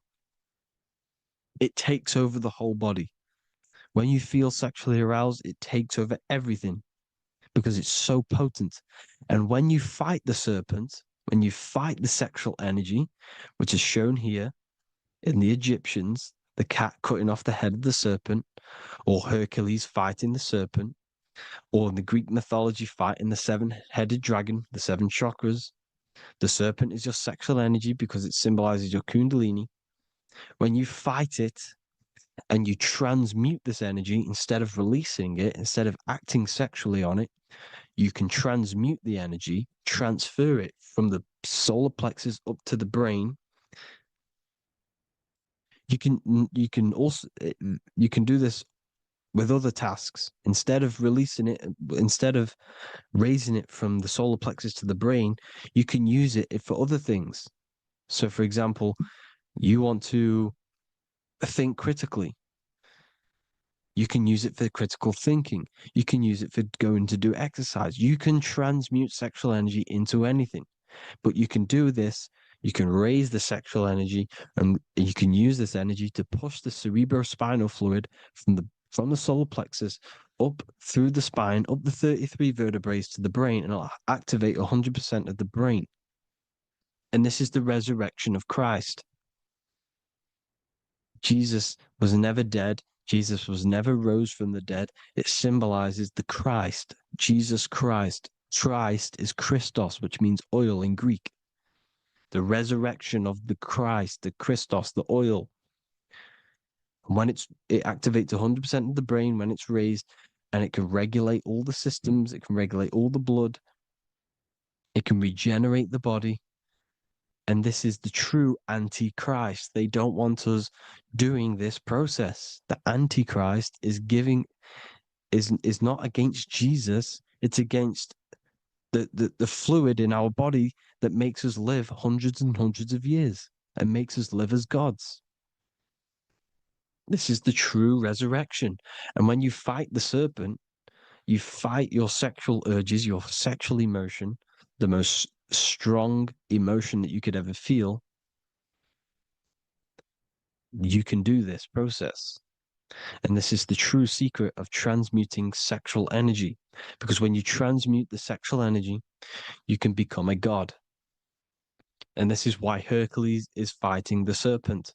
Notice how the serpent is low. He's reaching down to it. It represents the lower self. Because the lower self wants the lust. It desires sex. The body desires sex. There's a fight between the higher and the lower self. But when there's balance, there's even. Heaven is even. When there's evenness between these, this is the kingdom of heaven. This is when heaven is on earth. So at our highest levels of ourselves, the highest level of our intelligence, this is God. God is something that we manifest. We need to achieve Christ consciousness by battling the body. There is no battle outside of the physical body. It's an internal battle. Jesus and Satan have been externalized. Nothing exists outside of you, because I explained in the beginning how you are the consciousness experiencing the central nervous system. Therefore, there is nothing outside of you. It's all internal. Jesus and Satan have been externalized. Why? Because it's business. The church is a business. It's all a business. They've created these figures to be historical when they're not historical. The Bible's not historical. It's all externalized. It's called exoteric, when the truth is esoteric, internal teachings. So, anyways, people, balance the chakras, balance the two hemispheres of the brain, balance the conscious and the subconscious. Balance is perfect, the yin and yang. You are spiritual and physical. You live in day and night. You need to be balanced. Oneness. Seek oneness. And this is the true kingdom of heaven. And when we all realize that we are all the same intelligence, the same consciousness expressed in different bodies, when we all realize this, we all realize we're all one. Doesn't matter what race you are. It doesn't matter what race you are, where you're from, your nationality, because none of you are actually from here. None of you are from the physical world. You're manipulating the physical world through the physical body. You are the I am. We all have a soul. Every single one of you has a soul. We all have souls. The reason why they say some people don't have souls is because they're trying to suppress your mind. They don't want you to know that you have a mind. That sounds crazy, I know. But a lot of people haven't realized that they have an infinite intelligence called a mind. And behind that mind, if you can observe your thoughts, the person who is observing the thoughts, you have a soul. Everyone has a soul. Don't listen to all these people saying some people don't have a soul, some people do. We all have a soul. Every single one of us. So anyway, you need to break the lower nature of yourself. At our highest levels, we are gods. Our intelligence, our universal intelligence, the I am, the intelligence that's inside of the brain, is God. Our minds are being corrupted within believing that you are the body, and the result of this is a society like today, because everyone thinks they're the body, and everyone's living in the lower nature of self, where everyone only cares about themselves. But when we realize we're all one big consciousness ball, we're all the same consciousness expressed in different bodies, there will be peace. So thank you all, people. If you do want to learn more, if you do want to read my book, it's called The Book of Wisdom. I'll put it in the description. It's an amazing book, people. It's going to give you the best understanding possible about creation, yourself, and the world. It's amazing. The Bible, everything. I have just launched a new cymatic library. A friend of mine has just added this to the website. He creates beats, and he creates the purest beats. So they are actually the frequency that it tells you. Most of the stuff on YouTube and Spotify and Apple Music it says it's a certain frequency, but we know these major platforms are all playing with the frequencies of the app. So if you want a real binaural beats, solfeggio scale frequencies to meditate on or listen to throughout the day, join the Occult Library. You can get a 2-day free trial. I'll put the link in the description. Thank you all, people. Hope you all enjoyed this video. God bless you all.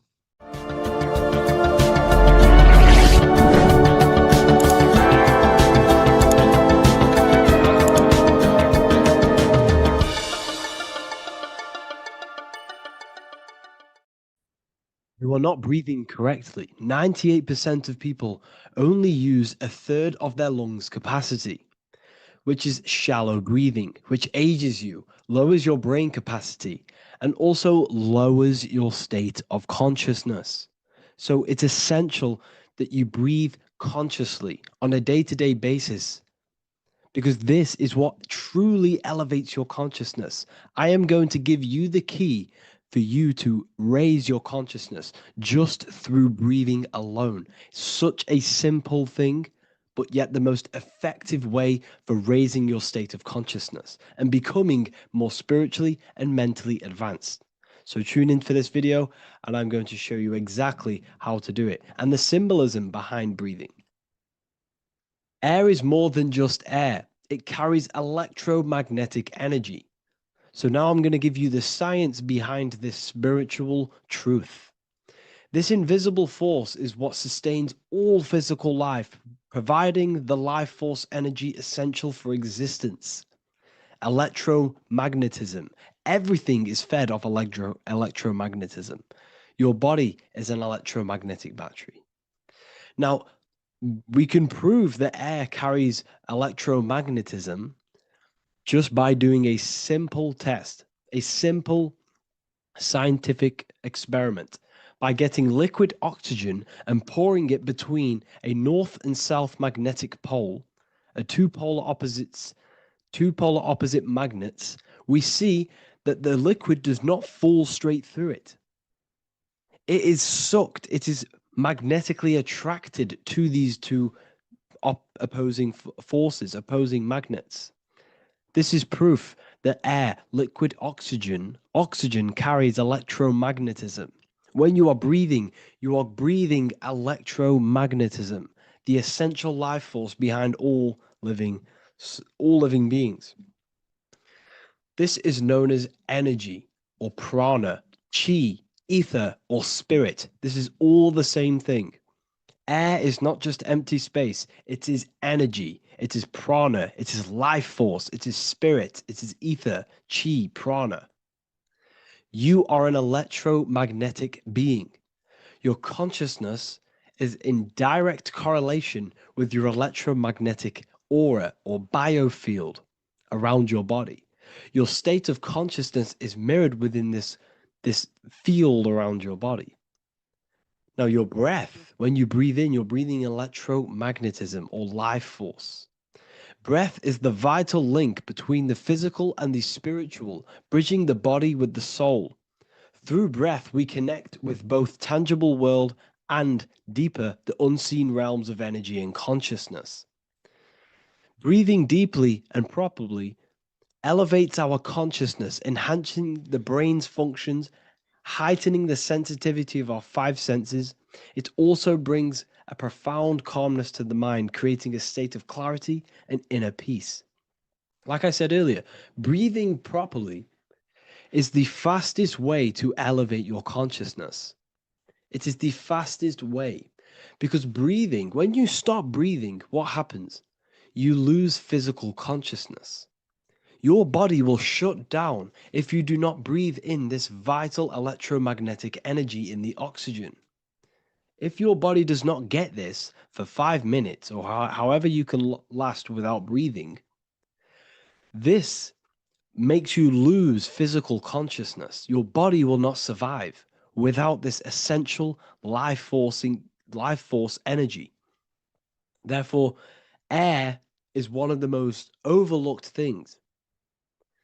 This is why we see the symbolism of Buddha having a big belly. Why does he have a big belly? Because it's symbolizing breath work, proper spiritual breath work, the certain teachings of breath work, of when you breathe in through the nose, you have to breathe in through the nose. You don't want to breathe in through the mouth, because the nose acts as a filter which catches dust particles and filters out the air before it enters the lungs. The mouth does not do that. The nose is for breathing inward.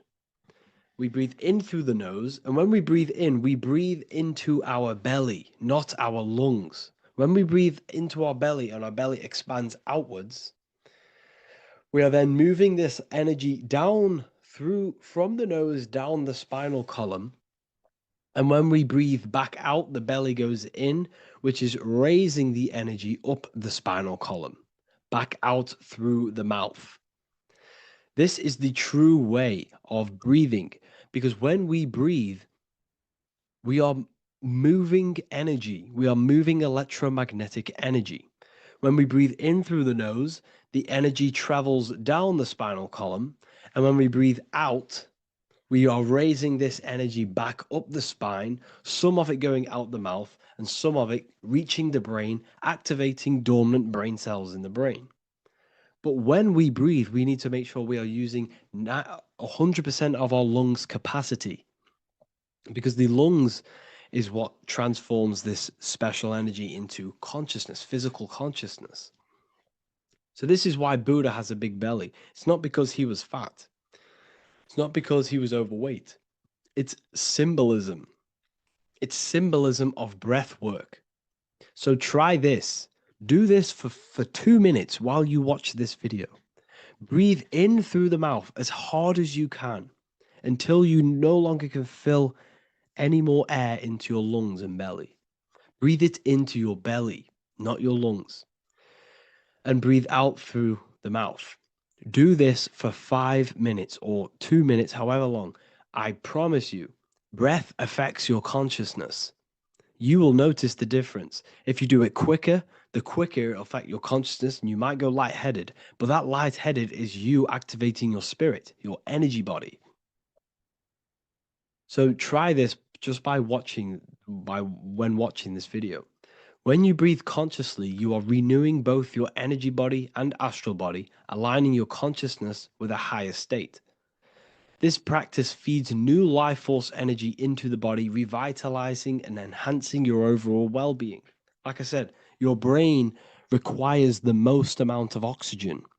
When we have shallow breathing, this is reducing the brain's capacity.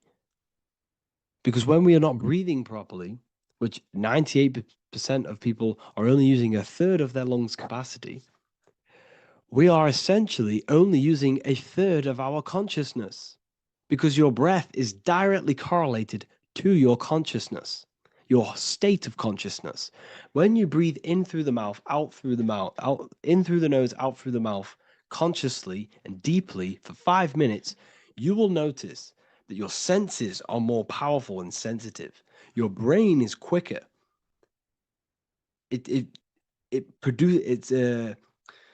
What's the word? It processes information quicker.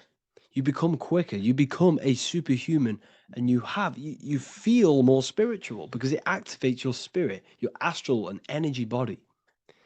So when we meditate, it's definitely important to breathe in through the nose and out through the mouth as deeply as possible to align with a higher state of consciousness. And this is the easiest way to separate your consciousness from the body. When you breathe in deeply for long periods of time, while meditating, while taking no thought, when no thought is present and you gain a rhythm of deep breathing, this is the gateway. This is the gateway to opening your consciousness. Because when you stop thinking, other aspects of your consciousness can open up. All of our lives we've been thinking, which is blocked off the higher states of consciousness. So breathing is very, very important. It affects our overall well-being. And this is Yahweh, the in and the out of breathing. When we breathe in, this is Yah. You can hear it. It sounds like Yah.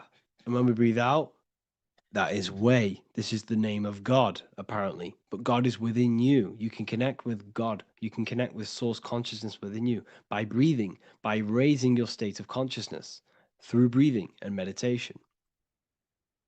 This is why the Bible tells you the Spirit of God has made me, and the breath of the Almighty gives me life.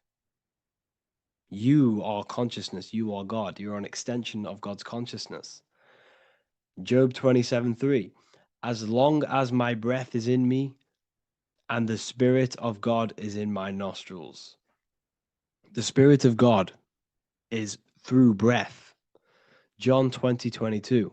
And when he said this, he breathed on them and said to them, receive the Holy Spirit. The word spirit means breath. In Greek, Hebrew, Latin, it all means breath or wind or air. The Holy Spirit is a certain way of breathing, a breathing technique that elevates your consciousness, that syncs you up to a holy consciousness, an elevated state. That is the Holy Spirit. That's why it tells you in the Bible, when he said this, he breathed onto them. He breathed onto them and said, receive the Holy Spirit. You must breathe to receive the Holy Spirit. When you breathe, you are renewing the body's energy. You're taking in new life force, which is regenerating your cells, regenerating your brain, nervous system, and also connecting with consciousness, pure consciousness. This is not something that we should be doing during meditation. Yes, it is. We should be doing it during meditation, but this is something that we need to apply all of the time. This is the fastest way you can raise your consciousness. I just want to say, all of this knowledge is inside of the Book of Wisdom, Volume 2. Make sure to give a like and a comment on this video to help the algorithm. And let me know what you think about the last book or this book if you have read them, to let the new people know what they're looking at with this book. This is truly life-changing, the Volume 2 and Volume 1 is truly life-changing. You can get them in a bundle also. Learn hidden knowledge inside of the Ethereal University. This is where truth seekers belong. I'm not here to try sell you this, but this is the place for truth seekers. And if you are serious about your spiritual journey and serious about gaining knowledge, which gives you the advantage over life, join Ethereal University. This will definitely help you. Thank you for watching this video. Please leave a like and comment. Make sure to give me any suggestions on videos you want me to make in the future. Thank you all.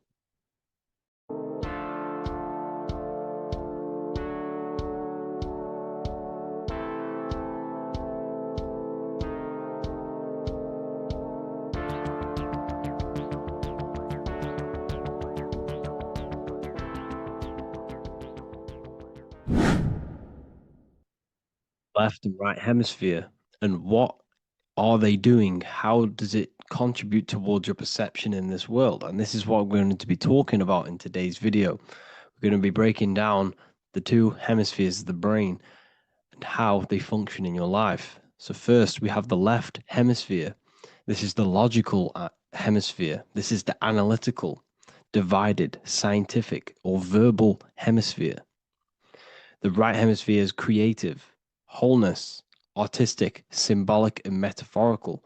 The right hemisphere does with non-verbal things. It produces a holistic perception. It is more to do with creativity. Because what you must understand is that we are not in the external world. The world is produced by our brain. We see with our brain. Our eyes are a part of the brain. What we touch is the brain's interpretation of electrical signals on the nervous system. What we smell is the brain's interpretation of smell through the nose. What you taste is your brain's interpretation of chemical reactions on your taste buds. So what you are experiencing is the brain. The brain is a computer creating a simulation. And you have two hemispheres which breaks down this reality. So essentially, the brain is the perception creator. It creates perception. So if the brain is creating this, who is the one experiencing the brain? Well, that is you, the consciousness, the mind, the all-seeing eye. You are the all-seeing eye experiencing the brain, the observer behind the brain, behind reality, behind the emotions. So if you're walking through a woods, this left brain sees individual trees. The right brain sees the whole woods. It sees the biome. It sees the bigger picture. So when you are walking through this woods, the right brain picks up a holistic perception of reality. It creates the woods as one unified woods. The left brain's job is to break this down and analyze it so that we can see individual things. And this is also necessary for humans to have the ability to break things down and manipulate things in this world. So without this left hemisphere, we could not manipulate things and break things down. So this right hemisphere is important because it sees the whole woods. It sees humanity as one unified consciousness. However, the left hemisphere sees individual egos. So the left hemisphere is the place of the ego because it only understands it sees the world very divided. Okay, so for example, here's another example of the left and right hemisphere. If someone pulls out in front of you in traffic, your left brain is going to start going crazy and analyzing them, calling them names. The right hemisphere, however, sees the bigger picture. Maybe he didn't see you. Maybe it's just a mistake. Maybe he's in a rush. You see how the two brains are very different. They do the same thing, but they function in different ways. The right hemisphere is feminine, the left hemisphere is masculine. So, like I said, this person pulls out in front of you, you start to think with the left. If you start to perceive that in the left brain, you're going to start analyzing them, you're going to start going crazy and calling them names because you're analyzing it. You're not seeing the bigger picture behind it. You're not seeing it from his perspective. So there is a crossover.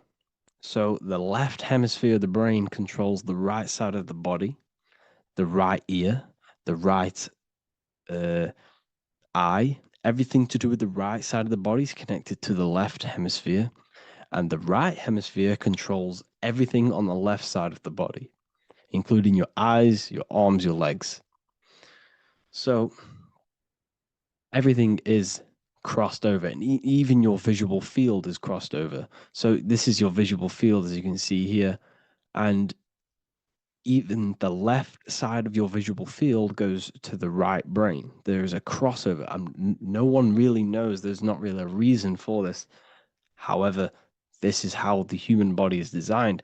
As we all know, the human body is the most advanced piece of technology on the face of the earth.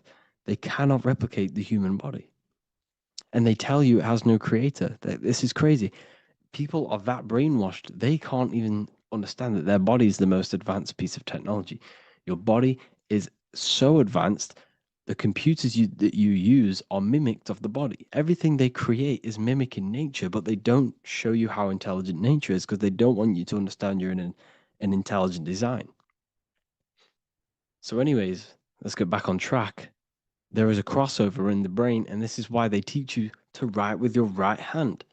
And I was speaking to someone who's in a nunnery, or whatever you want to call it. They were a nun, or they knew someone who was who was a nun, and they forced these people, these nuns, to write with their right hand. You had to write with your right hand. This is why, I'd say at least 70% of the world, or 80%, is right-handed and right-legged, because they taught us this to activate the left hemisphere more because of this crossover that happens in the body. So when we are using this right side more, we are using that left hemisphere more. Why? Why are they doing this? Well, they also called it writing. Writing is a spell, to cast a spell on you, to use that right side of the body so that you use this left hemisphere, because they want you to see the world as a divided perception. They don't want you using the right hemisphere, using that left side of the body to activate the right hemisphere to see the bigger picture and see how everything is all one and everything is created. This left hemisphere domination keeps you from seeing the connections between everything, because that left hemisphere analyzes, it breaks things down. So when we are left hemisphere dominated by using the right side of the body, we are essentially seeing everything as divided. And this is why so many people will not understand my work, because my work connects dots and connects fields of knowledge, and makes you see the bigger picture. So people who are left hemisphere dominated will see my work and think this guy's crazy. But everything, it's all about activating that right hemisphere. So they called it writing because every word you say is molding your mind in some sort of way. The things you see is molding your mind. Everything you take in through the five senses is molding your mind. And language is a massive spell, especially the English language. They called it writing so that you use that right side. It's a spell because your subconscious mind picks up everything you say. And 90% of your daily basis behavior and thought patterns is produced by these subconscious programs within the subconscious mind. Essentially, your conscious mind is only the 10% of you. The conscious mind is just what you're aware of, what you're wearing, how you're feeling, what you're thinking. That's your conscious mind. The subconscious mind is controlling every system in your body. It's telling your heart to beat without you being conscious of it. So essentially, this is what they're programming. They're programming this system in the back of the mind, which is controlling everything through the words. And this is what spells are, because it's all about creating perception in the subconscious. So they want you to use that right side more. I truly believe the ancients, they were balanced. They used the left and the right side of the body. They didn't have a stronger side because they understood this science of the body and how the body works. So this is actually called phonetics. It's not etymology. Etymology is the study of root words. Phonetics is the study of how words sound similar. The way words are spoken. So phonetics, phone, is why we call them a phone, because you speak into a phone. So this is write and writing, to use that right side to activate the left hemisphere more. So your hands are a manifestation of your brain. The left hand is the right brain, the right hand is the left brain. And as a child, we were always taught that when you place your hands together like this is the size of your brain, which is true because your hands are a part of your brain. They're an extension of your brain. Every part of your body other than your brain is an extension of the brain. Everything's working and feeding back information to the brain because you're experiencing the brain. So another trick that you can do, or another exercise, is looking in the mirror and closing one eye at a time. If you close your right eye, if you take your top off, for example, you'll analyze your body if you close your right eye, because you're using that left hemisphere. Sorry, other way around. If you look at yourself through your right eye, you'll use that left hemisphere, which will analyze yourself. You'll see individual body parts. If you close the right eye and use the left eye, you'll see your body as a whole. You won't really analyze it. This is how you can analyze yourself using these two hemispheres. So this whole system is created to keep you thinking logically and to restrict you from creating and restrict you from understanding symbolism, allegories, metaphors, and teamwork. They want you stuck in a logical way of thinking and a logical way of seeing the world. This is why when you go to school, you are told exactly what to do. You're told to think this way and no other way. You're told to do orders, do this. It's a very left-brained system, because if we all started to open up this right hemisphere, we'd all see, wow, everything is all one, everything's all connected. And this is what my work is doing. I'm showing you everything is one. The physical world is an illusion of duality, but everything comes from the one source, the one mind. The universe is a giant mind. I am mind, you express mind. We all possess mind. Behind the physical body is the same mind consciousness. And we are all expressions and fractals of this infinite consciousness called mind. And this is what they don't want us to figure out, is that we are all just one consciousness expressed. It's an infinite consciousness. It's even in the squirrel, it's in the dog. All of these different animals, they're just different bodies, but behind the bodies is the same consciousness, which is mind. That's what the pineal gland is. The pineal gland is not the mind, and it's not the third eye. The third eye is your mind. If you have a closed third eye, it just means you have a closed mind. If you have an open third eye, it just means your mind has expanded from beyond physical things through astral projection and mystical experiences. This is how you gain an open third eye. It's just an open mind. A mind that has astral travel, that has explored the realities within the mind. So everything they do is to keep us in a divided state. Divide and conquer, right? That's their motto. All to keep you thinking how everything is divided. Everything they've done is division. Postcodes, countries, everything is divided. Like football teams and all this stuff. It's also a natural process when you grow up, because as you grow up, your brain is constantly analyzing the world. So this is sort of a natural process of how you become more left hemisphere dominated, because your brain is always analyzing. And unless something awakens you, you can awaken that right hemisphere where you can start to see the bigger picture.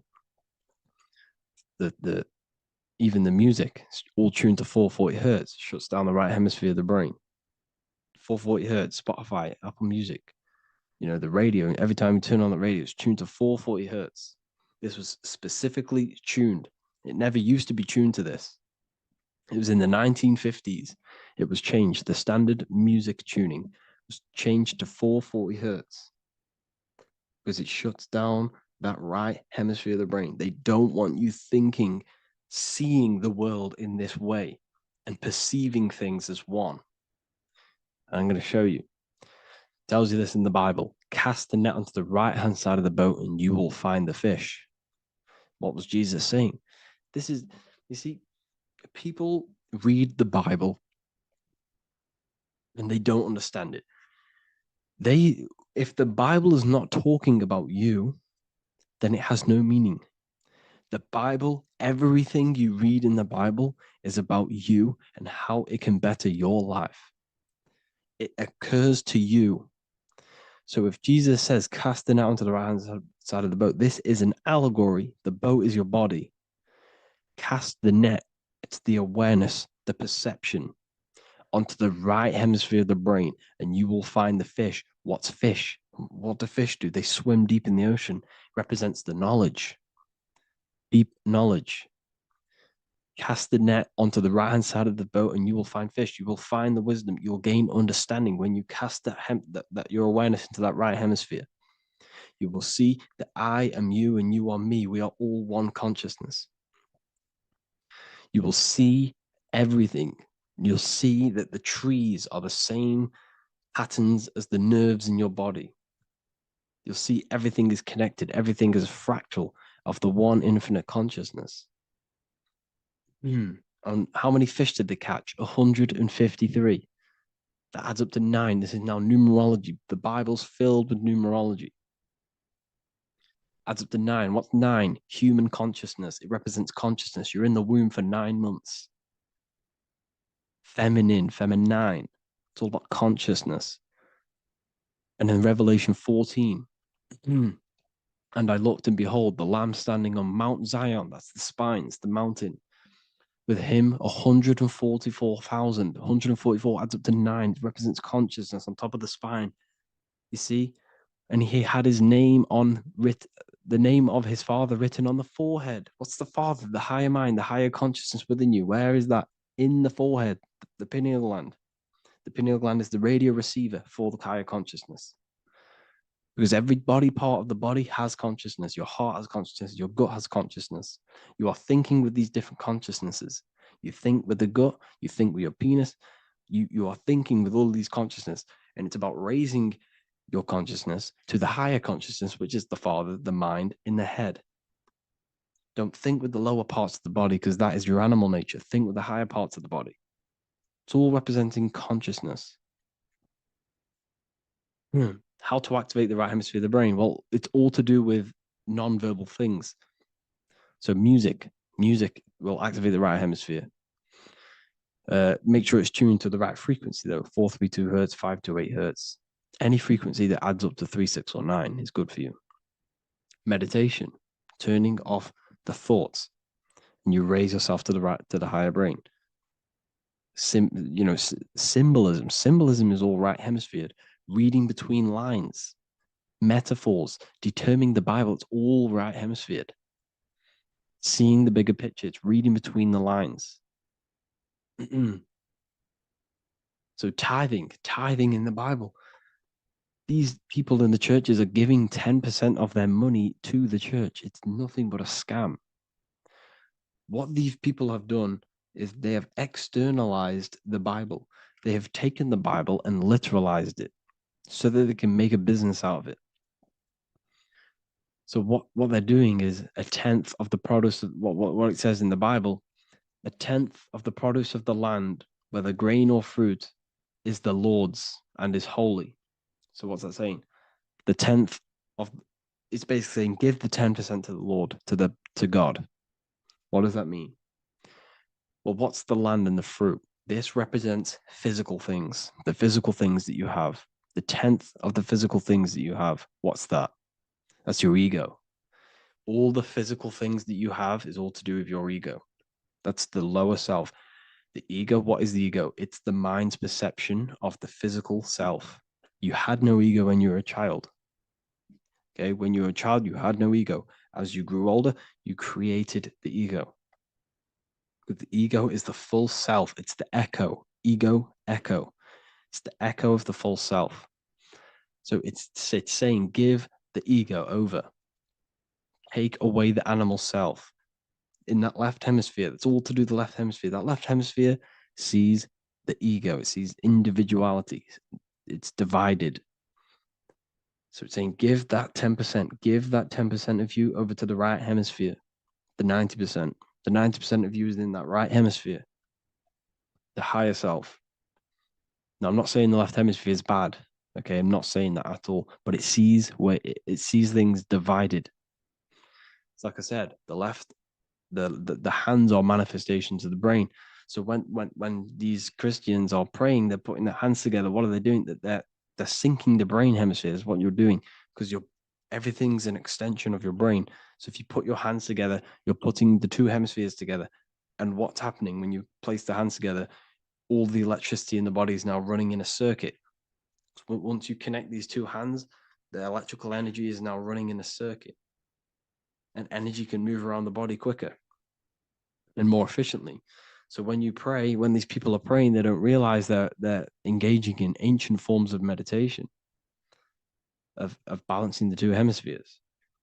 So now we're talking about balancing the hemispheres, not the right hemisphere. This is what Israel is. Look at the symbol for Israel, the up triangle and the downward triangle. What's that? The up triangle represents male. The downward triangle represents female. Okay? This is talking about the brains. Israel is Ra. Isis, which is female, the Egyptian god. Ra, El. El means God. El, electricity. That's the force of the physical world. It's the force that runs this world, electricity. It's the force of God. El, consciousness. It means God. Is Ra, El. Isis, Ra, and El. It's the two hemispheres of the brain, the holy land of Israel. It's the holy land, it's the brain. Once these two hemispheres are synced, this is how you unlock your consciousness. This is the easiest way of astral projecting. Hemisphering, I forgot the word for it. Hemisphere syncretization, something like that. It's about syncing the hemispheres. This is how you unlock your consciousness. Once the brain is running as one electrical system, this is how you balance the two masculine and male opposing energies. Once these opposing energies are no longer in war with each other, the brain, they come together to work as one. You unlock your consciousness. You are born again. What happens when a male and female have sex? It creates a new child. It becomes one. You are born again. Once the two hemispheres of the brain, you are born again. You can then have an out-of-body experiences. So this is why the symbol of the Holy Land, Israel, is the up and down triangle back combined together, because it represents unification of the male and female, unification of the hemispheres. You're born again. You unlock consciousness.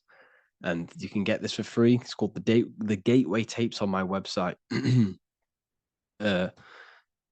Basically, it's a audio track from the government, and they did this in the Gateway Experience. It's a CIA document, and what they do is there are different forms of meditations you go through. I think there's about 5 waves of meditations you do, half an hour each one, and it will teach you. It will sync your hemisphere, because what does it do? They understood that playing one frequency into one ear and another frequency into the other, they understood that the right ear is connected to the left hemisphere, the left ear is connected to the right hemisphere. So when you play two different frequencies into both ears, what happens? The brain picks this up, the two hemispheres of the brain picks this up, and it syncs it. It syncs these two hemispheres, these two frequencies together. So now the brain is working as one to sync this frequency. So this is how you can sync your hemispheres through listening to these frequencies. Okay, you can get them for free and do the meditations yourself. This will definitely help you. This is an easy way to astral project. So it's all about syncing the hemisphere and seeing reality from a unified perception. We should all aim to get out of that left hemisphere. I'm not saying don't use it, but we should now start to see, we should now start to read between the lines of the Bible, read between the lines of the symbolism they're showing. Study symbolism, study allegories and myths. What are they trying to tell us through these allegories? And, you know, this is how we start seeing things in a better way. Once we understand that we are all microcosms of an infinite consciousness, we can all come to one, because love is the unifying force of this infinite consciousness. We are all divided. We are all disconnected from our hearts. Once we all connect with our hearts and see that everything is one, we can all start to love and come together as one, because love is the unifying force of consciousness. So if you haven't already seen, I now have launched the Ethereal University. I will be doing lectures like this one, but even better, deeper, and even releasing knowledge that I can't talk about online as they are censored. I'll be doing lectures every single week. I'll be doing live calls every single week. You also gain access to my library, which is filled with over 45 occult books, filled with knowledge. Okay, I'll show you now. Plus, you get my book, The Book of Wisdom, PDF form, and the Human Health Guide, PDF form.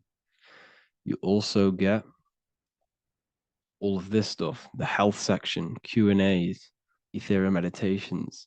We've got some celestial studies, cosmology, numerology coming soon. You also get the brand new Manifestation Mastery course, plus the library. And there'll be new books, new lectures, new live calls every single week. Or you can get the Book of Wisdom, use the code WISDOM in all capital letters to gain 40% off. This sale will be ending very, very soon. So if you're watching this, be very quick to get yourself a physical version or a PDF of my book. You can get it in all these languages. Hope you enjoyed this video, people.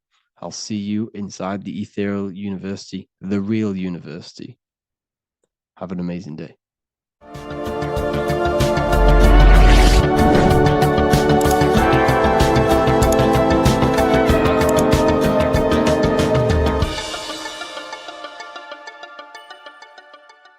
Welcome to Revival of Wisdom. Today we're going to be breaking down Saturn worship and how the occult are linked in with Saturn. Okay, so first of all, let's start with the celebrities. All these celebrities are doing 666. Okay, covering the one eye, which also symbolizes the all-seeing eye, which is another occult symbol. But we're focusing on the 666, the 6 with the 3 fingers. Also, we have CERN with the 666 within their logo. Also Disney, okay, as you can see here, 666 within their logo. Pepsi, Coca-Cola, and even Cadbury's. Monster Energy with the 666 in Hebrew numerals. Unleash the beast. So what is 666 to do with Saturn? Because on Saturn, there is on their north pole of Saturn, there is a 6-sided hexagon, okay? So Saturday is named after Saturn Day, the 6th planet. It is also the 6th day of the week, and has a 6-sided polygon on its north pole, 666. Not only that, when you create a star out of the hexagon, you will create a 6-pointed star. Okay, with 6 triangles within the star and a 6-sided hexagon. which all adds up to 666. Okay, so this is why all these symbols contain 666. So why do they worship 666? Saturn. Because Saturn is the god of time and death, okay, and order and lessons. Okay, Saturn is a very cold and dry being. That is the 6th planet from the sun. Okay, Saturn represents the winter, which symbolizes death. Okay, because all nature dies within winter because the sun's not there. So it represents darkness and death. It rules the zodiac sign of Capricorn. Okay, so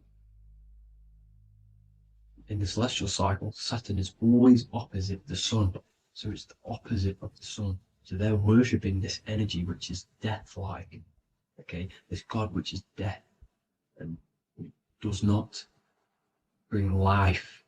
Okay, also is the god of time. Okay, also in the Roman and in Greek it's called Chronos. Okay, which is just a translation for time. It's also known as the Father Time, aka the Grim Reaper. Okay, the Grim Reaper. Keep that in mind. We'll come back to this. Here are some more logos with Saturn. Okay, NAG, Internet, Wi-Fi. Okay, all these occult logos all worship Saturn. They are a satanic occult. They worship this death god, this evil god. Okay, this is where the cube now comes in. Okay, because what colour is associated with Saturn? It's black, because it's the absence of light. It's opposite the sun. So black is the colour associated with Saturn.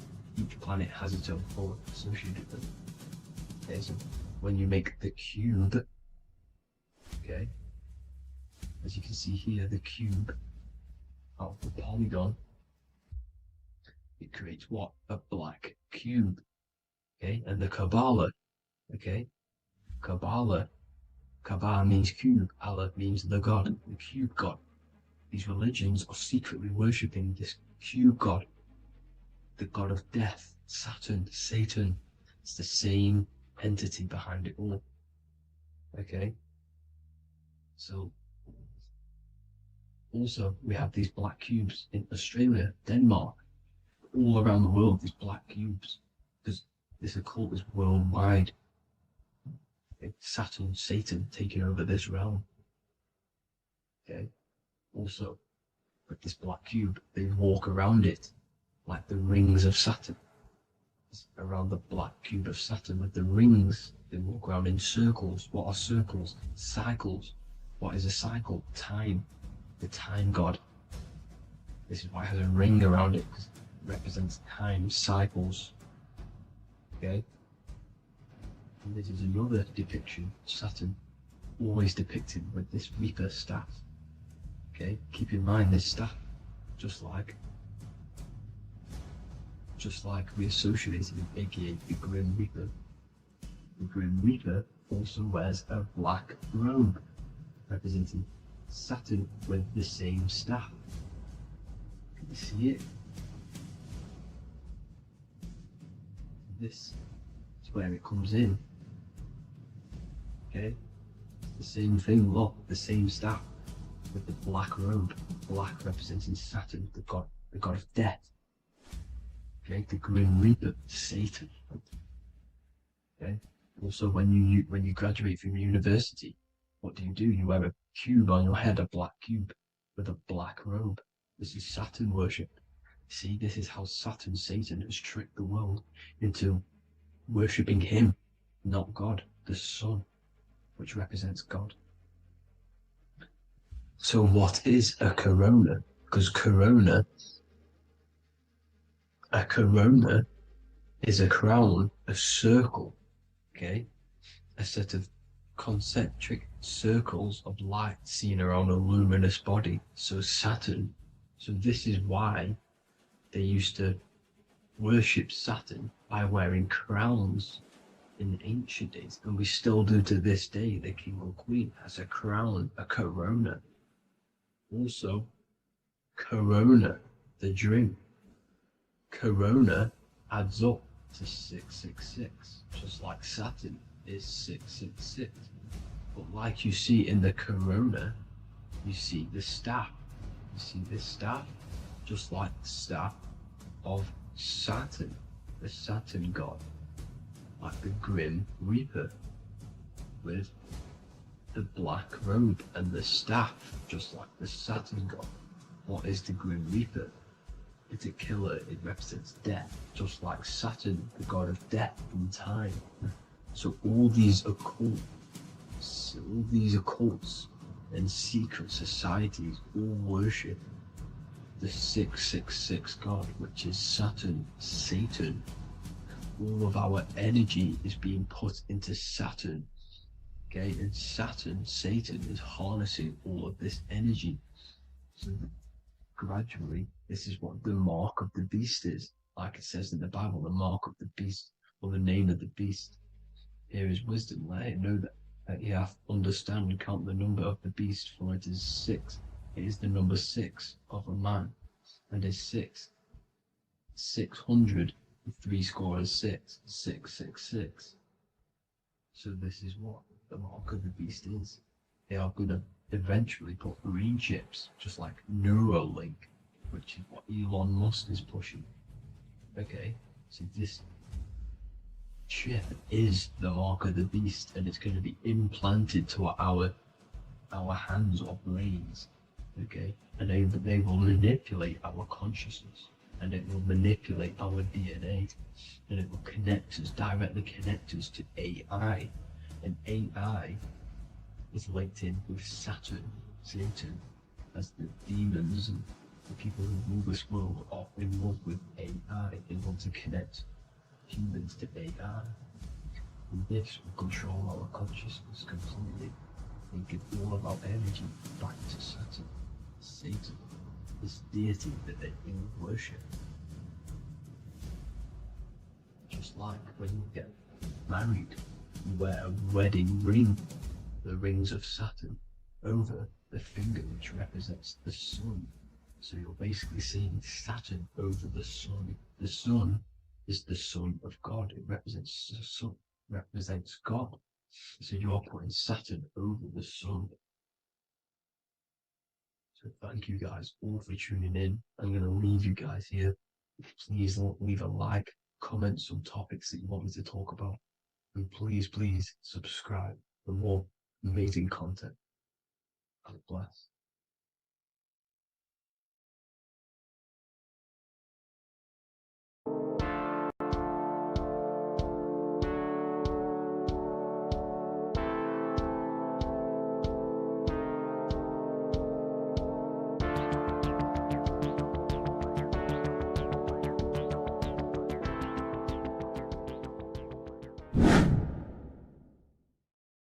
What are we all doing, people?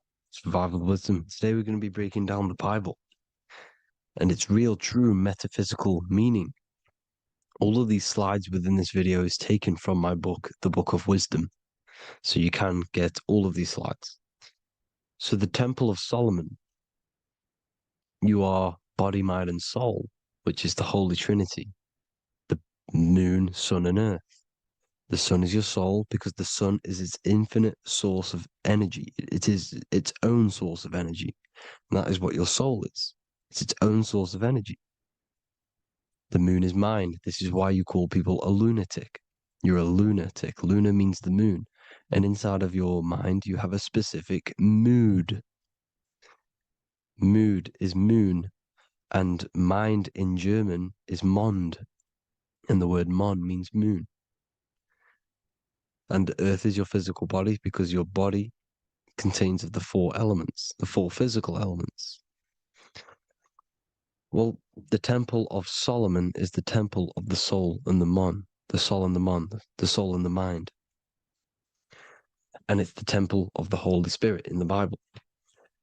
Everything leads back to one singular point in the center of the brain.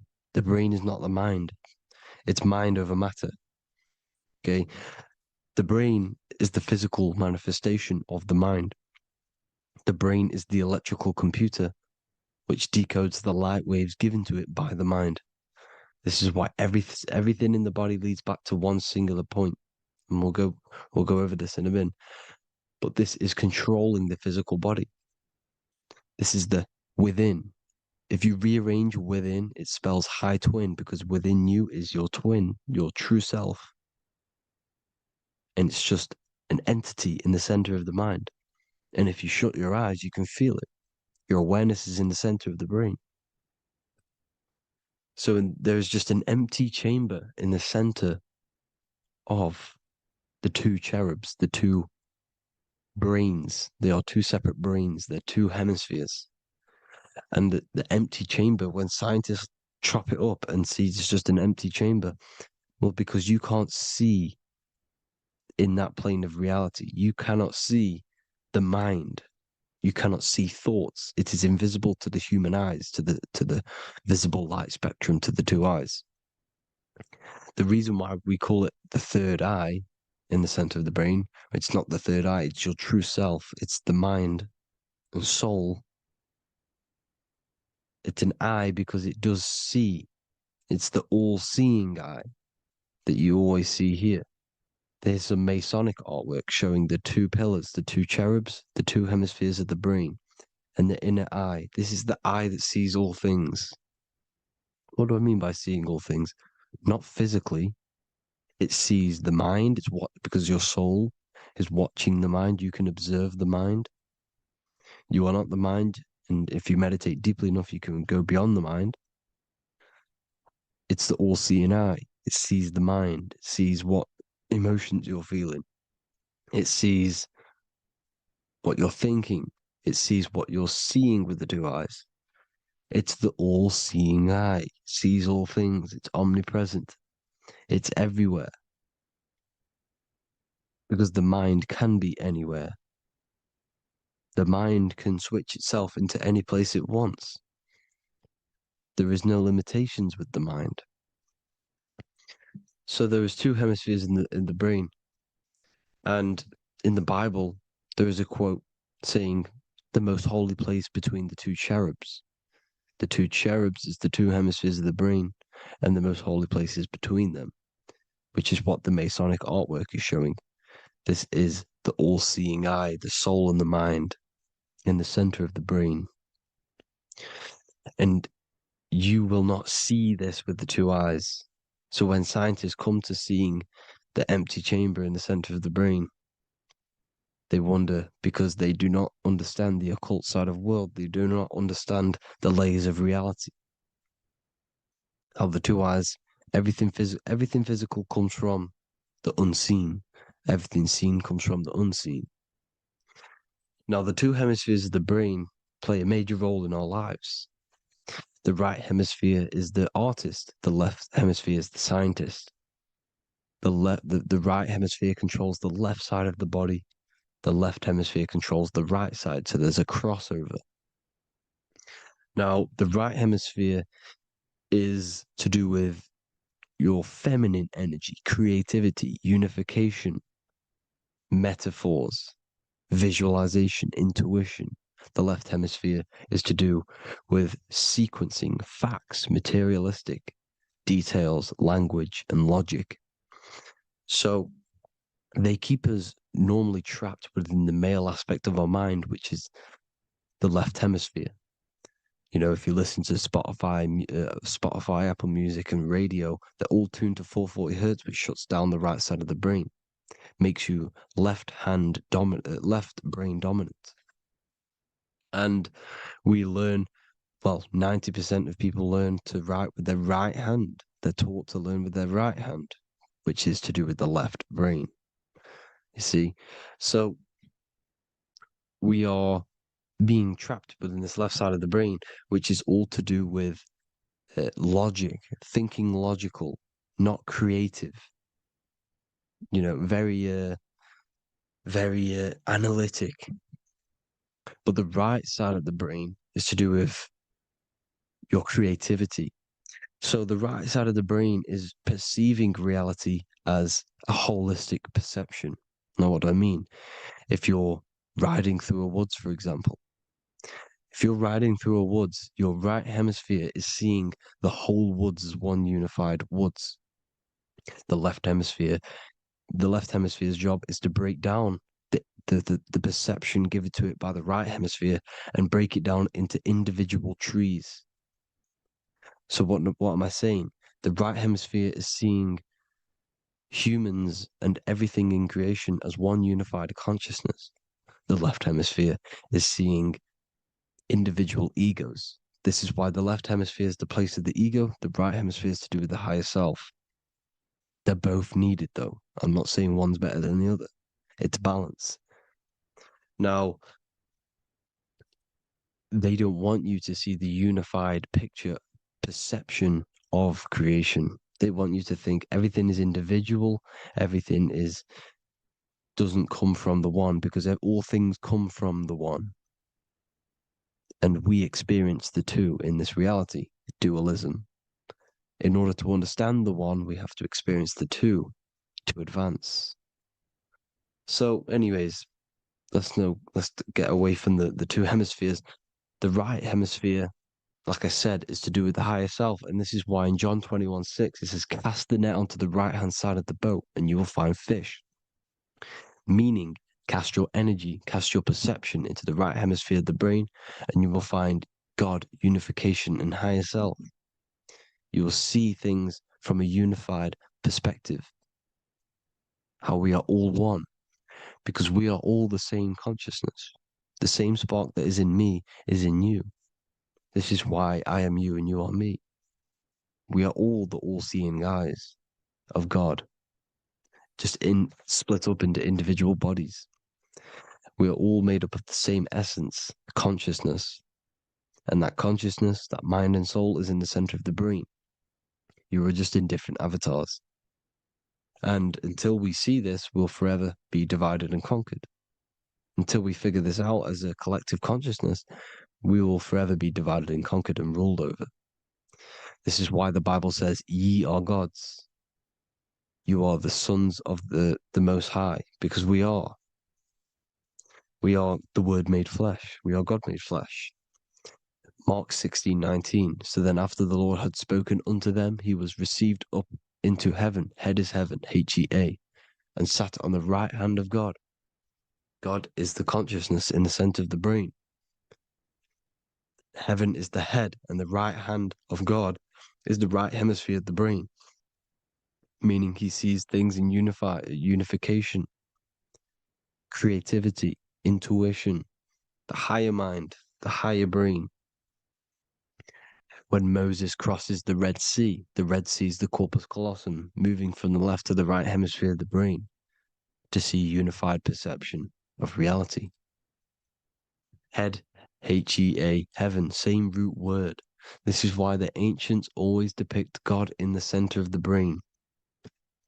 Here you see ancient Christian artwork showing God in the center of the brain, the light.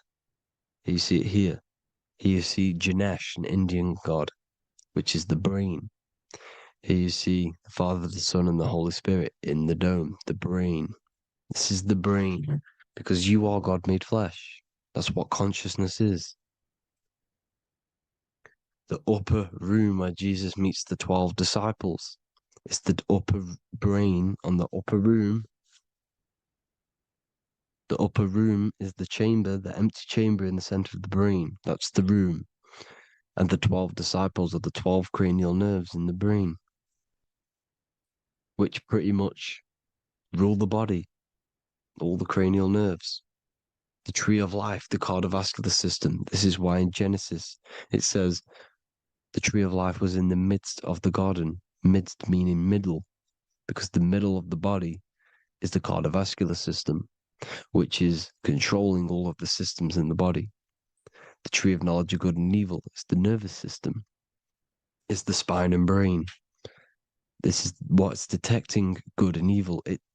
The brain is the electrical computer with the left and the right hemisphere, decoding the dualistic world, decoding the light waves given to it by the external world. It is an electromagnetic computer. It is artificial intelligence. It is very intelligent, the brain and the nervous system, the human body as a whole. But the tree of knowledge of good and evil is the nervous system, because it is the tree that detects good and evil, makes you learn good and evil in this dualistic reality. Here you see Adam and Eve around the tree of knowledge of good and evil. Adam and Eve, male and female energies, but the serpent in the tree, and the tree of knowledge of good and evil. Well, this is the spine, the brain, and the serpent is the kundalini up the spine. The serpent is the S. That's why S, serpent, S, the letter S is the serpent.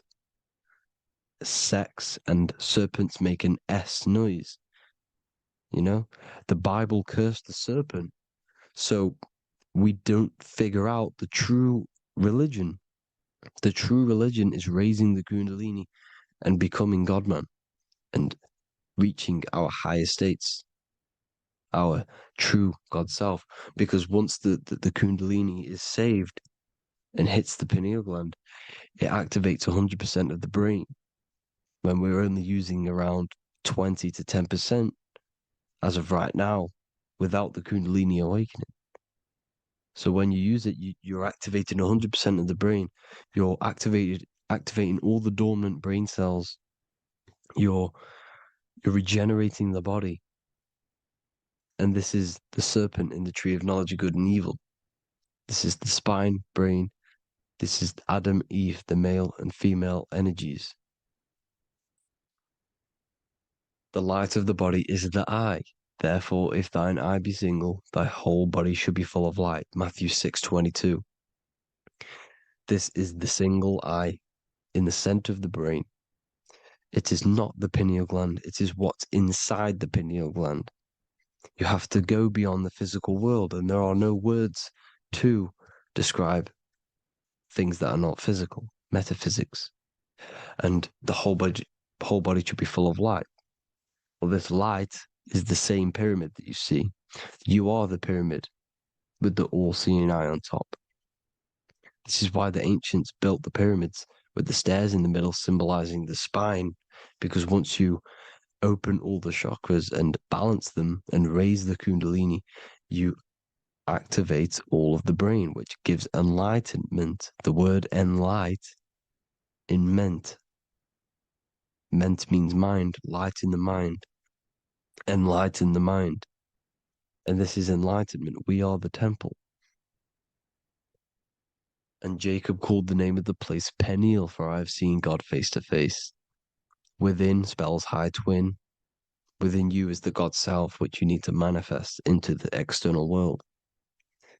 And he's seen God in Peniel, the consciousness. He's seen his true self consciousness in the pineal gland.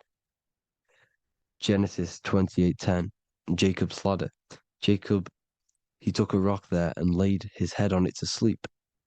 Jacob had a dream. He dreamed there was a ladder that was on the ground and reached up into heaven. Head is heaven. The rock he fell asleep on is the sacrum bone, because he's symbolizing the oil that comes down the spine, hits the sacrum bone and rests there, falls asleep, and it looks up and it sees the ladder to heaven. Because when you raise this oil, you become God-man. You become God in heaven. You can leave the body at will. Do you not know that your body is the temple, that your body is the temple of the Holy Spirit? Corinthians 16:19-20. Or do you not know that your body is the temple of the Holy Spirit within you?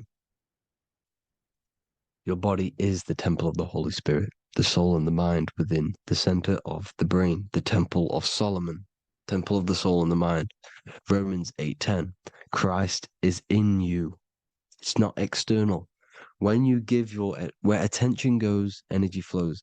When you give your energy to external things, your attention, your worship to external things, you're giving energy, meaning it's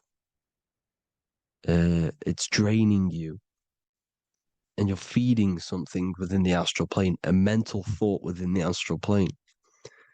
So with you realizing that the Christ is in you, that you don't have to worship anything outside of you, this means that you're internalizing your energy. You're not giving your energy, because where attention goes, energy flows, which means you become more present. You become healthier because you're not giving off all of your special electromagnetic energy that's charging you. This is why the religions run by the Vatican is all external. They're exoteric. Exoteric means external teachings. The esoteric is the internal, the hidden teachings. In Psalms 82, I have said, ye are gods, and all of you are children of the Most High, because we are the Most High, split up into individual bodies. That's what consciousness is. Consciousness is the Most High, and we have to raise ourselves to the Most High. Brahma, Vishnu, Shiva, the Father, the Son, and the Holy Spirit. Why is it always a trio? It's a trio because it symbolizes us, the soul, mind, and body. The mind is the bridge for the soul to be in the body. What is the soul? It's the life force. It's the watcher. It's the all-seeing eye. The soul sees into different realities, and it gives life to the body of every reality it goes in. This is why you always see light around the all-seeing eye, because it is the energy, the life force, the light, life, L-I. Life is light. And it's the eye because it sees into the different realities. It sees into the dream world. When you're going to sleep at night and you dream, it's not a dream. It's another reality. You're a multi-dimensional creature. We live in a multiverse. There's infinite amount of yous. And there is a version of you which is the highest self in a reality somewhere. And this eye has the ability to switch realities, which is exactly what astral travel is. Astral travel is the ability to switch reality beyond the 3D construct of this world. The Father, the Son, and the Holy Spirit, Brahma, Vishnu, Shiva. Brahma, the soul, inhabits different bodies. This is why they have different heads. Vishnu, the mind, symbolizing gnosis, meaning knowledge.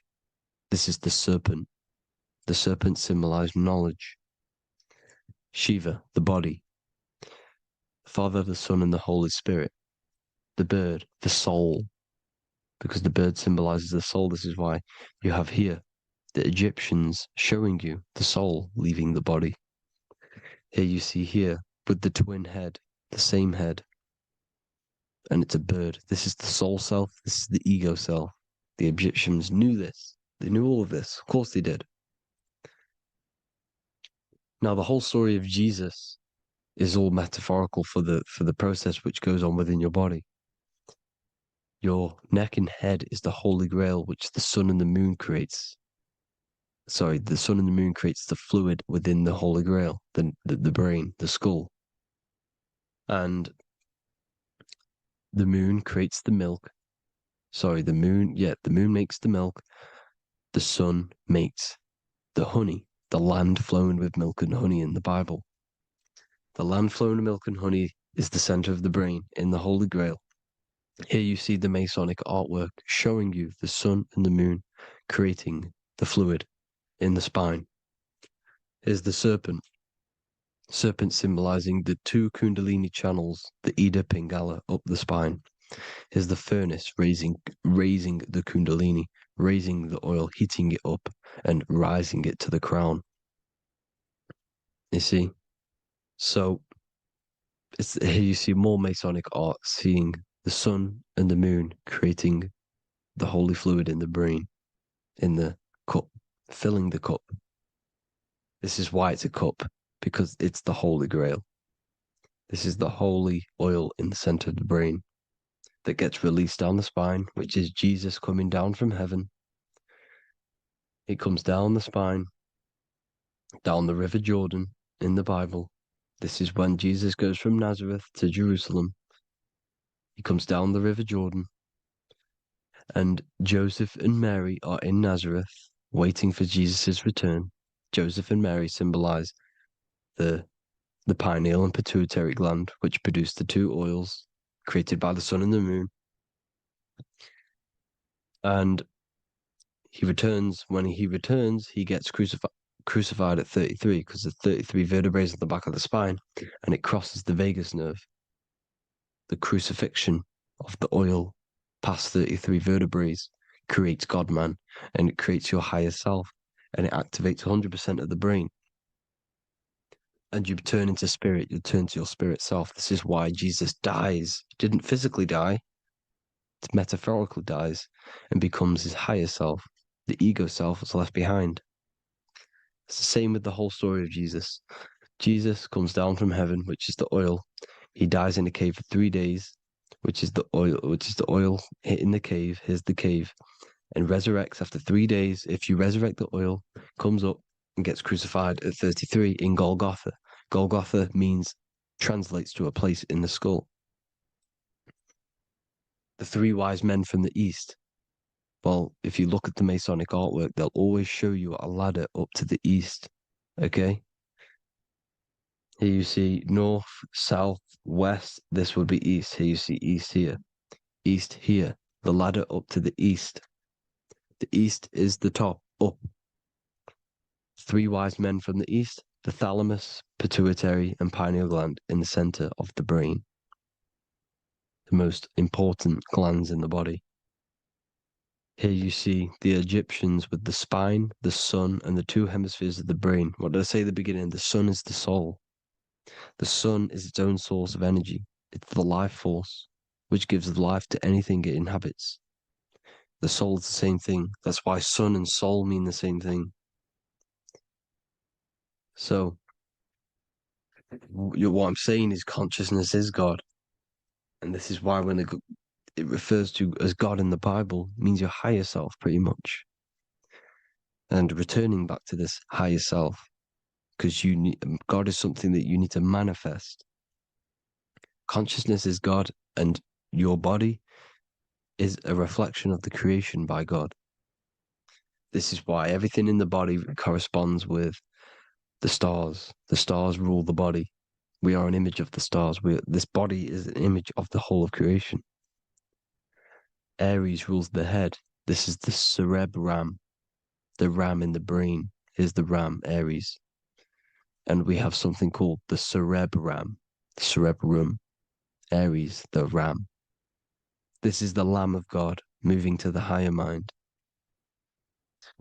Taurus, which is the lower brain and neck, the cerebellum, the bull Taurus, the lower mind, and the cerebrum and the cerebellum, the ram and the bull, is what makes you ramble on. Ramble meaning walking. The higher mind and the lower mind working together makes the body ramble. Ramble is what makes you walk along. Thank you to Santos Bonacci. Gemini, the two twins, rules the two arms, the hands, and the lungs. These are the two twins of the body. Sagittarius, the horse, which rules the hips. Hips means hippo. Hippo means horse. Hippopotamus means water horse. Hippo means horse, and this is why we call them hips, because horses have massive hips. Capricorn, the kneecaps. Pisces, the two fish, the 2 feet. Then they make us swim. We are an image of the stars, people. Well, the body is anyway. Consciousness is God, and the body is the image of the whole of creation. It's a reflection of the whole creation, as above, so below.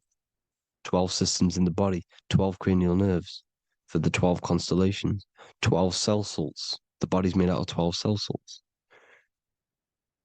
So, this is where it gets kind of deep. You know, this is where we get deep. And he said Jesus was known as the fisher of man. And fisher of man, meaning man does not mean man as in the male. Man means mind. He's the fisher of minds. So the Bible is not patriarchal. It's not patriarchal. Man just means mind, pretty much.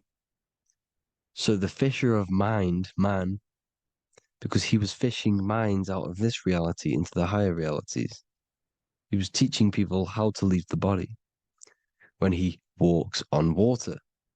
Walking on water is the physical, etheric, astral, and mental. These are the different planes of reality.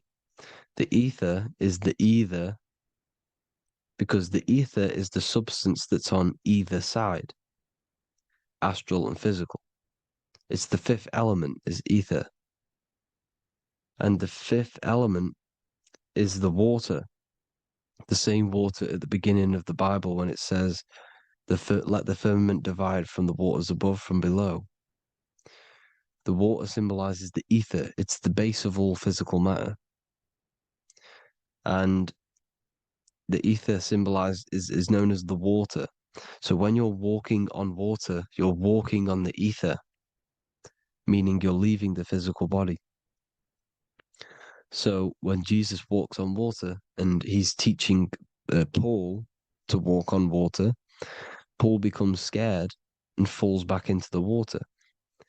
Well, when you astral travel and you become scared when you're projecting, you'll fall back into your body. So he's pretty much saying walking on water is leaving the body, and walking on the ether, because the ether is the veil between the astral, and that's what devil means.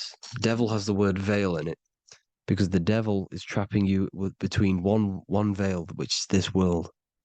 They're trapping you in this world, this thin layer of reality. Your dreams are different veils. The ether, the astral, the mental are different veils.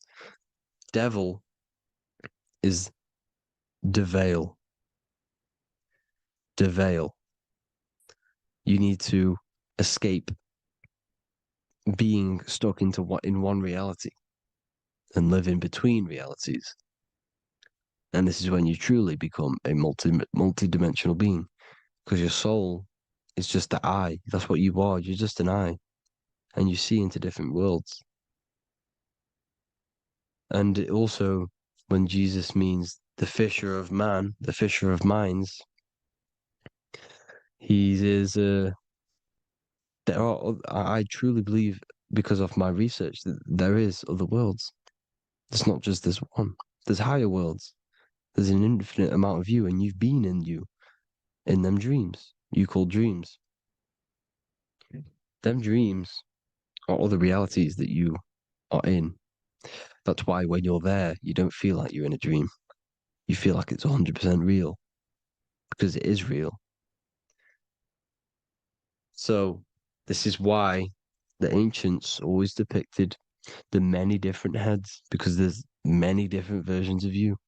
And this I, the soul, the watcher, is switching itself into different bodies at all times. Well, when you sleep, when you astral project. And this is what the ancients were doing. They understood the multiverse, and they could switch bodies at will. And this is what the 7 seals are in the Bible, also known as the 7 chakras.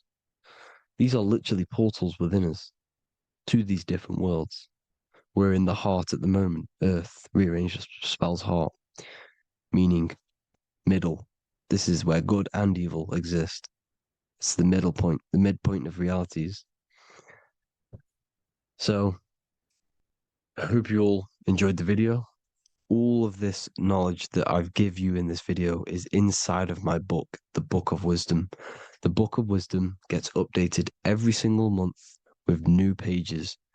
It's a one-time payment for a lifetime worth of research and knowledge by me. So if you do want to get it, the link will be in the description. But I hope you will gain some amazing insight. Please like, comment, and share to help the algorithm, and drop a subscription. And for more lectures, every 2 days, I drop lectures and knowledge within the Patreon. If you want to support the channel, join the Patreon. Everything's in the description because we are not monetized on YouTube. Thank you all. Have an amazing day.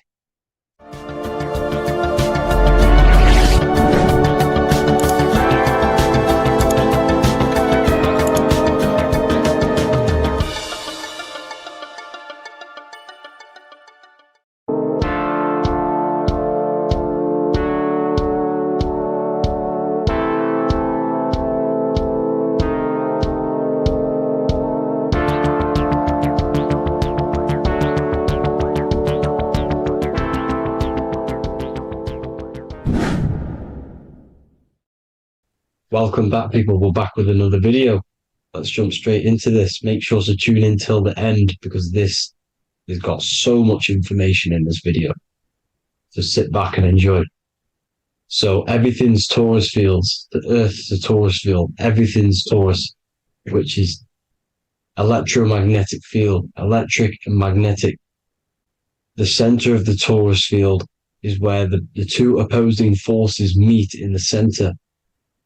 And this is what creates the plane of inertia, the dielectric plane of inertia. Okay? You got red shift, blue shift, positive, negative, south and north pole, right? This is what the ancients were showing with the tree of life. As you can see here, this is the plane of inertia and this is the Taurus field. Everything consists of this. Everything is a Taurus field. A atom is a Taurus field. Okay, now the inertia is the 0 point. So this plane is a 0 point. It's the balance between two poles. Okay, now this creates matter because matter is two opposing forces in motion equalize. So these two forces coming together is what creates matter on this physical plane. And this is why we can't see the electromagnetic field, because it consists of one of the elements, which is either electric or magnetic, but when they combine together is what creates this physical plane, which is physical matter, which is light in motion. Now, everything is one. Don't get confused by duality. Duality is two opposing forces, but them two opposing forces are created by the same substance. It's two aspects of the same substance. So, for example, water and ice are the same thing. You know what I'm trying to say? But it's two aspects of the same substance because all is one. The whole universe is one. All goes back to the one, which is God, the creator, or magnetism, whatever you want to call it, because magnetism pulsates. Electricity has two poles, red shift, blue shift. Okay, so red shift, blue shift is electricity, and electricity vibrates, and all vibration always comes back to a standstill point. But magnetism is what pulsates. This is why your heart pulses. You breathe, which is a pulse. This is the breath of the universe, magnetism. Now, this is why the earth is green, okay? Earth can be spelt heart. If you just move the H to the beginning, it spells heart, okay? Because the heart is the center of the Taurus field, which is the heart chakra for us humans, okay? We consist of the same field, as you already know. Heart being the center, which is green, which is the center of the seven colors. The center of the seven colors. This is the most powerful chakra in your body. People think it's the crown chakra, but it's the heart chakra because it's the center of the Taurus field. You must align them all and combine them all into one, which is the heart chakra. Now, Earth is green. Nature's green. Okay, this is because we live on heart chakra, the plane of inertia. It's the center of the Taurus field. Okay, and This is what the Egyptians called Isis, which is nature. Nature is balanced, and nature is female, Mother Nature, because it looks after us with the fruit it grows with abundance and the water. It's a female energy, Mother Nature, and this is the symbolism of an equal, balanced arms. This is the scales, it's balanced. Mother Nature is balanced. This is why the sky is blue, because what comes after the heart chakra? Blue. Sky is blue. We live in Midgard. This is what the ancients called Midgard. You don't have to take this tree literally. It's a metaphor. We live in Midgard, where both positive and negative duality here. Now, Mount Meru. Mount Meru was known as the center of the earth, okay, or known as Hyperborea. And this is the North Pole, the electromagnetic North Pole. But when I say Mount Meru, it's not an actual mountain. They weren't saying there was a real mountain in the center of the earth, a magnetic rock. No. The plane of inertia, okay, there's something called a hyperboloid. That's what it's called, a hyperboloid. And this is the center of the torus field. And this hyperboloid is what is in the shape of a mountain, you see? So if I go to this next one, they say Hyperborea on this map. Why do they call it Hyperborea? Because this is the hyperboloid in the center of the torus field. And this is the electromagnetic mountain, a metaphor.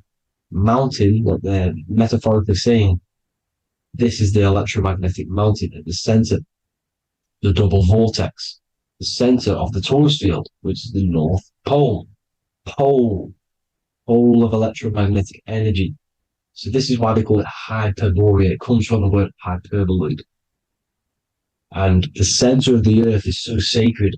And they symbolize this with, obviously, the North Star, which is Polaris. And this is where the swastika comes from, because it's the 4 seasons moving around the North Star. This is the Big Dipper constellation moving around the North Star, which is Polaris. There's that pole again. Pole. Magnetic pole of the torus field. And this is where the green, emerald green, aurora borealis comes from. It comes from this center hyperboloid at the center of the earth, where the most electromagnetic energy is stored. The center of the plane of inertia. The center of the plane of inertia. This is the all-seeing eye as well. As you can see, they got the sun, the moon. This is the Masonic cosmos, the sun, the moon, and the all-seeing eye, because the eye is Polaris, the eye of the stars. It's all a big eye. Now, the eye means a lot more as well. It's not just that. There's different ways you can interpret symbols. Now, this is the emerald tablets. Deep in Earth's heart lies the flower, the source of the spirit that binds all in its form. Okay? The flower of life is thine own place of thine spirit, and stream through the earth as thine flows through thy form, giving off life to the earth and its children, renewing the spirit from form unto form. This is the North Pole. This is what he's talking about. He's talking about the aurora borealis. Aurora borealis. It's the Earth's aura. Emerald green. Heart chakra. Plane of inertia. Green. Earth. Heart. You see? All related. Now, there's many symbolism of this. So much symbolism of the ancients. The 7 layers of heaven. 7 layers of heaven, which are the 7 planets. Okay? These planets are the solar system. It's the solar system because we are the soul. We are the sun, the soul. And we're inside of a solar system, which is the 7 planets. That's why there's 7 layers of heaven. Okay? The rings of Saturn, the rings of the planets are moving around us. Okay? So this is what the ancients were depicting in their cosmology. Now this is the Hebrew cosmology of the earth. This is the Mayan cosmology of the earth. You see, it's all an enclosed system. We live inside of a giant torus field. All is atum. It's what the ancients said, ancient Egyptians said. All is atum. Atoms are torus fields. don't be tricked by the modern science today with the current model of an atom. It's completely wrong. They're hiding the torus field. They're hiding the electromagnetic field, which is in everything. Absolutely everything is in motion, and motion comes from this field. And you see, this is upside down, but this is the I think it's pretty sure it's candles, but the 7 candles, the 7 planets, the 7 Elohim. You see, it all goes back to the stars and the heavens. Now, this is how the Earth really works, with the stars on the outside of the cosmic egg, and then the torus field spinning around the sun and the moon, the positive and the negative charge. The sun gives you energy, the moon takes your energy. The moon controls monthly cycles. Moon is mon. This is etymology. Mon, month, money, demon, monster. Stir is star, moon star. We are all stars. Youngster, minister, superstar, Hollywood star. We're all stars. We come from the stars, which is heaven. Our soul comes from the stars. You see? We are the universe, the image of man is made in the universe. We are a microcosm of the universe. The universe is a macro. We are micro. We consist of everything. The body, mind, and spirit. The sun, the soul. Moon, the mind. Earth, the body. Body, mind, and spirit. We have 12 systems in the body, which are governed by the 12 zodiac signs. Starting at the Aries, which is the ram of God, all the way down to Pisces and Capricorn, kneecap. It all goes back to the stars. We are the stars. We are the universe. Everything is inside of us. Everything. Like they say, the Temple of Solomon, the Temple of the Soul, and man. The soul, the temple is the body. The soul is the soul, and the man is the mind. The temple of the soul and the mind. Body, mind, and spirit. We consist of the 5 elements: air, spirit, water, earth, and fire. We consist of everything. We are the universe. We're made in God's image, which is the universe. You see? Now, everything goes back to the stars. The ancients worship the stars because the stars govern everything. They govern the systems in the body. They govern your life. This is why your zodiac is so important, your sign. Each zodiac has a specific element associated with it as well. Aries, which is the first sign, the Ram of God, the Lamb of God, which is a fire sign. Fire, first. Fire, first. F-I-R, this is etymology. The cerebrum, ram, which is in the brain.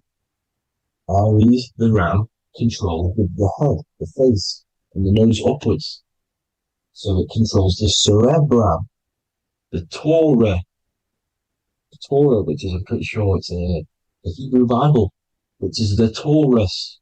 Tornado comes from the Taurus field. You see? Everything's inside of you. It all goes back to the Taurus field, and the Taurus field is everything.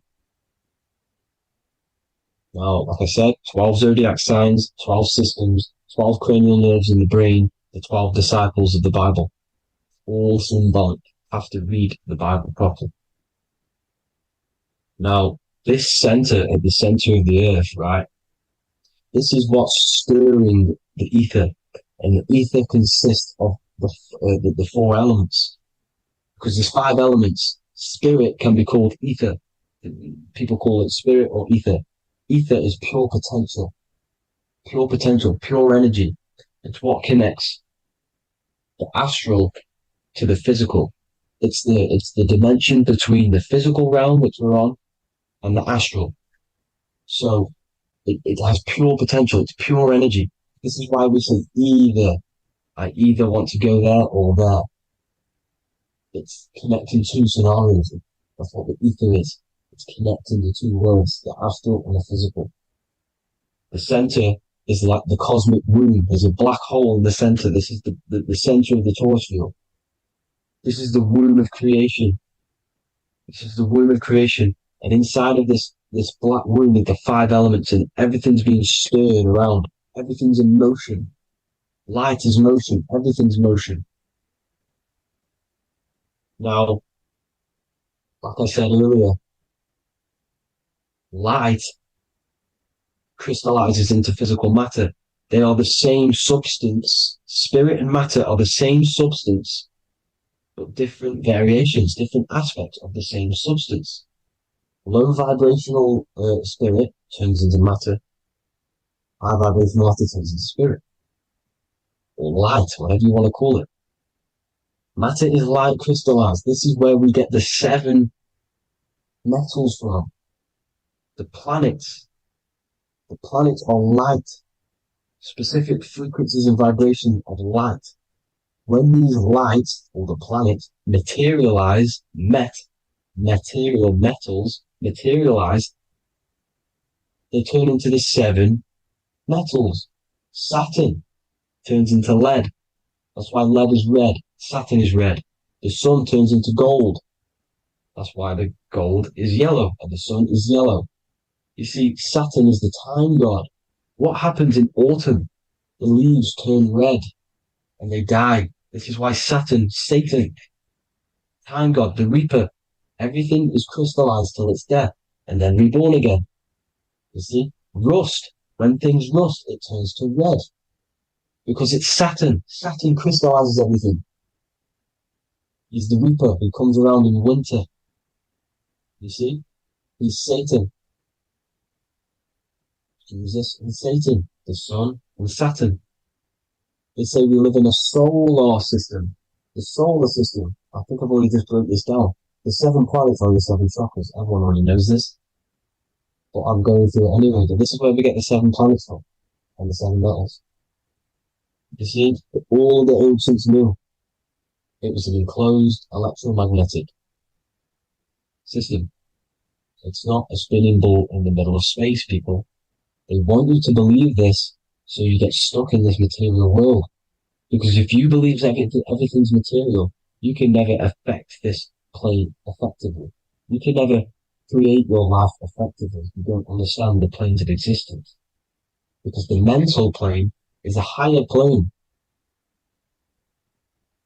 And it breaks down and it controls the planes below it.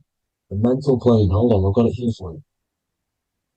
The mental, the astral, etheric, then physical. Etheric connects the physical to the astral, but the mental is what's above them all. You see?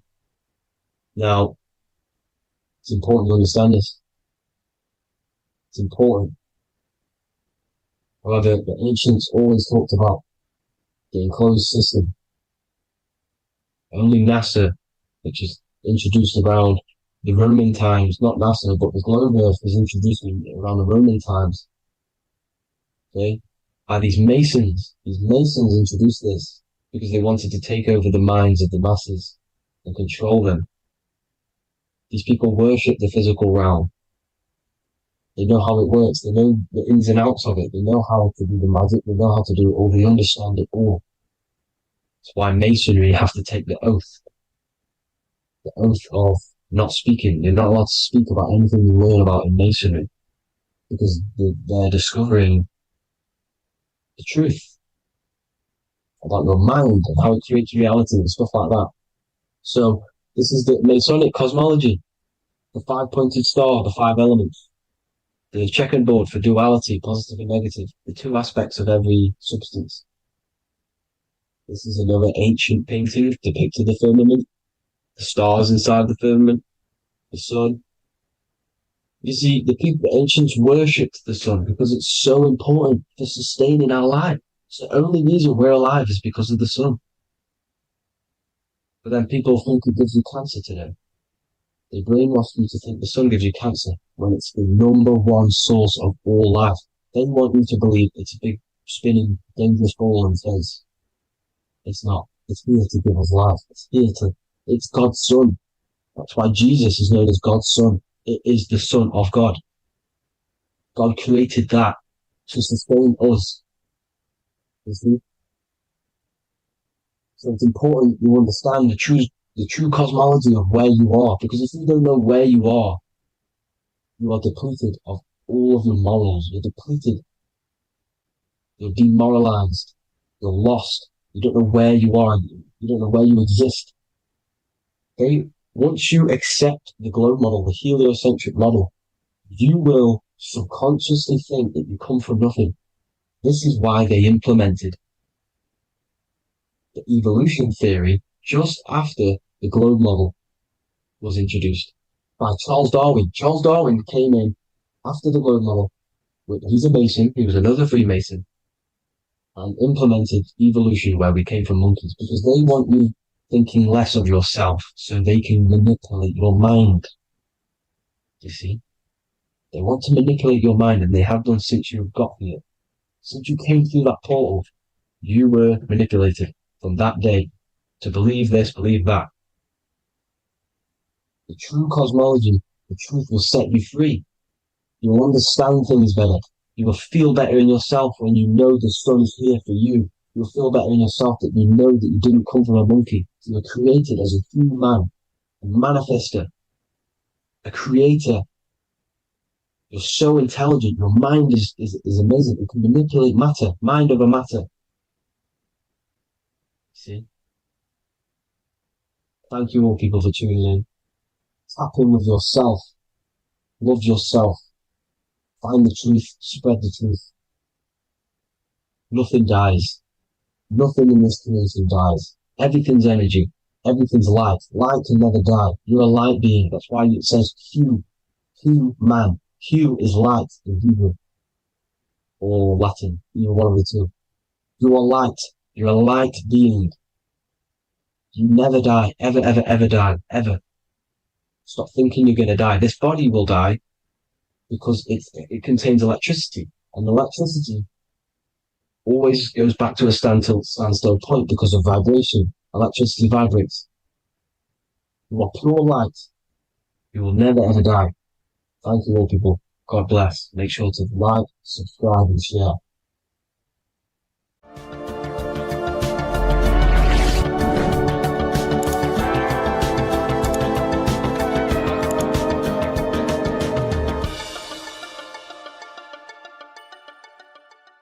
You're living in 4 planes of existence right now, but most people are only aware of one. And that's why they feel lost, disconnected, and stuck in cycles they can't explain. If you don't understand the blueprint of reality, you'll keep trying to fix the physical, while the real causes lie in the unseen dimensions that you have direct access to. You must understand that the universe only exists in the mind. Everything is a projection of consciousness. Therefore, consciousness produces everything. Our internal world is consciousness. Our external world is this physical body, physical world. Everything is an externalization of consciousness. For example, this was a thought. Now it's made physical. But before this was invented, it was existing in someone's mind, in consciousness, invisible. Then it was made manifest, made physical. So everything in this physical plane is the effect. The cause is consciousness, mind, the mental plane. So now I'm going to explain these different dimensions of consciousness. You don't just exist in this physical plane. The physical plane, in fact, is the lowest plane there is. It's the illusionary plane. So first of all, we have the Buddhic plane. This is the nothingness. So think of it like this. Absolute nothingness. If you turn off thoughts, there is nothingness. This is the void. And out of the void springs infinite potential, which is the mental plane. Now, your mind has no limitation. It can think anything, be anywhere, anytime, any place. In the whole world, there is no limitation with the mind. This is the realm of infinite possibilities. This is the realm of thought. Thought is a dimension, information and thought. To go a little bit deeper on this, there are pockets of thoughts, what we call in the occult fields of thoughts. Your mind does not think thoughts, it receives them. Your mind is like a radio. Whatever the mind is tuning into, setting its mindset, setting your frequency or setting your mind, you will receive thoughts based on that set, whatever you set your mind to. So there are pockets of thoughts that we penetrate in the mental plane. The mind is the mental plane, the infinite possibilities. This is the spark of creation. This is where all things begin to manifest as an idea in the mind, as a thought. So if you want to gain certain information, you need to meditate or do thought exercises where you are penetrating that dimension of thought, that pocket of thought. For example, if you want to find a way on how to make financial wealth, you would use your mind, set your mind on wealth and money, and think, close your eyes and think about that specific topic and see where your mind takes you. And you will expand your mind into different pockets of thought and gain information. So this is the mental plane. This is how you can use the mental plane. You can use the mental plane to do this. Then we have the astral plane. We have higher, middle, and lower astral plane. The astral plane is the body for thought. So every dimension, physical, etheric, astral, mental, Buddhic, is a body for a dimension above. Each dimension below is a product of the dimension above.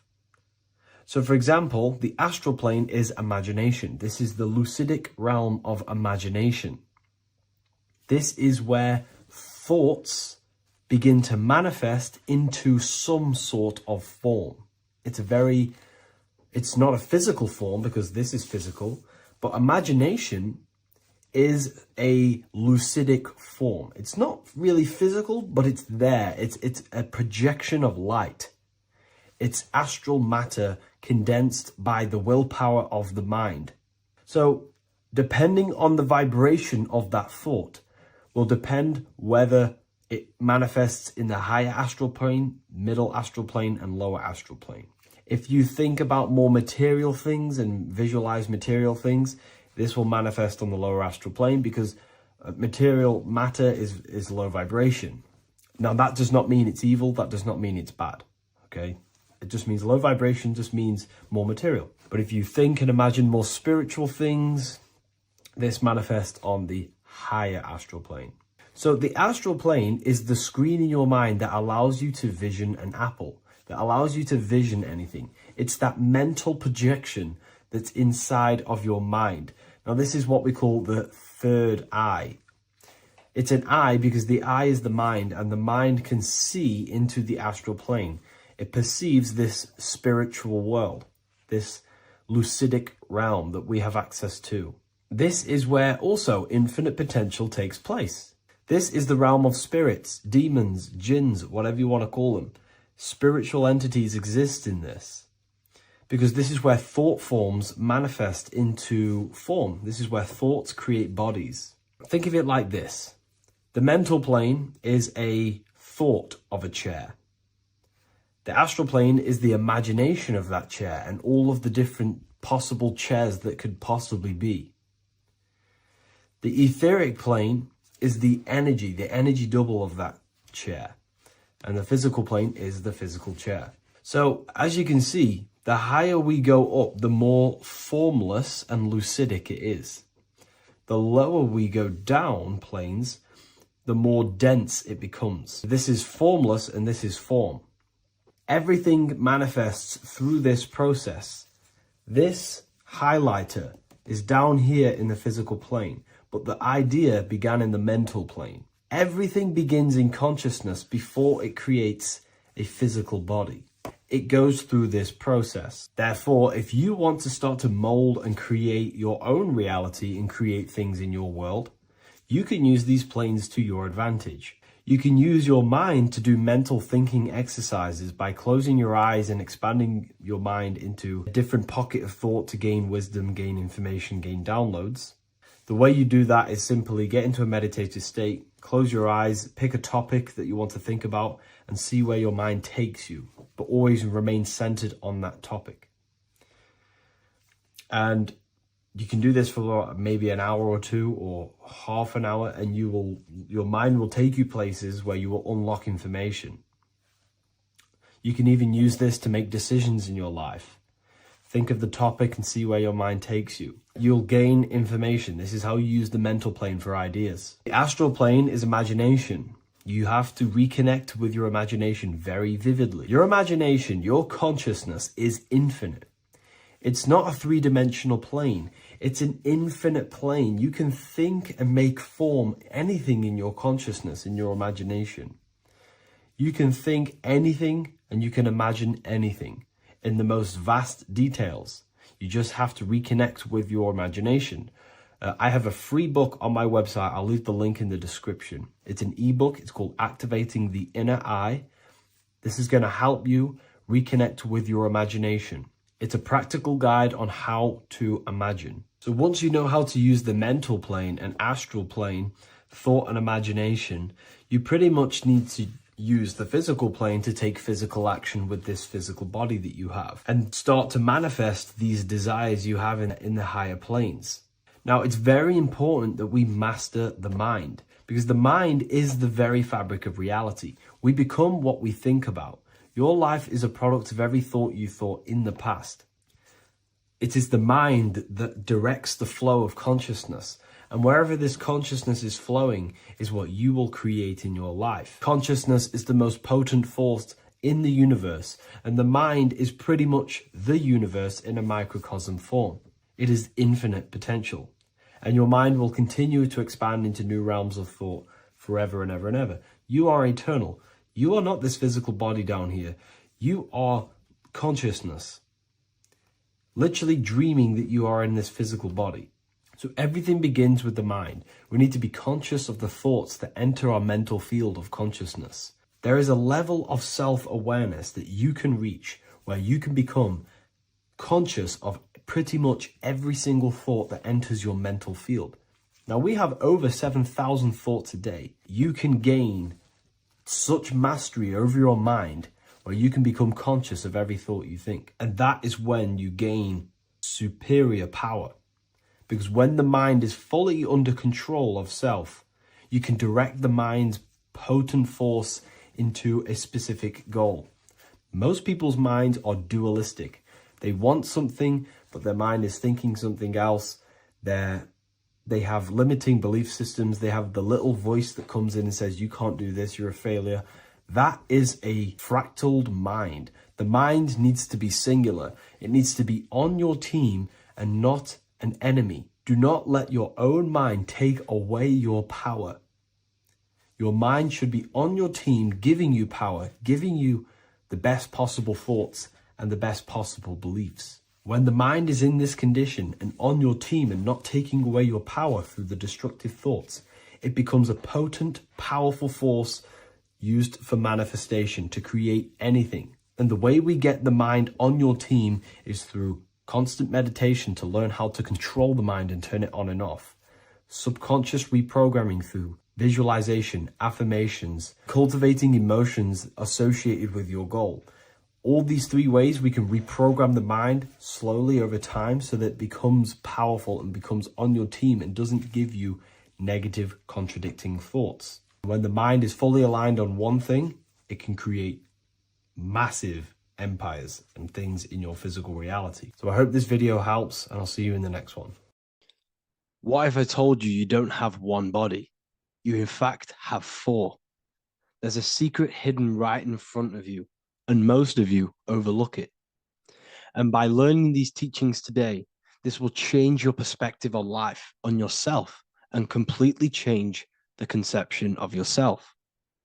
This is the key to your highest potential. If you stay with me today, you will find secrets about yourself that will change your life.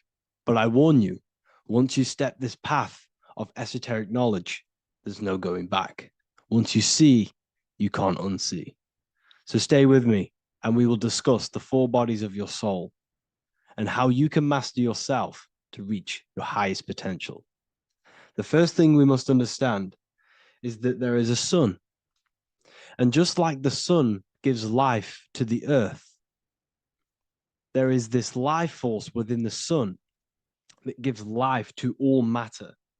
We must understand that that matter itself is dead. It has no life potential. It has no ability to create or destruct anything. All of the life comes from above, from the sun, from the life-giving power of this infinite energy source we call the sun. No matter what model you believe, the sun still gives power to this physical realm, giving life to all of the crops, giving life to animals, giving life and growth to all things that the rays come in contact with. This is a macrocosm process. We must understand the teachings of as above, so below. This means that the macrocosm repeats itself in a microcosm form. Now, what do I mean? Humans are made in the image and likeness of God. You are a miniature version of God, a spark of the divine consciousness made in human form, in physical form. Just like the sun gives life to all physical matter and growth to all crops on the earth, your soul is a miniature sun. And your soul is giving life to the body. Your body is a miniature earth, which also goes through the cycles of the 4 seasons of the sun. We feel different in each one of these seasons. It's because our body does not only go through these cycles externally, but these cycles happen within ourselves, within consciousness. Your soul is the sun. The sun you see in the sky is an externalization of your soul. Your soul is the life force. You are the soul, not the body. And like the sun gives power to the earth, the soul gives power to your body. So first, let's look at the etymology of the word sun. The word sun comes from it's a Latin word solis or sol, which means the sun. Sol then became soul, sun, soul. And in fact, S-O-N and S-U-N in the old etymology dictionary mean the exact same thing. They are interchangeable. So when we look at the symbol of the sun, we look at a circle and a cross, which represent the 4 aspects of the sun, the 4 seasons of the sun: summer, winter, spring, and autumn. These are the 4 states of the sun. Like we said, this is why we get this symbol. You have the 4 states of the sun, which represent the 4 bodies of the soul. Now, this is where we get deep. Like I said, the sun you see in the sky is a macrocosm of your soul, an externalization of your soul. Just like your sun has 4 seasons, the 4 seasons within us are the 4 bodies. Our soul is incarnated and split into 4 sections. We have a mind, we have a physical body, emotions, and spirit. These are all interchangeable and they are all linked. In ancient alchemy, we have the exact same symbolism of the 4 stages of alchemy. But in this case, they're symbolized as the 4 elements: earth, water, air, fire. In this ancient alchemical symbol, we have the pentagram, with the top one representing the soul, ether. Our soul then has the 4 bodies, with the human here. We have the man, the eagle, the bull, and the lion. We see this on the tarot card, the Wheel of Fortune. The man, the eagle, the bull, the lion. We see this in Matthew, Mark, Luke, and John. The lion, the bull, the man, and the eagle. We see this with depictions of Jesus. Jesus, the man, the bull, the lion, and the eagle. These represent the 4 fixed signs of the zodiac: Taurus, the bull; Scorpio, the eagle. Scorpio was symbolized as an eagle. It's an ancient symbol. Now it's been changed to a scorpion, of course. Leo, the lion; Aquarius, the man. These represent the 4 fixed signs, which are 4 different elements. Taurus is an earth sign. Scorpio, a water sign. Leo, a fire sign. Aquarius, an air sign. Taurus is the earth. As above, so below. The earth is the physical body. Leo is fire. Fire is the spirit. Scorpio is water, which is the emotions. Aquarius is the mind, which is an air symbol. Air is the mind. That's why we call people airheads. Okay? So what we're actually looking at here are the 4 aspects of our soul. We have the sun in the middle and the 4 bodies of the soul. This is what Jesus is symbolizing. Jesus represents you. God made flesh with the 4 aspects of the soul. The 4 gospels are all depicting Jesus in 4 different ways according to the different body of consciousness. The wheel of fortune are representing the 4 bodies of the soul. This represents the 4 bodies. Now, how are they 4 bodies? They are 4 dimensions of consciousness. The mind is not made of the same substance of the emotion. The emotion is not made of the same substance of the physical body. The spirit is not made of the same substance as the physical body also. They exist in 4 dimensions of consciousness. They are 4 bodies of our soul. And the most important teaching here is what I'm actually getting to, is the powerful one. This is what gives you power. Most of us live in chaos. Our mind is thinking of doing something. Our emotions are feeling something else. Our body is lusting and wanting to do something else. And our spirit's energy is completely off. Most people live in unbalance. None of these 4 bodies are working together. This is why we produce chaos in our lives. When these bodies are in balance, are not working together. So in alchemy, they symbolize the 4 elements, which are the 4 bodies of consciousness.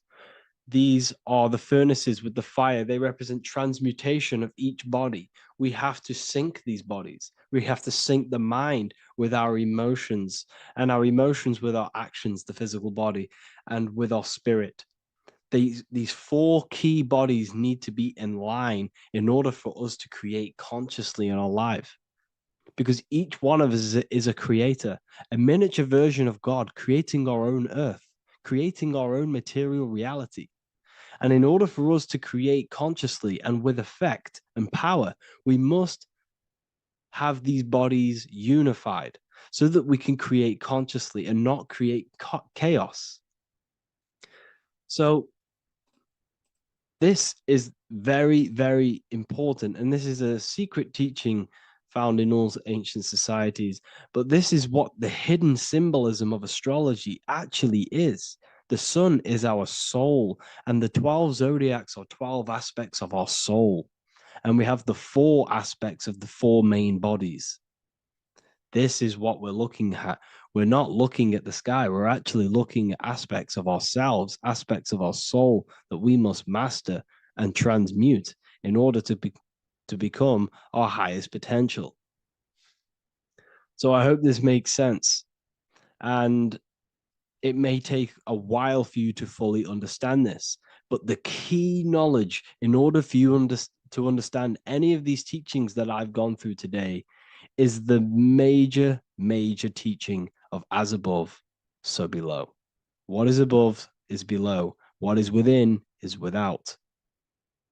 Your inner reality projects the outer reality. What is inside of you is outside of you in some form or way. Whatever trees, whatever roots that go down will always shoot up. When you throw a bouncing ball, you shoot it down, it will go up. As above, so below. As within, so without. God did not make a creation separate from himself. We are all extensions of the divine made in physical form. And we are incarnated into 4 sections.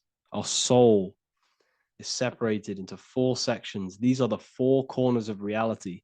These are the 4 pillars of reality that we must control.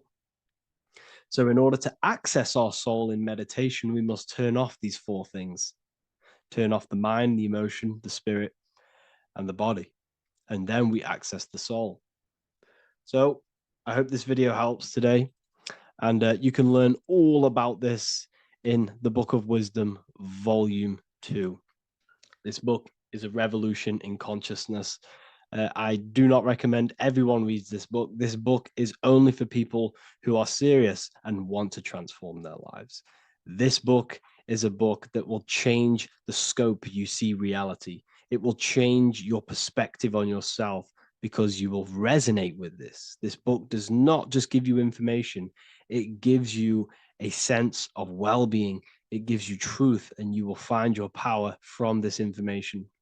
This information is not just information, it's a key to your path of enlightenment and transformation. So you can find this book in the description of this video. And if you are part of the university, I will see you on the live calls. Thank you, everyone. Please leave a like, subscribe, and a comment, and let me know whatever videos you want me to make next. Anything that you fail to understand or have any confusion with, I can make a video on it. So let me know in the comment section any reviews or anything I should do. Thank you all, people. Have a great day.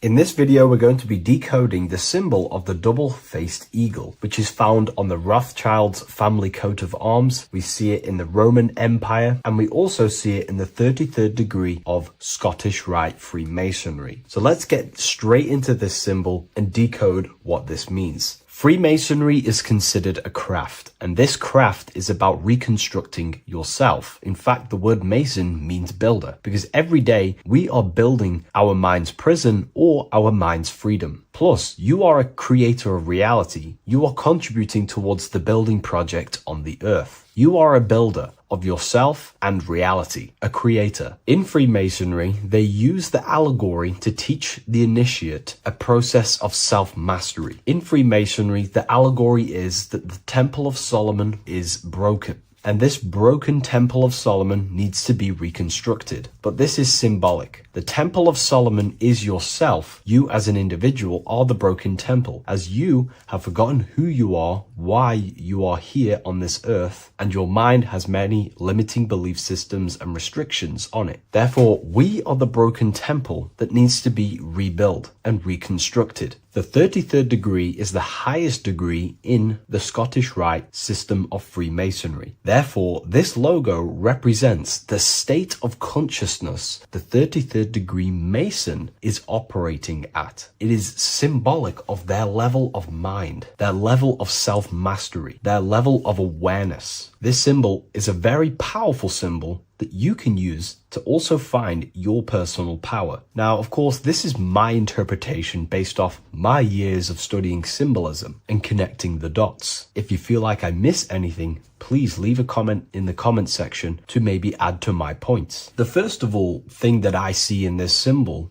that reveals a great power of mind is the eagle. The eagle itself is a bird, and a bird can go on the ground and in the sky. In a symbolic sense, this represents the body and the spirit, the ability to transform from this earth body and then also access astral projection and the spirit. The bird sees things from a higher perspective while it's flying in the sky. If you're only in the physical body, your perception of reality is limited to the ground. We do not see much from the ground. This is all symbolic to a level of mind. The bird can see things from above. It sees the earth from a top-down view and sees the whole, sees things from a higher perspective, symbolic of the mind of a 33rd degree Mason who understands who they are, what reality is, what consciousness is, and the human psyche. Their level of intelligence allows them to see reality from a higher perspective, and they also have the mindset of seeing things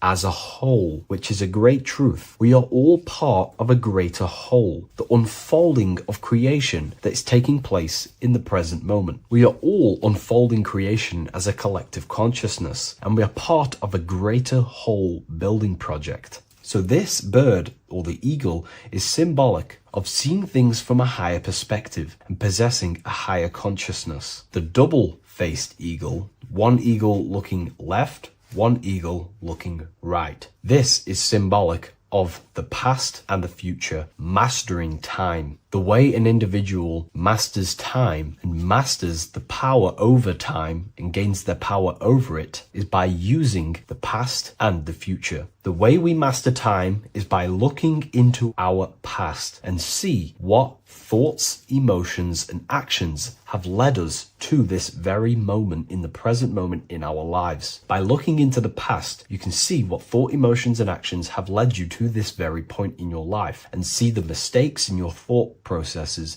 the mistakes in your emotions, and the mistakes in your actions. You can extract wisdom from the past of your past and apply that wisdom in the present moment to then change your future to a better future for yourself and the collective consciousness, and your contribution towards the creation taking place on the earth. That is how an individual masters time. You can do this through memory work. Every time you go to sleep, go through your day backwards. Follow the events backwards. What this does is literally create new neural pathways in your brain and allows you to strengthen your memory so you can remember more. Memory work is massive in Freemasonry based off my research. They make you do rituals, memorize rituals, because they're trying to develop these different aspects and cognitions of the human mind. We see that the double-headed eagle is looking left and right, but then joins. This is symbolic of unity of duality, unifying duality. And the only way you can do that is by connecting with pure awareness without distortion of the mind and body. If you turn off your body, it goes to sleep. If you turn off your mind, you go to sleep. But if you can turn off your mind and body, then who are you truly? When you turn off your mind, you're no longer your belief systems, your name, your job, your reputation, your status. You are this pure awareness who's observing the mind. So in meditation, you realize you are not the mind. You are the awareness, and the awareness is singular, and the mind thinks in dualism. So this is symbolic of unifying and seeing things through the lens of the awareness and not the mind, because the mind can produce illusions. So this is symbolic of a state of consciousness of the 33rd degree who sees everything as oneness. We are all one witnessing consciousness experiencing itself. However, this witnessing consciousness is molded differently through the mind. My mind has gone through memories, traumas, events, and belief systems, which makes my mind unique to you. But when we all turn off the mind and connect with pure consciousness, the pure awareness, then we are all, on the deepest level,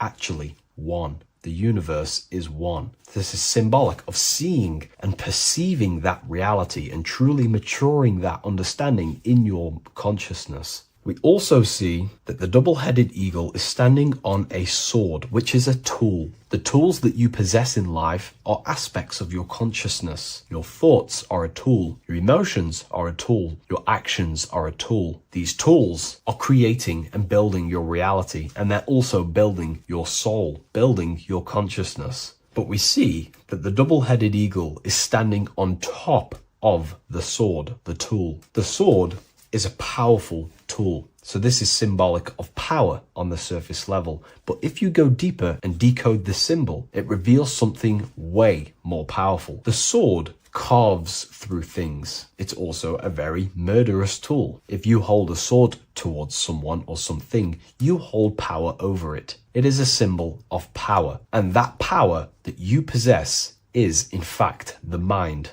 The mind is the powerhouse of control over reality. The mind is the most radiant force in the universe, as all things respond to the mind. The emotions, the body, and physical reality itself responds to the mind. The mind holds power. Matter is a physical manifestation of mind. The reason why the sword is the mind is because it's associated with the air element. When you swing a sword, you're moving this through the air. And if you've read the Book of Wisdom Volume 2, you understand that each element is corresponding to a different body of consciousness. Air is associated with the mind, the mental body of consciousness. Water is associated with the emotional body of consciousness. Earth is associated with the physical body of consciousness. Fire is associated with the spiritual willpower body of consciousness. Therefore, what we're looking at is the intellect. We're looking at gaining control over the intellect, the mind, thought, banishing all negative thought power from the mind. Think of it like this. You are tapped into a live stream of consciousness, and this live stream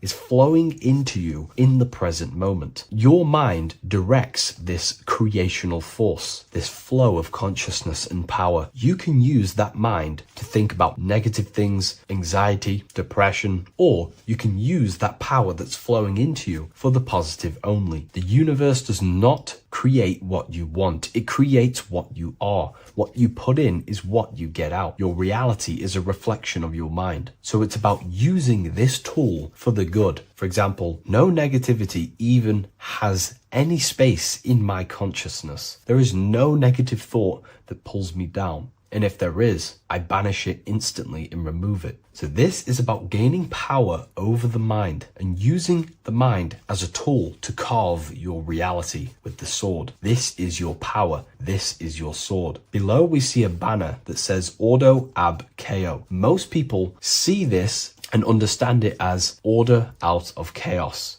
And yes, it is linked to, obviously, molding society, manipulation. However, on an internal understanding of order out of chaos, it's something much more powerful to the individual. Most people see order out of chaos and see the manipulation that takes place on human consciousness, which is very true. The ruling powers create chaos or a problem in society, then they produce an order and a solution to mold society towards their agenda. That's order out of chaos. However, to the individual, this represents something much more powerful that you can take advantage of. Ordo ab chaos, order out of chaos. This is understanding that reality comes from chaos and physical creation is the order of that chaos. The mental plane is chaos. It's just simply pure thoughts, random thoughts. But the physical world is the order out of that chaos, the darkness coming into light. To you, for example, when you first start your journey of self-mastery and spiritual awakening, you are in chaos. My mind was in chaos. My mind had many limiting belief systems. My mind used to think random thoughts unconsciously. I used to take random actions, unknowingly create my reality and produce chaos. That chaos needs to be ordered. So when there is chaos in ourselves, with different aspects of our minds and subconscious, we need to produce an order so that we can gain power over the mind and over our thoughts, emotions, and actions,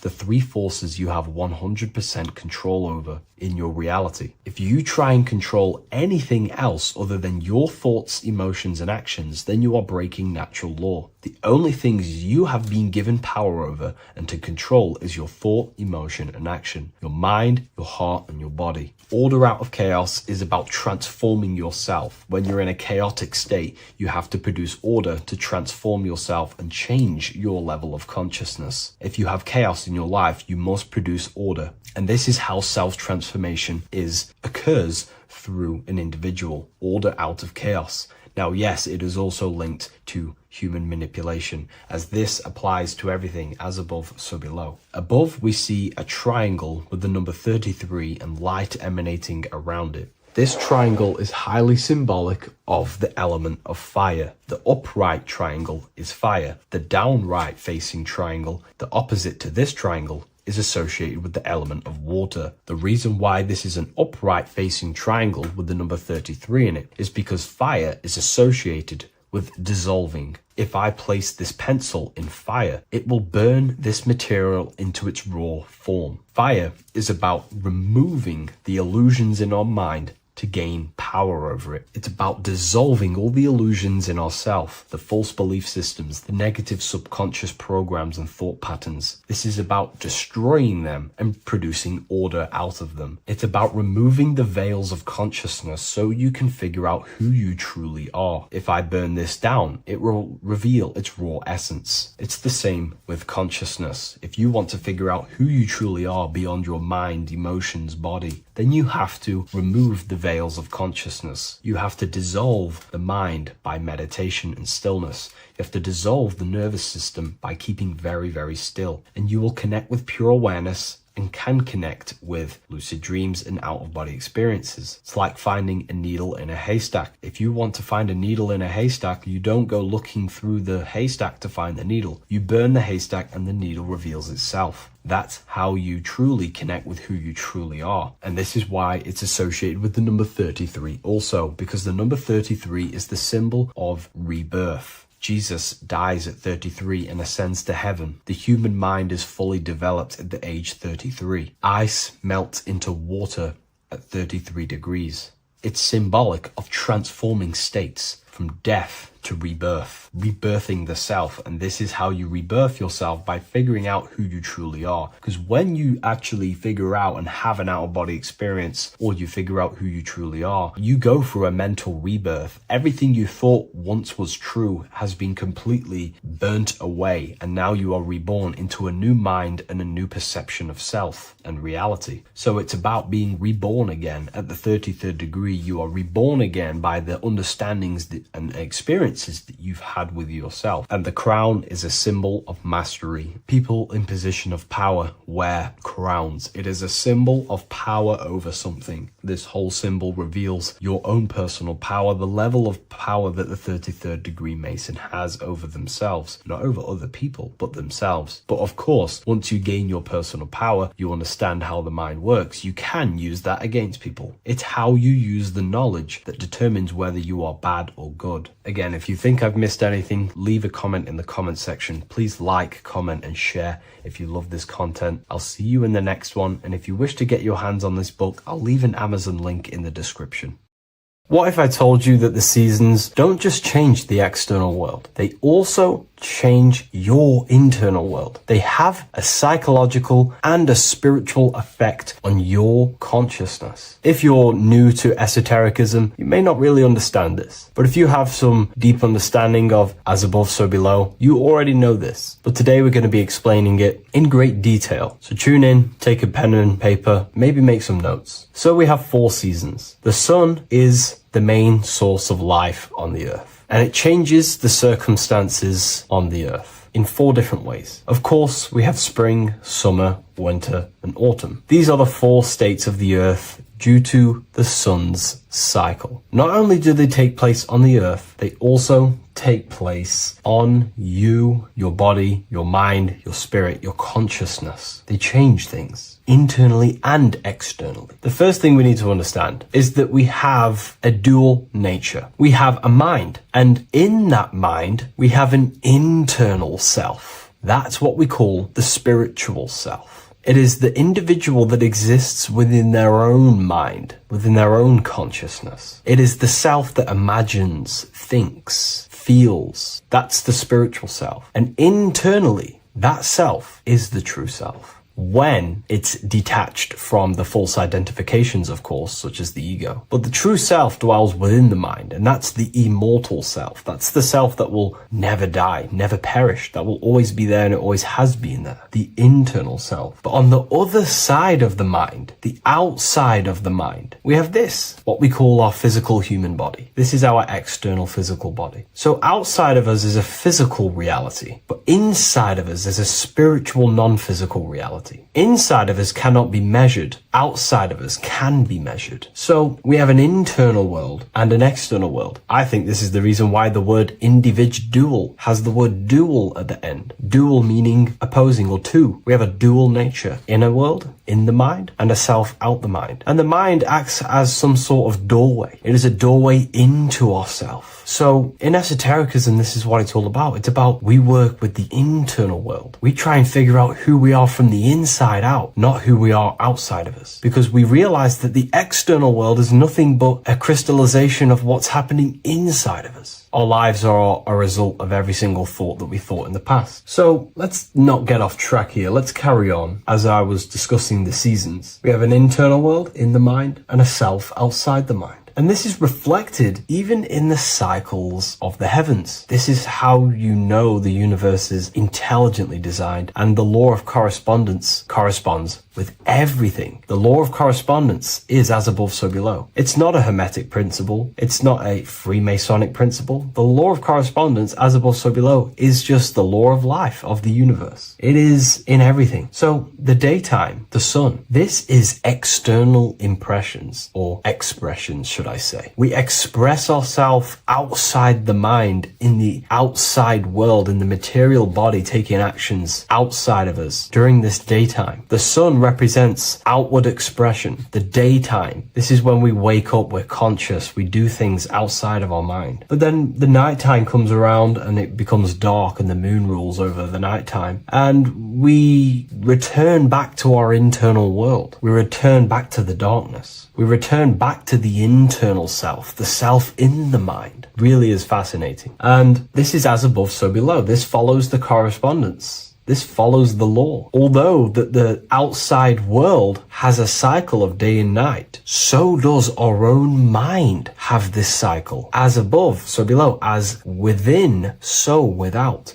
What's happening outside of us is also happening inside of us. The mind is also going in a cycle. Because in the daytime, the mind wakes up and we express things externally. But when the sun goes away and the electromagnetic rays of the sun are not very strong, our brainwave decreases, our body activity decreases, it slows down and we return to the internal self. The body switches off and we return to the internal self in the mind. We enter in the doorway of the mind and return to the internal, the spiritual self. And when the body is less active, this is when we are more connected to the internal world, our spiritual true self. So as above, so below corresponds with the day and night, the sun and the moon. The moon represents our internal world, the world inside our mind, the self inside the mind. And the sun represents the external self in the external world. So not only are these cycles happening in nature, the darkness outside of us when the sun goes away is the same darkness that we go within ourselves when we go to sleep. It's the same cycle. Our bodies are in the cycle of the external world also, as above, so below. But then we can even take this even further. This fractals down even further. If we look at the cycle of the yearly cycle of the sun, which is what we call the 12 zodiac signs, we notice that these 4 seasons also take place in every single cycle of the day. So a yearly cycle can be seen as a big version of a daily cycle, or a daily cycle can be seen as a smaller version of a yearly cycle. For example, we look at Aries, which is spring. This is when the sun springs everything back to life in the spring. This is when the crops start to spring up and start to grow again. But we could see that at 6 a.m. in the morning, when the sun rises and just cracks over the horizon and starts to bring light into our day. Aries is associated with the morning time also as spring. Morning time is a smaller version of spring. Then we look at the summertime. The summertime is midday, when the sun is at the top of the middle of the sky. This is when the sun is most powerful, most radiant in our day. This could be seen as the summertime. Then when the sun starts to set, this is associated with autumn. Autumn time is the sunset. Then the winter time is associated with the nighttime, the midnight, when everything's very dark. So a daily cycle is basically a smaller version of a yearly cycle. And just how I explained how the cycle of the sun outside of us also happens inside of us with our consciousness falling asleep when the sun goes away, is also happening to us on a yearly cycle also. So the daytime is associated with the summer and the nighttime is associated with the winter. The winter is like the inhale. The summer is like the exhale. It's the breath of the universe, just like how we breathe in and out of our lungs. Everything takes this rhythm and polarity, okay? So winter is associated with the self and the world inside of ourselves, inside of our mind, the spiritual self, the internal. Because the winter is when the sun's rays, electromagnetic rays, are not very powerful. And this decreases brainwave activity, making us more connected to our internal world, inside the mind. But the summer's the complete opposite. The summer is when the sun is very, very powerful. And the sun's powerful electromagnetic rays increase brain activity, making us more actionable in the physical world outside of our mind, in the external world. So summer is the daytime and winter is a big version of the nighttime. vice versa. Just like how in the winter, we're more in the house. We're inside buildings because it's very cold outside. Animals hibernate. They go inside. They go into little places. They collect all their food and prepare for the winter. They go inside. They go in darkness to hibernate. So does our consciousness, our spirit, the self inside of our mind. We can use these cycles to our advantage, to evolve spiritually, to connect and be more balanced. You know, I've mentioned a lot of this inside the university to my members, to the family inside of there. We discussed this. We had a great discussion about this. And, you know, the live calls we have are priceless. The conversations you can have with someone when they're awake, you never forget them. You always have deep, meaningful conversations. And we discussed this deeply, and we were going into some interesting things about how we can use these types of changes in the seasons for our spiritual growth. We even discussed about spring and autumn and how they're associated with the different spiritual bodies that we have. But anyways, let's not get off track. Lucid dreaming, dreaming itself, and astral projections, I find are more easily accessible during the winter and the night times. Like I said, because the brain activity is decreased due to the sun being not powerful, we are more reconnected with the self inside the mind, the spiritual self, the immortal self. Wintertime is a great time to work on yourself, to start to gaining discipline, to meditating, to really working on the subconscious. Because spiritual work is harder than any physical labor. You really got to dig deep within yourself and be honest and true with yourselves. I think this is the reason why, you know, a lot of people convert to spirituality from religion. They come into spirituality and then they go back to religion because they realize spirituality is it's difficult. You have to be honest with yourself. You have to really face the traumas, the negative aspects of yourself, the dark side of yourself, and bring it to light and transform it. And that sort of work is a lot more difficult to do than any physical labor. So the winter time is the time that we go inside ourselves. We reflect a lot more. We need to work on ourselves, on our mind, on our negative habits, on our dark traits, on our things that we have been pushing away and not controlling. The winter time is that time we can really start to connect with the internal self, work on our imagination, work on our mental willpower, work on all of these things like lucid dreaming, astral projections, and purifying ourselves, removing any mental barriers, any negative belief systems that may be subconsciously holding us back. It's easier to access the subconscious in the nighttime and in the winter, especially the winter. That's why I made this video, because we're in autumn now. We're transitioning into the winter. So I thought I'd share this with you all. And it's important to understand that you are a microcosm of God. Like I said, the law of correspondence associates with everything in the universe, people. Everything. And that's the best thing with the law of correspondence. And I've been using this for the past 3 to 4 years, right? The law of correspondence has determined and filtered out so many lies that was given to me, that's given to you, that's given to everyone in the world. The law of correspondence is like a filter. If someone gives you a piece of information, for example, gravity, and it does not apply with the law of correspondence, then you know it's a lie, because it's a universal thing. What happens inside of me also happens outside of me. What happens in my astral world happens in my material world, more than likely. As above, so below corresponds with everything. The same structure in my veins, in my nervous system, is the same structure in the trees, in galaxies, in everything. As above, so below. The universe is a fractal universe. Therefore, the point that I was getting at is that you are a microcosm of God. The same mind that God manifested things through thinking. He thought the stars, the earth, nature, the human body, designed everything with the God mind. He thought everything into existence. And that mind, them powers that God used to manifest everything into physical existence through the power of thought, is the same mind that you possess, but on a smaller scale. God manifested the macrocosm through thought, as the universe is a mental universe. Everything you see around you was thought, then manifested into physical reality. God manifested the macrocosm, the world, through thought, and that same force of thought you use to create the microcosm, to create your own world. You think your life into reality, your world into reality. Your body is a microcosm, a miniature universe. Every thought you think commands 50 trillion cells in your body, and your cells religiously execute on every command that you give it. You're in charge of 50 trillion cells. You're literally commanding a whole civilization inside your body. And this is how you are a reflection of the divine. The God mind created the macrocosm, the world, and you create your own world inside that world using the same power as thought. Very powerful. So everything that happens outside of you is also happening inside of you. The law of correspondence is the most important, the law that you could possibly learn, because it makes everything so clear for you in the universe. Makes life so clear. You see reality for what it truly is. It's a reflection of the higher dimensions. Just like how reality right now is a reflection of what's happening inside of people's minds and consciousness. We can't blame the elites for all the negative things that's happening in reality, because all the negative things that's happening in reality is the negative things that's happening in people's minds. We need to take control of ourselves. So with that being said, thank you all, everyone. If you wish to read more, 90% of you watching this video have already got this book. I want to say thank you for your support. It means the world to me. It makes me research more and write more books. And the book of Symbolism is coming very soon. So thank you, everyone. I'll leave a link in the description for the university, for the live calls, and for the book if you wish to join. Have an amazing day. Today's topic is the binary code behind the universe. You will learn the fundamentals of the binary code, deeper understanding of reality, which will give you more of a connection to the universe, evidence supporting the existence of this code, and how to use the binary code to shape your reality. This is an important one. We have 0 and 1.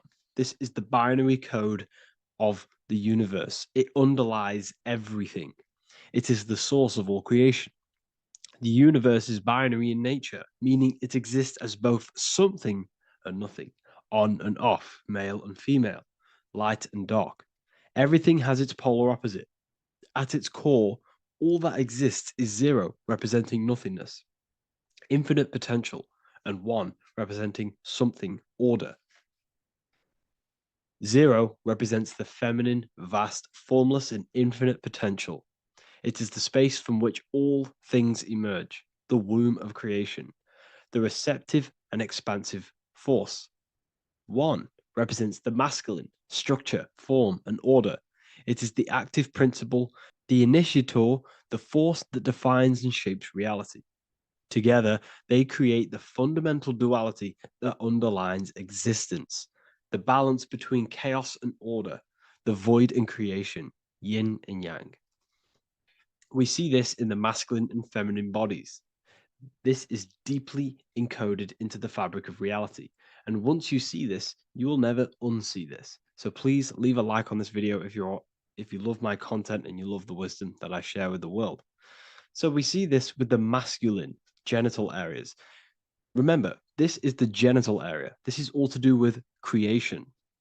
These are the generative principles, the generative organs in the body that allow creation to continually outfold into new life. The genital areas are all to do with the code.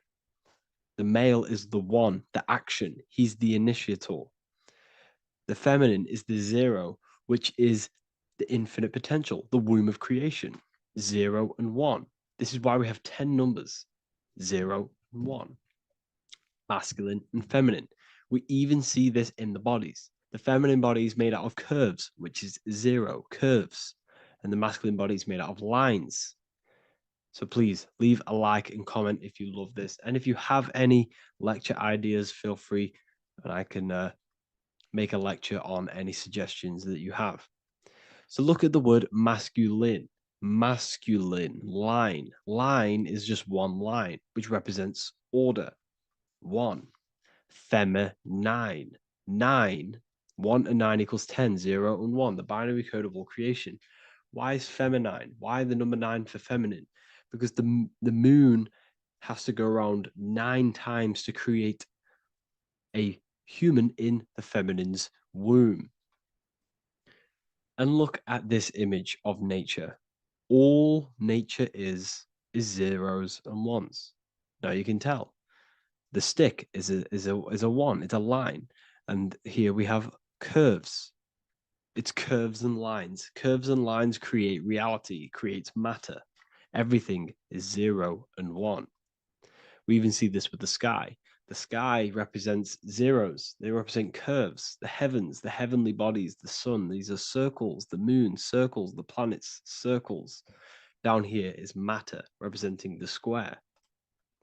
We have the Freemasonic square and compass, representing lines and circles, masculine and feminine. We see this with Leonardo da Vinci, with the circle representing the spirit, the void, the womb of creation, and matter, which is the body. This is the soul in matter, infinite potential in matter. This represents spirit over matter. This represents the architect of reality, zeros and ones, spirit and matter. This is all the same thing. Understanding this binary nature of the universe, where 0, feminine, represents the infinite potential and 1, masculine, symbolizes order and structure, can benefit you in several ways. Manifestation and creation is the first way it can benefit you. Now that you understand this, you understand that everything comes out of infinite potential. 0, infinite potential. 1, action, equals manifestation, equals creation. So you must pull things out of infinite potential. If you have ideas but don't take action, too much 0, nothing materializes. You'll never materialize if you sit there imagining all day, visualizing all day. You have to take action. They both come hand in hand. If you only take action without tapping into intuition and creativity, too much 1, your actions may feel hollow and misdirected. Using both effectively leads to greater success in life, work, and relationships. This is the 33rd degree motto, or this is on the 33rd degree of Freemasonry Scottish Rite logo, and it's called Order ab Chaos, order out of chaos. Chaos is the 0, infinite potential. Chaos is the dimension of the imagination. This is where this all ties in now. Imagination is the dimension of infinite potential, pure potential, formless creativity, and the realm of infinite possibilities. It is the void, the unmanifested energy that contains all that could ever be. That is the imagination. The imagination is the dimension that you are connected to, and you can pull any idea out of and materialize it into a reality. Matter, on the other hand, is order brought out of the imagination, chaos. It is when raw potential is structured, defined, and crystallized into form. This is the fundamental principle of order out of chaos, the process of turning the unseen into the seen, the abstract into the concrete, the dream into reality. That's why we say dreams into reality. Dreams are in the imagination, infinite potential, and the human mind is connected to high dimensions of consciousness, which we can pull ideas, things out of and materialize it into our lives. Whether that's good or bad, that's completely up to you. But we have access to higher dimensions beyond the physical plane. And this is the secret that the human mind is connected to, and that you are not just a physical body. Okay? The universe itself was born from chaos. Before form, there was only energy and potential. Our minds function the same way. The mind is a microcosm of the universe.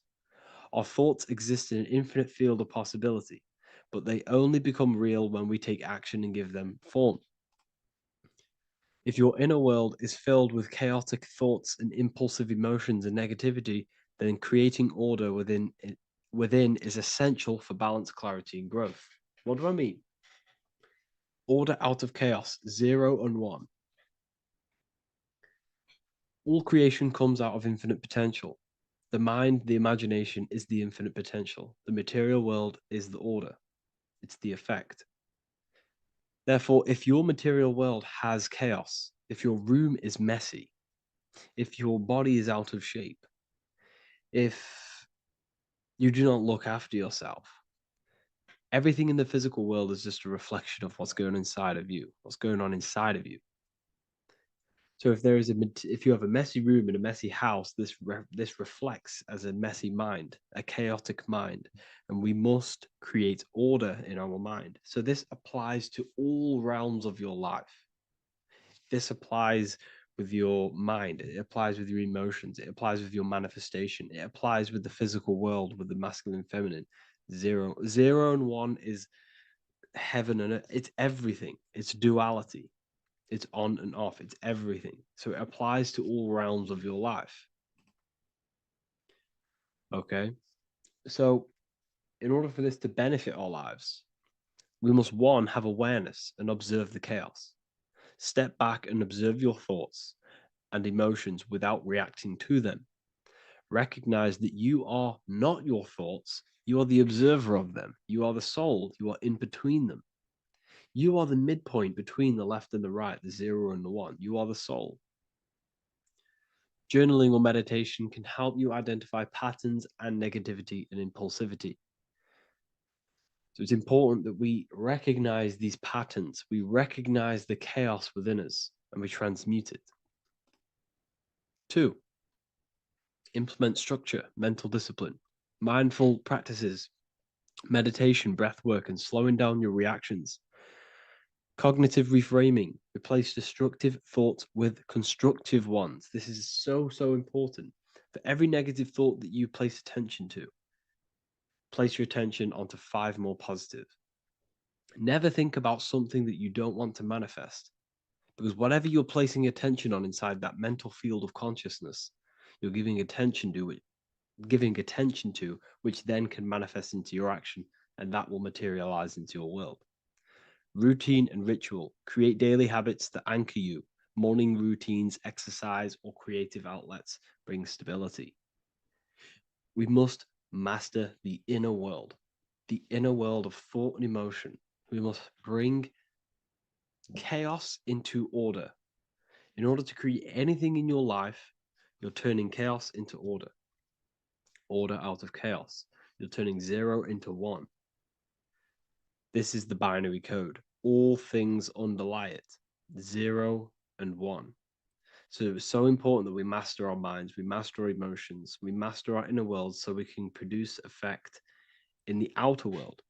We cannot create consciously and effectively if we have chaotic thoughts and impulsive emotions. So I hope this has made more clarity to you so you can implement this into your life. I know I haven't given you much strategic things to implement into your life, but now that you have a better understanding of how this world is pulled out of infinite potential, you can use that. Everything in your life is pulled out of your imagination. Every text you send, everything you think of, oh, I'm going to do this later, that is your imagination thinking about the future. So you just have to do this on a mass scale to create something big in your reality. So I hope this gives you a better understanding of how the universe works and has benefited your life. If you have any comments or any suggestions or how this video made you feel, let me know in the comments section. I would really appreciate it. And I'll see you all inside of the Symbolism Masterclass on March the 8th.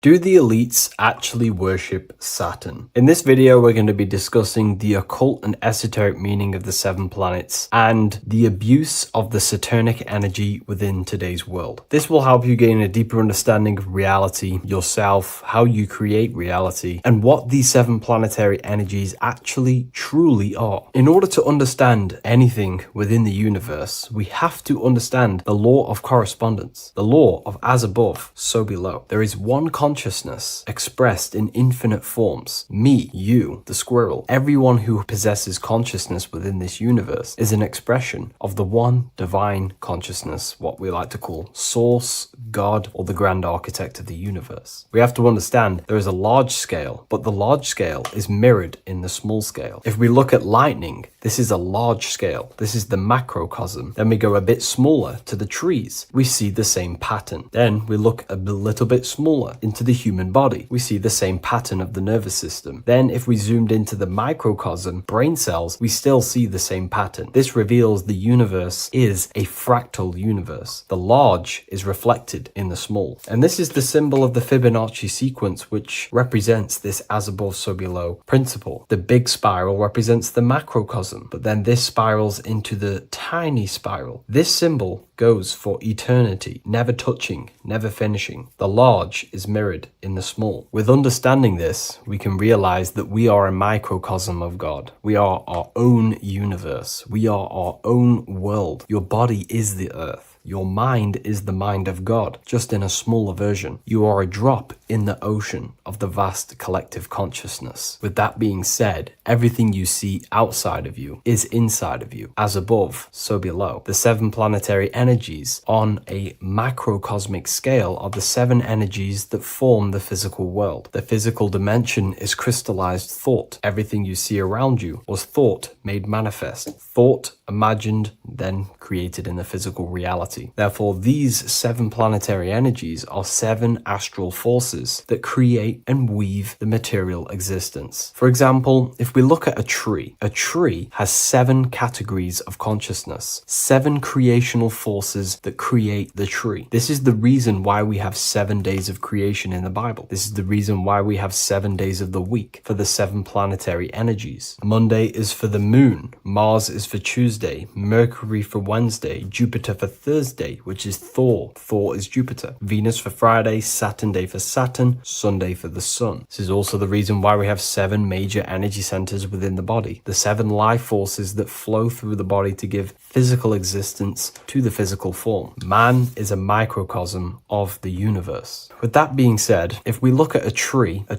is nature, and nature is the macrocosm, the creation of God's mind. And if we look at the tree, we can see 7 creational categories that go into create the tree. For example, the stem of the tree, the trunk, represents the sun. The root system, the base of the tree, where the tree grows out of, is Saturn. If we look at the fruit of the tree, that represents Jupiter. The smell, the look, the colors of the tree, that's Venus. How the tree communicates with other trees through the root system is Mercury, the intellect, the intelligence, the communication. The leaves of the tree is the moon. The defense mechanism of the tree, how it defends itself from infections and other territories, is Mars. So we can see all physical matter, all physical creation demands these 7 categories of consciousness, these 7 planetary forces. But again, that is the macrocosmic scale. The macrocosm is reflected in the microcosm, which means you have access to these forces, these 7 planetary energies, and you use them to create anything in reality. You've been using them maybe unconsciously your whole life. For example, this book that I've created, the Book of Wisdom Volume 2, you can find it in the bio if you're interested in reading it. It has the 7 planetary forces that go into this tree, into this book. I used the sun, which is my passion and my drive to take actions. I used Mercury, which is my intellect, my thinking, my communication. I used Venus, the layout, the look of the book. I use Mars, my defense of my work, my trademark, my copyright. I use Saturn. Saturn is my time, my discipline, my attention. I use Jupiter, which is the why, the reason why I created it. I used the moon, which is my care. My care is the generative force. Whatever you create in your reality is because you care. You care about keeping a house above your head. Therefore, you go to work and earn money. Care is the driving force to create anything in reality. What you see right now watching this video is because you care about watching this video. If you lose care about watching the video, you will turn it off and continue to do something else. All creation demands these 7 forces, hence why we have here a midsection. Sometimes we see the symbol of the earth, which is a circle and a cross in the middle, because these 7 forces create earth. But again, this video is specifically aimed to Saturn. We're going to be discussing Saturn's Saturnic energy because there is a lot of misunderstanding in today's world, and I'm going to give my perspective and my research on the energy of Saturn and how we use it and how it's being abused in today's world. Saturn externally, because remember, we have an external world, an internal world, a macro and a micro. Saturn externally in the material plane governs the foundational and enduring aspects of existence, such as the roots of plants, the bones of our body, even the insects that dwell beneath the ground. It represents the dull, hard, unyielding forces of life, symbolizing structure, limitation, and conditioning. Under Saturn's influence, things become rigid, bound by the god of time, bound by restriction and boundaries. In Roman mythology, Saturn is revered as the god of time, ruling over the cycles, beginnings, and endings. This connection with this emphasizes Saturn's role in marking the passages of life, aging,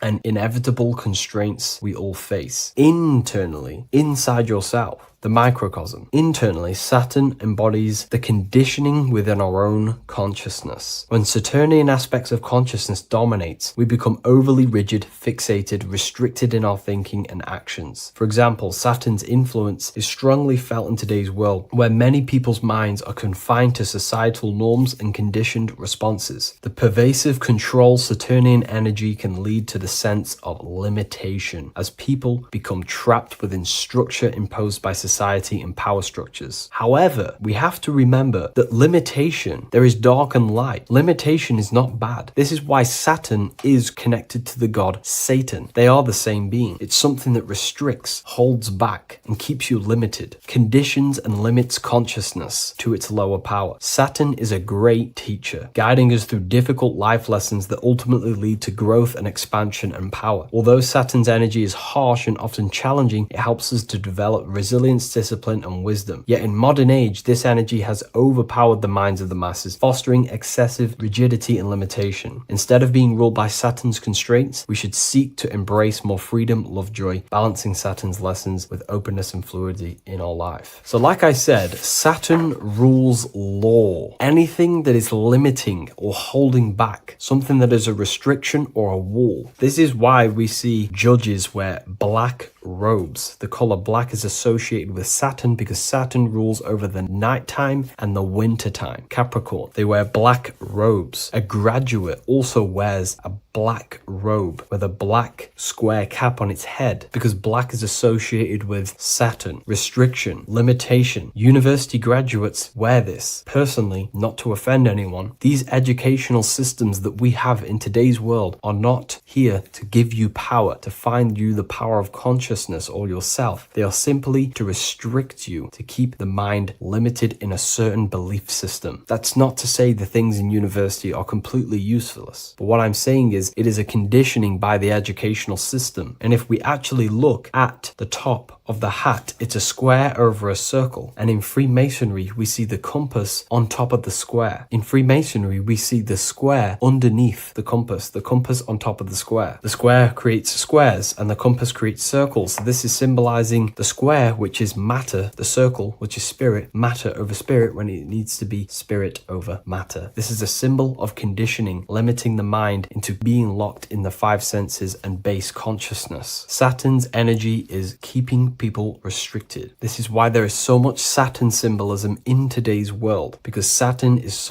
anything to do with limitation, restriction, and time. All of the systems in place are to limit our minds, to keep us on base consciousness, only thinking in a limited box, only thinking and aware of the five senses. In base consciousness, in animal nature, one only thinks according to their senses. When they have a sense, their mind thinks. This is an affect state of consciousness. They're living in the affect. We need to understand that in base consciousness, we have no true power to create. We're simply living in cycles of affect. Now, what do I mean? The physical world is the effect. It's already manifested and cannot be changed. Our consciousness needs to rise to become a cause instead of playing around and being lost in the effect, to become a co-creator. And this is what the system does not want you to do. It does not want you to become a conscious creator. So they keep you in base consciousness, not giving you the awareness that you are literally a god creating a world right now. You are a world and you are shaping the world. Our consciousness needs to be mastered, controlled, and then we can become a conscious creator instead of running around in the world of illusion and effect. As above, so below. What happens in the mind happens in reality. We do not want to be matter over spirit, which means the external world over the internal world. We need the internal world to rule over the external. Saturn symbolism can be symbolized as a black cube. The cube symbolizes this physical world because everything has 6 sides. We can move forward, backward, left, right, up, and down. We are in this cube. This is why we say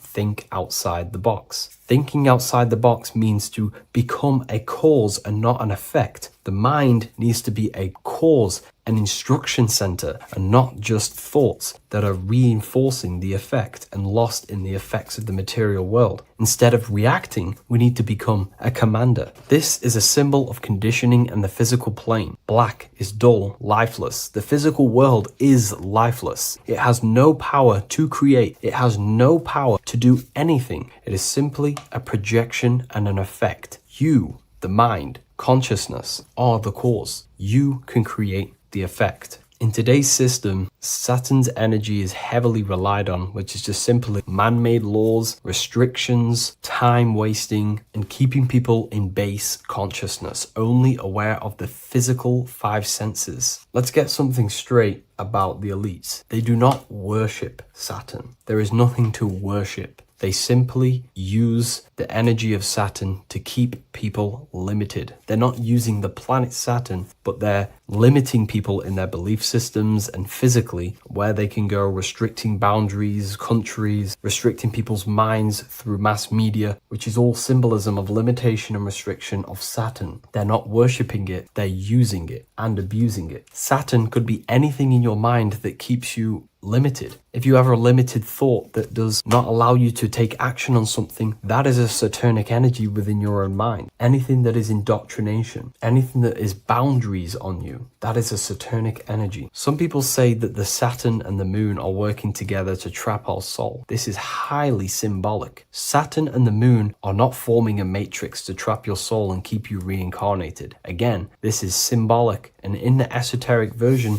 and understanding of this, we can see that they do have a relationship. The moon is our subconscious mind, and Saturn is restriction. If we have restrictions and belief systems in our subconscious mind that keep the soul locked and trapped only in these five bases, these five senses, then we will think and condition ourselves that we are only the physical body and never actually free ourselves from the material world and ascend. Saturn and the moon are not working together, but these are highly linked. By limiting the subconscious, we keep people stuck in base awareness, keeping them locked in the world of effect, never becoming a conscious creator. We have two spiritual currencies, time and attention. These are the two currencies that we spend. We spend time or pay attention. These are the two spiritual currencies that pretty much create our reality. And the system aims to hijack these two currencies from you, to limit you, to dominate you, so you do not become a conscious creator. So again, no one worships Saturn. It's simply just a symbol of limitation and restriction. Limitation has good and bad. Limitation can make us learn, overcome, become strong, disciplined, but when it's abused, it can keep people locked in base consciousness and stuck in their lower nature, never figuring out how powerful they are. You hold the power to shape a world. That's how powerful you are, to turn thoughts into physical existence. I'll see you in the next video. Please leave a like, comment, and a subscribe. Matthew 21:1, Jesus went into the temple of God.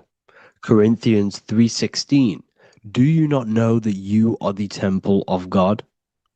Now what is this telling you? That God is within you. Hence why in Luke 21:12 it tells you the kingdom of God is within you. And the side of your head region is called a temple for a reason. Because the brain encapsulates the mind. The brain is a physical manifestation of the mind. The heart is a physical manifestation of emotion. So we have these different layers of our consciousness. We have an intellectual, communicative aspect of our consciousness, which we would call the mind. We have an emotional aspect of our consciousness, which is the heart. And to communicate with the divine, it's all to do with the mind. Hence why the ancients always symbolize the mind being God. This is why Michelangelo always placed God inside of the brain on top of Sistine Chapel in the middle of the Vatican. He understood that God is in the brain. God is within you, not outside of you. The church tells you that God is in the sky because they are creating a externalization of the truth to create a business and a distraction so that you don't find the divinity within you, so that you don't find your power. Now you have Adam, the physical man, the physical body, the ego, the lower self. And he is resting. He's not trying to reach to God, but God is reaching because the higher consciousness within you is always trying to communicate with you. It's always trying to wake you up to your divinity. But the lower mind, the lower self, Adam, the physical self, is always in ignorance of truth, always in ignorance, and stays in a materialistic way of thinking, which is the lower animal self. And this is what we call a sleep or an NPC. This is the lower mind of man. But all you have to do is to move your finger to touch God. You have to look within yourself, within the brain, meditate, and you can find God. This is why in the Bible we see many references to the human body and anatomy to truly connect with God. Kings 6:8, the door to the middle chamber was in the right side of the house, which is the right hemisphere of the brain. The middle chamber is the pineal gland, where the seat of your consciousness is, but the seat of your higher consciousness is, the mind. And they went up the winding stairs, which is your spinal column, into the middle chamber, and out of the middle chamber into the third. So they went up the winding stairs. This represents raising your consciousness up the winding stairs. Your spinal column acts as a stairway of consciousness. Depending on what sort of consciousness you are operating in, depends on what part of the spinal column you are using. Because the spinal column ascends and descends consciousness. What do I mean? If you are in a reproductive way of thinking and you're always thinking about sex, you're jerking off all the time and you're always eating, all of your brain's power and your mind's power is being descended into the lower aspects of the spinal column, which represents hell, the physical state of man, Adam, the ignorant state. We're basically living off low-level pleasures like an animal. And the stairway to heaven is your spinal column. They went up the winding stairs into the middle chamber, which is your mind, your pineal gland, and out of the middle into the third stage of consciousness, physical, etheric, astral. When you meditate and you start to raise your consciousness during meditation, you enter the astral plane when you turn off thought. But this is the middle chamber inside of the brain. Here we see another painting inside of Sistine's chapel of God inside of the brain. This is the brainstem. This is the brain. This is the frontal lobe. This is the back lobe. This is the back lobe. This is the cerebellum. Here's the reptilian brainstem. Here's the claustrum. This is what we are seeing here. Anatomy. Here is another one in Sistine's chapel in the middle of the Vatican. This is depicting the brainstem. God's neck looks exactly like the brainstem. Here we see a real brain compared to God's neck, because the neck is just below the brainstem. And this is what they are symbolizing, because they knew that God is within you. God is a part of the human body. God is inside of the body, because the body is a vessel for consciousness, for universal consciousness. Inside of you, inside of me is the same spark of consciousness. And this same consciousness is spread out into every living essence, because everything comes from the one source, the one God, the one consciousness. Matthew 6:22-23. The light of the body is the eye. If therefore thine eye be single, thy whole body shall be full of light. Practicing the single eye. What is this? This is meditation. This is entering within yourself. So the Bible's telling you to practice the single eye. But if thine eye be evil, thy whole body shall be full of darkness. What does this mean? If your consciousness is in an evil way of thinking, if your mind is filled with an evil, negative mind space, then your body shall be filled with darkness, with evil, with negativity, because negative thoughts destruct the body. positive thoughts heal and regenerate the body. So he tells you to be, the light of the body is the eye, your consciousness, the inner eye of consciousness, the eye that lets you see. And what do I mean? You look with your two physical eyes, but you see with the inner eye. What you see is perception. You look with the two eyes, and what you see is perception. You are seeing, you are understanding, and that's what consciousness, the mind, gives you. Consciousness, or the mind, is the force that allows you to be a human being, that allows you to understand things and interact with things and make decisions. It's an infinite intelligence. See, the mind is not the brain. This is a big confusion with people. Hence why the eye on top of the pyramid is separate from the bottom half of the pyramid, because the consciousness is separate from the body, the eye, the all-seeing eye. It represents the observer, the eye that sees into this body, into this world, into this. You are the perceiver. You are the invisible spirit within the body. Theologians 4:17. After that, we are still alive, and our left will be caught up together with them in the clouds to meet the Lord in the air. You don't meet the Lord in the physical air. Okay? This symbolism of the ancient Christian artwork is showing you this is symbolic. These things never happened. There's no man in the sky. Moses didn't go on a mountain to meet with God. The air represents the mind. This is why you say you're an airhead when someone's very stupid. Earth is your body. Water is your emotions. Fire is your spirit. Air is your mind, the invisible mind. So Anton Mengs, an ancient Christian art worker, is showing you anatomy of God in the clouds. But this is the anatomy of the human body, raising yourself to the mind and turning the mind inwards on itself during meditation. And that's how you meet the Lord in the air. You meet the Lord in an elevated state of consciousness. The air represents an elevated state of consciousness because the air is up. You have to raise your consciousness to meet the Lord in the air. This is why Moses went on a mountain to meet with God.